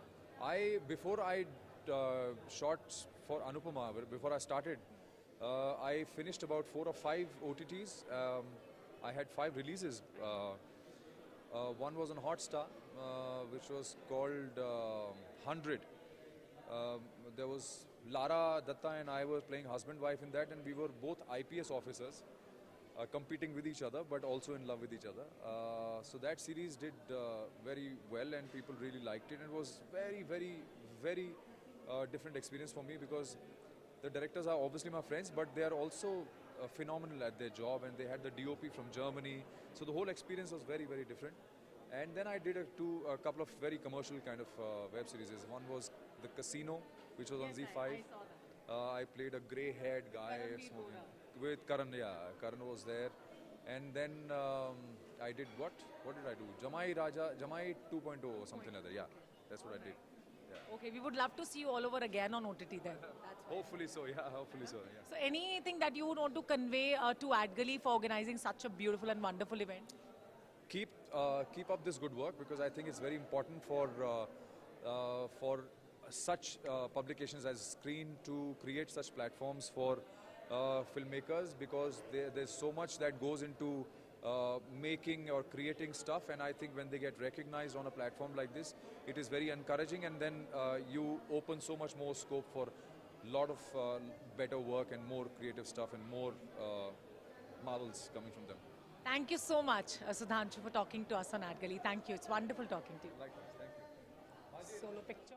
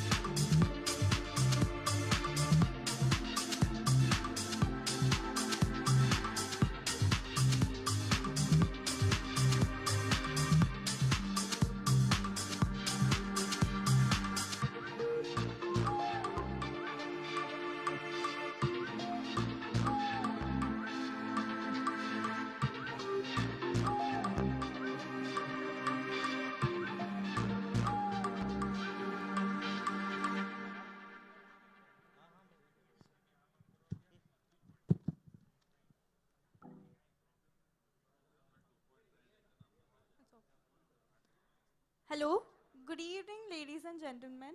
The bar counter is open. If you may like to have a drink, you may go. Thank you.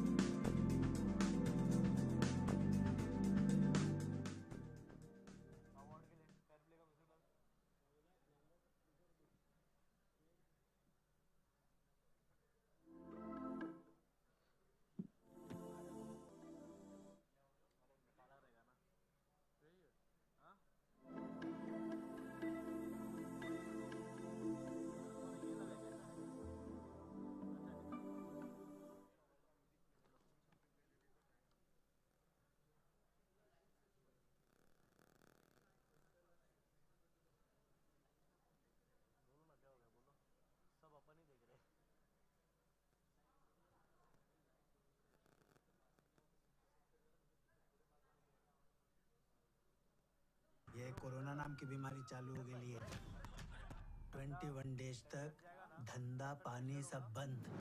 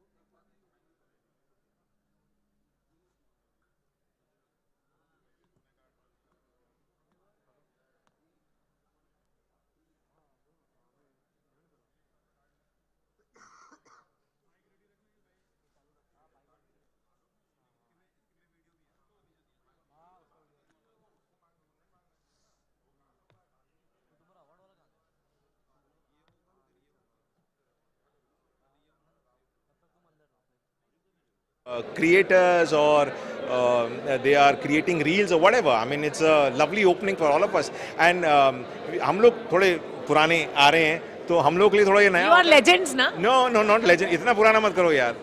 Veterans. इतना यही सब मत बोलो. मतलब मैं चला जाऊँगा अभी यहाँ से veteran बोला तो ऐसा नहीं है. हम लोगों को भी नई opportunity मिलती है. So I am getting hang of it. I mean, I got into reels and I run my own. I started vlogging around 3 months back. So I'm kind of thoroughly enjoying it. You know, हम लोग भूखे होते हैं कि हम हमेशा कैमरे के सामने रहे. अभी कोई और कैमरा लेकर आए ना आए, हम हमारा कैमरा लेके शुरू हो जाते हैं कि हाय गाइस ये वो. So I have my own vlogging channel, so I vlog on that. So can I talk about my channel on this so that I can get some Definitely, yes. subscribers? Okay, my channel's name is Shake Hands with Vakar. So guys, please subscribe to my channel, like my videos and share them if you can. Thank you so much. First of all, I'll do a shake hand with you. Shake with hand. Vakar. Yeah. So when right? we shake hand, we make friends with people. So I've done a little word twisting with my this thing that when you shake hands with Vakar पे आप आते हो मतलब आपकी हमारी दोस्ती हो जाती है and then I give you an insight about my personal life, how I live and what I do with my whole day, my family and everything. So that's the whole vlog. Achha, after the pandemic, shaking hand was like doing like this, hai na? But now it's over, so we can shake hands. Definitely. I'm virtually shaking hands with people. So if not personally, I'm virtually shaking hands with people. Okay, but it's so good to meet you in person. Such a warm person to talk to. Thank you so much. Pleasure's mine. Thank you very much. Any message that you want to give to AdGully, because this is an initiative by AdGully, so organizing. AdGully, all the very best. Thank you so much for. Just a moment. I'm so sorry. वो दोबारा से लेंगे. Okay, AdGully, thank you so much for taking this initiative and giving a platform to a lot of creators and influencers to come here and making themselves aware and making themselves reach out to a whole lot of more people. Keep doing this beautiful stuff. All the very best. Good luck. All the very best to you too. Thank you so much. And thank you so much. मैं ज़्यादा ही natural हो गई. ये live था. Yes.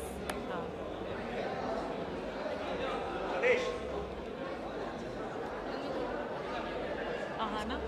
इसका ले लो अपना भाई. नाम बताओ. नाम बताओ. हाँ ना को ले लो. अच्छी लग रही है. क्या खाते हैं ये लोग? इतने पतले रहते हैं.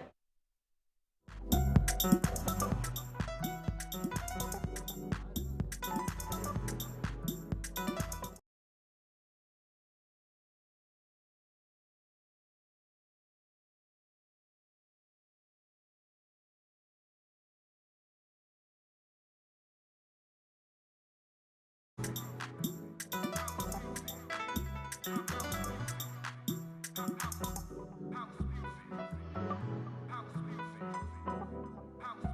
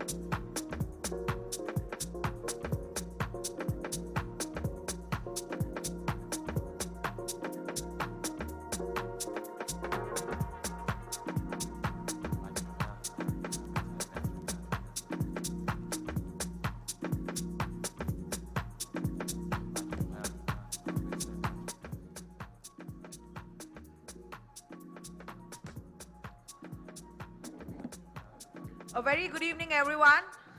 To the ones who have been there with us since the beginning of the day, well, I'll be welcoming you again. But the ones who have already been here, a very warm welcome to ScreenXX Summit and Awards 2022. We have 2 more sessions for the evening, after which the award ceremony will begin. We should start in about 2 minutes to come. So to everybody who's already here inside the venue, can I request everybody to be seated, please? If the people outside can still hear me, I would like to request you to please join us indoors.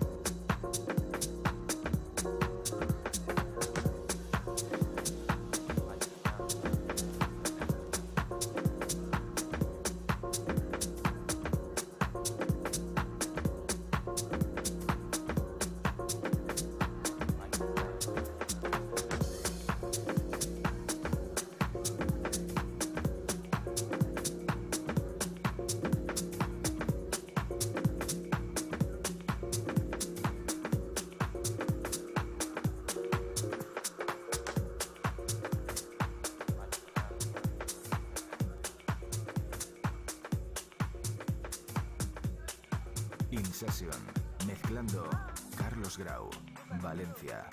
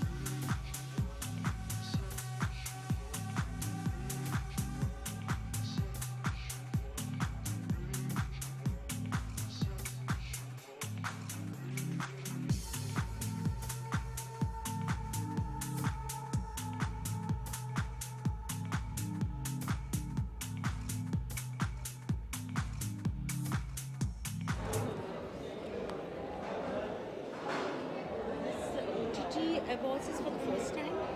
ScreenXX? No, this is the 4th edition. 4th edition? Uh-huh.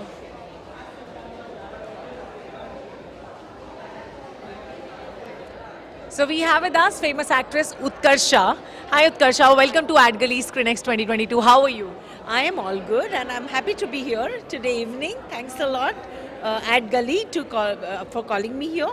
And I give my best wishes to the 4th edition of ScreenXX Awards. I am really thrilled to see people around. Yes. So how do you feel OTT is like doing all good and like new content coming up in today's era? Yes, definitely OTT is totally a new platform for everybody, for the creators, the producers, the directors, and even for actors, you know. So it's little different genre. Whoever understands what it is all about will definitely make it there. And it's good, it's nice, you know, because most of this stuff is contemporary.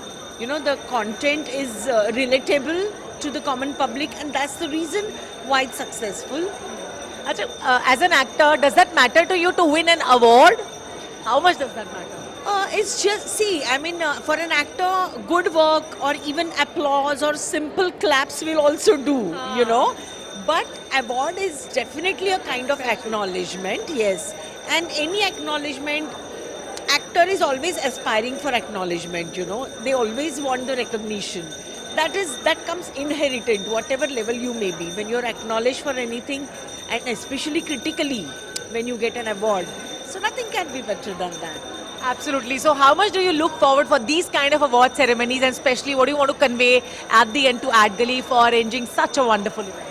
I would like to give my best wishes to AdGully, and I would like to thank them also for calling me here. And they should keep it up. This is the 4th edition. I look forward to the 400th one. So sweet of you. It's wonderful talking to you. Thank you so much, Utkarsha. Thank you. कौन सी ये ना ये तो गुल्लक वाली है गुल्लक में नहीं है ये वाली रेवती है वो वाली ये नहीं ये तो कोई और है मैं रेवती की बात कर रहा हूँ Hi, how are you? Namita. You remember my name? We had met earlier, ना? हम कहाँ मिले थे? लेकिन वहाँ हाँ, some event only. I think AdGully's event only or Indian televisions?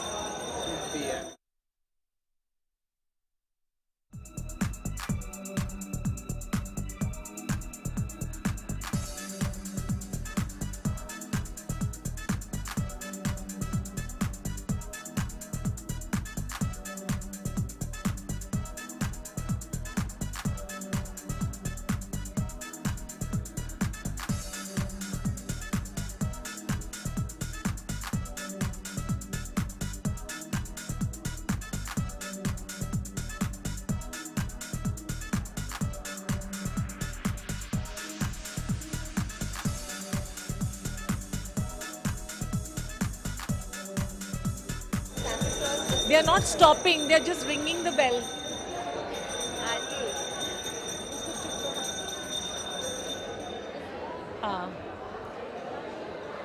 So we have with us well-known actress Rashi. So Rashi, I would say, what's your Rashi?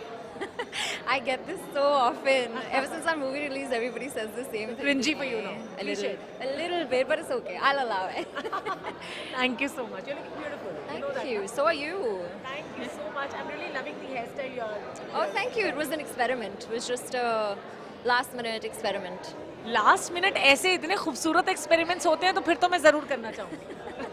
आपके बात भी बहुत अच्छे लग रहे हैं. I feel like यहाँ पे mutual admiration society चल रही है. We should open one. Exactly. I think women need it anyway. Absolutely. Each other to support each other. Absolutely. अच्छा आपने women की बात की है तो I should ask you like more and more new content is coming, especially female oriented. If it comes to TV and OTT, what are your thoughts about it? I think that's totally true. Film, TV, OTT, I think we've all graduated in terms of, you know, women के क्या roles हैं, उनको किस प्रकार से दर्शाया जा रहा है. I think it's all changed and it's evolved for the better. So there's hope.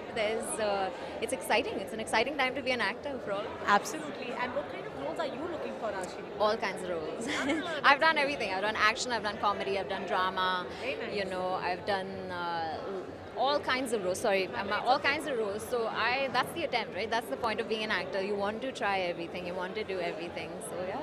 Anything that you would love to convey to AdGully, because this is their initiative to come up with ScreenXX 2022. It's the 4th edition. I think these initiatives are really great, so congratulations, good luck, and may this flourish and prosper. Thank you so much. Beautiful. You have a beautiful smile, you have a beautiful aura. Everything is so wonderful about you. Thank you so much. Pleasure. Bye-bye.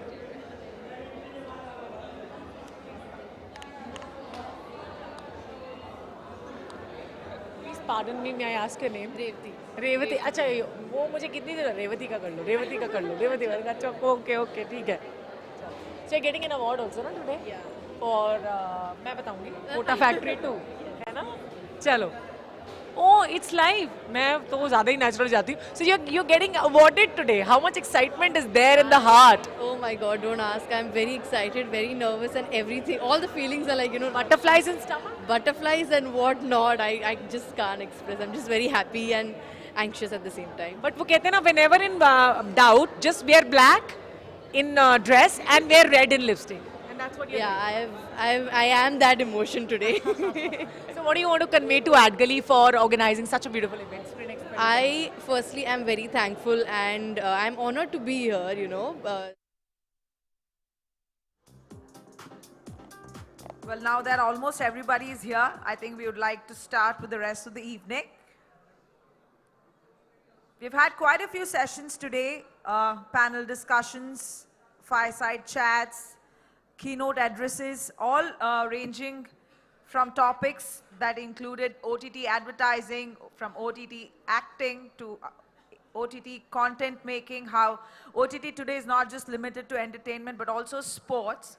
We now move on to yet another session for the evening, and this is going to let us know about an exciting content that awaits us, which will be launched on the 2nd of December. It gives me great privilege to welcome the team on stage and the person who will chair the session as well. She's been with us since the evening too, so yes, it's nice to see her back. We'll have RJ Rani who will chair this session and take us through. We are going to get an exclusive chit-chat opportunity with the crew from India Lockdown. So the session is going to be on the making of India Lockdown. And we will have Manish Kalra, CBO Z5, as well as well-known actor Ahana Kumra joining us on stage for this one. Like you all know, India's largest homegrown video streaming platform, Z5 has consistently presented original shows and films across languages and various genres, taking pride in partnering with new age storytellers who have various stories to tell that are not just entertaining but enlightening as well. And as a part of this vision, Z5 in collaboration with Pen Studios, Bhandarkar Entertainment and PJ Motion Pictures will present India Lockdown, which will premiere on the 2nd of December. And to take us through the session and moderate it, like I said, we have RJ Rani who's here with us. So without wasting much of anyone's time, it's over to India Lockdown. Thank you so much, Madhu. All right, lockdown. Right. ये word सुनते ही ना, मतलब कहानियां घूमती हैं दिमाग में, बहुत सारे, वही मतलब कहानियां और अलग-अलग कहानियां, लाइक कुछ कहानियां जिसमें पेन है, फियर है, अनसर्टेनिटी है, डेथ है, तो कहानी डार्क हो जाती है. वही कुछ कहानियां ऐसी है कि बरसों बाद एक साथ फैमिली इकट्ठे बैठकर खाना खा रही है, कैरम खेल रही है, लूडो खेल रही है, मतलब वो पेरेंट्स जिन्हें पता ही नहीं था बच्चा अच्छा इतना बड़ा हो गया, उसके फाइनली सिलेबस देखे जा रहे हैं. सो वो हैप्पी फैमिली ड्रामा, वो कहानी है. फ्रंटलाइन वर्कर्स जिन्होंने लोगों की हेल्प की, हीरोज की कहानी है. वहीं वो लोग जो मजबूरी का फायदा उठा रहे थे, ऐसे विलन्स की कहानी है. सर्वाइवल की कहानी है, सर्वाइवल इंस्टिंक्ट की कहानी, कहानियां हैं, इमोशंस हैं इस एक वर्ड लॉकडाउन के साथ. तो लेट्स सी इंडिया लॉकडाउन कौन सा इमोशन और कौन सी कहानी हमें सुना रहे. सो आई थिंक ट्रेलर हो जाए, और ट्रेलर से पहले अगर ताली हो जाएगी तो थोड़ा ऐसा हौसला बढ़ जाता है. Thank you so much. I think so, I don't no, trailer होगा. क्या रे, काय को दरवाजा पीट रहा है? अंदर कार्यक्रम चालू है ना. अक्खा इंडिया में लॉकडाउन लग गया है. ये कोरोना नाम की बीमारी चालू हो गई है. 21 डेज तक धंधा पानी सब बंद.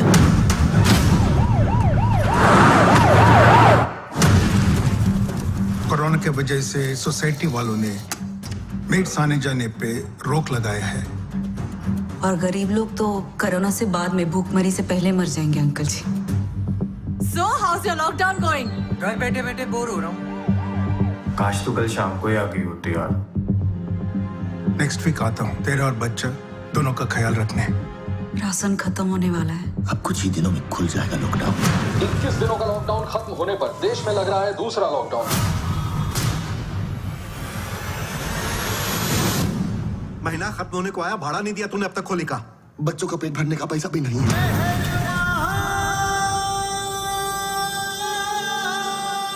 भैया पैसों की इतनी दिक्कत है तो गांव क्यों नहीं चले जाते? अरे बस ट्रेन गाड़ी बाड़ी सब बंद है, जाए कैसे? 30 से 40 किलोमीटर रोज पैदल चलना पड़ेगा। एक तो सारा लॉकडाउन में धंधा बंद। मेरी माँ को मैं क्या भेजेगी पैसा? I've been up in the air so much. Suddenly ऐसे घर पे बैठना, I'm just not used to it. कल की सारी फ्लाइट्स कैंसिल हो चुकी हैं। आपको आपके टिकट का रिफंड मिल जाएगा। पूरी देश में लॉकडाउन लग गई है। मैं हैदराबाद नहीं जा सकता।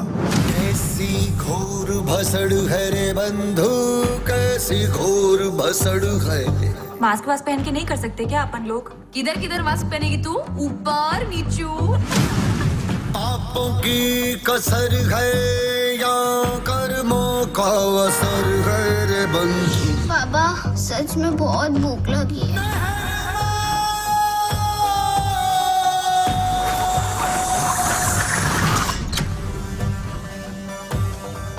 कोरोना के टाइम पे एम्बुलेंस नहीं मिल रहा है लोगों को और ये लोग एम्बुलेंस पे गेम बजा रहे।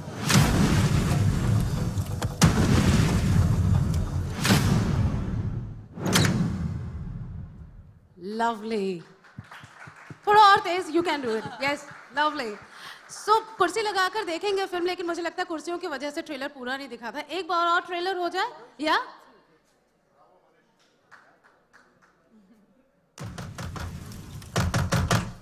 क्या रे, काय को दरवाजा पीट रहा है? अंदर कार्यक्रम चालू है ना? अक्खा इंडिया में लॉकडाउन लग गया है। ये कोरोना नाम की बीमारी चालू हो गई है। 21 डेज तक धंधा पानी सब बंद।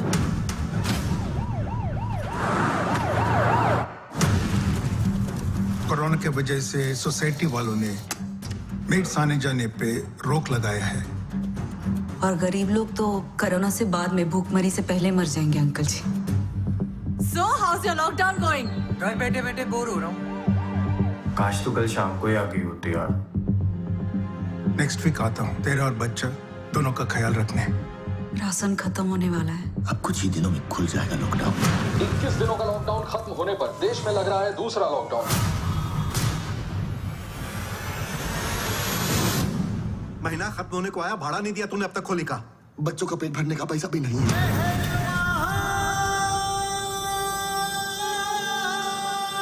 भैया पैसों की इतनी दिक्कत है तो गांव क्यों नहीं चले जाते? अरे बस ट्रेन गाड़ी बाड़ी सब बंद है, जाए कैसे?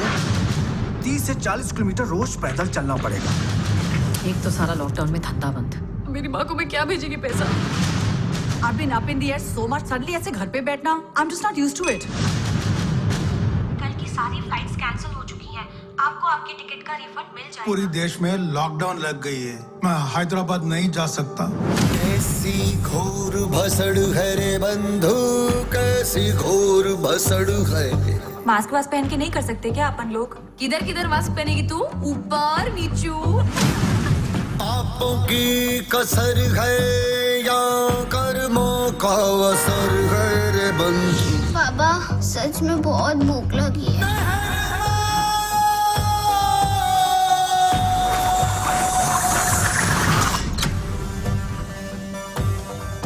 कोरोना के टाइम पे एम्बुलेंस नहीं मिल रहा है लोगों को और ये लोग एम्बुलेंस पे गेम बजा रहे।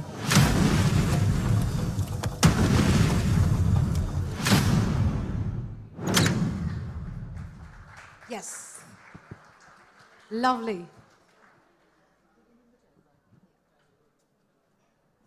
You know, I think trailer देखकर ऐसा कोई ना कोई हिस्सा जरूर आप सबके लिए होगा जहां आपने कनेक्ट किया। फिर चाहे वो जली हुई सब्जी बनाना हो, झाड़ू लगाना हो, घर पर बोर होना हो, नो था वो कनेक्ट था। और लॉकडाउन ऐसी ही चीज थी। हम लोग जब तक जिएंगे ना, कहानियां हमें याद आएंगी और हम सुनाएंगे कि अरे हमने लॉकडाउन देखा था। आने वाले बच्चों को ऐसा बोला तुमने क्या दुनिया देखी है, हमने लॉकडाउन देखा था। यू नो सो ये एक स्टोरी है, 2 दिसंबर रिलीज हो रही है. कंग्रेचुलेशंस मनीष, कंग्रेचुलेशंस आना. सो इस पर बात करते हैं. आइए प्लीज.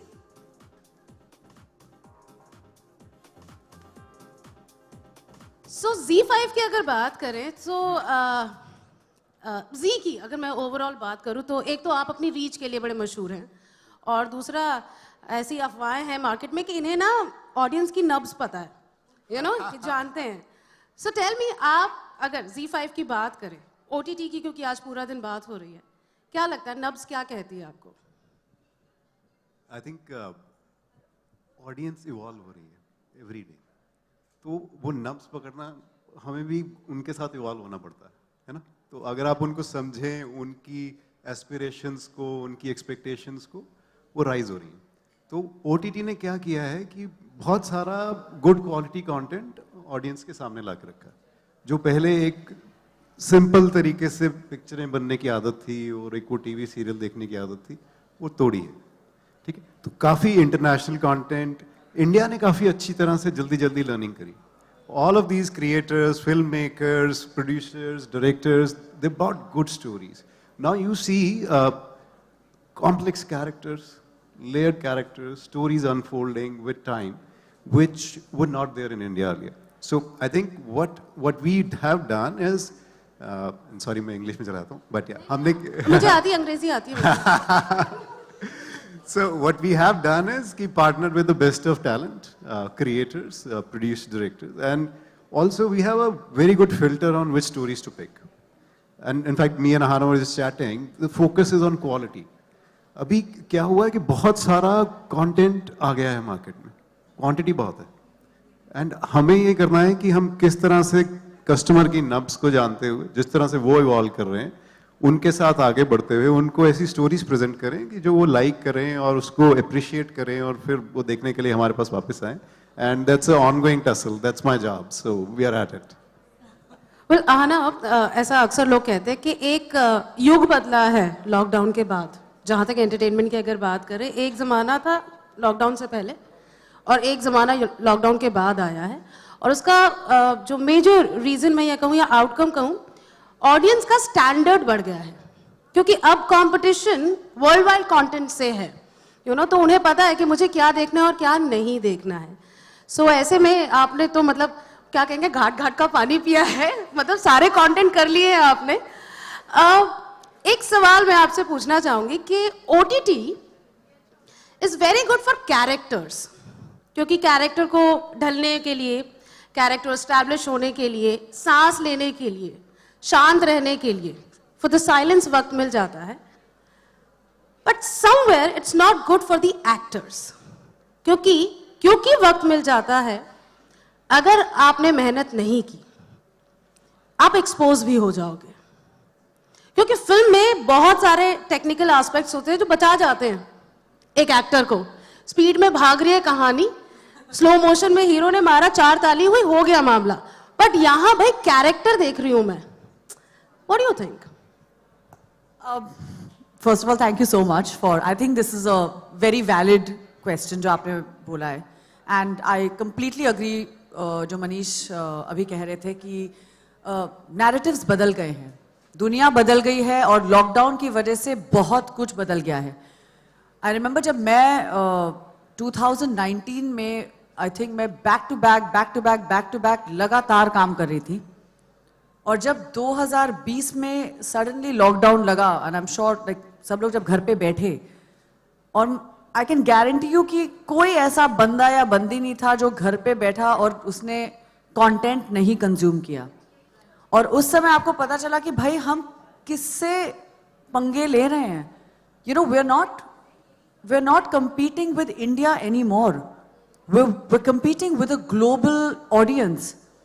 जब हम घर पे बैठ के कंटेंट कंज्यूम करते हैं, हम देखते हैं कि लोग कहाँ की स्टोरीज, क्या स्टोरीज, कौन से किरदार बना रहे हैं, और वो किरदार आपको क्यों याद रहते हैं. आपको कोई कहानी क्यों याद रहती है? आपको सिंपल एग्जांपल, शोले क्यों याद है? गब्बर, ठाकुर, आपको कैरेक्टर्स, आपको किरदार याद रहते हैं. तो आई think it's not any different any more. एक चलन था जब सारी टीवी सीरियल्स में सिर्फ एक किचन पॉलिटिक्स, षड्यंत्र, ये सब चलता था। और मैं ये नहीं कह रही हूँ कि अभी नहीं चलता है, पर अब एक नया दौर आया है और मुझे लगता है everything has a cycle. Her cycle को ब्रेक करना बहुत ज़रूरी है और ये लॉकडाउन लगना मुझे लगता है कंटेंट के लिए बेहद ज़रूरी था, क्योंकि अगर ये धक्का नहीं पहुंचता, मुझे लगता है कि आज फिल्म मेकर्स को भी इतना ज़्यादा धक्का लग गया है कि उनको ऐसा लग रहा है कि अगर मैं मेरठ पर भी एक शो बनाऊंगा और अगर मैंने ढंग के 3 थिएटर के भी एक्टर्स ले लिए और वो शो चल गया और यहाँ मैं फलाना डिमकाना बड़ा सेट ये वो पता नहीं क्या क्या हो रहा है, लेकिन शो नहीं चला, बड़े एक्टर्स ने आके बड़े बजट्स बड़े पेचेक्स लिए, फिर भी शो नहीं चला, तो फिर क्या? I mean I think I have the biggest example here, right in front of me, and they're my friends also, with TVF. I think TVF has managed to do something that is absolutely endearing. It's home ground. I mean, he's sitting right there. The entire team of TVF is sitting out there. But you know what? They've managed to, like, Good Luck is one of my favorite shows. और मैं लखनऊ से हूँ, तो जब हमने, जोर से बजा दो, तारीफ हो रही है। हमारे घर में इतना देखा जाता है, I can see Geetu sitting there. Hi Geetu. हमारे घर में in fact my mother was just like that if I was sitting and watching, उन्होंने बोला कि गीतांजलि कुलकर्णी महाराष्ट्र है। It's such a huge compliment from somebody who belongs from UP. क्योंकि जो शब्द इस्तेमाल होते हैं, तहरी और ये वो फलाना डिमकाना, मटर की घुगनी, ये सब इतनी, मतलब these are so, these are things which you take home. मुझे याद रहेगा ये सब कि ये सब दोहराया गया है किसी शो में, क्योंकि ये सब मैं बचपन से देखती आई हूँ, लेकिन मैंने टीवी सीरियल्स में हालांकि कभी नहीं देखा, मैंने फिल्मों में तो देखा ही नहीं, क्योंकि फिल्मों में लोगों को शर्ट निकालकर और मसल्स दिखाने में इतनी मतलब दिलचस्पी है कि भाई आप इतनी छोटी छोटी चीज़ों को आप भूल जाते हैं। I think it's all about hitting home ground. There is a reason why certain films are working in today's times, because they are not trying to make something they are not. अगर मैं Hindi film के set पे काम करती हूँ तो मैं हिंदी में बात करने के लिए बहुत खुश हूँ, क्योंकि मैं हिंदी की फिल्में बना रही हूँ, मैं हिंदी के शोज बना रही हूँ, मैं उस माध्यम में काम करती हूँ, तो मुझे उस माध्यम में बात करने में कोई लज्जा, कोई शर्म महसूस नहीं होनी चाहिए. And I really truly believe that. You hit home when you truly believe that आप अपने से धोखेबाजी, अपने से दगाबाजी और अपने से झूठ नहीं बोल रहे हैं. And that's why the content today is working, and I'm very glad that, there is a Z5 that's telling content, and Rangbaz was one of my first big shows. Yeah. And it really hit home, because I actually shot in Lucknow. और मेरे घर के बिल्कुल बगल में shoot हुआ था, और वो स्टोरी थी शिव प्रकाश शुक्ला की. और मुझे पता है आज भी सबको कहानियां याद हैं कि वो जनपथ में सबसे पहली AK-47 जो इंट्रोड्यूस हुई थी यूपी में, वो शिव प्रकाश शुक्ला ने की थी. और मेरी माँ पुलिस में है, तो हम तो बचपन से कहानियां सुनते आए हैं श्री प्रकाश शुक्ला की. तो जब मुझे बबीता का रोल ऑफर हुआ और मैंने घर जाके बोला, मैंने कहा मुझे बबीता, उसकी कोई गर्लफ्रेंड थी, उसका role offer. And that landline वाला प्यार, that was so cute. And it was really nice. And imagine, like, and the actors never meet, the characters never meet in the entire series, the entire conversations on the phone.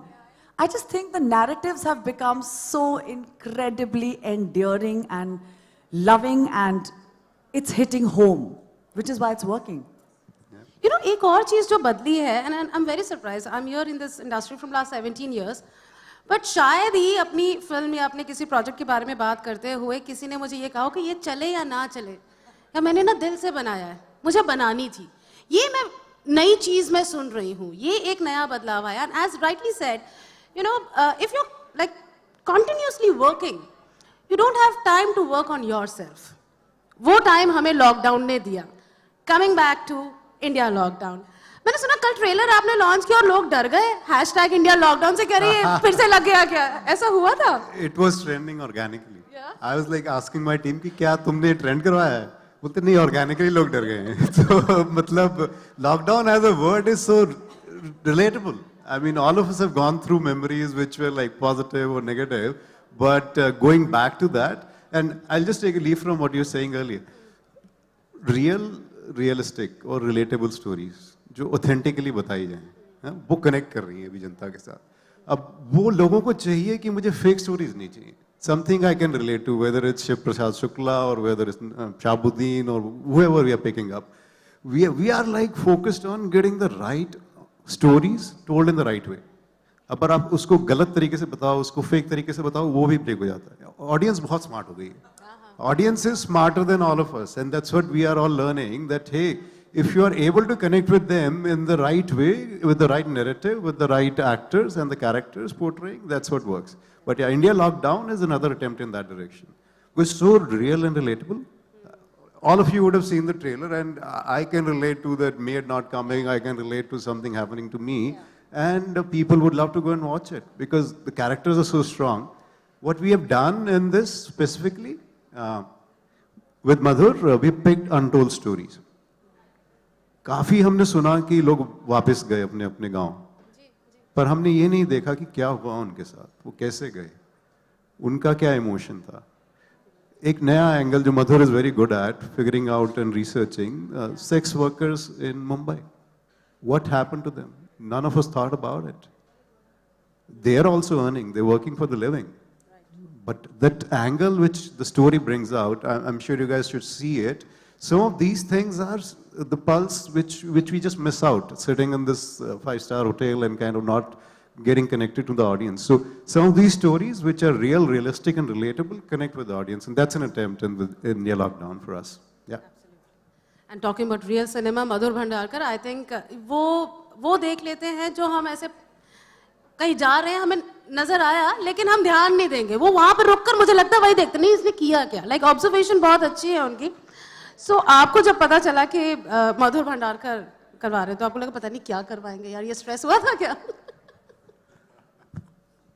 नहीं, आपने बिल्कुल सही कहा। जब आपको पता है कि आपको मधुर भंडारकर की फिल्म ऑफर हो रही है, तो आपको लगेगा कि अच्छा अब क्या करवाएंगे, अब किस पर फिल्म बन रही है, क्योंकि वो हमेशा किसी विवाद को लेकर या किसी कोई बहुत ही इंपॉर्टेंट सब्जेक्ट को लेकर वो एक फिल्म बनाते हैं।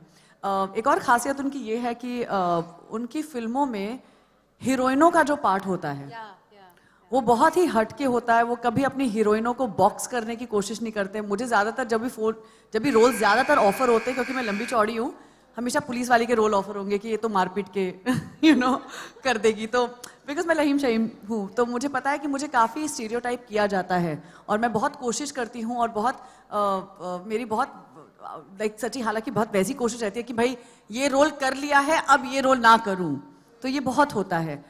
लेकिन जब आपको पता है कि जब मधुर भंडारकर आपको कॉल कर रहे हैं, तो आपको वो किसी अच्छे ही रोल के लिए कॉल करेंगे। और and I got a call for this part, और मैं गई उनसे मिलने, तो उन्होंने मुझे बोला लॉकडाउन पे फिल्म बनी है। मैंने कहा सर इतना कुछ तो बन रहा है लॉकडाउन पे, आप फिल्म क्यों बना रहे हैं?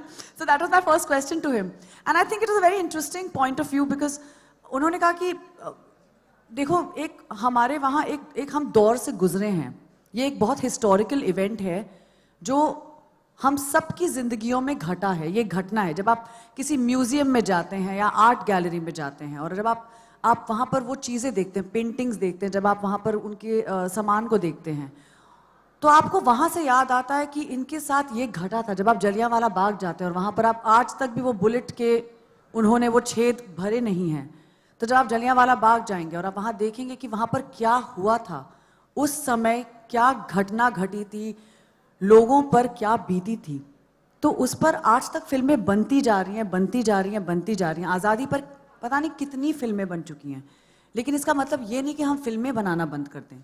हम जिस तरीके से अपनी कहानी बताते हैं वो अलग हो सकती है, लेकिन जो घटा था वो अलग नहीं हो सकता है, जो सबने एक साथ महसूस किया। So I think it's very important to document a feeling, and what India lockdown has managed to do is document that feeling, 4 कहानियों के ही तौर पे या 4 कहानियों के जरिए, लेकिन वो उन्होंने जो घटनाएं घटी हैं कई लोगों के साथ, उसको उन 4 कहानियों के जरिए बताने की कोशिश की है।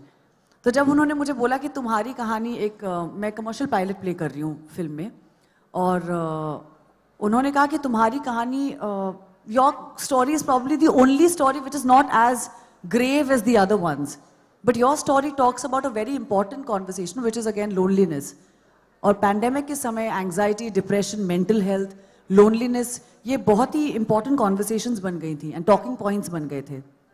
एंड आई रिमेंबर कि मैं बैक टू बैक इंटरव्यूज में थी क्योंकि मेरी बहुत चीज़ें रिलीज हो रही थी उस समय. There was a massive dearth of content. तो जो चीज़ें नहीं भी रिलीज होने वाली थी वो भी रिलीज हो रही थी.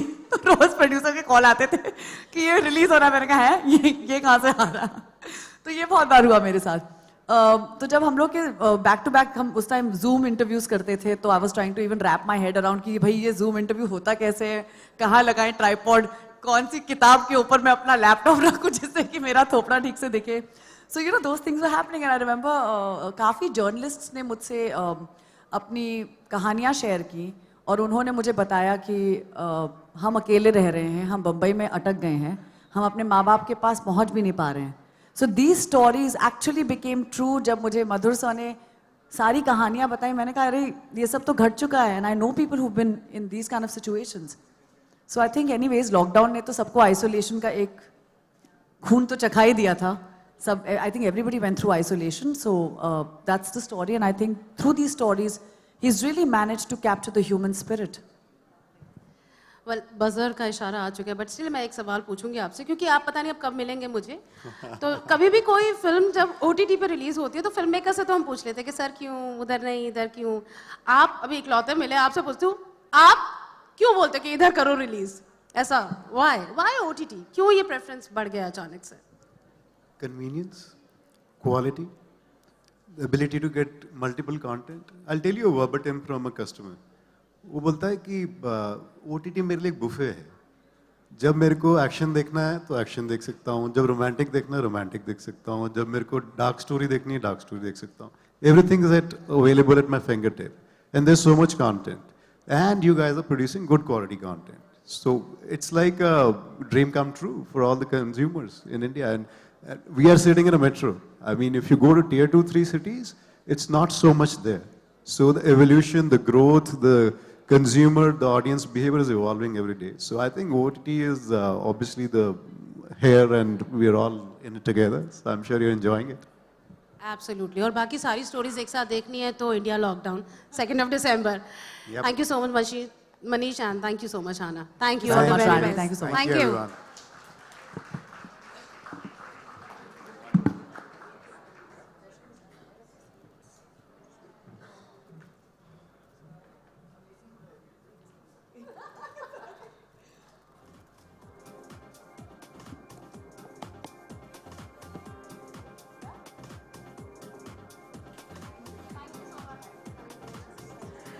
Thank you so much. RJ Rani, I would however request you to stay back because we need you to take us through the next session as well. Yes, please.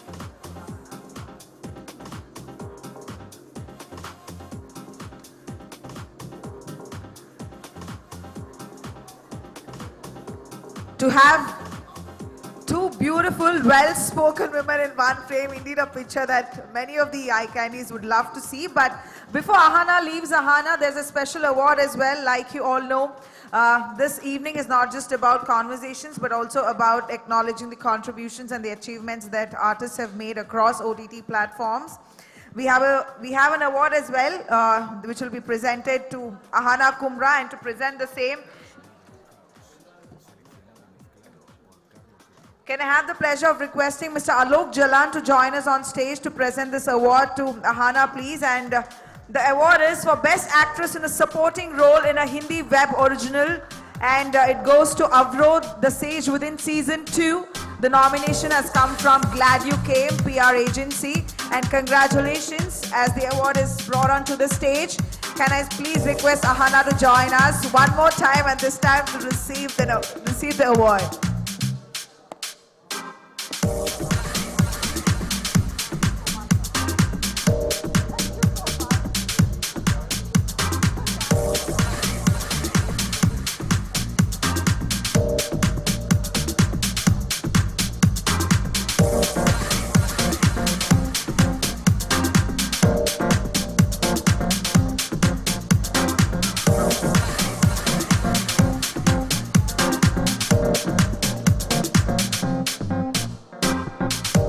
Congratulations again. And we move to the last session of the evening. They say you keep the best for the last, ma'am. That's why. We have Diya Mirza joining us, and the subject is going to be content with a conscience, a higher purpose for digital entertainment. And like you all know, Diya Mirza has always been verbal about her support to various causes that include Mother Earth, nature, and preserving everything that needs to be. So without wasting any time whatsoever, can I have the pleasure of welcoming Diya ma'am on stage, and RJ Rani will join us again.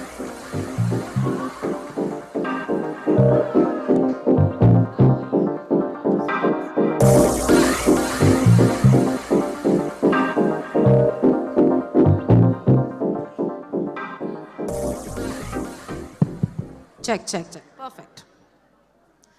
So life में सिखाने वाले लोग बहुत मिलते हैं, ठीक है, लेकिन ऐसे लोग जिन्हें देखकर आप खुद सीख जाएं वैसे कम होते हैं. तो ये जो बैठी हैं मेरे साथ, इनसे मैं जब भी मिली हूँ, चाहे हमारी आमने सामने बात हो, आपके घर पर मुलाकात हो, या फ़ोन पर हम बात कर रहे हैं, हर बार ये एक थॉट आता है मुझे कि जिस तरह से हम जिंदगी जी रहे हैं, क्या ये सही तरीका है? You know, you really make me more mindful, conscious. You know, वो food for thought हमेशा देकर जाती हैं दिया. एक purpose कि आप जो भी कर रहे हैं, खुद से पूछें कि ये क्यों कर रहे हैं और क्या ये सही कर रहे हैं. So undoubtedly, you are one of my favorite person, not only in this industry, overall. You are one of my favorite person, Diya. And I'm sure आपकी भी होंगी बिल्कुल मेरी तरह. तो for beautiful Diya, एक बार ताली होनी चाहिए, please. Thank you, Rani. You're the best. Thank you. So Diya, tell me, आप ये ऐसी ही हैं? या मतलब क्या ये है क्या कि आप हर जगह you really try to make things better. फिर चाहे वो environment हो, उसकी बात हो, या ह्यूमैनिटी की बात हो, एम्पैथी की बात हो, जो भी हो, यू ऑलवेज एडवोकेट कि जियो लेकिन पर्पस के साथ जियो. तो आप हमेशा से ऐसी थी? It's a hard question to answer because it's a compliment, so let me accept it with grace and love. Thank you, Rani. I think when I was very young, I discovered that each and every one of us has the power to make a difference, that we're all, when we're all blessed or given agency, where we have the ability to rationalize, understand, and interpret what's good, what's bad, how we find a way to help and make things better. So, एक school field trip हुआ था जहाँ पे हमें पास के गांव में ले जाया गया था.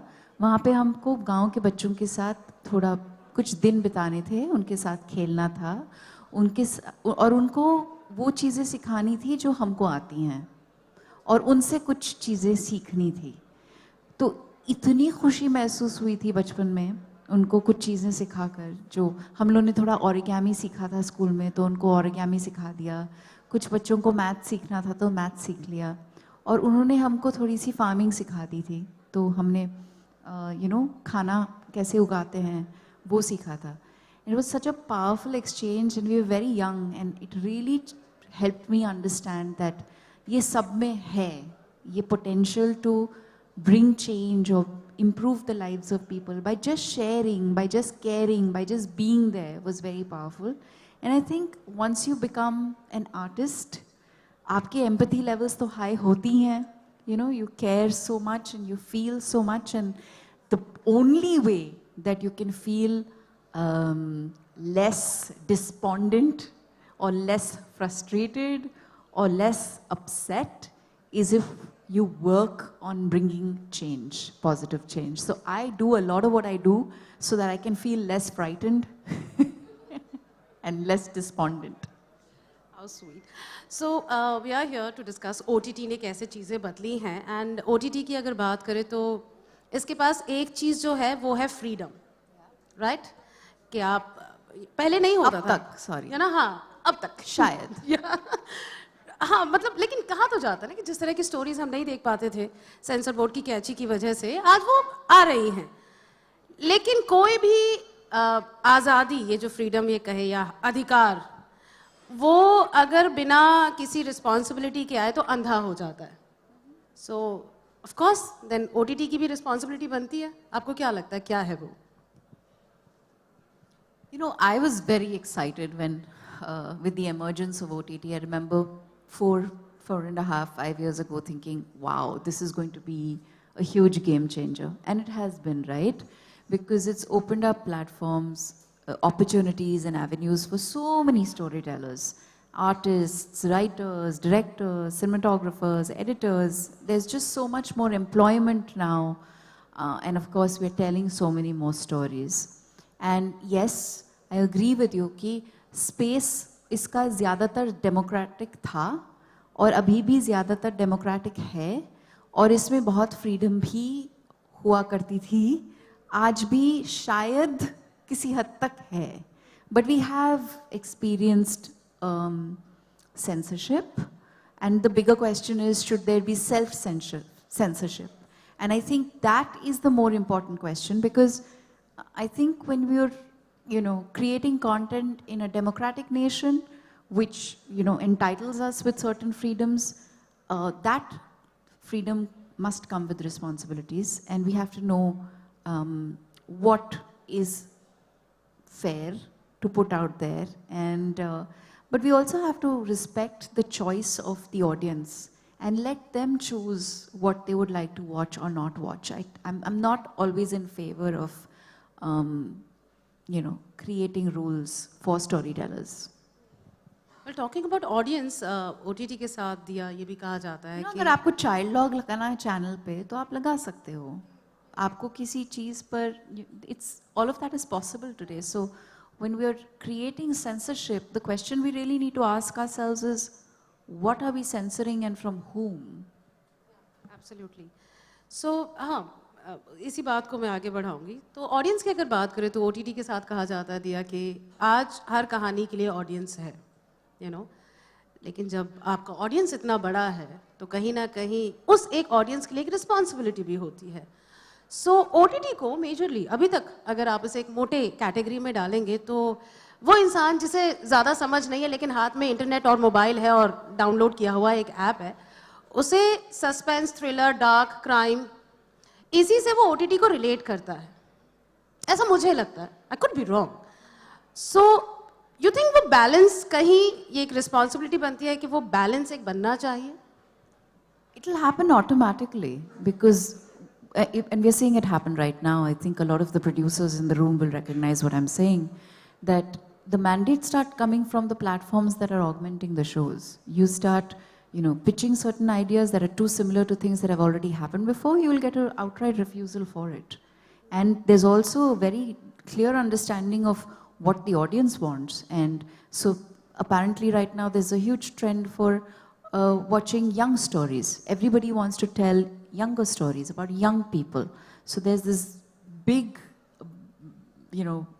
boom of stories being told with 20-year-olds. And so people like me are finding it hard to be cast in parts. But it's exciting, it's interesting. How long will it last? We don't know.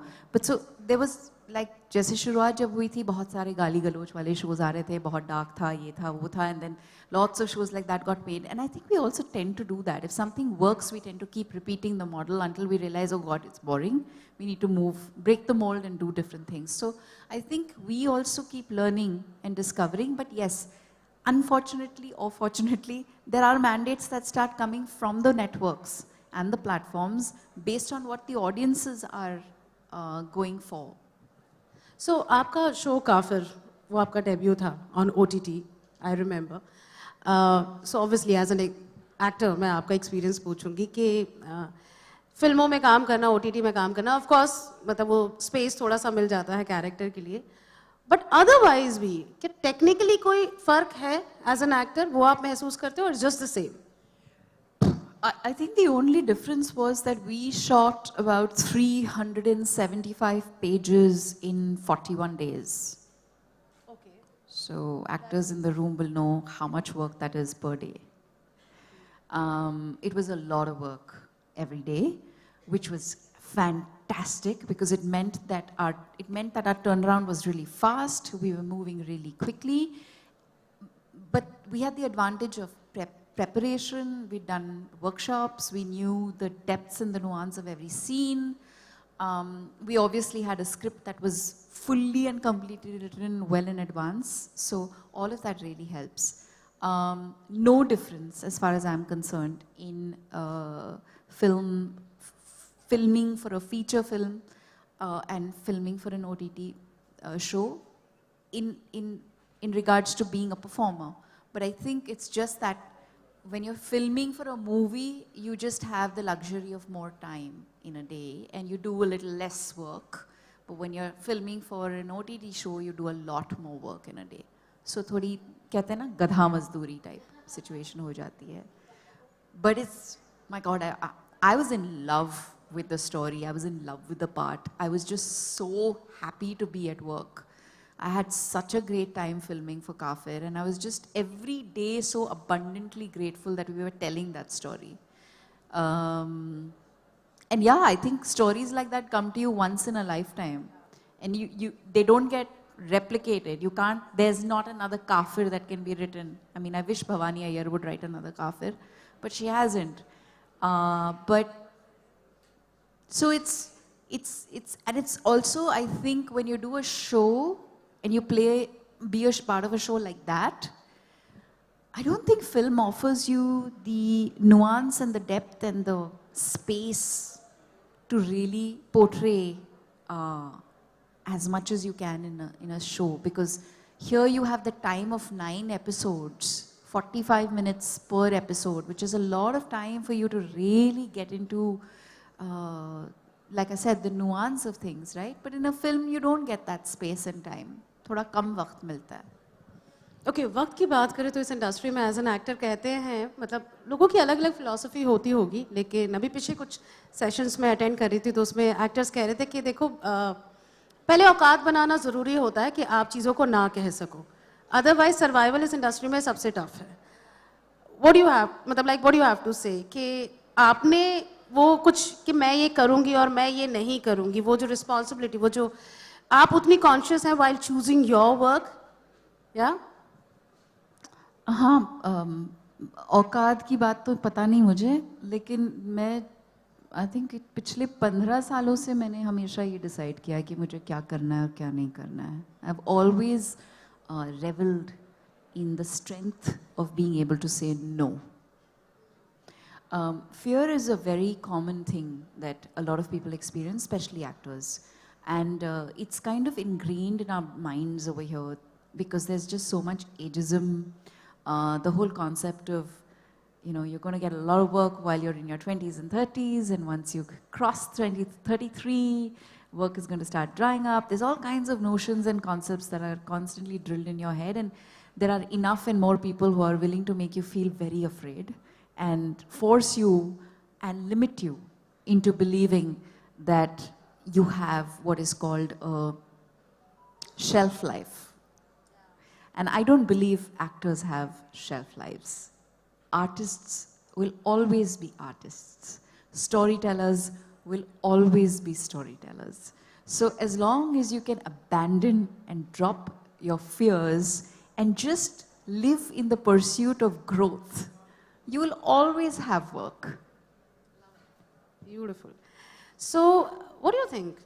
आगे ये जो future है, ये जो future लेकर आया है entertainment का OTT, इसके फ्यूचर पर आपको क्या दिखता है? ये दो राहें पर खड़ा है, इधर जाऊं या स्ट्रेट रास्ता है इसका?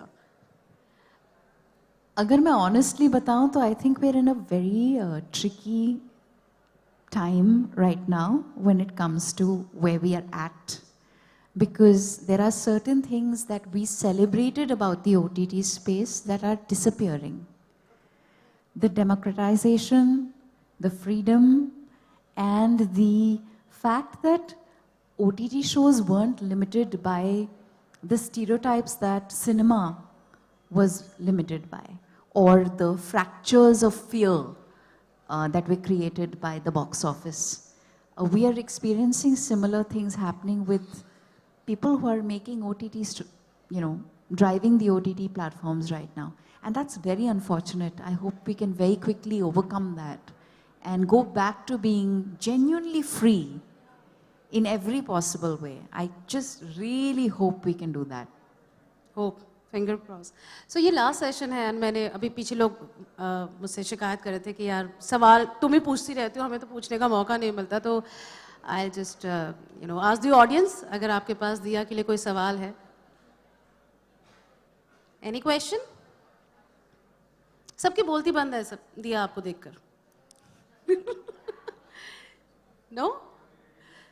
So दिया, अगर आपसे मैं कहूँ, आजकल वो हैशटैग की लैंग्वेज बड़ी चलती है, ठीक है? So suppose OTT से आपको कम्युनिकेट करना हो in हैशटैग लैंग्वेज, so कौन से वर्ड्स हैं? Piece of advice आपकी. Hashtag be responsible, hashtag, you know, ऐसे 2-3. Hashtag be free. Be free, yeah. Hashtag be responsible is a good one. I'd go with that, Rani. And hashtag be you. I think there's nothing more powerful than authenticity. So I think कोई सवाल नहीं? You have. Yeah, please. Hi, Diya. So I'm from MX Player, and a core part of my job is to really get audience insights. So want to understand what is the content you like to consume, what is it that you like to watch, say in terms of genres, in terms of formats, what content do you like to consume and do you get the time to consume? Okay, it's hard to find the time right now. My hands and my heart is full. But for the time that I do get, I mean, it often happens that late into the night. So usually after 10, and unless I'm like bone tired, I will watch a show.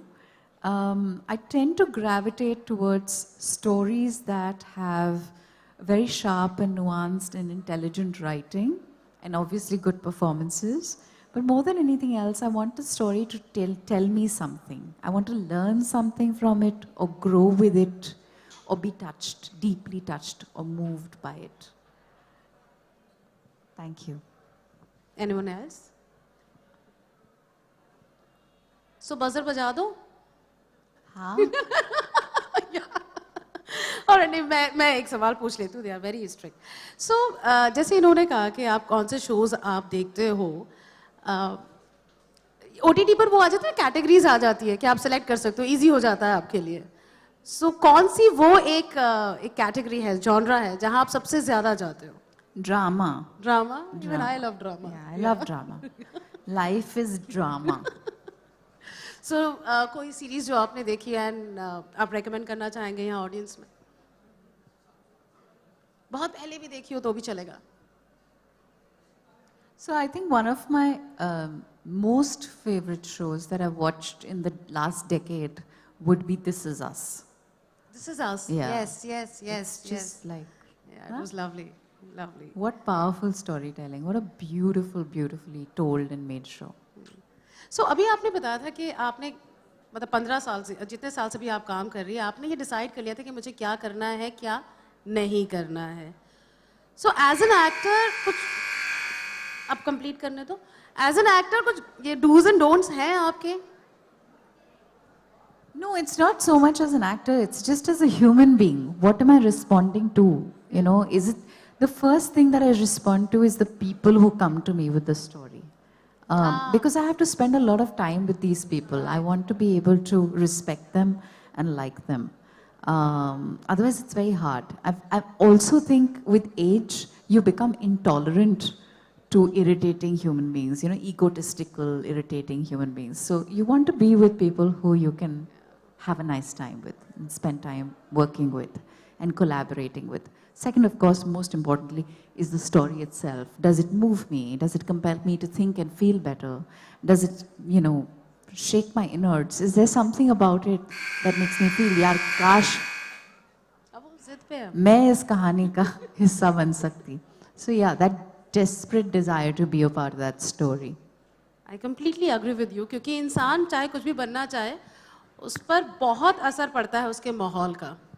Absolutely. और हम कहानी हैं, हम कहानियों से बनते हैं. And when storytelling is such a powerful instrument of social change, positive social change, then why waste it? Right, right. So बढ़िया माहौल बना है जी इस OTT का, and I just wish कि ऐसे events और होते रहे. Thank you so much Ad Gully for inviting me. Thank you, Rani. Thank you, Ad Gully. Oh, you have a question? I have a question. Okay. वो जाने नहीं देंगी. That buzzer has gone off very loudly like 3 times. Hi, I'm deeply inspired by your sustainable journey, so I have a question related to that. I try and do whatever I can in my little own ways, but I just feel sometimes it's not enough because, I mean, such a long way to go. So I'm sure you might be feeling in a similar way at a lot of times. So how do you sort of tackle that feeling and like what do you do about it? Just keep doing what you have to do. Or else meet her. I'll give you an example. So when I started traveling with my metal bottle everywhere I went, this was about 7 years ago, I would get the looks from everyone. They'd be like, you take your bottle everywhere, even to a red carpet. And I'd be like, yeah, I mean, I get thirsty, I want to drink water. I'm not going to sip water from a plastic bottle. I haven't touched water from a plastic bottle in 7 years. So from being that odd, weird, only person carrying their own bottle, to now seeing absolute strangers at the airport with their metal bottle jutting out from their backpacks and their bags. It just feels so good. So I think when you are dispelling the norm and you're working to create a life of conscience, don't expect others to join you immediately. They possibly never will. Your job is just to be true to what you believe is right. Absolutely. इसका एक किस्सा मैं आपको सुनाती हूँ बड़ा मज़ेदार. हमने इन्हें अपने स्टूडियोज़ में बुलाया था. वो बिग ग्रीन गणेशा, ठीक है? So कैंपेन में तो होता है ना, सब कुछ खत्म हुआ तो एक गिफ्ट दिया. दिया को हमने, दिया ने ऐसे देखा क्योंकि वो प्लास्टिक के उसमें रैप था. I'll not take it. नहीं say like that. I said आप ही रख लो. प्यार से. I didn't say. I won't take it like that. And talking about bottle, actually मेरी प्लास्टिक की बॉटल तो इन्होंने छुड़वा दी है. So again, thank you so very much, Diya, for being what you are. Yes, thank you very much. Thank you, lovely audience. Thank you so very much. I would, however, like Diya ma'am to stay back on stage.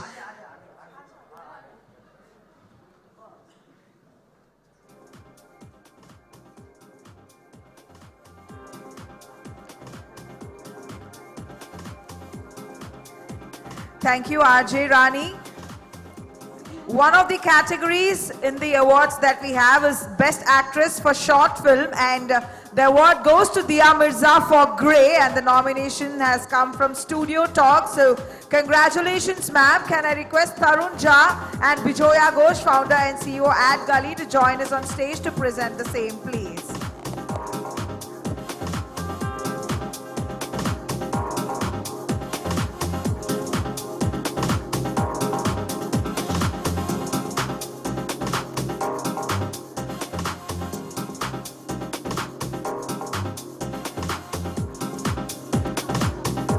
Can I request Mr. Subhash Kamath to join us on stage to present it? If you could join us, sir, please. Thank you.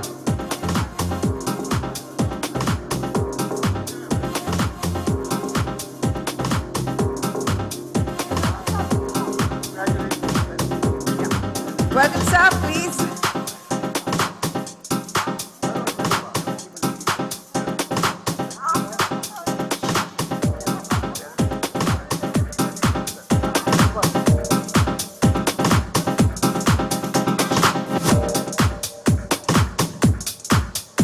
Sonido Deep House, seleccionado y mezclado por Carlos Grau. Congratulations. Thank you so much for your time.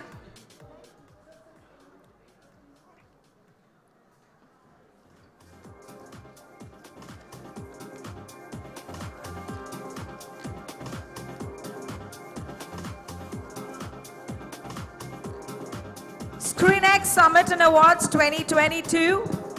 I'm just going to call it SCREENXX Awards now on because we're done with the summit bit of the day. We would like to thank all our sponsors, our presenting partner MX Player, our co-powered by sponsors Aaj and OTT Play Premium, Gold partners Lionsgate Play, broadcast partner PDC Network, PR partners Glad You Came and Teamology, radio partners Big FM and gifting partners Park Avenue. And we all know how important it is to have sponsors for an event to take place. An event of this kind, which has been a 2-day event. We had an online event that happened throughout the day yesterday, and face-to-face event that's happening today all day, with more than 10 sessions that we've already had, and the award ceremonies that have just begun. We would like to thank our sponsors, and we have an AV exclusively to thank them for the same.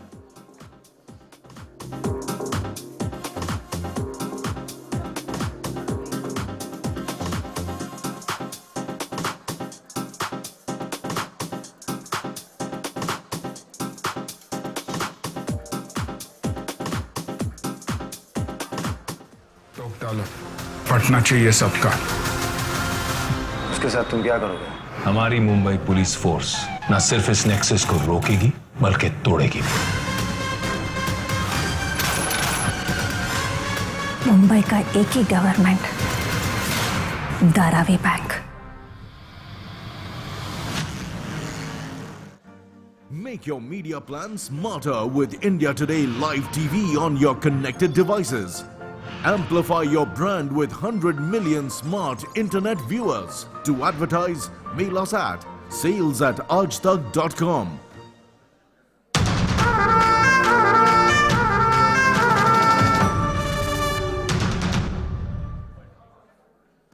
Impressive. All this is fine. But do you have the necessary skills to do this?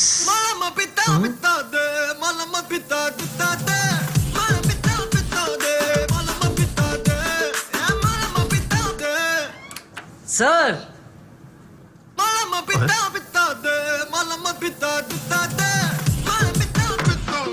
ये सब दोगलापन है। ये कर क्या रहा है तू? दोगलापन? यही तो कल वो मुझे सिखा रहे थे और अब चिल्ला रहे हैं। शार्क टैंक देख रहे थे लंच आवर में। कहाँ? On OTT Play. It has more than 20,000 web series, shows and movies. So हर दिन कुछ नया तो देखेंगे ही। Get content from 12 OTTs on one single app with personalized recommendations.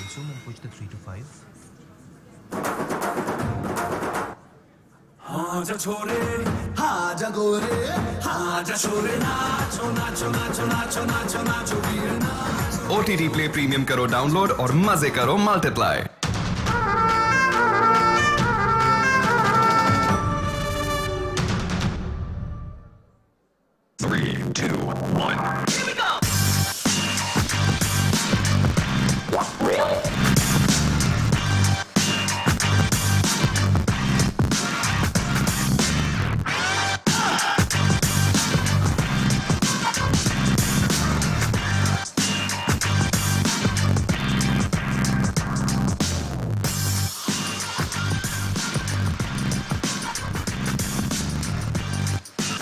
My mama slaps me harder than that.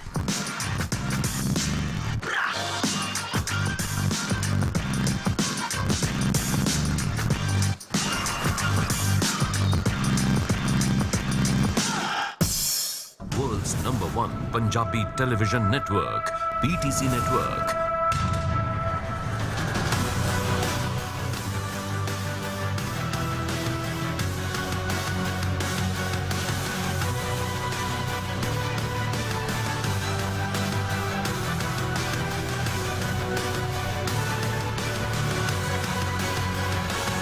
World's turned Punjabi. Have you?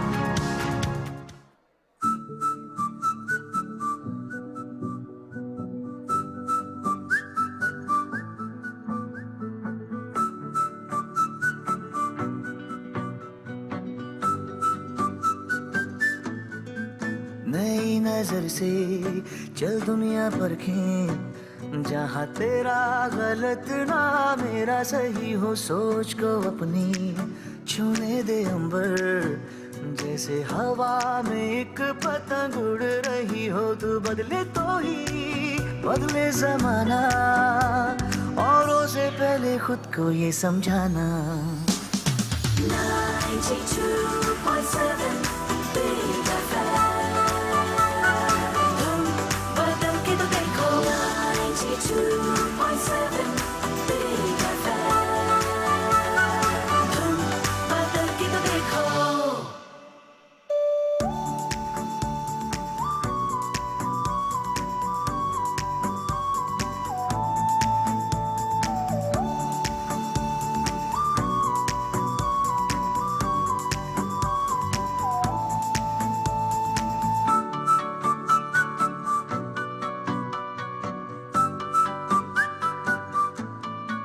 नए तरीके चलने से सीखें, सूरज वो ही हो लेकिन सुबह नई सी हो, उसके जुनून में तेरा सुकून हो, और कुछ मीठी सी बातें हवा में कहीं हो, तो बदले तो ही बदले जमाना, औरों से पहले खुद को ये समझाना।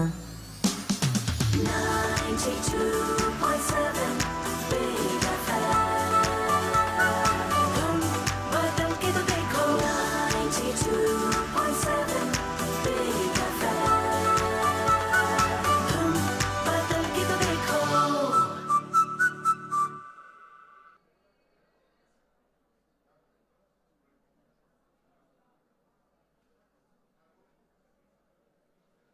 Good Morning by Park Avenue. है ना? I love you. Thanks. Okay, done.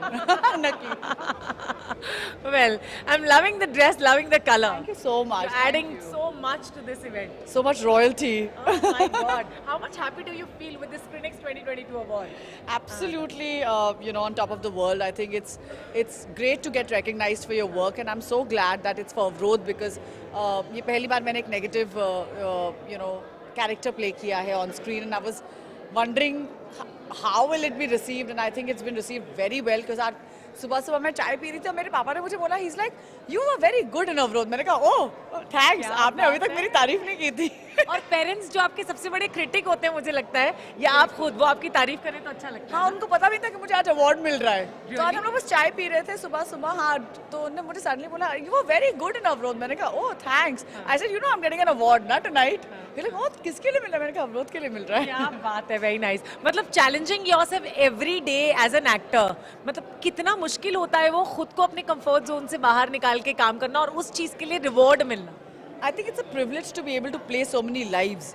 आप इतनी जिंदगियां जीते हैं एक जिंदगी में, और आपको इतने सारे कैरेक्टर्स के साथ एम्पथाइज करने का मौका मिलता है, उनकी ज़िंदगियां जीने का मौका मिलता है, उनकी तरह रहने का मौका मिलता है।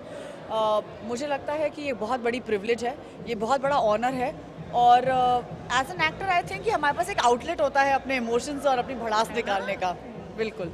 अच्छा, अभी रिसेंटली इंडिया लॉकडाउन में भी हम आपको देखने वाले हैं 2 दिसंबर को, बता देती हूँ।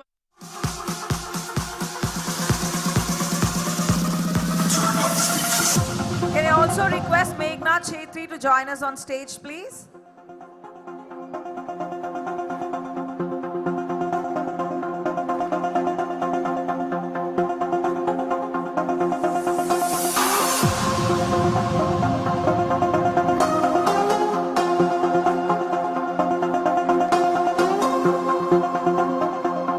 Welcome.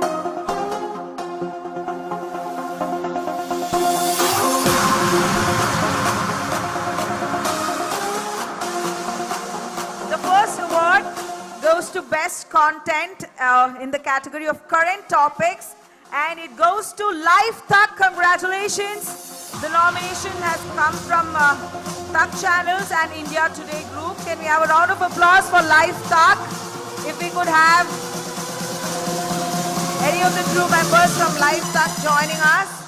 Turn up the speakers.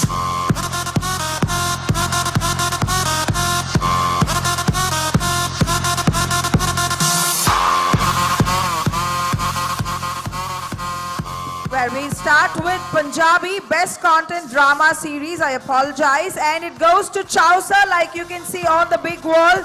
The Power Games, and the nomination has come from PTC Network. A round of applause. Can we have Chausa, the Power Games, the crew from Chausa, please joining us. Yes. Congratulations.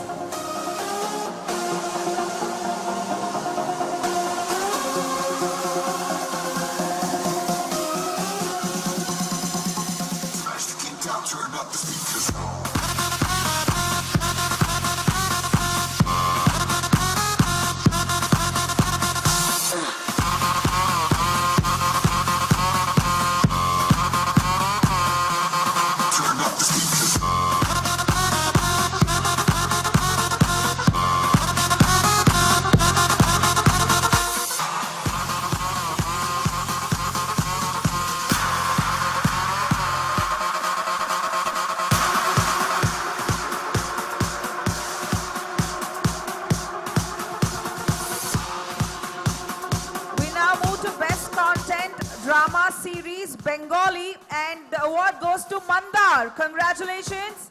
The nomination has come from Hoi Choi.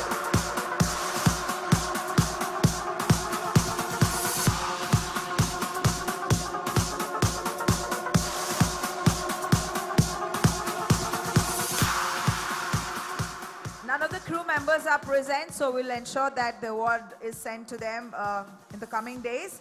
The next category, Best Content Drama Series, Critics' Choice, and it goes to Ghar Wapsi. The nomination from Dice Media, a Pocket Aces channel.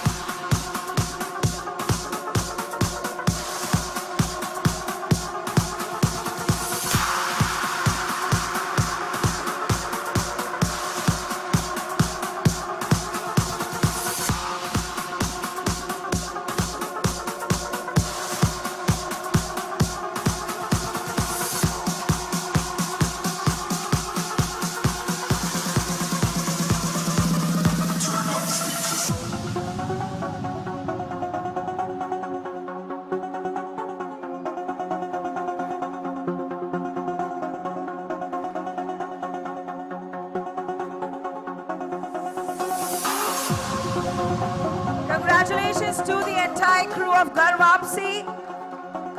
The next award, Best Content Drama Series, Viewer's Choice, and it goes to Damaged Season 3. Hangama Play has nominated this one, Damaged Season 3. Congratulations to the entire crew.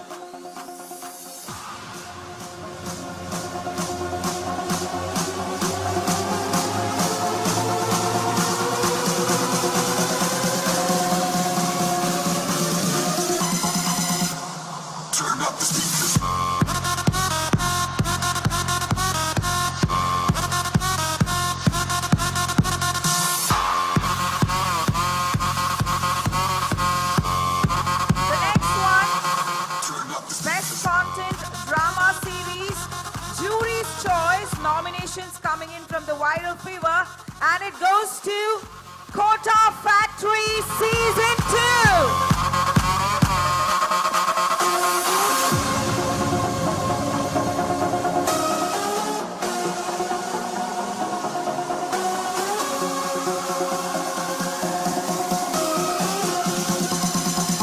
Smash the king down, turn up the speakers.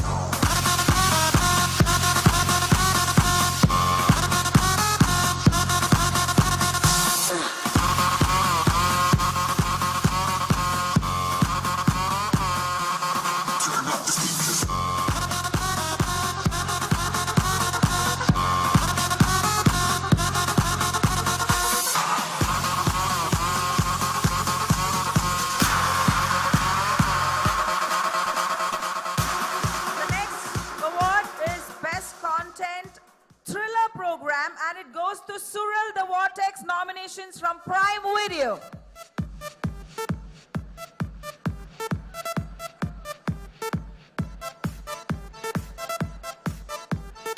Essa é a letra mais difícil do mundo, hein? Do we have anybody from the crew joining us?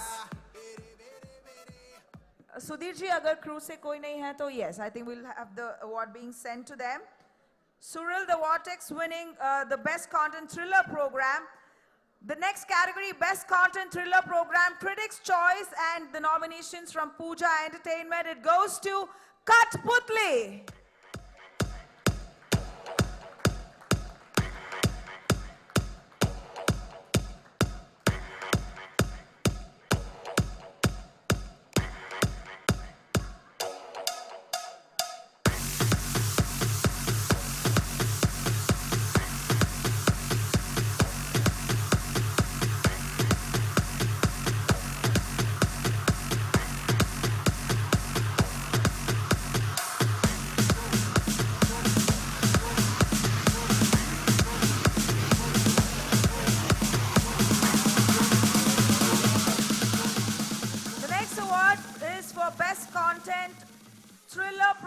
Jury's Choice, the nomination from Applause Entertainment platform Sony Live, and it goes to Andekhi Season 2.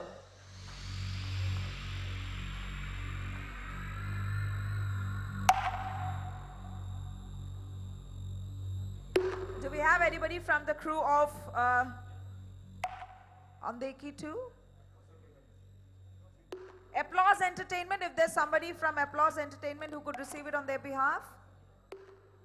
Yeah, I think there's someone, yes.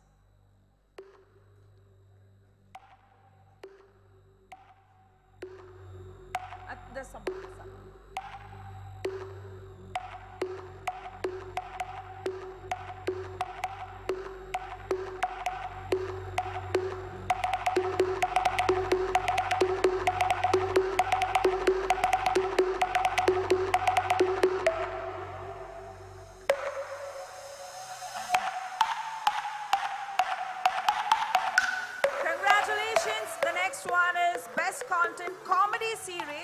And the Critics' Choice Award for the same, nominations from the Viral Fever.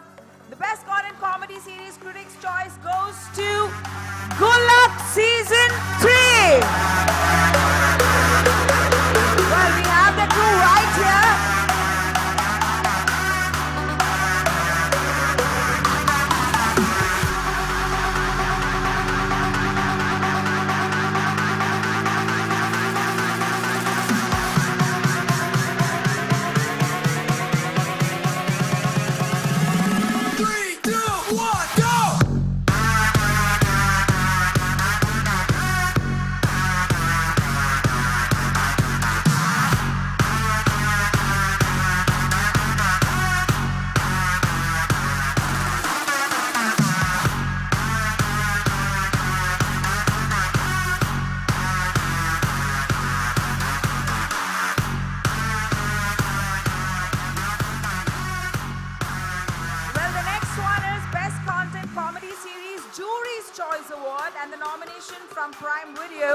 The Best Content Comedy Series Jury's Choice goes to Panchayat Season 2.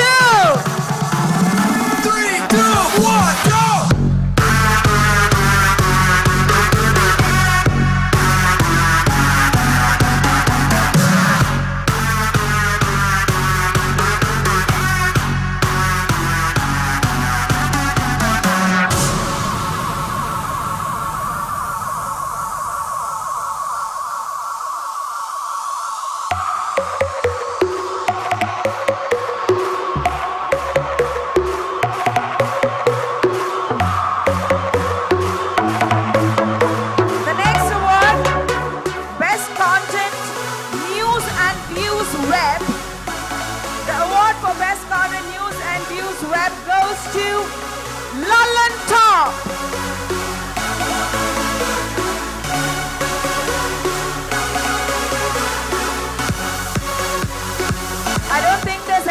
From the crew here, so we'll ensure that the award is sent to them later. Thank you so much, everyone. I would, however, request Sudhanshu Pandey to please stay back. Thank you. Can I also request Nisha Singhania and Neha Chimbulkar to join us on stage and accompany Sudhanshu Pandey to present the next set of awards, please.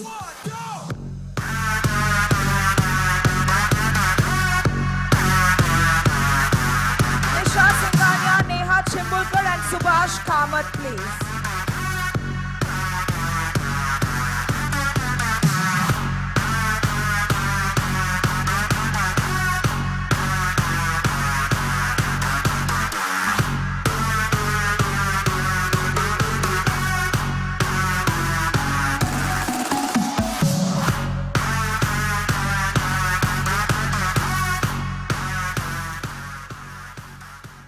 The next category is the most popular category, and we begin with the most popular web series in regional, and the nomination has come from the Viral Fever, and the award for most popular web series in regional goes to Shantit Kranti S1.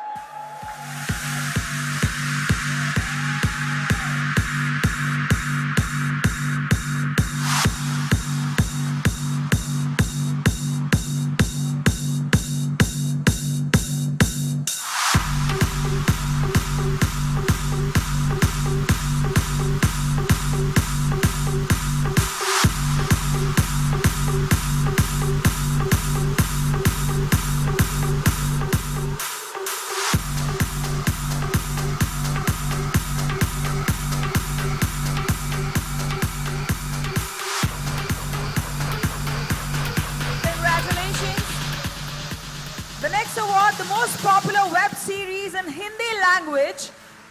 Nomination coming in from the Viral Fever. And the most popular web series in Hindi language goes to, we have two awards.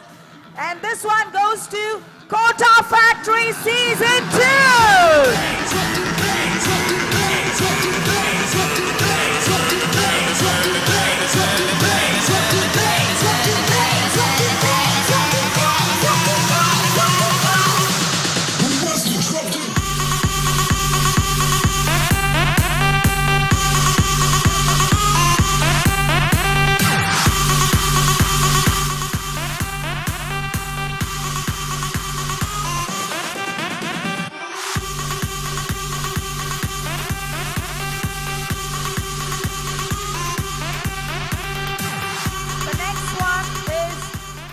Most popular web series in Hindi language, and this nomination coming in from Applause Entertainment and the platform being Disney plus Hotstar.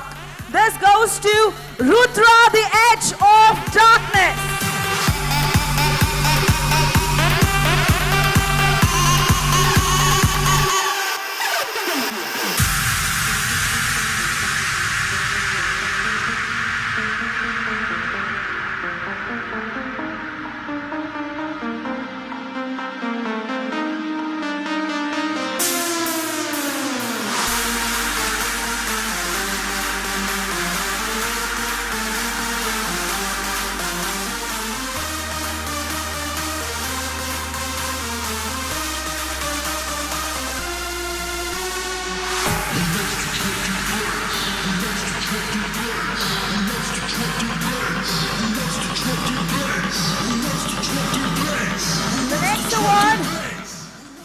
Well, this one goes to the best Jodi in a Hindi web original. And the best Jodi in a Hindi web original, the nomination coming in from the Viral Fever, and I'm sure all of you would agree, it goes to Raghuveer Yadav and Neena Gupta for Panchayat Season 2.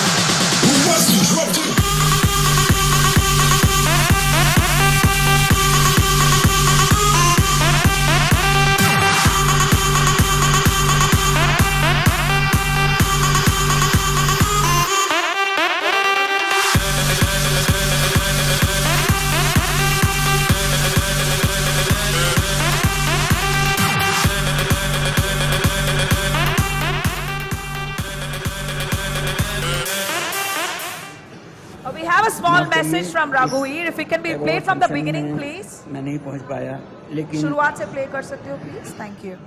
माफ करिए,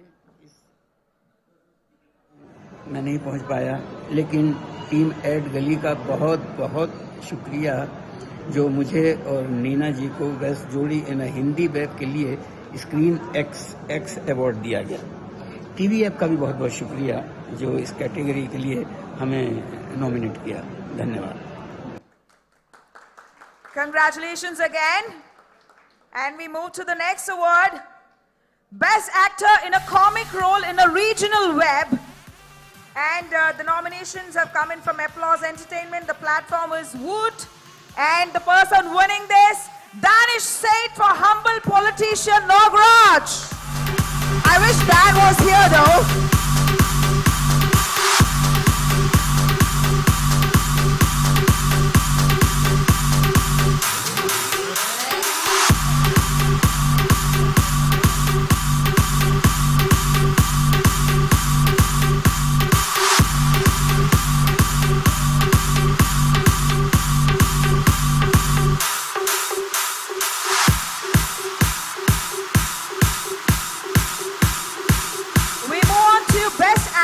In a comic role in a Hindi web, and this one will go to Kritika Kamra. A round of applause. Kaun Banegi Shikarwati, nomination from Applause Entertainment, the platform Z5.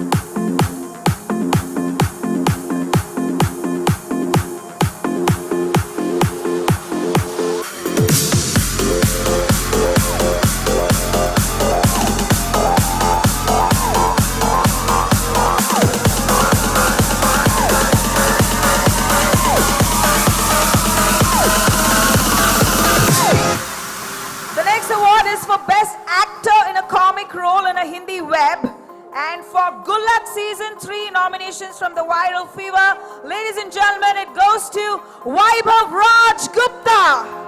Say, why does it feel so good to be back?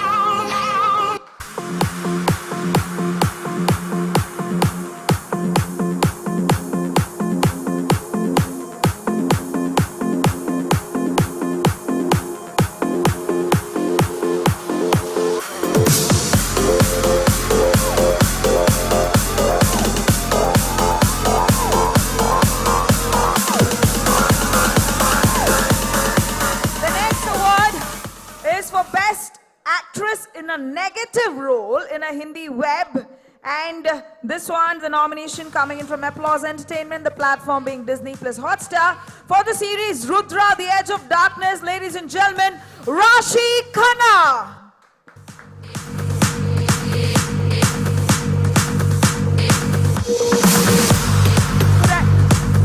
We have somebody coming to receive.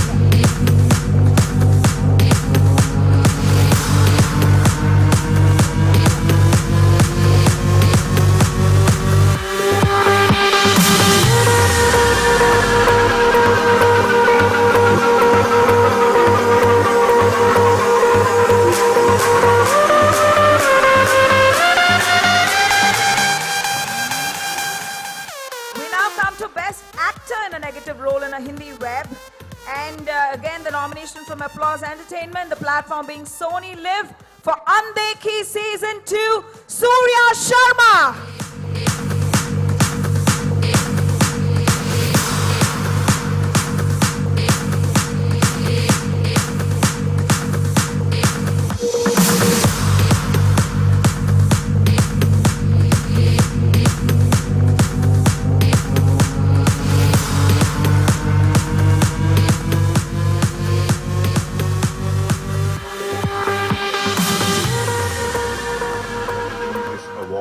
I want to thank Applause Entertainment for giving this. Hi, this is Surya Sharma. I want to thank Ed Gully team for giving me this award. I want to thank Applause Entertainment for giving this opportunity and nominating me. Sameer sir, Deepak sir, my director, Ashish Shukla, thank you so much for trusting me and giving me Andekhi.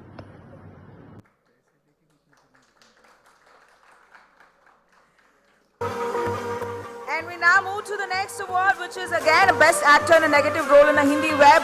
For Your Honor Season 2, it goes to Gulshan Grover.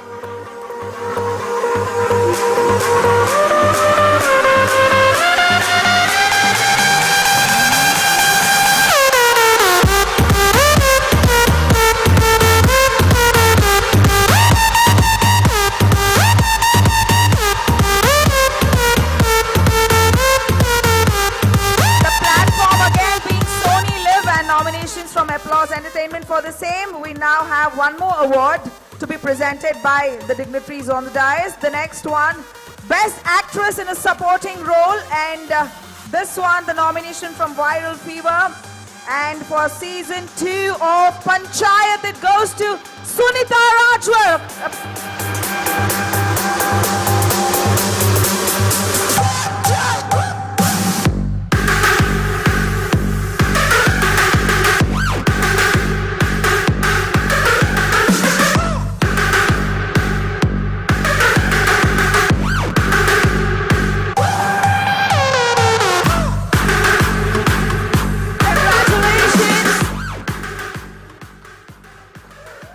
We'd also like to thank the presentation party on stage. Thank you so much.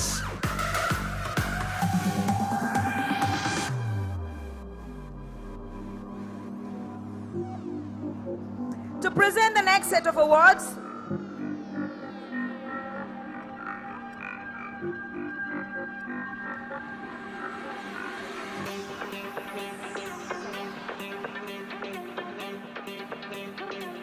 the presentation party joining us on stage, the pleasure of requesting Jasmeet Suri, Alok Jalan, Tarun Jha, Harpreet Suri, Jay Soni, Nikita Soni, and Avinash Mudaliar, please.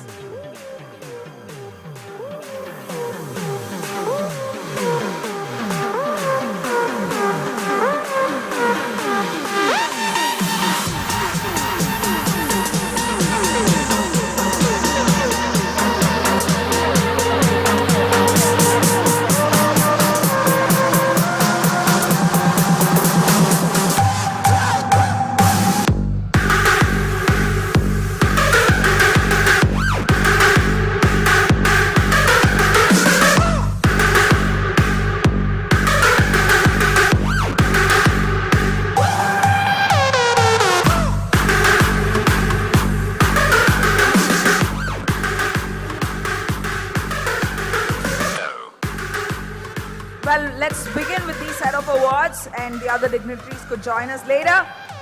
Best Actress in a Supporting Role, this one, the nomination coming in from Viral Fever, will go to Revati Pillai for Kota Factory Season 2.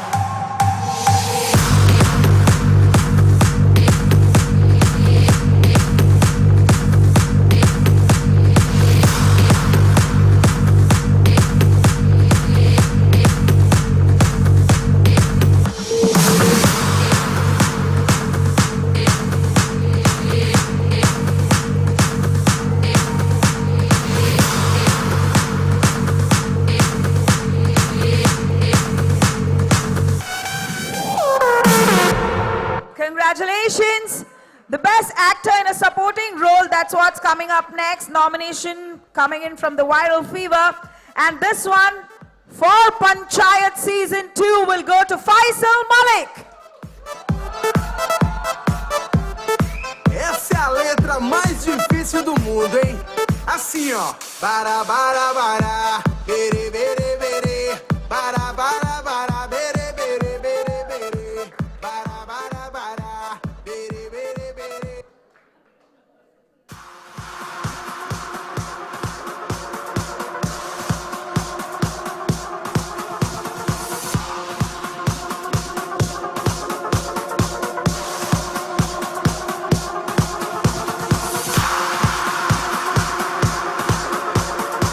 Congratulations, Faisal Ji. We now go to Best Actor in a Supporting Role, and the nomination coming in from Lionsgate Play for Jugadistan, and it goes to Sumit Vyas.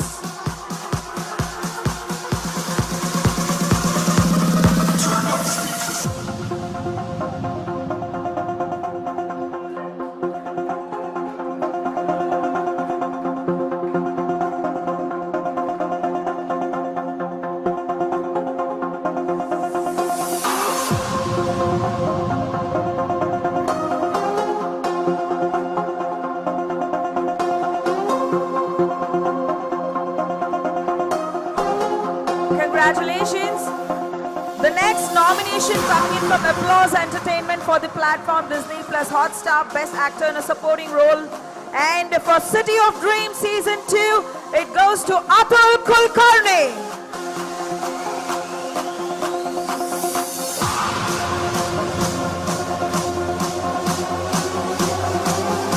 Can I please request Geeta Kulkarni ma'am to join us on stage and receive this, please?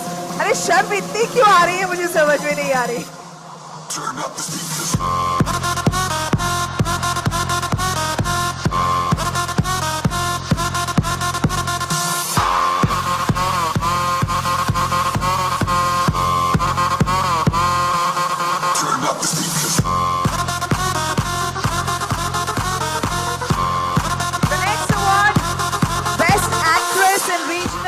Originals, and this one, the nomination coming in from Hoi Choi, and for Mandar it goes to Sohini Sarkar.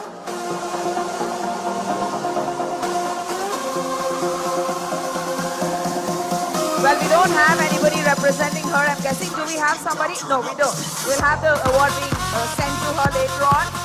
We move to the next category, Best Actor in Regional Web, and this one for Bengali. Nominations from Hoi Choi for Feludar Goyandagiri Darjeeling Jamajwat. It goes to Tota Roy Chowdhury. Do we have anybody who could receive it on their behalf? No, we'll have it sent to them later then. The next category, Best Actor in Regional Web Originals. This one, nomination from the Viral Fever. And for Shantit Kranti Season 1, it goes to Abhay Mahajan.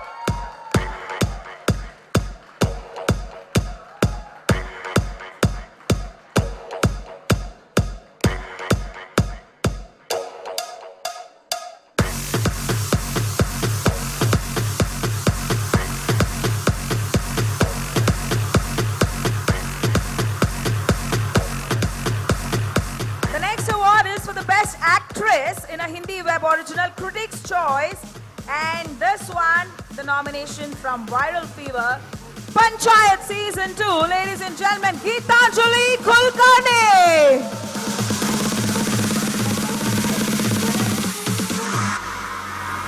I'm just going to count the number of awards on the table later after an hour now.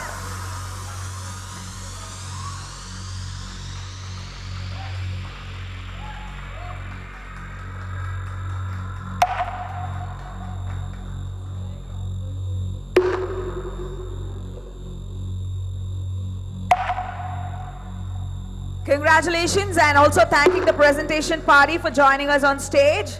Thank you so much.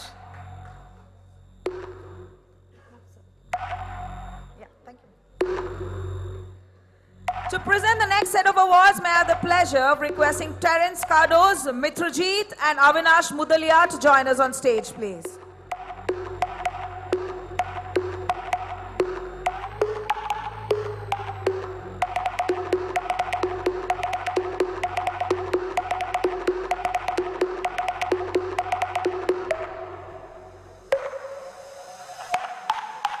We'd also like to request the founders of Tips, Frankie, Harpreet Tips and Justmeet Tips to join us on stage to accompany other guests to present the awards as well. Welcome you, gentlemen.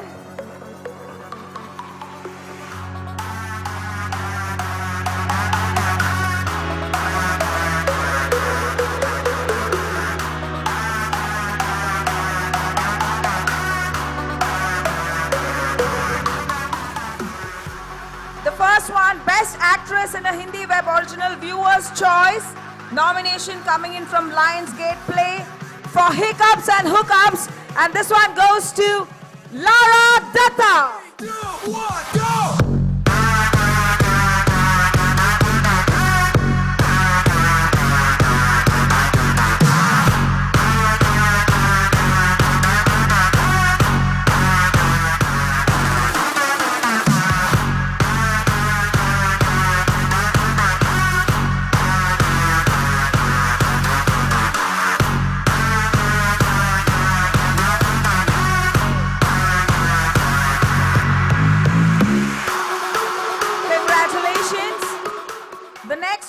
Best Actress in a Hindi Web Original, Jury's Choice, that's the category. Nomination from Applause Entertainment, the platform being Z5 for Mithya. It goes to Huma Qureshi.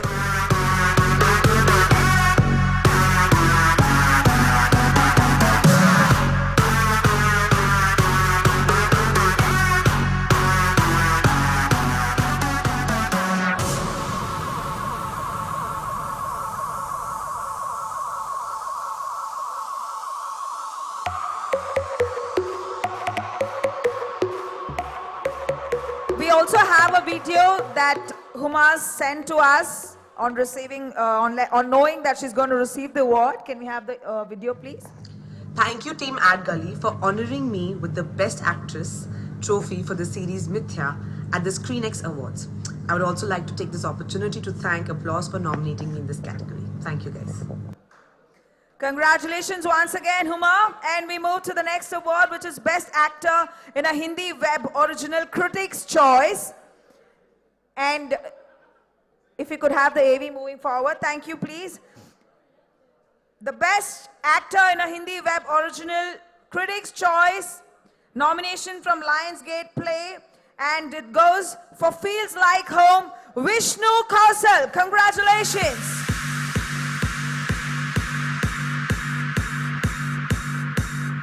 Do we have somebody receiving it? Yes, we do. Sorry.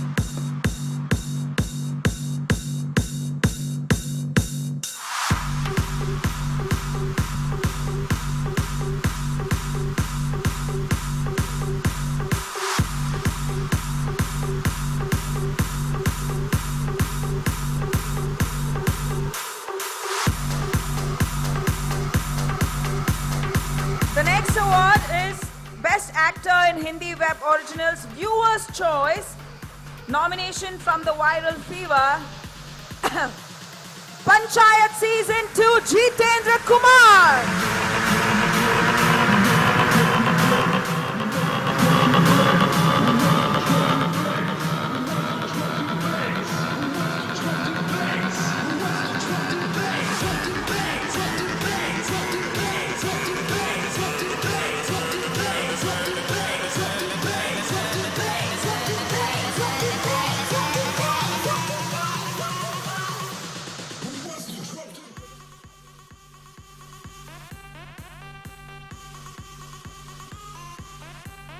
And the next award is the Best Actor in a Hindi Web Original, Jury's Choice. And the award for the same goes to Ajay Devgan for Rudra, The Edge of Darkness, platform Disney Plus Hotstar, nomination Applause Entertainment.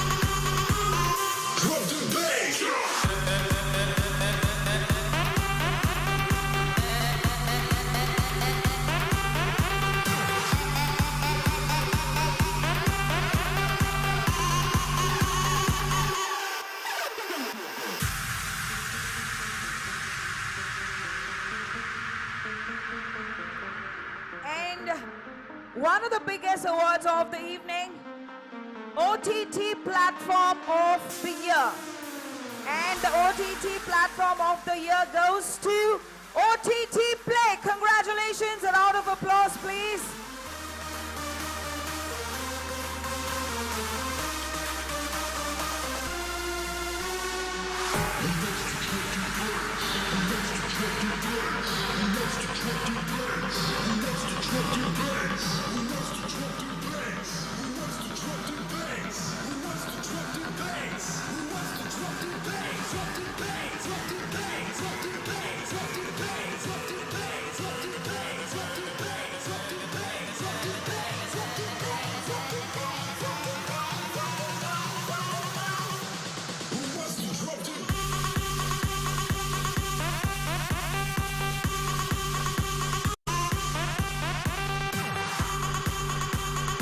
Thank you so much, gentlemen. Thank you so much for joining us.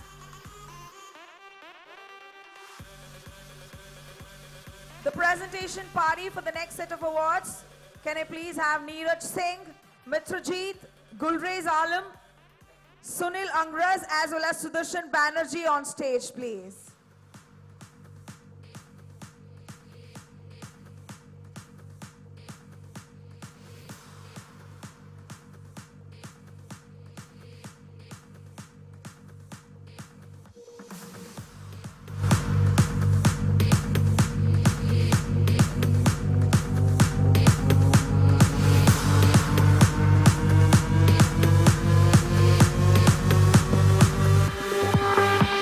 have gold, silver categories for these awards, basically 2 awards per category. We begin with Best Brand Campaign for an OTT Platform Regional. And this one, the nomination coming in from Shemaru Entertainment Limited. And it goes to Shadyantra.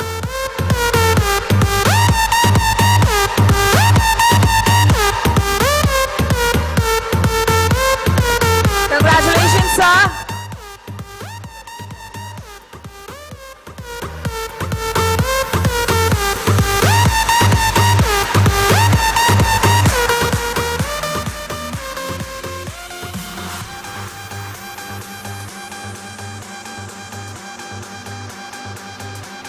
And as we congratulate them, can I please request Sudarshan Banerjee and Mithuji to join us? Welcome you, gentlemen. And as they join us, I'd like to announce the next award. This one is a silver for Best Brand Campaign for an OTT Platform nomination from So Cheers.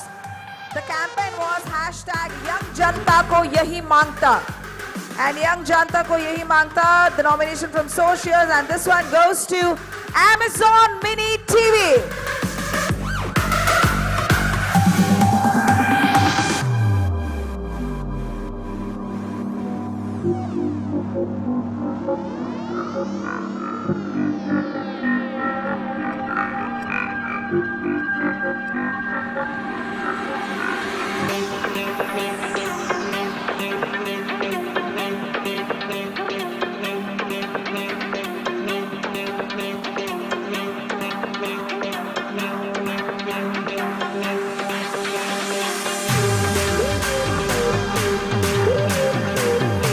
The next one, gold again for Best Brand Campaign for an OTT Platform, nominated by Pivot Roots for the campaign Apno Wali Diwali, and this goes to Amazon Prime Video.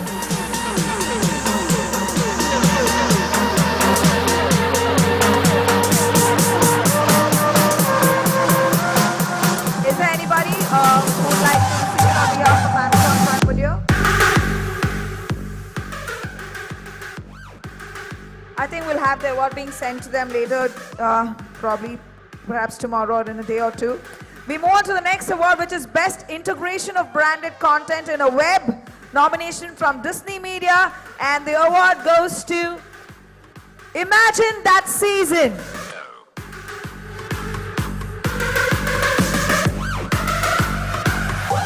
Imagine That Season, 2XLO wins this. Do we have anybody from the crew here? No, there's nobody. All right, congratulations nonetheless. We now move to Best Integration of a Branded Content in a Web, nomination from Woot, Viacom 18 Digital Ventures, and the campaign was Dell XPS Universe Creators. The award goes to Dell XPS.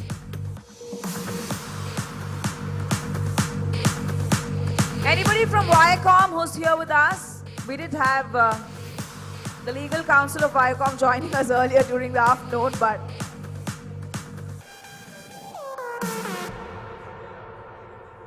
is there an X written there? No, I don't think so.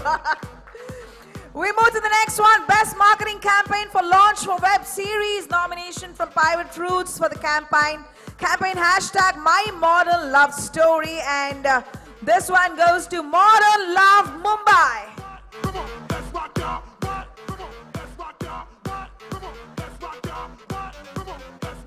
I mean, are they probably filling their glasses up outside? Chances. All right, we wait nonetheless. The next one, Best Marketing Campaign for the launch of a web series, nomination from Z5 for the campaign hashtag Hum Bhi Rang Baaz, and it goes to Rang Baaz. Yes, we do have a team. I feel so glad, you know.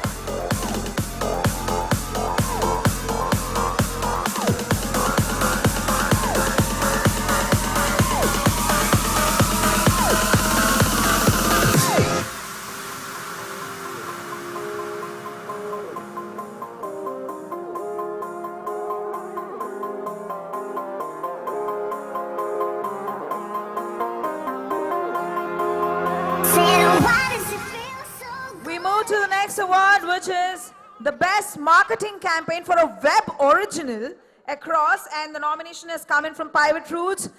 A round of applause goes to Sural the Vortex. They've already won an award this evening. Anyone from Team Sural, please? All right, I think we'll have the award being sent to them. The next award, Best Marketing Campaign for a Web Original Across, nomination from Z5 again. Hashtag Humbi Rangbaz goes to Rangbaz.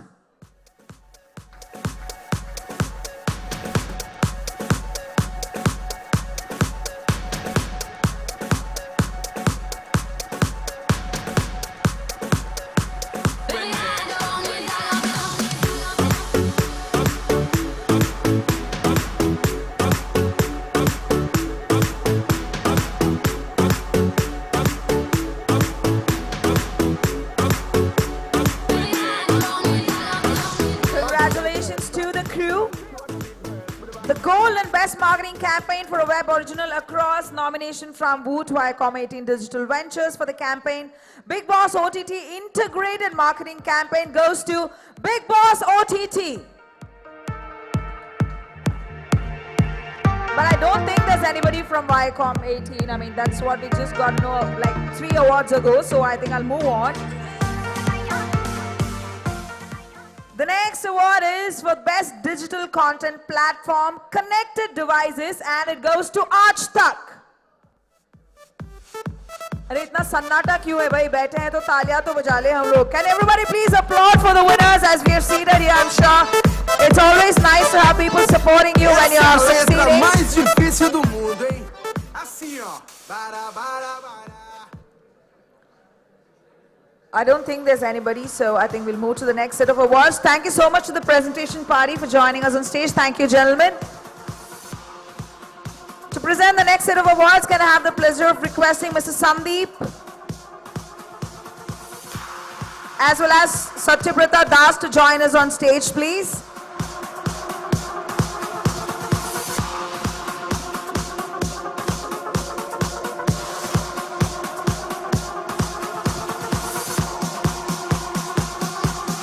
Sandeep Balani on stage with us. Can I also request Satyabrata Das and Gulfam Khan to join us on stage, please? Thank you so much.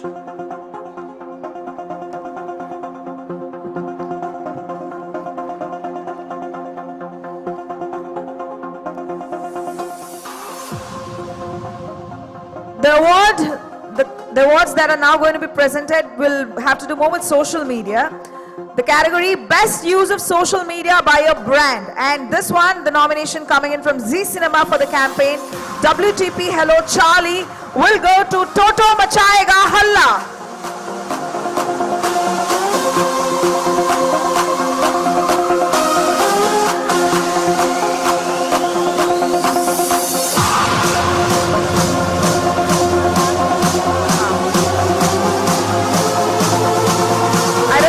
Anybody from the crew, so we'll move on. The next one, Best Use of Social Media by a Brand. Nominations from Woot Viacom 18 Digital Ventures for the campaign Big Boss OTT Social Marketing Media Campaign will go to Big Boss OTT, but I'm not really making a big announcement for this one because I think there's nobody from Viacom 18 here, so the award will have to be remaining backstage. The next one is a nomination that has come in from Warner Brothers Discovery, and this will go to Say Yes to the Dress India. Do we have anybody from the crew here with us? Do we? Doesn't look like it. The next category, Best Marketing Campaign for a Web Original Digital. And this one, the nomination coming in from Rusk Media, will go to Playground. Congratulations. Can we have the team on stage?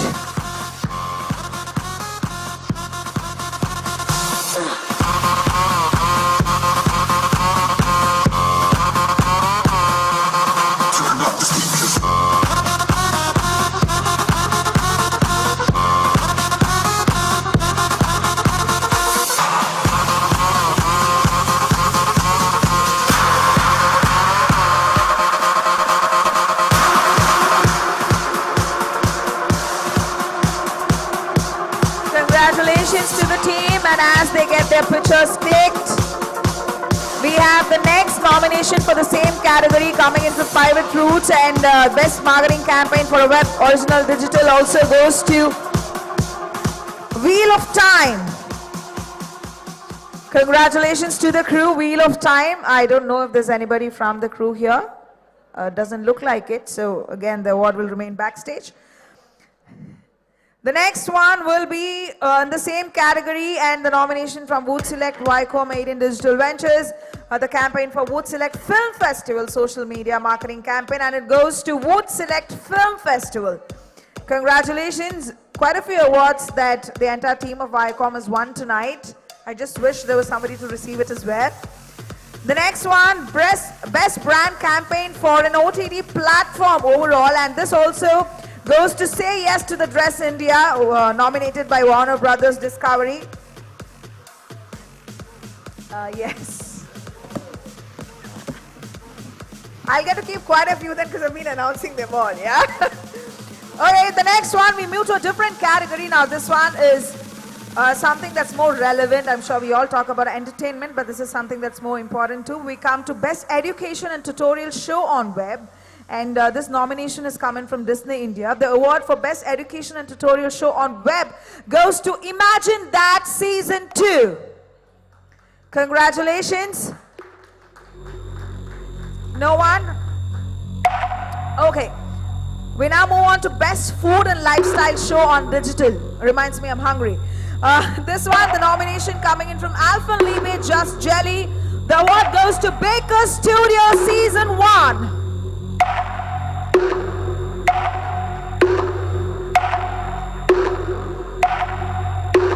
The next category, Best Kids Show, nomination from Disney India, and that goes again to Imagine That Season 2.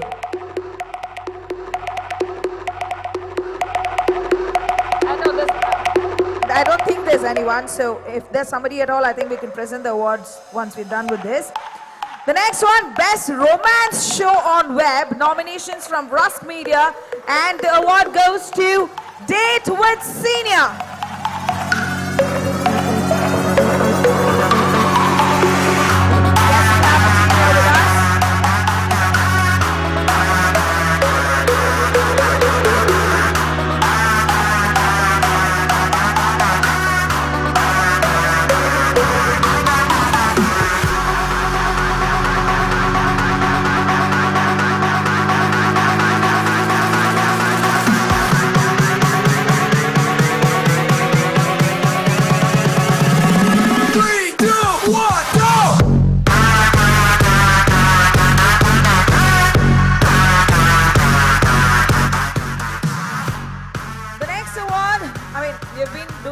About shows and whatnot. How can you not have videos? The next one is for Best Music Video on Web, and this one, the nomination from Zee Zindagi, and the award goes to Dhoop Ki Diwar.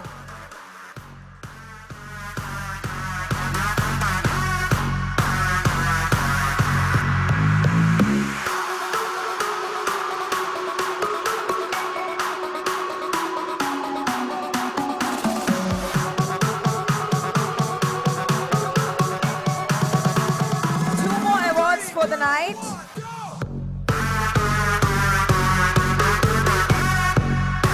Congratulations again. The next one is for Best Short Film. We talk about films, we talk about web series. Yes, short films are also something that the consumer is always looking out for. Nomination by RA Studio. The best short film goes to Sorry Bhai Saab.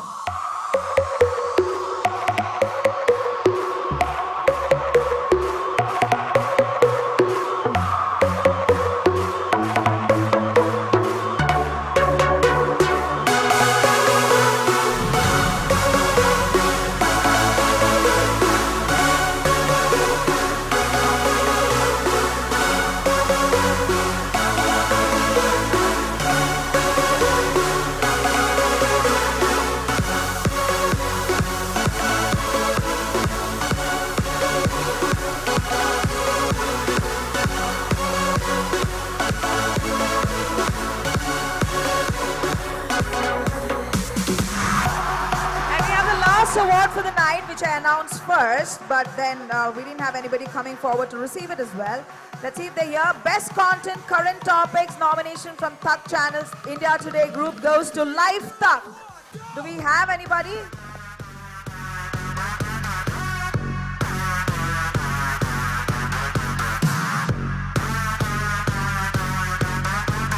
Well, I don't think there's anybody from the crew.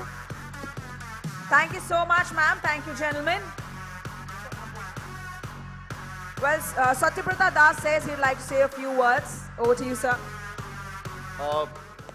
It takes a lot to put up for a show like this. Many congratulations to Bijay. Can you just come here, please? Somebody who is standing up tall, always year on year. She's putting together a show like this. Big, huge round of applause for her. You know, Bijay, we are so proud of you. So proud of you that you're putting together to a show like this. You and Sudhir. Sudhir, can you just come here, please? A big round of applause for this. I see this guy is working so hard. Absolutely sensational. And let me tell you, everybody should support them. And next year, they should make it bigger, better, and a huge success. This year, you've done a great job, Bijay. Big round of applause for this, guys. Huge show, man. Congratulations.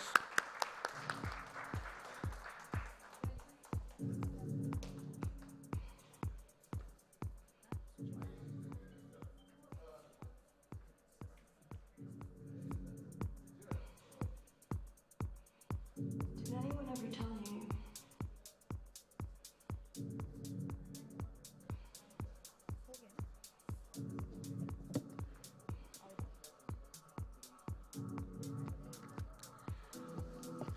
And that brings us almost towards the end of the night, at least from the stage point of view. We'd just like to thank all our sponsors again who have made this wonderful event possible. It's been a two-day event, ScreenXX Summits and Awards 2022. Yesterday, like I said, was an online event where everybody took part virtually. Today here in Bombay, to everybody who's made it, thank you so much. If not for everybody who's taken part, there have been delegates who have come in the morning but aren't here with us. I don't know if they would get this message, but thank you so much to everybody who ensured you were present here with us in whatsoever form for whatsoever minutes that they were, but you certainly added value to ScreenXX Summit and Awards 2022, and we would like to thank all our sponsors once again. Presenting sponsor MX Player, are co-powered by partners Aajtak and OTT Play Premium, Gold partners Lionsgate Play, broadcast partners PDC Network, PR partners Glad News. Thanking everyone. Please do stay back, don't you go anywhere. It's Saturday, let's let loose and have some fun as well. Shabba khair, good night.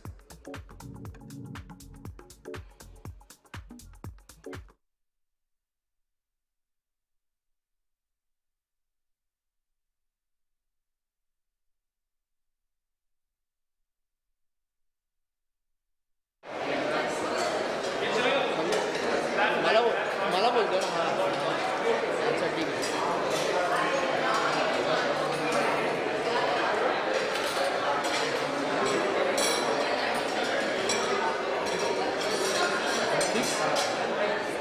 Fix ठेवलं थोडा height दिली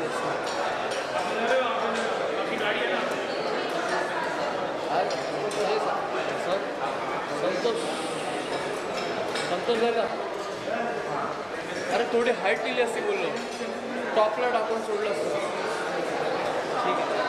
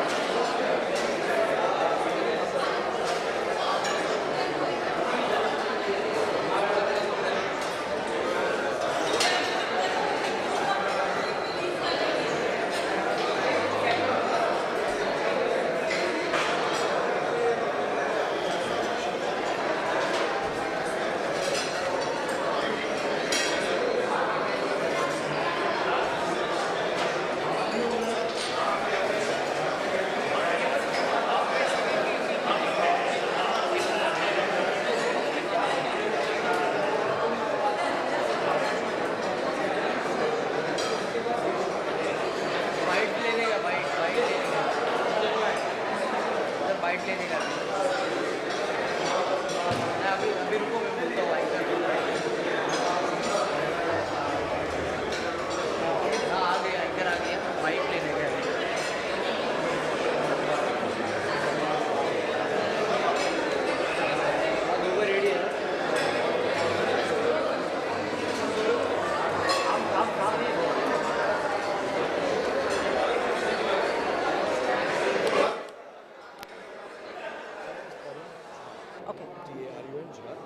I'm the head of marketing of Skoda Auto. Okay, all right. Mic testing, check 1, check 2, check 3. Yeah, it is on. What's your name, lady? Namita Sachdeva. हाँ, it's on. थोड़ा international type mic है ये.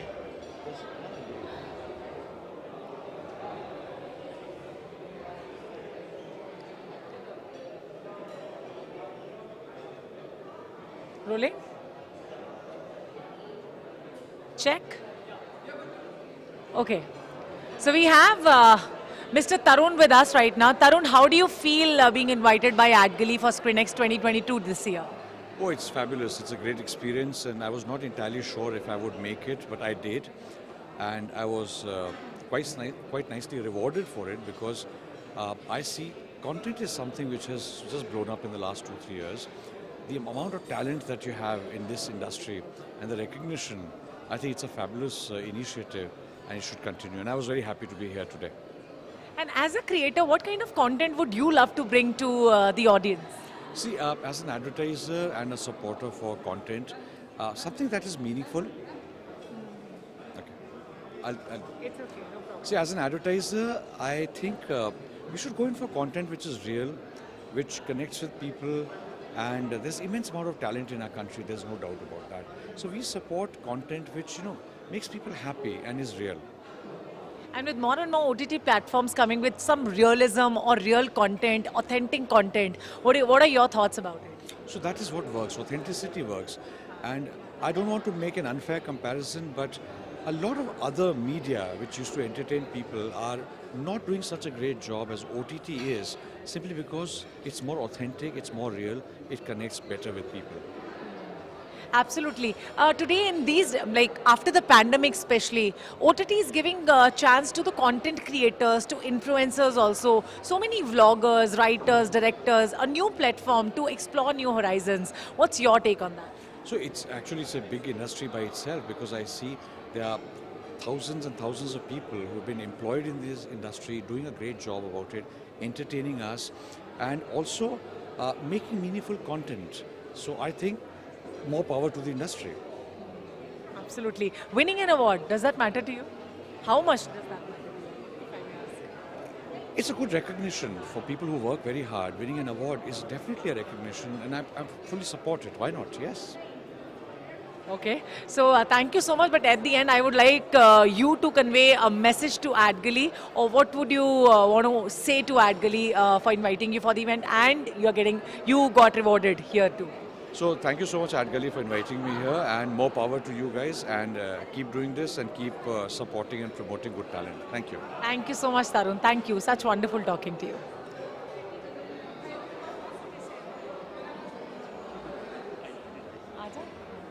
आइए, आप दोनों साथ में आइए ना, साथ दोनों को सपोर्टिंग एक्टर फॉर दोनों को पंचायत के लिए मिला है।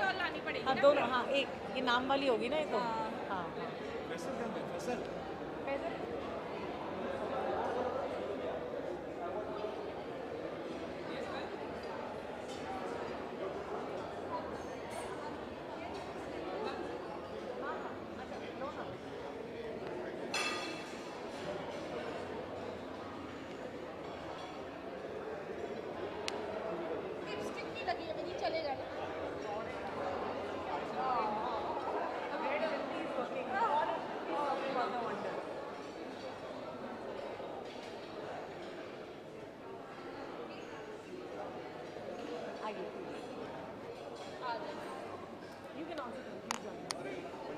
मेरा सौभाग्य होगा दो ग्रेट एक्टर्स के साथ खड़े रहने का शेयरिंग द फिल्म मैम आप भी आइए ना please, you are so pretty. Thank you.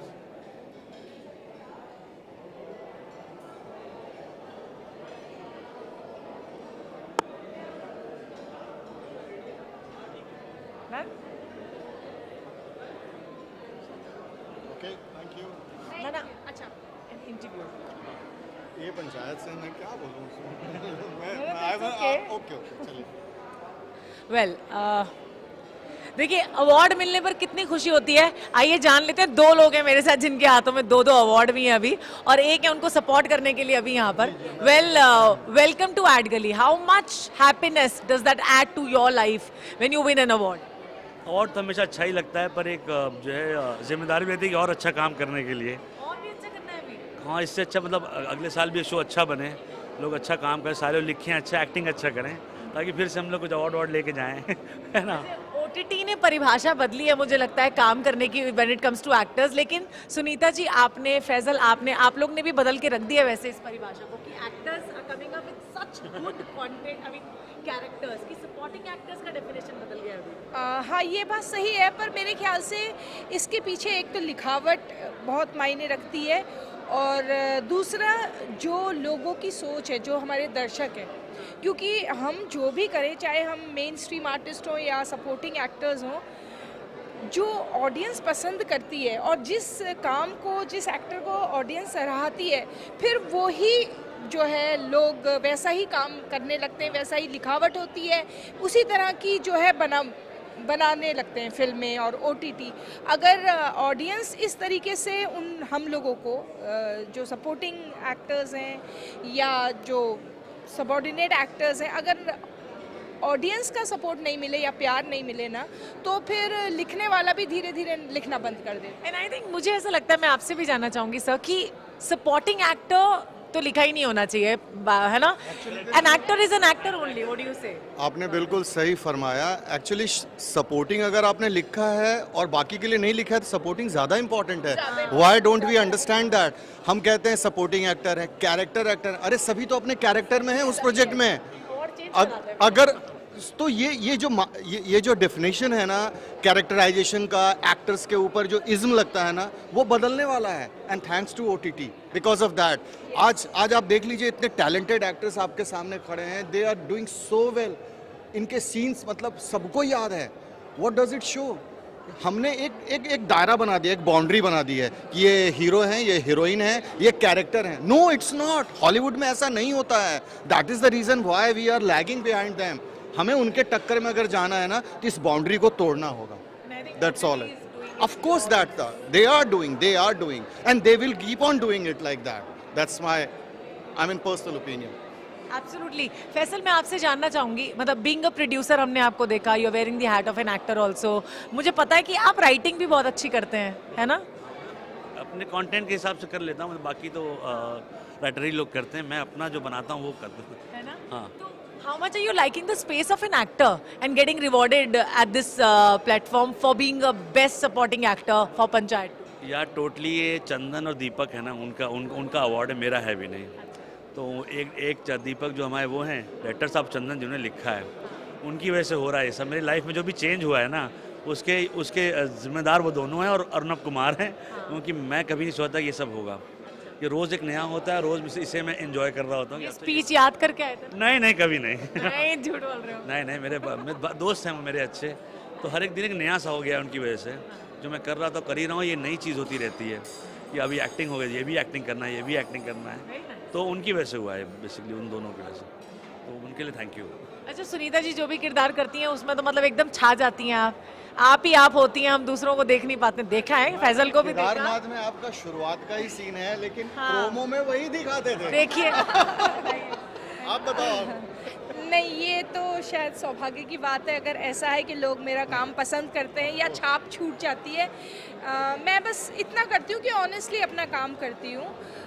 मुझे कभी इस तरह से शिकायत नहीं रही कि मेरा रोल कितना बड़ा है या मेरे डायलॉग कितने हैं, तो शायद बस वो ऑनेस्टी के साथ काम करती आ रही हूँ। जब थिएटर करती थी तब भी ऑनेस्टली किया, अभी भी ऑनेस्टली किया, और कुछ ऐसे अंदर कड़वाहट नहीं रही कभी किसी के लिए। तो शायद वो कहीं पर अपना कुछ इम्प्रेशन डाल जाता है, वो अच्छाई के लोगों को काम बहुत पसंद आता है। मतलब मैं तो शॉक्ड हूँ कि मैंने सोचा ही नहीं था कि मुझे कभी नॉमिनेशन ही नहीं सोचा था, मिलना अवार्ड तो बहुत बड़ी बात है। डिजर्व इट, और इसीलिए आप शायद यहाँ पर हैं आज। वेल, मैं आपसे भी जानना चाहूँगी, जैसे मैम ने कहा कि जिस तरह से ऑनेस्टी होनी चाहिए किसी भी किरदार को प्ले करने में, as an actor if I talk to you, do you think कि एक्टर्स को एक लालच होती है काम की, लेकिन आजकल OTT पे काम करने का कितना ग्रीड रहता है? मैम, मैं आपको बताऊं कितनी ऑनेस्टी से इन्होंने एक बात कही कि इन्होंने कभी सोचा नहीं था कि she will be nominated. This is what हमें गीता में क्या ज्ञान दिया है कृष्ण भगवान ने, कर्म करो फल की चिंता ना करो। इन्होंने सिर्फ कर्म किया है, तो इससे बड़ा कर्मयोगी कौन होगा? इन दोनों से बड़ा कर्मयोगी आप मुझे बताइए। इन्होंने फल की चिंता ही नहीं की, सिर्फ कर दिया और आज अवार्ड के साथ खड़े हैं। यहाँ पर लोग पहले सोचते हैं फल मिलेगा तो कर्म करेंगे, फल के हिसाब से कर्म करते हैं। तो मुझे लगता है OTT बहुत कुछ बदलने वाला है। Just wait and watch, that's all I can say. To be honest, if I talk about TVF now, तो it's becoming a top player on OTT. That is the best. TVF is like, you know, और अच्छा है ना, उनसे inspire होकर दूसरे लोग भी अच्छा कर लिखने की कोशिश कर रहे हैं, अच्छा बनाने की कोशिश कर रहे हैं। वो है ही वो जो कंटेंट, जो अभी एक बड़ी अच्छी बात कही अंदर में आपके Z5 के थे मिस्टर मनीष आई बिलीव, उन्होंने कहा कि पहले जो फिल्में बनती थी ना तो बन जाती थी, ऊपर से निकल जाती थी चीज़ें, लेकिन जो छोटी छोटी चीज़ों को अब आज के डायरेक्टर, आज के राइटर जो पकड़ते हैं ना, वो बहुत इंपॉर्टेंट है। जैसे कुछ वर्ड्स हैं जहाँ जिस एरिया से आप लोगों के गुल्लक में जो वर्ड आपने पकड़ा, पंचायत में आप लोगों ने वो वर्ड्स को पकड़ा है, वो बहुत आप उनके साथ एसोसिएट करते हो, उनके साथ यू फील लाइक कि अरे यार ये तो हमारी बातें कर रहे हैं, हमारी भाषा बोल रहे हैं। They associate themselves and that is a very big thing with OTT।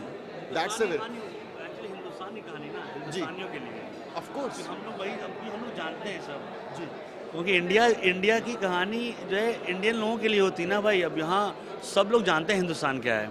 अब आप बोलोगे यहाँ वो मतलब कि यहाँ का बंदा कोई UK में जा क्या कर रहा है वो नहीं देखना चाहता कोई। तो वही है कि हर एक आदमी जो है अभी तक हिंदुस्तान जो है अपने रूट के बहुत पास है। इससे बहुत बड़ा इसके लिए फैमिली इंपॉर्टेंट है, जॉइंट फैमिली इंपॉर्टेंट है, रिलीजन इंपॉर्टेंट है। वो सब की कहानियाँ लोग कहना सुनना चाहते हैं। और जब हम अपने देश की बात करते हैं, हिंदुस्तान यानी भारत की बात करते हैं, हम तो ऐसी जगह रहते हैं जहाँ पर इतने सारे कल्चर्स एक साथ हमें जीने का मौका मिलता है। 25 किलोमीटर दूर जाते हैं तो डायलेक्ट बदल जाता है ना। और TVF में हम कई बार ऐसा देखते हैं और बहुत सारे लैंग्वेजेस से हम कल्चर्स से कनेक्ट कर पाते हैं। That's a beautiful part I believe. So well, what do you want to say to AdGally's initiative SCREENXX 2022? This is the 4th edition, I must tell you.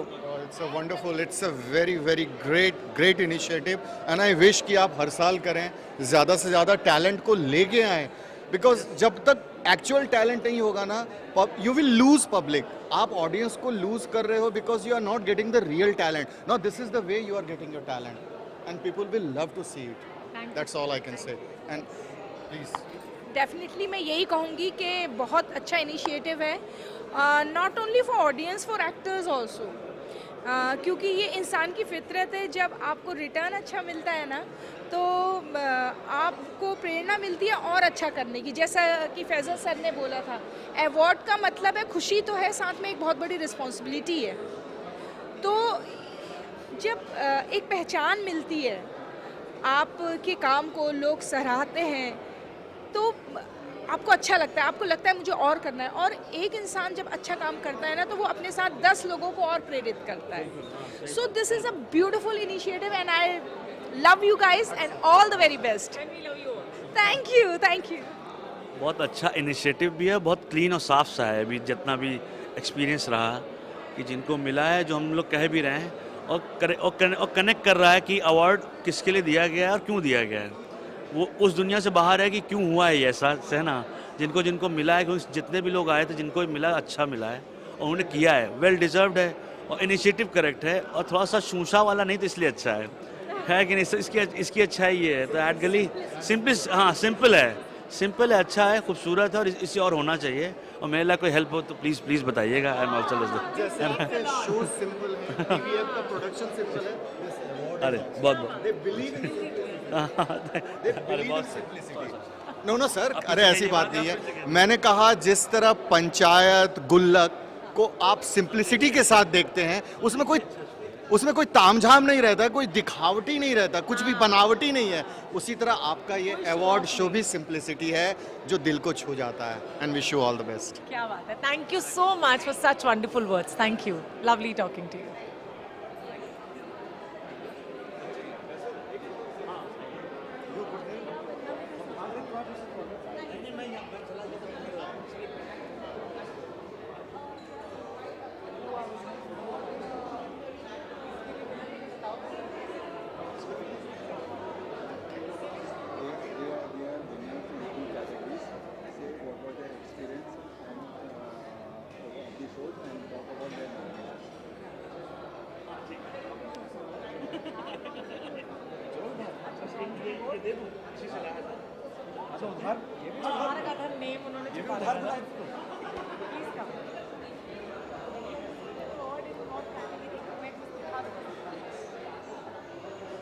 Best romance show.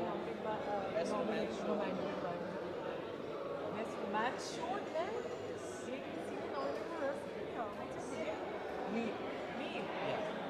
वाह, NEEL, नील। नील, मुझे मैंने पानी समझ लिया, नील, नील इस पानी ना, water.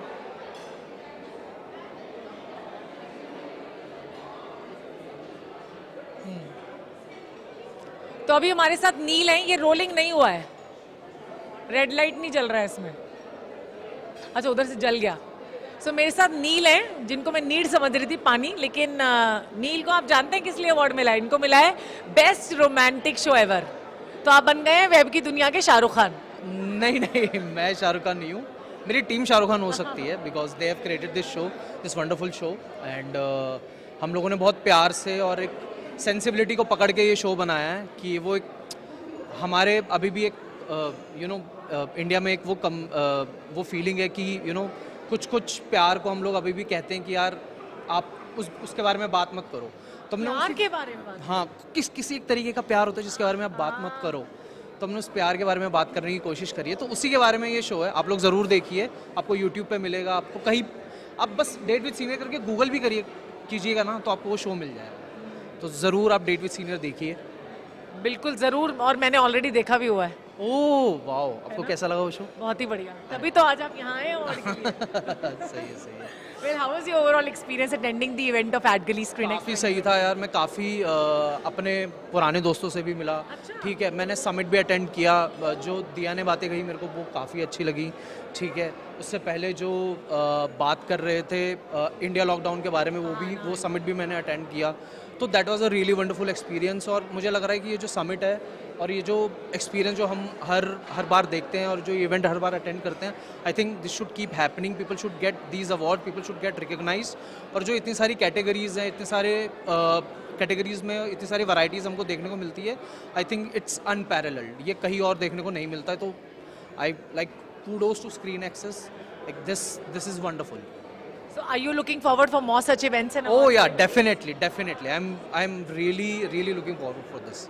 Thank you so much, Neil, and congratulations once again for winning the award. Thank you. Wonderful talking to you. Sir.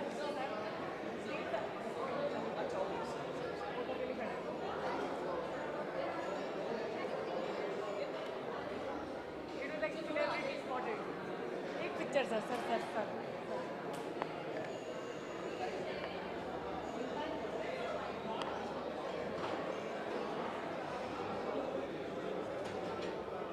You've also received the award. Yeah. Which one? Can I check? Yeah, sure. This for the best marketing. Marketing campaign for Aboriginal Digital. Same Rusk Media. Yeah, correct. We are all from Rusk Media. Oh, you're all from Rusk Media. You can come now. Let's go, Harshit. In what category? Best marketing campaign for Aboriginal. Yeah.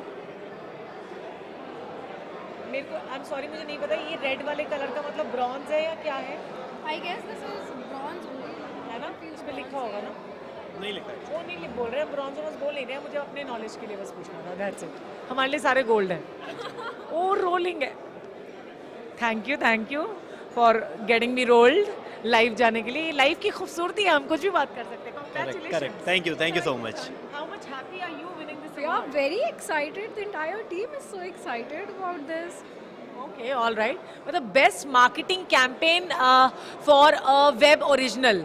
Marketing करना दुनिया का सबसे मुश्किल काम होता है मुझे लगता है और किसी वेब शो के लिए आपको अवार्ड मिल जाना इस चीज के लिए तो बहुत I'll say after sales, marketing is the toughest job, but yeah, first sales. मुझे पता है सेल्स तो यार आप Correct. I would say both are equal. I would say both are equal, yeah. Okay. You need to put your 100% for both. Were you expecting this award पहले? No, not actually. But yes, we did a huge marketing campaign, and on digital, we bagged around 400 million plus views for our campaign on digital only. But that was actually overwhelming for us as well. That our first ever web show, non-fiction, did so well. So yes. And how much overwhelmed were you being invited by AdGully for ScreenXX 2022? Just asking. It was like a very nice experience when we got to know that, okay, fine, we are nominated, and of course we were like hoping that we will get the awards. So yeah, it's like a good experience altogether. And Rusk Media has won so many awards, yeah? Yes, of course, we won 2 today. Oh wow, that's amazing. So how was your overall experience attending the event? Would you want to convey anything to AdGully at the end? Yeah, it was a really nice experience to be here and receiving the award and everything in terms of execution and meeting the other teams. It was nice. You're looking forward for more such awards or ceremonies? Of course, Absolutely. yeah. Thanks to you guys. Thank you and congratulations once again. Thank you.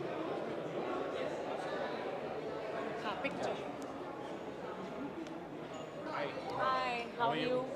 I'm good. Sir को पूछ लेना overall experience about the event and sir बोल देंगे ठीक है sir बस photo निकाल photo निकाल बट साउथ में कुछ भी इंट्रोडक्शन चाहिए तो बताओ डेफिनेटली सबके साथ हम लोग इंटीग्रेशन चल रहे हैं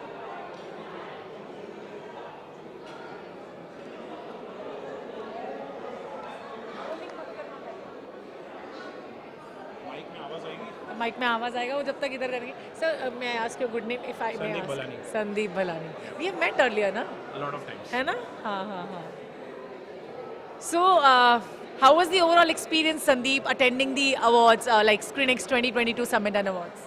So I think the overall experience is great. The OTT segment is growing very fast, and I think ScreenXX covers the entire essence of OTTs. And looking at players like MX Player, Aaj Tak, running around 50 million page views right now, I think that is humongous. And the market is going to grow from here because the entire India is getting digitized right now. And we are hoping to see a lot of advertising revenues on these guys in the coming years. And it's a very healthy competition which is getting created in the Indian market. And I'm really happy to see that ScreenXX covers the entire essence of those awards. So that's great. So you did like all the arrangements that have been done by AdGully for ScreenXX 2022? I think arrangement is absolutely amazing. And also the players who have participated. MX Player, Aaj Tak, Lionsgate, I think those are really amazing players who are coming into the Indian market and growing the entire segment away from, the duopoly which exists, right? So I think that is where, we are looking at this market to grow and competitors to grow in the Indian market. Do you also feel digital is the need of the hour in today's tech? Absolutely. I think most of the companies are going for digital transformation and video is a very big segment. And there is a big shift in budgets happening from television to OTTs. And I think most of these segments are getting covered in this particular event. So that is what is exciting for us. How do you see the future of OTT? I think definitely, there is a big shift happening in terms of people moving from television to digital. Today, we do not have a DTH connection, but we have subscriptions to many OTTs, and I think that is only going to grow. And we see aggregators like OTT Play coming into the picture, Tata Binge, JioTV, right? So all these players are definitely growing the market, and that is going to be consistent for the next 10-20 years. Would you want to give any message or regards or gratitude towards AdGully for organizing this event? So AdGully, I think, has created a great platform for all OTTs to participate. I think this awards is for the recognition of OTT and the content they bring on the table. Definitely, I saw a lot of people speaking about the kind of content which is coming on board, and that is really exciting because the diversification of content is very important. Today, we don't see a standard content of which was being played previously like typical serials or something, but the audience is spreading a lot. Today, even a user in Bombay gets to see Tamil content, and I think that is very exciting for us. And we look forward to these kind of content coming on board. Thank you so much, Sandeep, for talking. It's making it so nice and It's a pleasure. For us, for attending this event, we are just looking forward for you to attend more such events. It's a pleasure. Thank you. Well, कोई बात नहीं, it's okay. Thank you so much. Thank you.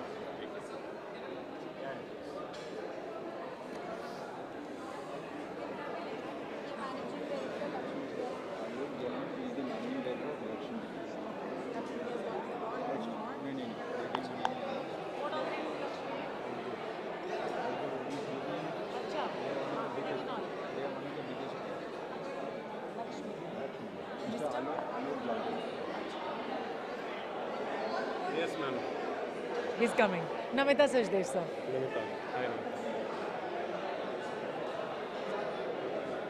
So we have Mr. Alok Jalan with us on AdGully ScreenXX 2022. How was the overall experience attending the event, sir? It was really good to be here.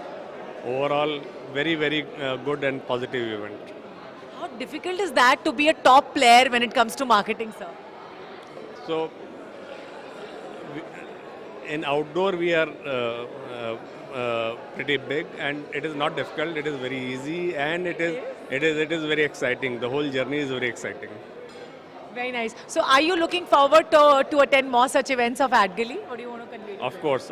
I think quality of the event is very good, and my best wishes to Bijoya and the whole team of AdGully for such a good event. Thank you so much, sir. Thank you. Wonderful talking to you. Sir, picture.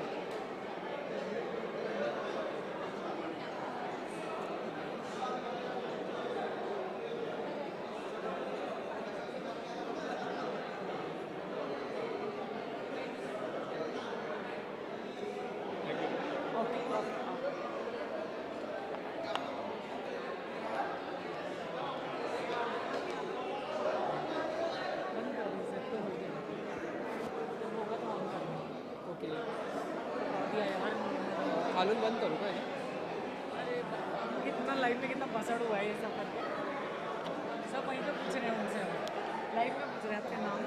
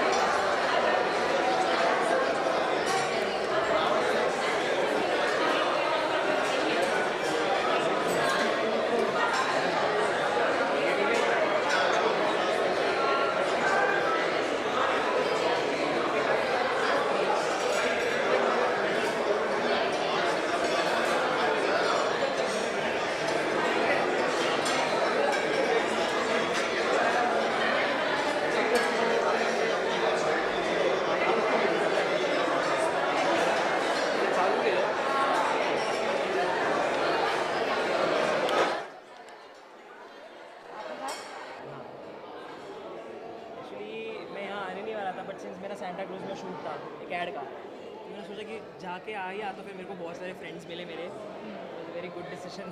Okay. All right. So how was your overall experience attending the event of AdGally SCREENXX 2022? Yeah, it was really great क्योंकि मेरे खुद के बहुत सारे friends मिले मुझे from OTT and मैंने उनके साथ सीरीज़ की हुई थी एंड अभी हालांकि मैंने अभी एक जियो स्टूडियोज़ की सीरीज़ की हुई है. Wow. या वूट पे आने वाली है UP65 जैन फेब में रिलीज़ हो जाएगी वो. तो उसके 2 सीजन्स हमने शूट किए हुए. So first is gonna be launching soon and एक और एक अमेजॉन प्राइम की वेब सीरीज़ की हुई है. क्या बात है. प्रैंकस्टर्स. So yeah, it is also going to release in like next year around September. So its shoot has been completed. Awards, recognitions, how much does that matter to you? It's more important than money sometimes? Honestly for me, my fans and my viewers especially and my mom. These 3 things matters the most and they are my awards, honestly. And क्योंकि like my viewers, I can give them different kinds of taste of my acting. Like earlier when I started, I was a kid. In 2004, I was 4 years old. So from there to over here, what I am right now since 18 years, I've done a lot of different kinds of horror, different kinds of psycho thriller, dramatic, action, and funny, especially funny roles. And the Geo Studios web series that I'm going to be coming in, UP65, it has a lot of different accent, like Banarasi accent. उसके पहले मैंने Amazon Prime का क्या बात. उसके पहले मैंने लाखों में किया था Amazon Prime का, उसमें मैं बिहारी accent था. Wow. Then in Sony Live के मैंने एक शो किया था एक Duje Ke Vaaste two, I was Bhopali. So different cultures you are exploring exactly. as an actor. So like different. अभी सिर्फ I am Gujarati personally, but I have done Bihari role, Banarasi role, Bhopali role, Maharashtrian role, Tapori language वाला, Uttaran जो आता था पहले. So I was the small cast of Uttaran जब बच्चे जब छोटे थे. So I did like completed 100 episodes and then Gutargu जो आता था सब TV पे. It was a silent comedy. Now that is no dialogues. Oh, that's even more challenging. Yeah, I did 2 seasons. You just have to express with your expression. No dialogues, only expressions for half an hour. अच्छा. Yeah, and for two seasons. And I was a student when I was doing that. बाप रे, इतना कुछ एक साथ. Yeah, so like coming over on the web series thing, like abhi OTT is coming at such a peak right now, and at this award, this event right now, it not only helps to motivate and appreciate the upcoming content creators as well as the content makers, but it also connects new makers and new creators. So that's what was like right now. I met one of the Shemaru main head, who also received the award by the way. And guess what? My first film when I was 4 years old. When I was just learning to act and I was speaking, I got 3 to 4 scenes in a film. Its name was Madhulal Keep Walking. Oh. And it was launched in Shemaru. क्या बात है? So that person came to me and I was like, were you? I also did one more film for Shemaru, Madhulal, Accident on Hill Road with Farooq Sheikh. I was like 7 years old. So he came to me, are you Jay Thakkar? Like, how did you recognize me? Like, no, I've been looking at your contents nowadays in Amazon. And it's so good to meet such a person who is so talented. In fact, मैं कहूँगी all thanks to OTT platform was giving chance to actors to experiment, to do new characters, what they want to explore. And sometimes it's not difficult for you to challenge yourself every time as an actor.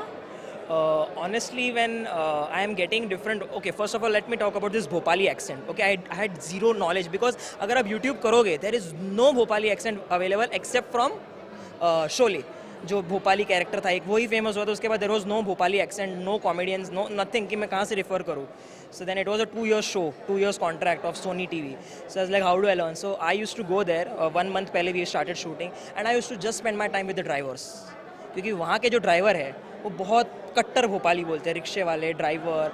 So even paan वाला. I use to early morning I use to go to the gym and बाद में मैं आते आते टहलते call time के 1 घंटे पहले I use to go to different places. Now that was not challenging for me because not only was I curious to learn different languages but also I was curious to know how authentic sociological and cultural background does that accent and that language comes from.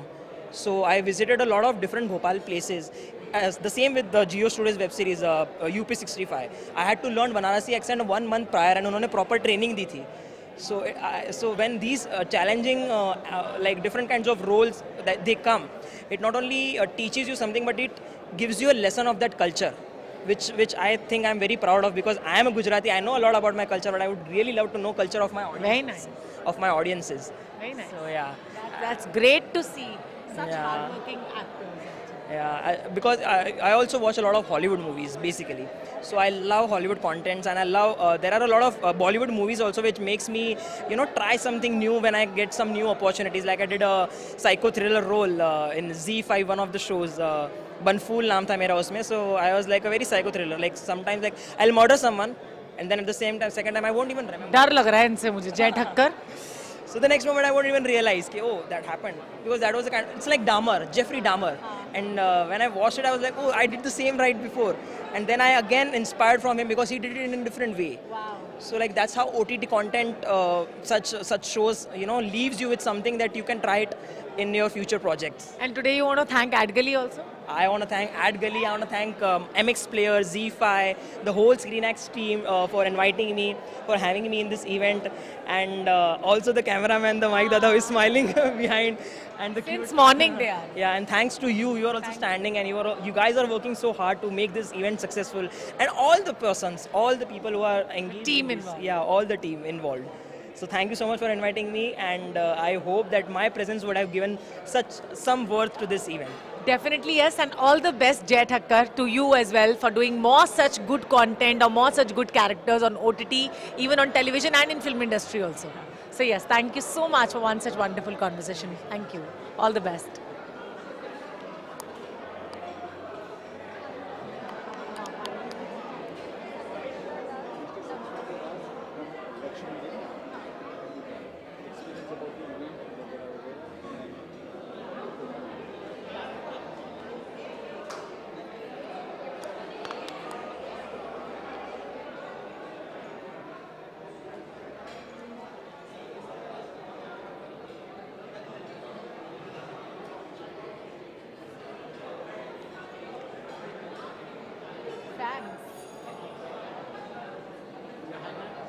Just single one. One photo.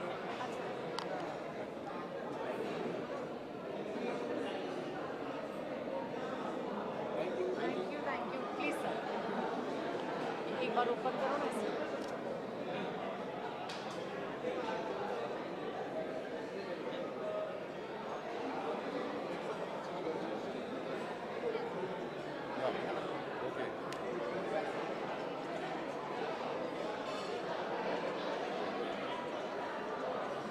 Sorry for letting you wait. No, it's okay. Please come. Namita Sachdeva. Huh? Namita. Namita, you've got a great voice, first of all. Oh, thank you so much. Thank you.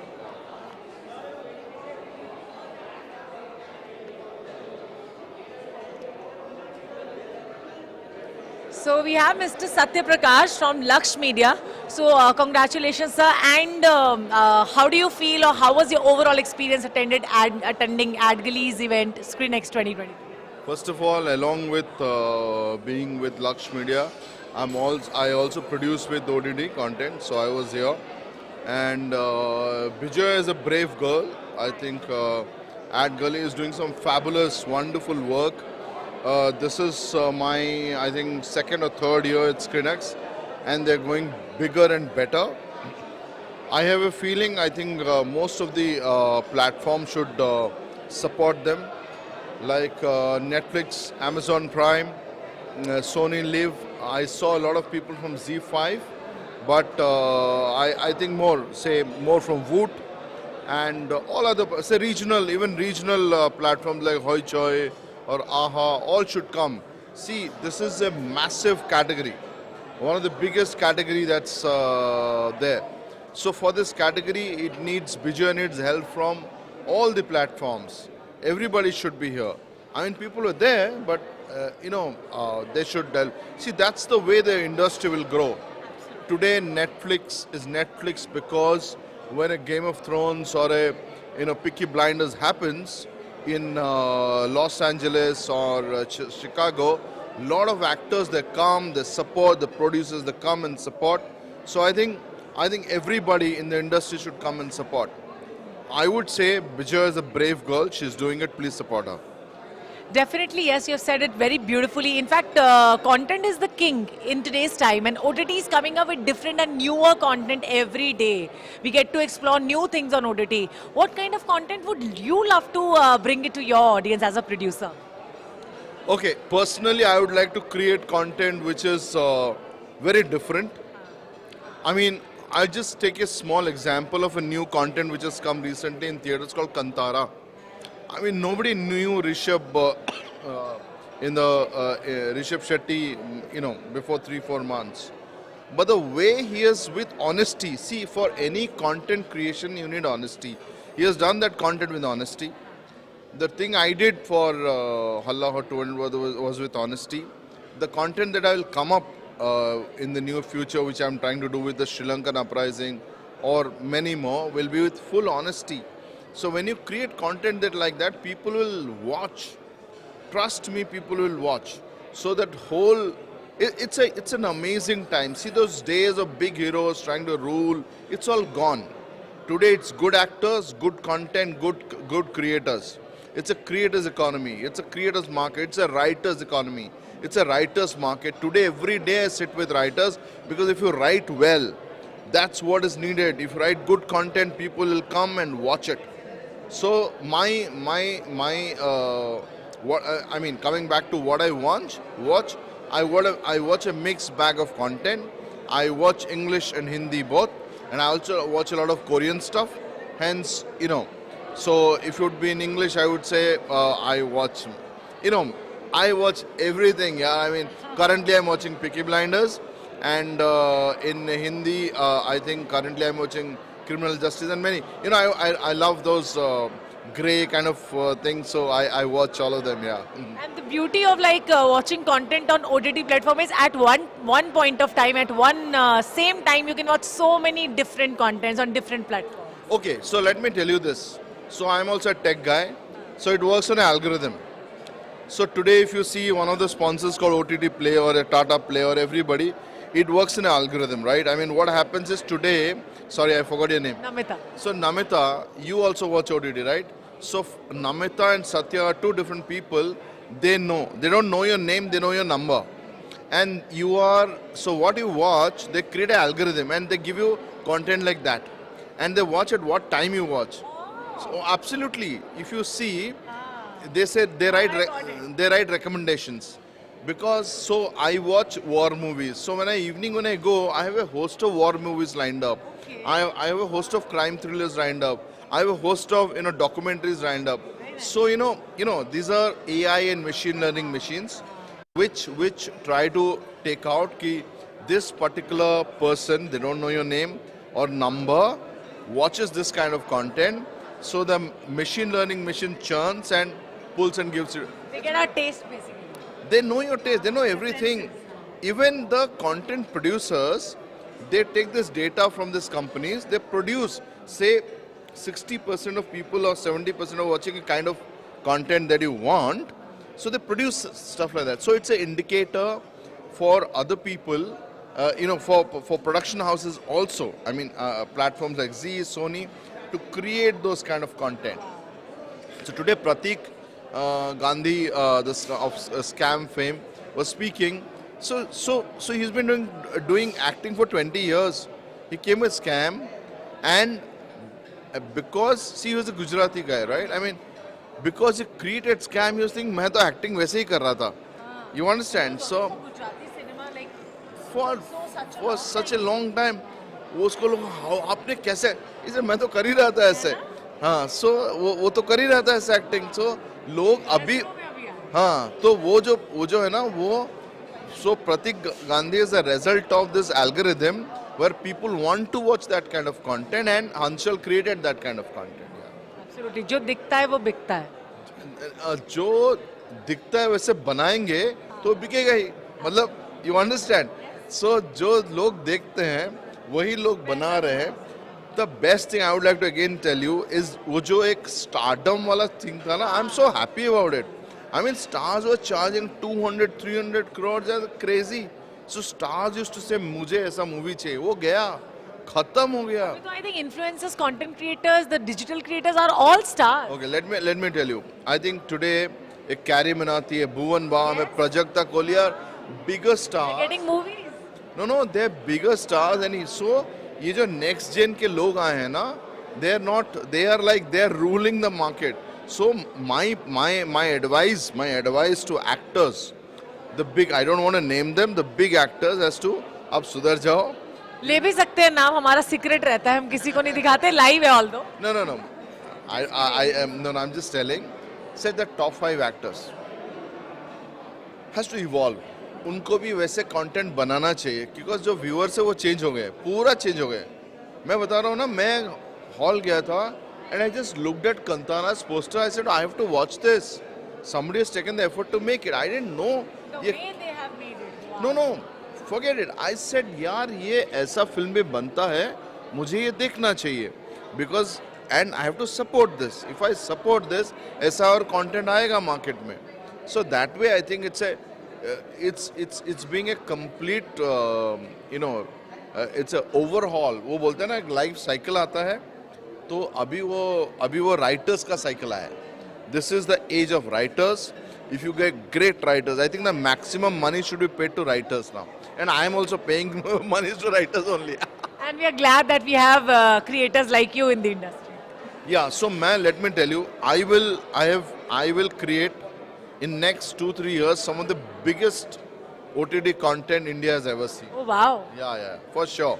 So I cannot tell, but I'm planning something on the Ashoka thing.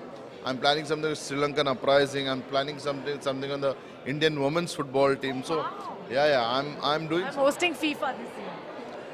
Okay, great, superb. But yeah, I mean you should also act. Definitely. One is like चाहती तो हूँ, अब देखते हैं मौका कब मिलेगा। नहीं मौका, देखिए मौका जो है ना, like Pratik said, he was working for a long time. जब उसको मौका मिला, he grabbed it, और आज and somebody was telling, who was telling, Karanvir बोल रहा था या तो शिव बोल रहा था कि he went to an audition with वो ग्लैमर करके, उसको बोला अरे नहीं वो कैरेक्टर अलग है, ये नहीं चाहिए, मुझे ये नहीं चाहिए। और ये भी OTT के आने से ही हुआ है। ये OTT के आने से हुआ है। अभी नवाज, अच्छा हम हिंदी फिल्म इंडस्ट्री से हैं, आप साउथ जाओ, तमिलनाडु जाओ, वहाँ पे तमिल में बात करते हैं, वहाँ पे तेलुगु में बात करते हैं। यहाँ हम रह के बार इंग्लिश में क्यों बात करते हैं? हाँ, now you told it in English। नहीं तो and I answered it in English। So We are talking in English basically। no, so मेरा ये कहने का मतलब है कि हमको हिंदी में बात करना चाहिए, बिकॉज उसी में हम लोग करते हैं, वही फिल्म करते हैं, तो वो क्या ईज हो जाता है। मतलब आप जब हिंदी में बात करते हो तो वही कंटेंट बनता है, तो I think that's what I wanted to say। Glad that you talk। अच्छा हुआ, मैं हिंदी में बोल देती हूँ। अच्छा लगा आपसे बहुत बात करके कि आपने इतने खूबसूरती के साथ हमें बताया कि किस तरह से OTT वैसा ही आपको कंटेंट डिलीवर करता है जैसा आप देखना चाहते हो। Thank you so much। Thank you so much। Pleasure talking to you। Bye-bye। Thank you।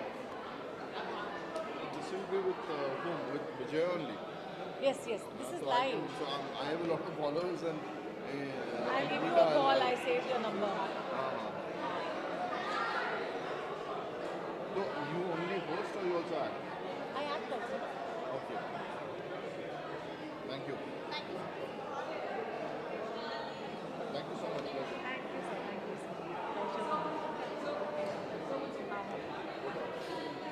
Closing my dear, thanks everyone that have been and finish it।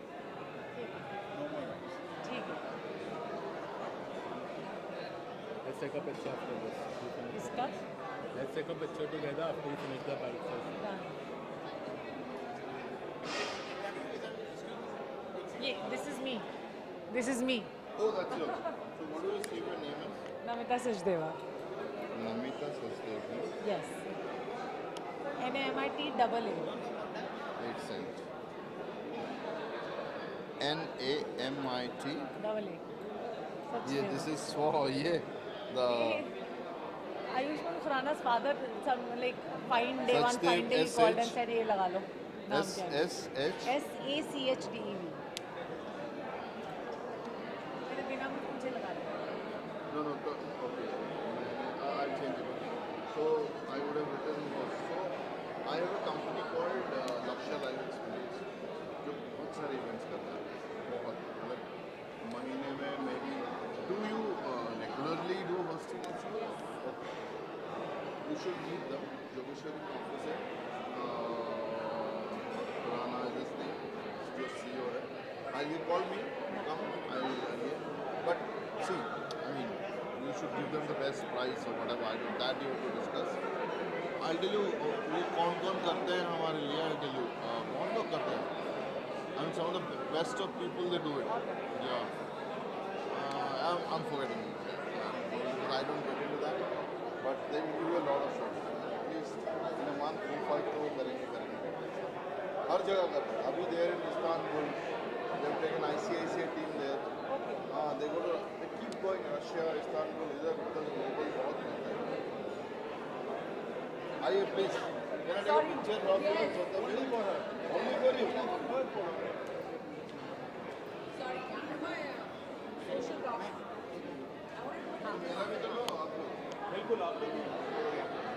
कितना खूबसूरत ड्रिंक और कितने खूबसूरत लग रहे हैं उनके सामने.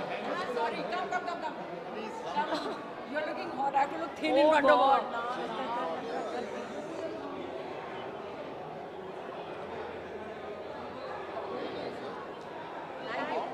I don't know your name, darling. I know you were doing some interviews here. Were you doing it for some channel or something? Adgali only. Sorry, with SCREENXX. Adgali, yes. Oh, God bless you. You were doing a good job, whatever I was seeing of it. Thank you so much. Sir, आप ये photograph मुझे भेजिए. मैं भेज दूँगा. नम्रता का I'll take a picture.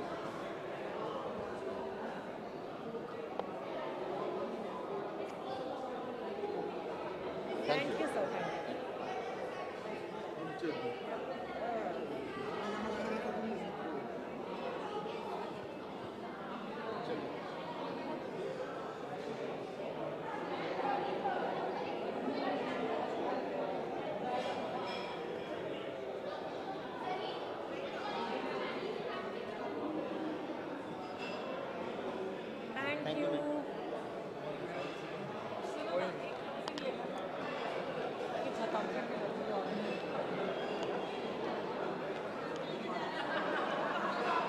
एक minute के लिए ये दोनों चीजें पकड़ ले बस. चलो क्लोजिंग कर दें.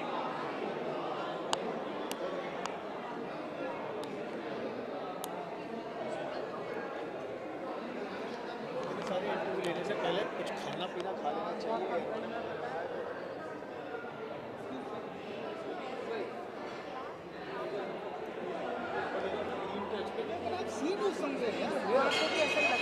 देखते हुए चलो मेरी मेमोरी बहुत अच्छी है. फोटोग्राफी नाम है तो बहुत अच्छी मेमोरी सब कहते हैं. We have met somewhere, है ना? Net somewhere. अब मैं बस ये क्लोजिंग दे दूं जल्दी से. मुझे सर नंबर दे दो, मैं निकलता हूं. मैं भी डन. 1 मिनट दे दो बस मुझे, है ना? So hi, you all were watching SCREENXX 2022 Summit and Awards, an initiative by Adgali. So I want to thank all our partners जिन्होंने आज हमें support किया, because without their continuous and tremendous support, this event would not have been possible. मैंने आज personally बहुत enjoy किया. So I hope कि आप लोग ने भी आज के award ceremony को enjoy किया होगा, summit को enjoy किया होगा. Different panels रहे दिन से लेकर शाम तक, और शाम में red carpet हुआ. बहुत सारे celebrities यहाँ पर आए, बहुत सारे सितारों का वो क्या कहते हैं तड़का लगा, और बहुत से लोगों ने, बहुत एक्टर्स ने यहाँ पर अवार्ड जीते, अपनी खुशी यहाँ पर जाहिर की. और यस, एक बार फिर से मैं थैंक्स करना चाहूँगी एडगली को जिन्होंने मुझे चूज़ किया इस इवेंट की रेड कार्पेट को होस्ट करने के लिए. So yes, I am looking forward for more such events and to the next edition of SCREENXX 2022. आज आप देख रहे थे SCREENXX 2022 समिट एंड अवार्ड्स का 4th edition. See you all soon. Till then, take care, enjoy, bye bye.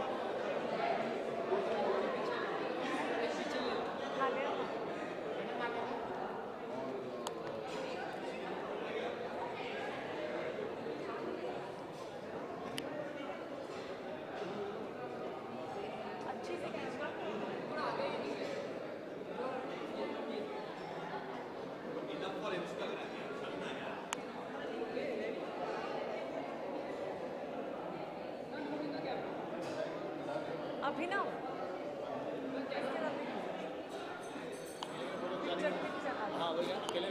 दो anchors क्या बोलते हैं, मिल बैठते हैं, क्या बोलते हैं यार, कुछ समझ नहीं आ रहा मुझे. सब भूल गई मैं. Hold you, can I hold you? या थैंक्स. अब सोलो भी मुझे एक्टर बना दिया यार.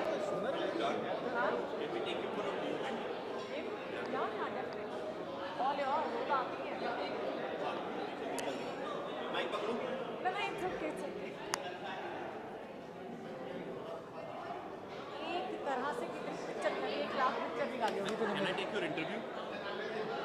Hi ma'am, how are you doing? Celebrity spotted. How are you feeling? Ma'am कैसा महसूस हो रहा है आपको?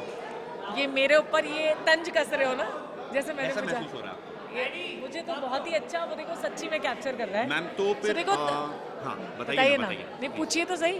कैसा महसूस होता है आपको? यार महसूस तो अच्छा ही हो रहा है। अब एड गली ने इनवाइट किया SCREENXX 2022 में, वो सिर्फ फोटो खींच रहा था। कह रहा रिकॉर्ड मत करो, नहीं चाहिए आपको।